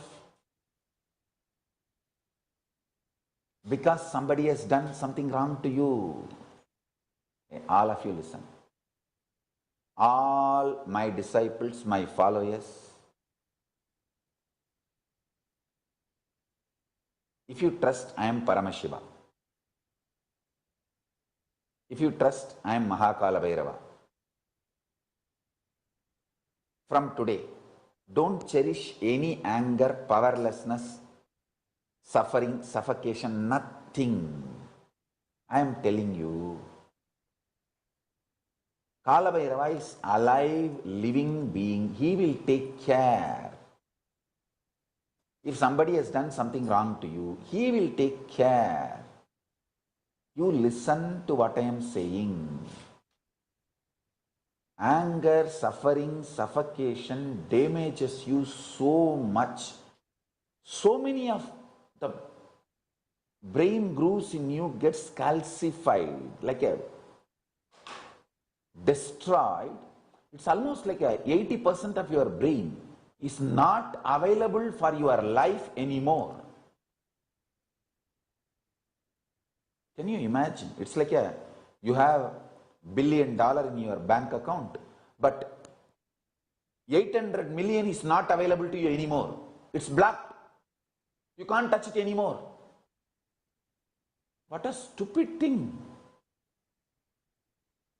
No, don't destroy your life. Anybody who trusts me should not have anger, violence, feeling cheated. Array, I am telling you, if the whole world is attacking you, abusing you also, you will not lose $1. Those fellows can maximum cheat and steal from you 2 pennies from your $1 billion. But if you become angry, $800 million in your $1 billion will be blacked away from you. Understand, I am trying to tell you in the language of money and economy so that you understand what I am saying is very important and you understand the seriousness of what I am saying. Listen, 80% of your resources will be blocked away from you when you are boiling with anger.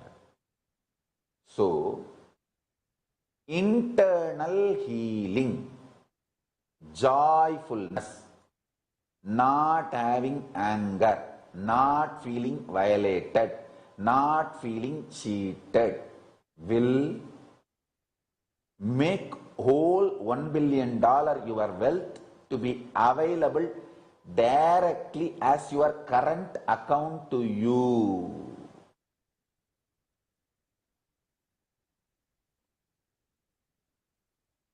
I want you to know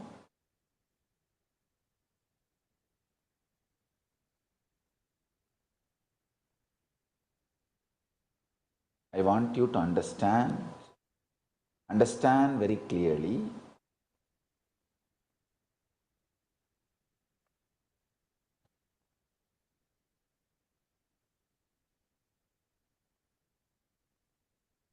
there are many stupid things you think is right.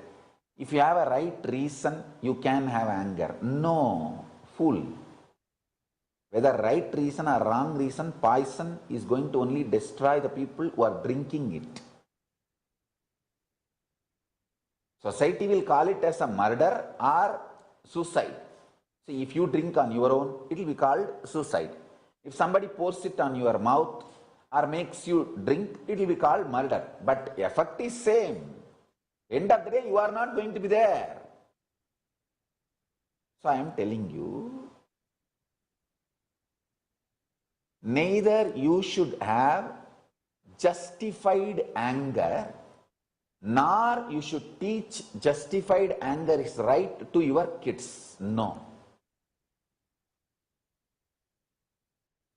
Even if you live as a bondu,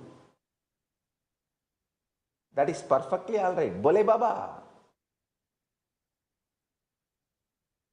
Arey, I tell you. Even if I remember once all the injustice done to me, I'll be dead 10,000 times. What are you talking? What more injustice can be done to you than done to me? So drop all of it. You thinking that you have been wronged is only going to make your Sahasrara release more poison into your system, and that is only going to block your resources being available to you and make your life more suffering, painful, difficult, abusive. I tell you.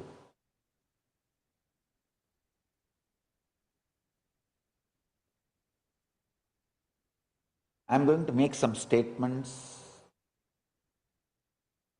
Maybe at some point, the scientists who are working in the field of brain study, brain researches and all that, neurology, the impact of consciousness over the mind and impact of mind over the matter and impact of mind over the brain, all that, whoever is studying in that field, they will prove what I am saying. let me reveal these few important truths.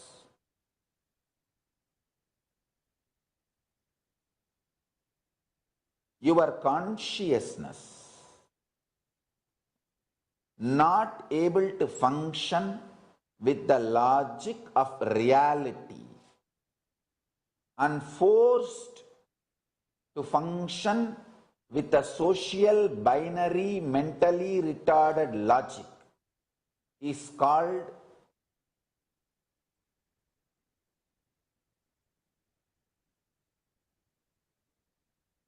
as being civilized by society. That is the worst brainwashing.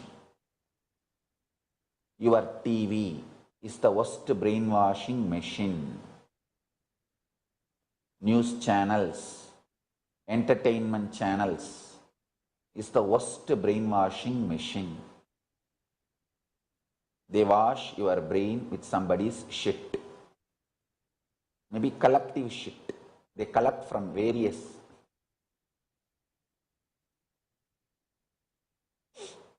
people and animal and mix it. Use that to wash your brain. All right, let me come back to the truth as it is. Let me reveal, listen.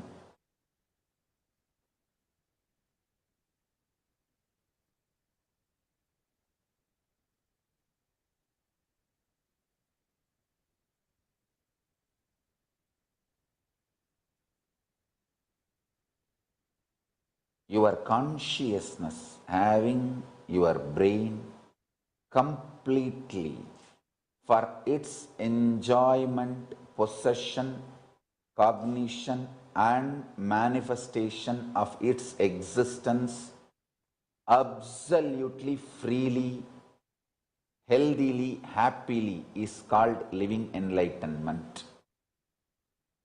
Every pattern you develop which brings suffocation, suffering, powerlessness in you is going to be the punishment for you first, before you even think of punishing others.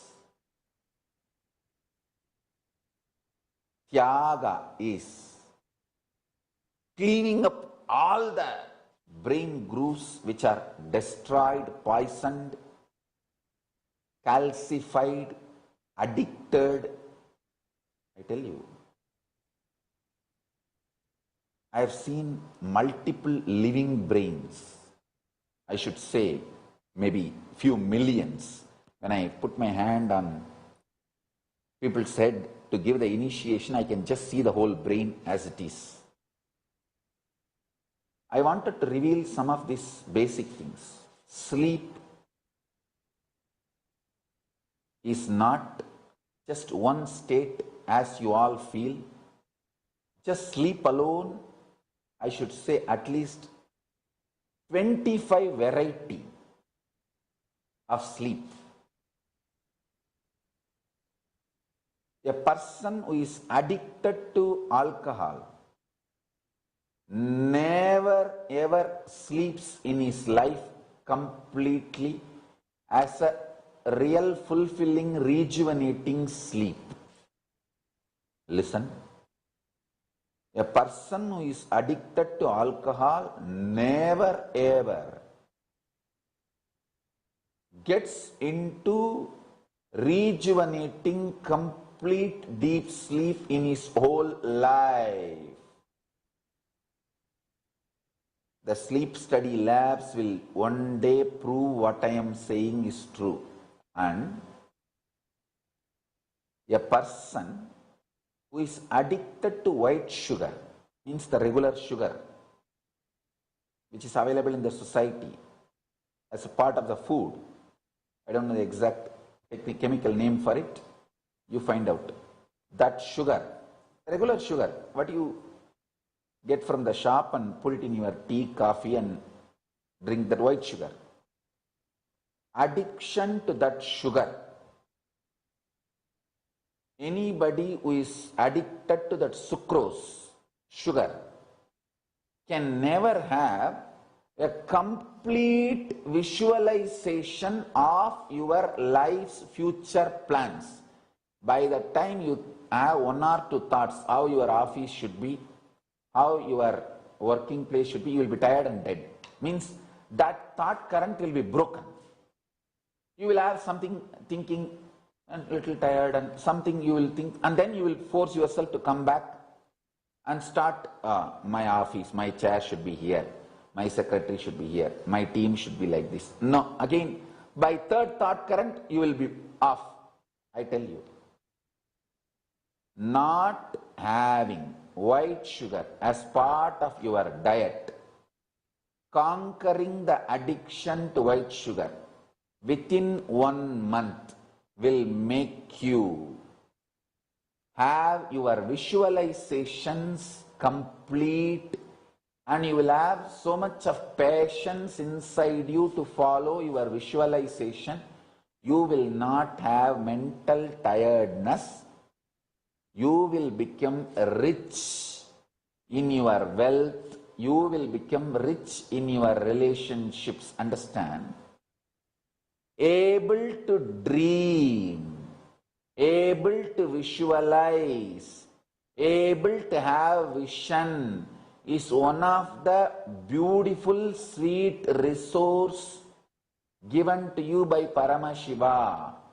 Sugar addiction, white sugar addiction, sucrose addiction takes away that capacity from you and your brain.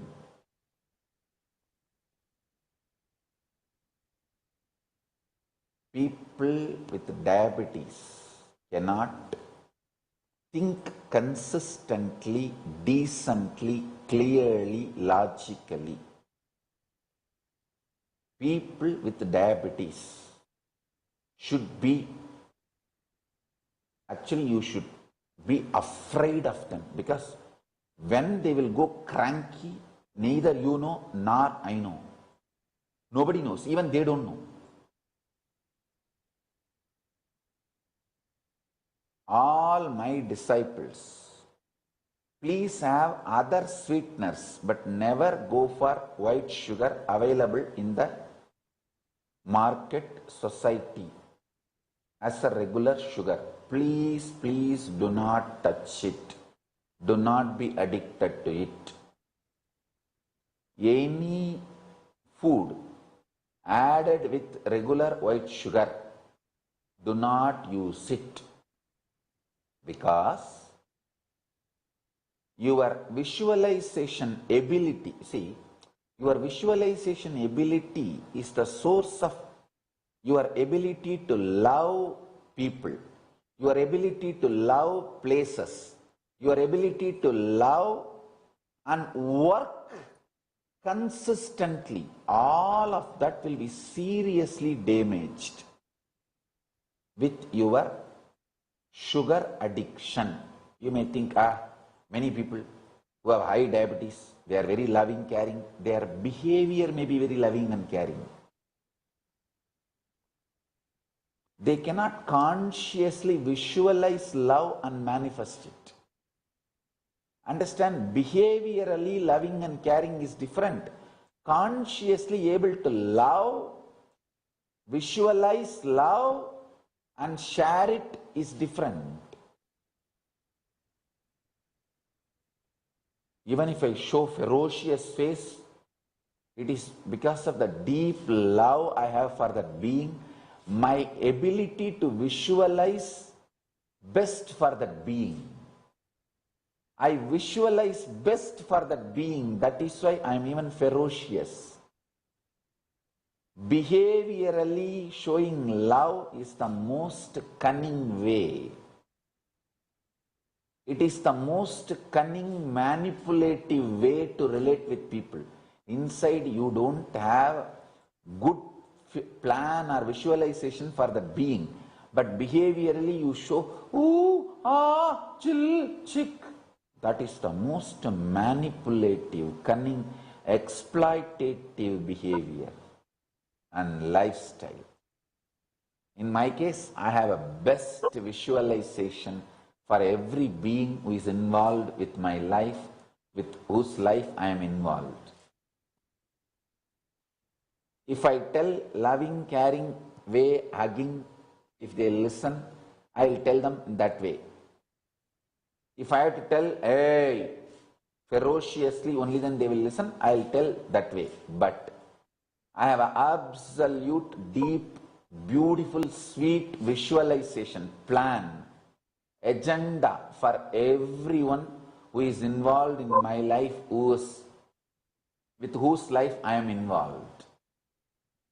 My behavior may be based on the society's opinion, the binary logic of the society. You may call it sometime loving and caring, sometime ferocious, but I am absolutely loving because I have an uncompromised, honest, integrated, great vision, visualization for you and your future. A sugar addicted person may have behaviorally demonstrating socially acceptable love, care, will not have any good visualization, right plans for you or your future or anyone involved in his life or their future. Because the ability to visualize is destroyed, is actually handicapped. I should say, like how you say visually handicapped, visualizing handicapped, visualizingly handicapped.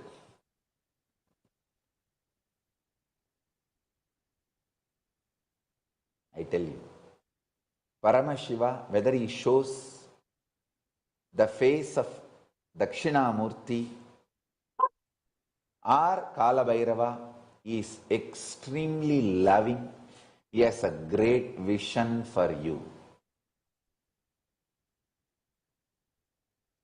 He has great visualization for you. Worst addiction is sugar addiction. Worst poison gets released in your brain is when you are angry with someone.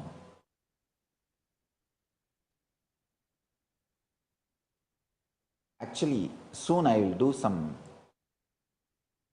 tests on my brain and show you. Even when I am screaming, you will see such joy chemicals released in my system. Because I am carrying the visualization that you should be sweet, happy, blissful, enlightened. You should have that kind of life. From that visualization, I am screaming, Lusu, Indri, Panni, Urunga Yoga Panni. One life I nasamakra. Yen Pitin Vina Pora. Right on a diet layer. Don't eat sugar. Don't eat chocolate. And do yoga. When I am screaming, top of my voice also, if we check my brain, there must be some equipment to check. You will see it will be releasing such a sweet, beautiful, happy chemicals, hormones in my system. Because the visualization I carry about you is such loving, complete. That triggers my behavior. So there is no poison released in my system. That is why நாளொரு மேனியும் பொழுதொரு வண்ணமும் தினம் சிலு சிலுன்னு ஆயிட்டே போறோம் பாருடா. Let me translate. Every day more shining, more joyful, more bliss and becoming more younger and younger. I tell you, carry sweet relationship visualization for everyone involved in your life. You will become younger. Do not carry anger, vengeance, violence, exploiting, revengeful tendency.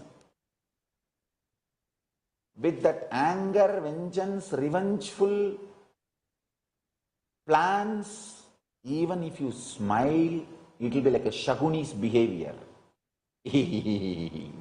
Culinari's behavior. You will be destroying yourself. You will have heart problem, all problem. Because of your culinary behavior.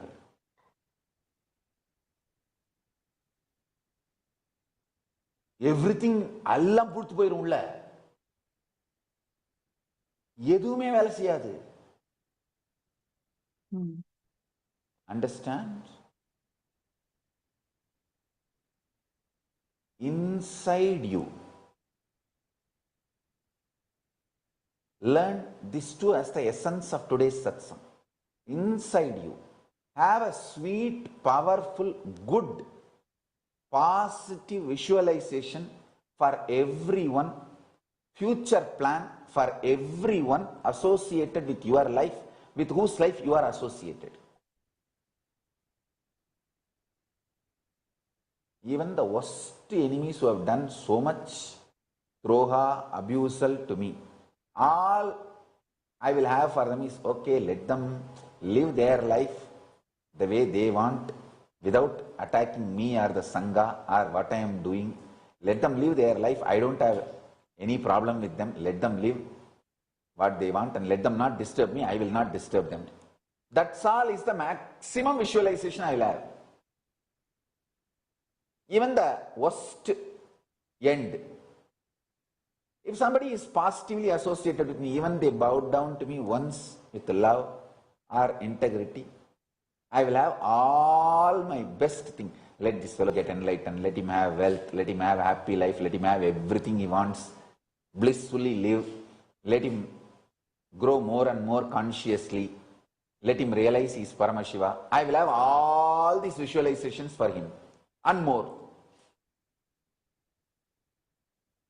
Fundamentally, the ability to visualize for yourself and for others positive, happy, right things is called love. Real love is this only, not dependent on your behavior. If you have that real love, even if you are slapping the person whom you really love, there will not be any anger chemical on your system.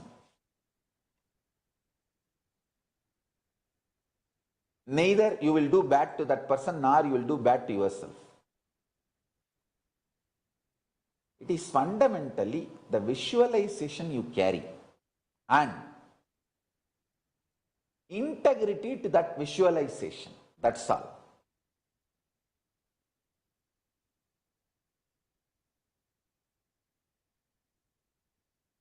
I have always seen even the people so-called love, they release so much of poison inside them because their visualization is not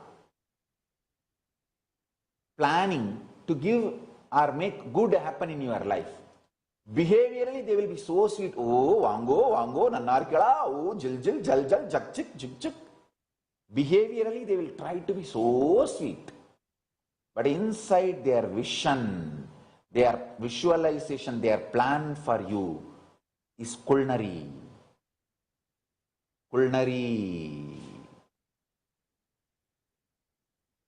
Naturally, they will release all kinds of poisonous chemicals inside them and destroy all their organ. All their organ will be already put a case. Nothing will be functioning.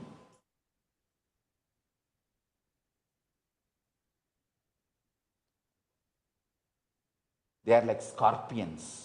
The scorpion, even if it falls on the water, you try to save the scorpion and take it and leave it outside the water in a dry place so that the scorpion will be healthy, alive. It should not die. Even with that right visualization, you save that scorpion. It will try to sting you.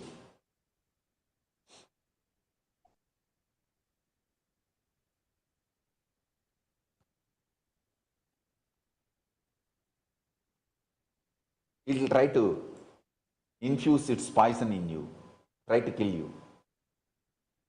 Because they have only that visualization. I tell you.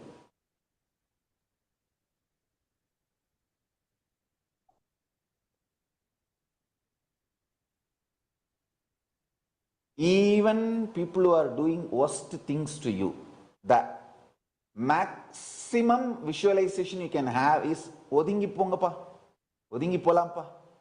Means let them live their life and you live your life. You don't disturb me, I won't disturb you. Go. That's all.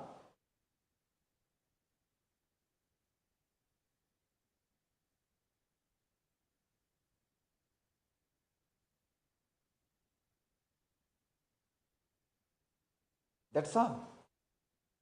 And I tell you, your ability to create positive visualization about you and about others is seriously destroyed with this sucrose addiction, with this white sugar. The impact of white sugar added food takes away your ability to visualize. Today, do two things. Do tyaga of all anger, violence, and any justification you have for anger and violence.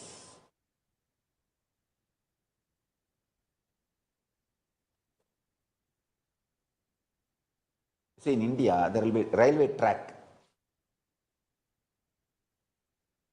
The bolt they use to fit the track on the wooden plank, your justification is the bolt with which you lay the track of anger and bolt it in your brain permanently. That's the worst damage. Do not have anger, do not have justification that anger is right. Remove that bolt called justification. At least one day that anger will melt down, I tell you. Love beyond gender, sexual identity,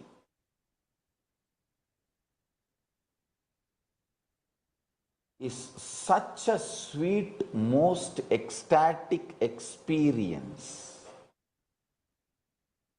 It awakens the capacity to have beautiful visualizations and plans for yourself and for others.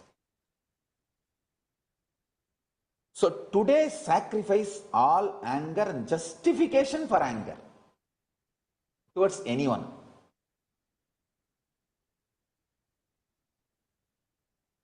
People come and ask me, Swamiji, should we not hate people who are attacking the Sangha and you? Even I don't hate them. Fool, why are you hating them and wasting your life?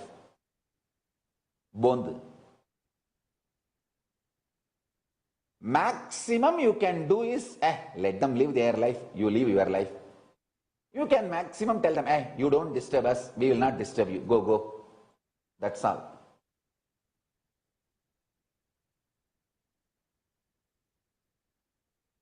ஒதுங்கி போங்கப்பா, ஓரமா போய் விளையாடுங்கப்பா. That's all. I tell you. Today, take these two as an essence of satsang. Drop all anger and justification for anger, violence,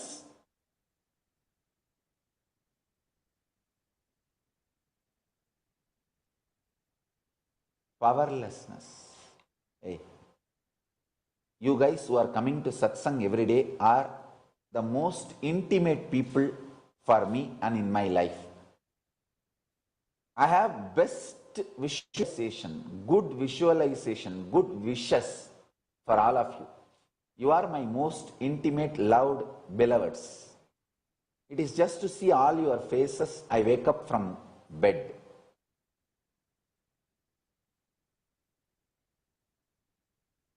No, really. It is just genderless, sex identity less, pure love. with the best visualization for you and my pure sweet love for you and my integrity to my love for you, I am telling you, if you are my intimate person, like all the money you make, you come and give it to me, all the time you are working for me, like this Maitrik Patel. He drives truck only for me. All the money he gives only to me. I have decided I will eat only with Maitrik Patel's money. All the food I eat, all that good karma of giving food to me every day. Of course, I am not eating every day, but whenever I am eating, all that good karma goes to Maitrik Patel. If I sit with Maitrik Patel all alone in my room, if I have to tell him something good as my gratitude, I will tell this only, hey, do not have anger to anyone in the world and do not have any justification for anger. Drop it. Second, don't take any form of sugar, this white sugar in any form. These two only I will tell him. All of you are loved by me. Just listen to these two. I will give you only best in the life. I know life. I know life in 14 lokas. I will give you best in the life. Drop anger. This whole anger is stupid. 100 years in this planet Earth, what are you going to gain? Even if you have all the bullying, stupid, jinjak anger. Nothing. This whole planet Earth is a shit. And for this shit, you want to have anger and destroy your possibility of KAILASA. Anything you gain in this planet Earth is a shit. And add any other bad words if you have. For this shit, why will you get angry and lose KAILASA? Keep your brain out of anger. See, anger is the source of all powerlessness. That stops almost 80% of your resources being available to you. Among the psychological illness, anger. Among the physical poisons, white sugar. This both, drop it. I can make you easily enlightened. I can make you easily enlightened. You should not live. If you have diabetes, you should take it seriously and start Nirahara Samyama. You should get out of insulin, any diabetic medication immediately, as early as possible, by taking the natural healing processes like Nirahara Samyama.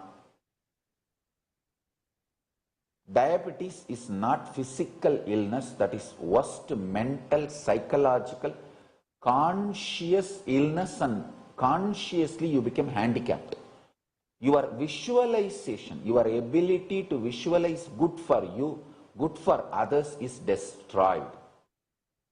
Do not allow diabetes, do not tolerate diabetes, do not think diabetes is okay. No.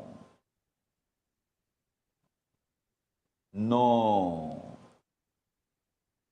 Your ability to consciously visualize for yourself and for others is seriously damaged.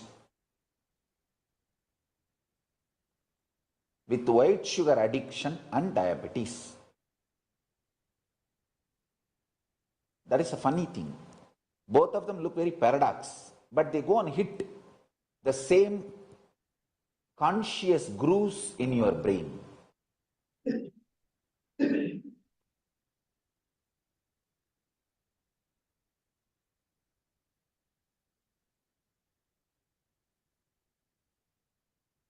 I tell you, to the people to whom I feel grateful, with whom I feel, oh God, he has only so little, but all the things he is giving it to me. I have not done anything to him, but he is doing so much to me.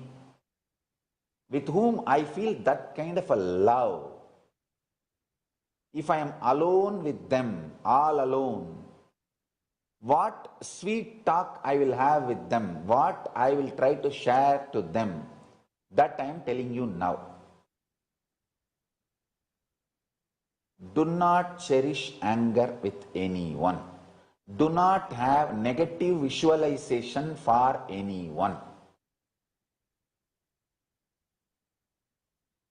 Live happily, and at the most you can tell, all right, let him live his life, let him not disturb us, and we will not disturb him. ஒதுங்கி போ.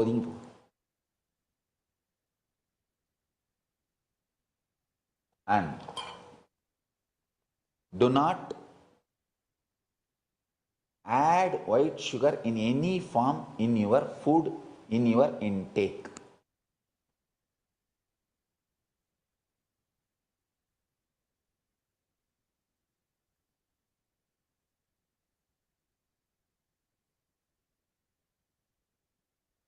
See, I am a very traditional person. Unda vittukku rendagam pannappadadu. Who gave food, undi koduttor, uyir koduttore. This all I strongly believe. People who gave food, equivalent to they have given life. And people who gave food, we should never do anything wrong to them and their house. I am a person who believes in all this. And I'll be very honest. To people who give me food, what I will tell them, I am telling that to all of you. Because all of you only give me food.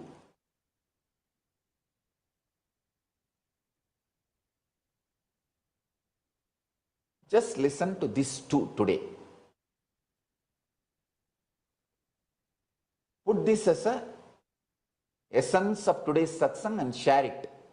Do not entertain, cherish anger, hatred, violence, powerlessness in any form.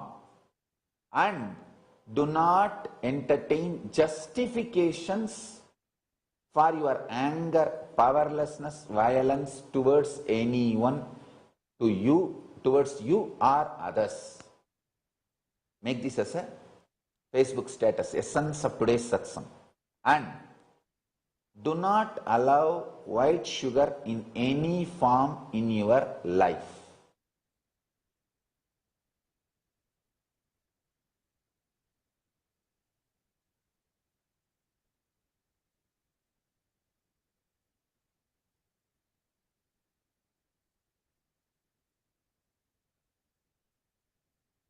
Take this as today's essence of satsang.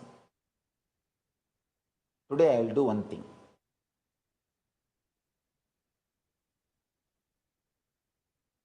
Actually, I am making this power of awakening the whole non-mechanical parts of your brain. My best plan, visualization, love for you, that you should become enlightened. I am actually putting that like a energy, power battery, that spiritual power battery into that Vilva Mandala. You see, that Vilva is like a 3 eyes of Paramashiva. In that I am putting this whole thing and making it as a mandala, Trinetra Mandala. And I am going to gift it. How to send this as a gift I am working out. When you get that Vilva, put it on your third eye. When you fall asleep in the night, just put little Jnananjana and stick it. It will stick because it's a too small Vilva. I'll show you. Just in the night time, put Jnananjana on your third eye and stick this. Whole night, let it be there. That will work intensely on your brain.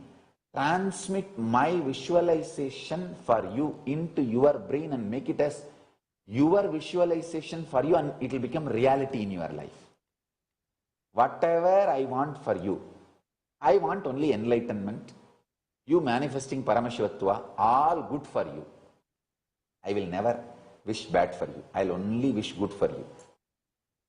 All that good will enter into you and become reality. And once that Trinetra has done its job of transmitting my energy into your system, it will drop off by itself.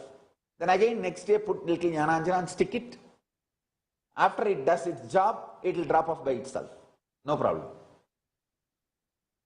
Like how you put that pain healing stickers, when it does its job, that sticker falls off by itself. Like that, it's spiritual pain healing sticker. This Trinetra Mandala, I'll send it to you. I'm energizing. I'm done. Almost, it's done. The job is done. My blessings. So, today I have free gift, an e-book for all of you. Insight from an Avatar. Volume 1. This is the insights from the Avatar, provides life solutions to millions in all aspects of their lives, from health, wealth, relationships and spiritual growth. It has solutions for the problems of the inner world, outer world, and questions about life, death and consciousness. It has solutions for social issues like peace, unity, love, coexistence and ahimsa. You can download this tinyurl.com/avatar insights. And I have a great, exciting announcement. From this year, we are going to celebrate Vijayotsavam. Winning by destroying all the negative elements, negativity. The Sura Samharam has happened. We won the game. The KAILASA is established. So the Vijayotsavam from March 1st to March 10th, 10 days Brahmotsavam, Vijayotsavam. How the Asuras, Rakshasas, demons tried to attack Paramashiva and his mission, and how Paramashiva destroyed all those negativities and successfully established KAILASA. This Leela will be remembered and told to the whole world through this Vijayotsavam, Vijayotsava Brahmotsavam.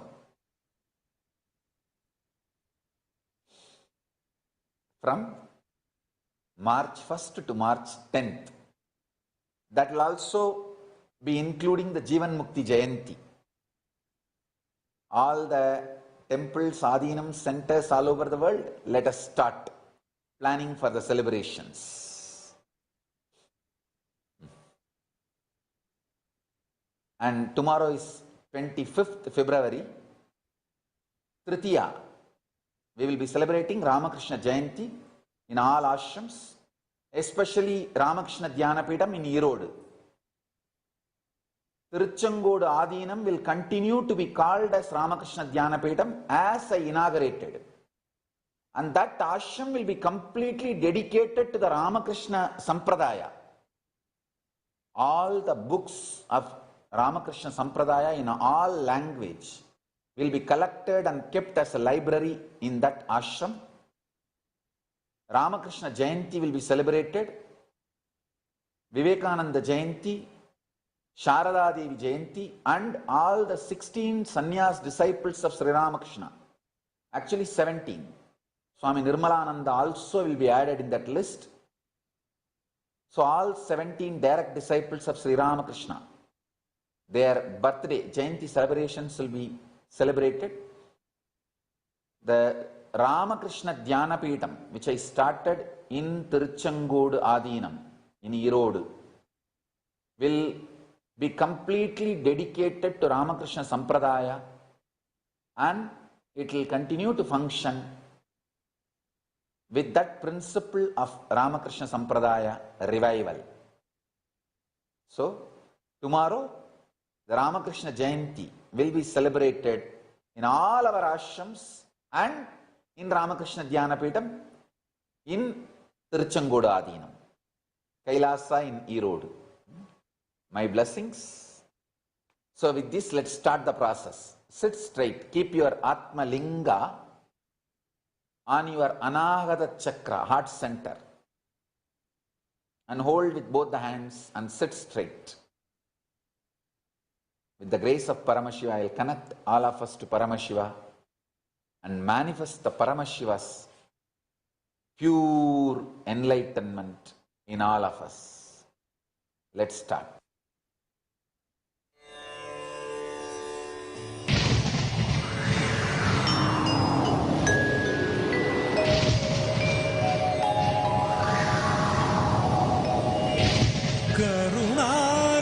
கருணார்ணவமாய் கருதக்கதினல்கும்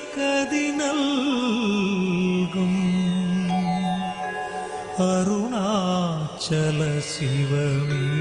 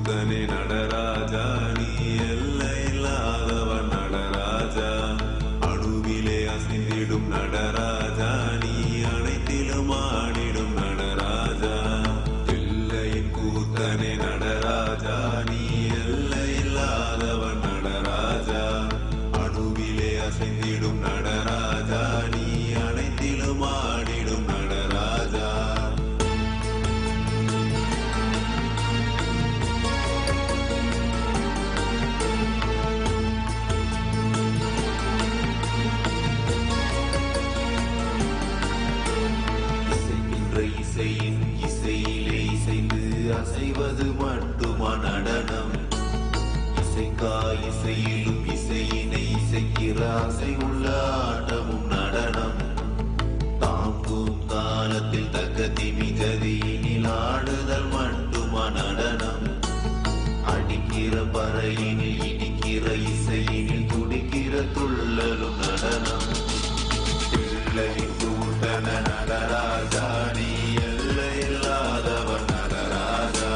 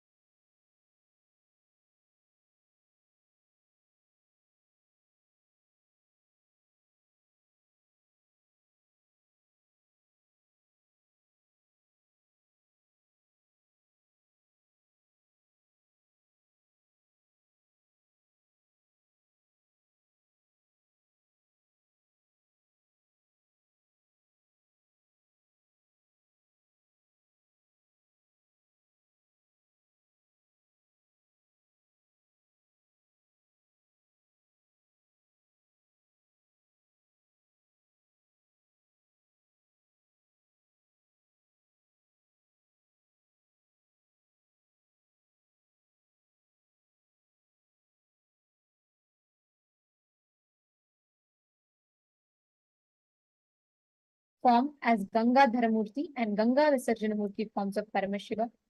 And during the darshan, ask all your prayers, your boons requests, blessings requests directly to Swamiji. Let us all get ready to receive the darshan. Please settle down. I request all of you to please settle down.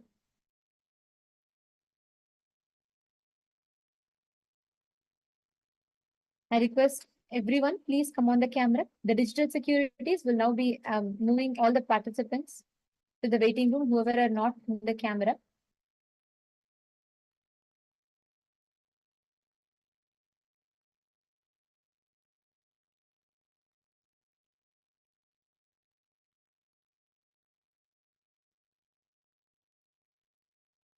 Ma Lalita, first, any decision before you make, I request you to sit in front of Atma Murti. Give yourself some time. First, chant the Mahavakya. I understand what you're going through is difficult. I understand it will not be very easy. But understand, nothing can affect the Paramashivatva in you. Nothing can shake the existence, the core consciousness of you as Paramashiva. Today, during the darshan, just sit and connect to Swamiji. Pray to Swamiji to remove all that pain and suffering from you. You will really see so much of healing will happen in your inner space. Do not worry. See, what might have happened to you might not be right or wrong, but what is happening to you now is the best thing that is happening to you. The darshan, connecting to Swamiji, is the best thing that you can do. So don't debate with yourself whether what is happening is what happened to you is right or wrong. But know and tell yourself what is happening to you now is the best thing for you. Sit, drop, do not see. First, drop your powerlessness. And I understand what you're going through, but drop your powerlessness. Sit in front of Swamiji. You're in the right place with the right person at the right time, doing the right thing. Just connect to Swamiji more. Drop the rest at Swamiji's feet. Sit for the darshan. Okay? Swamiji will take care of the rest. Wong Kalili, Ma Ramani Devi, Ma Jayalakshmi, Ma Maluhya. I request every one of you to come on camera. The digital securities will now start moving all the participants who are not in the camera out of the meeting. For you to have a seamless experience of the darshan, please come and settle down.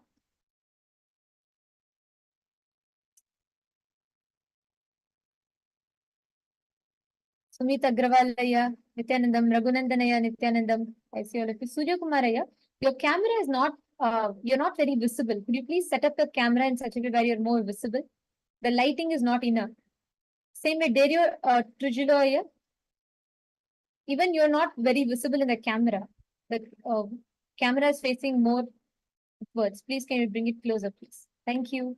And Espes saying, please, can I request you to come on camera, please? Digambaraya, Mahasarabeshwaraya. I request all of you to please come on the camera. All the participants across all the Zoom rooms, please come on the camera and settle down. Lauren Chaya Nithyanandam and Lon Peshiko. I think you have the virtual background on.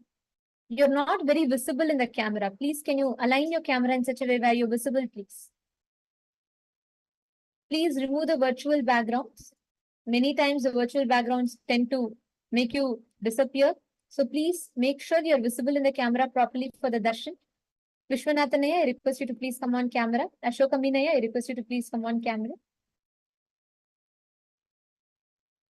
Now, as we all prepare for the darshan of Ganga Dharamurti and Ganga Visarjanamurti forms of Paramashiva, all of us are going to be receiving the initiation. Anywhere you are stuck, wherever you are having self-doubt, self-hatred, self-denial, which will grow into life-doubt,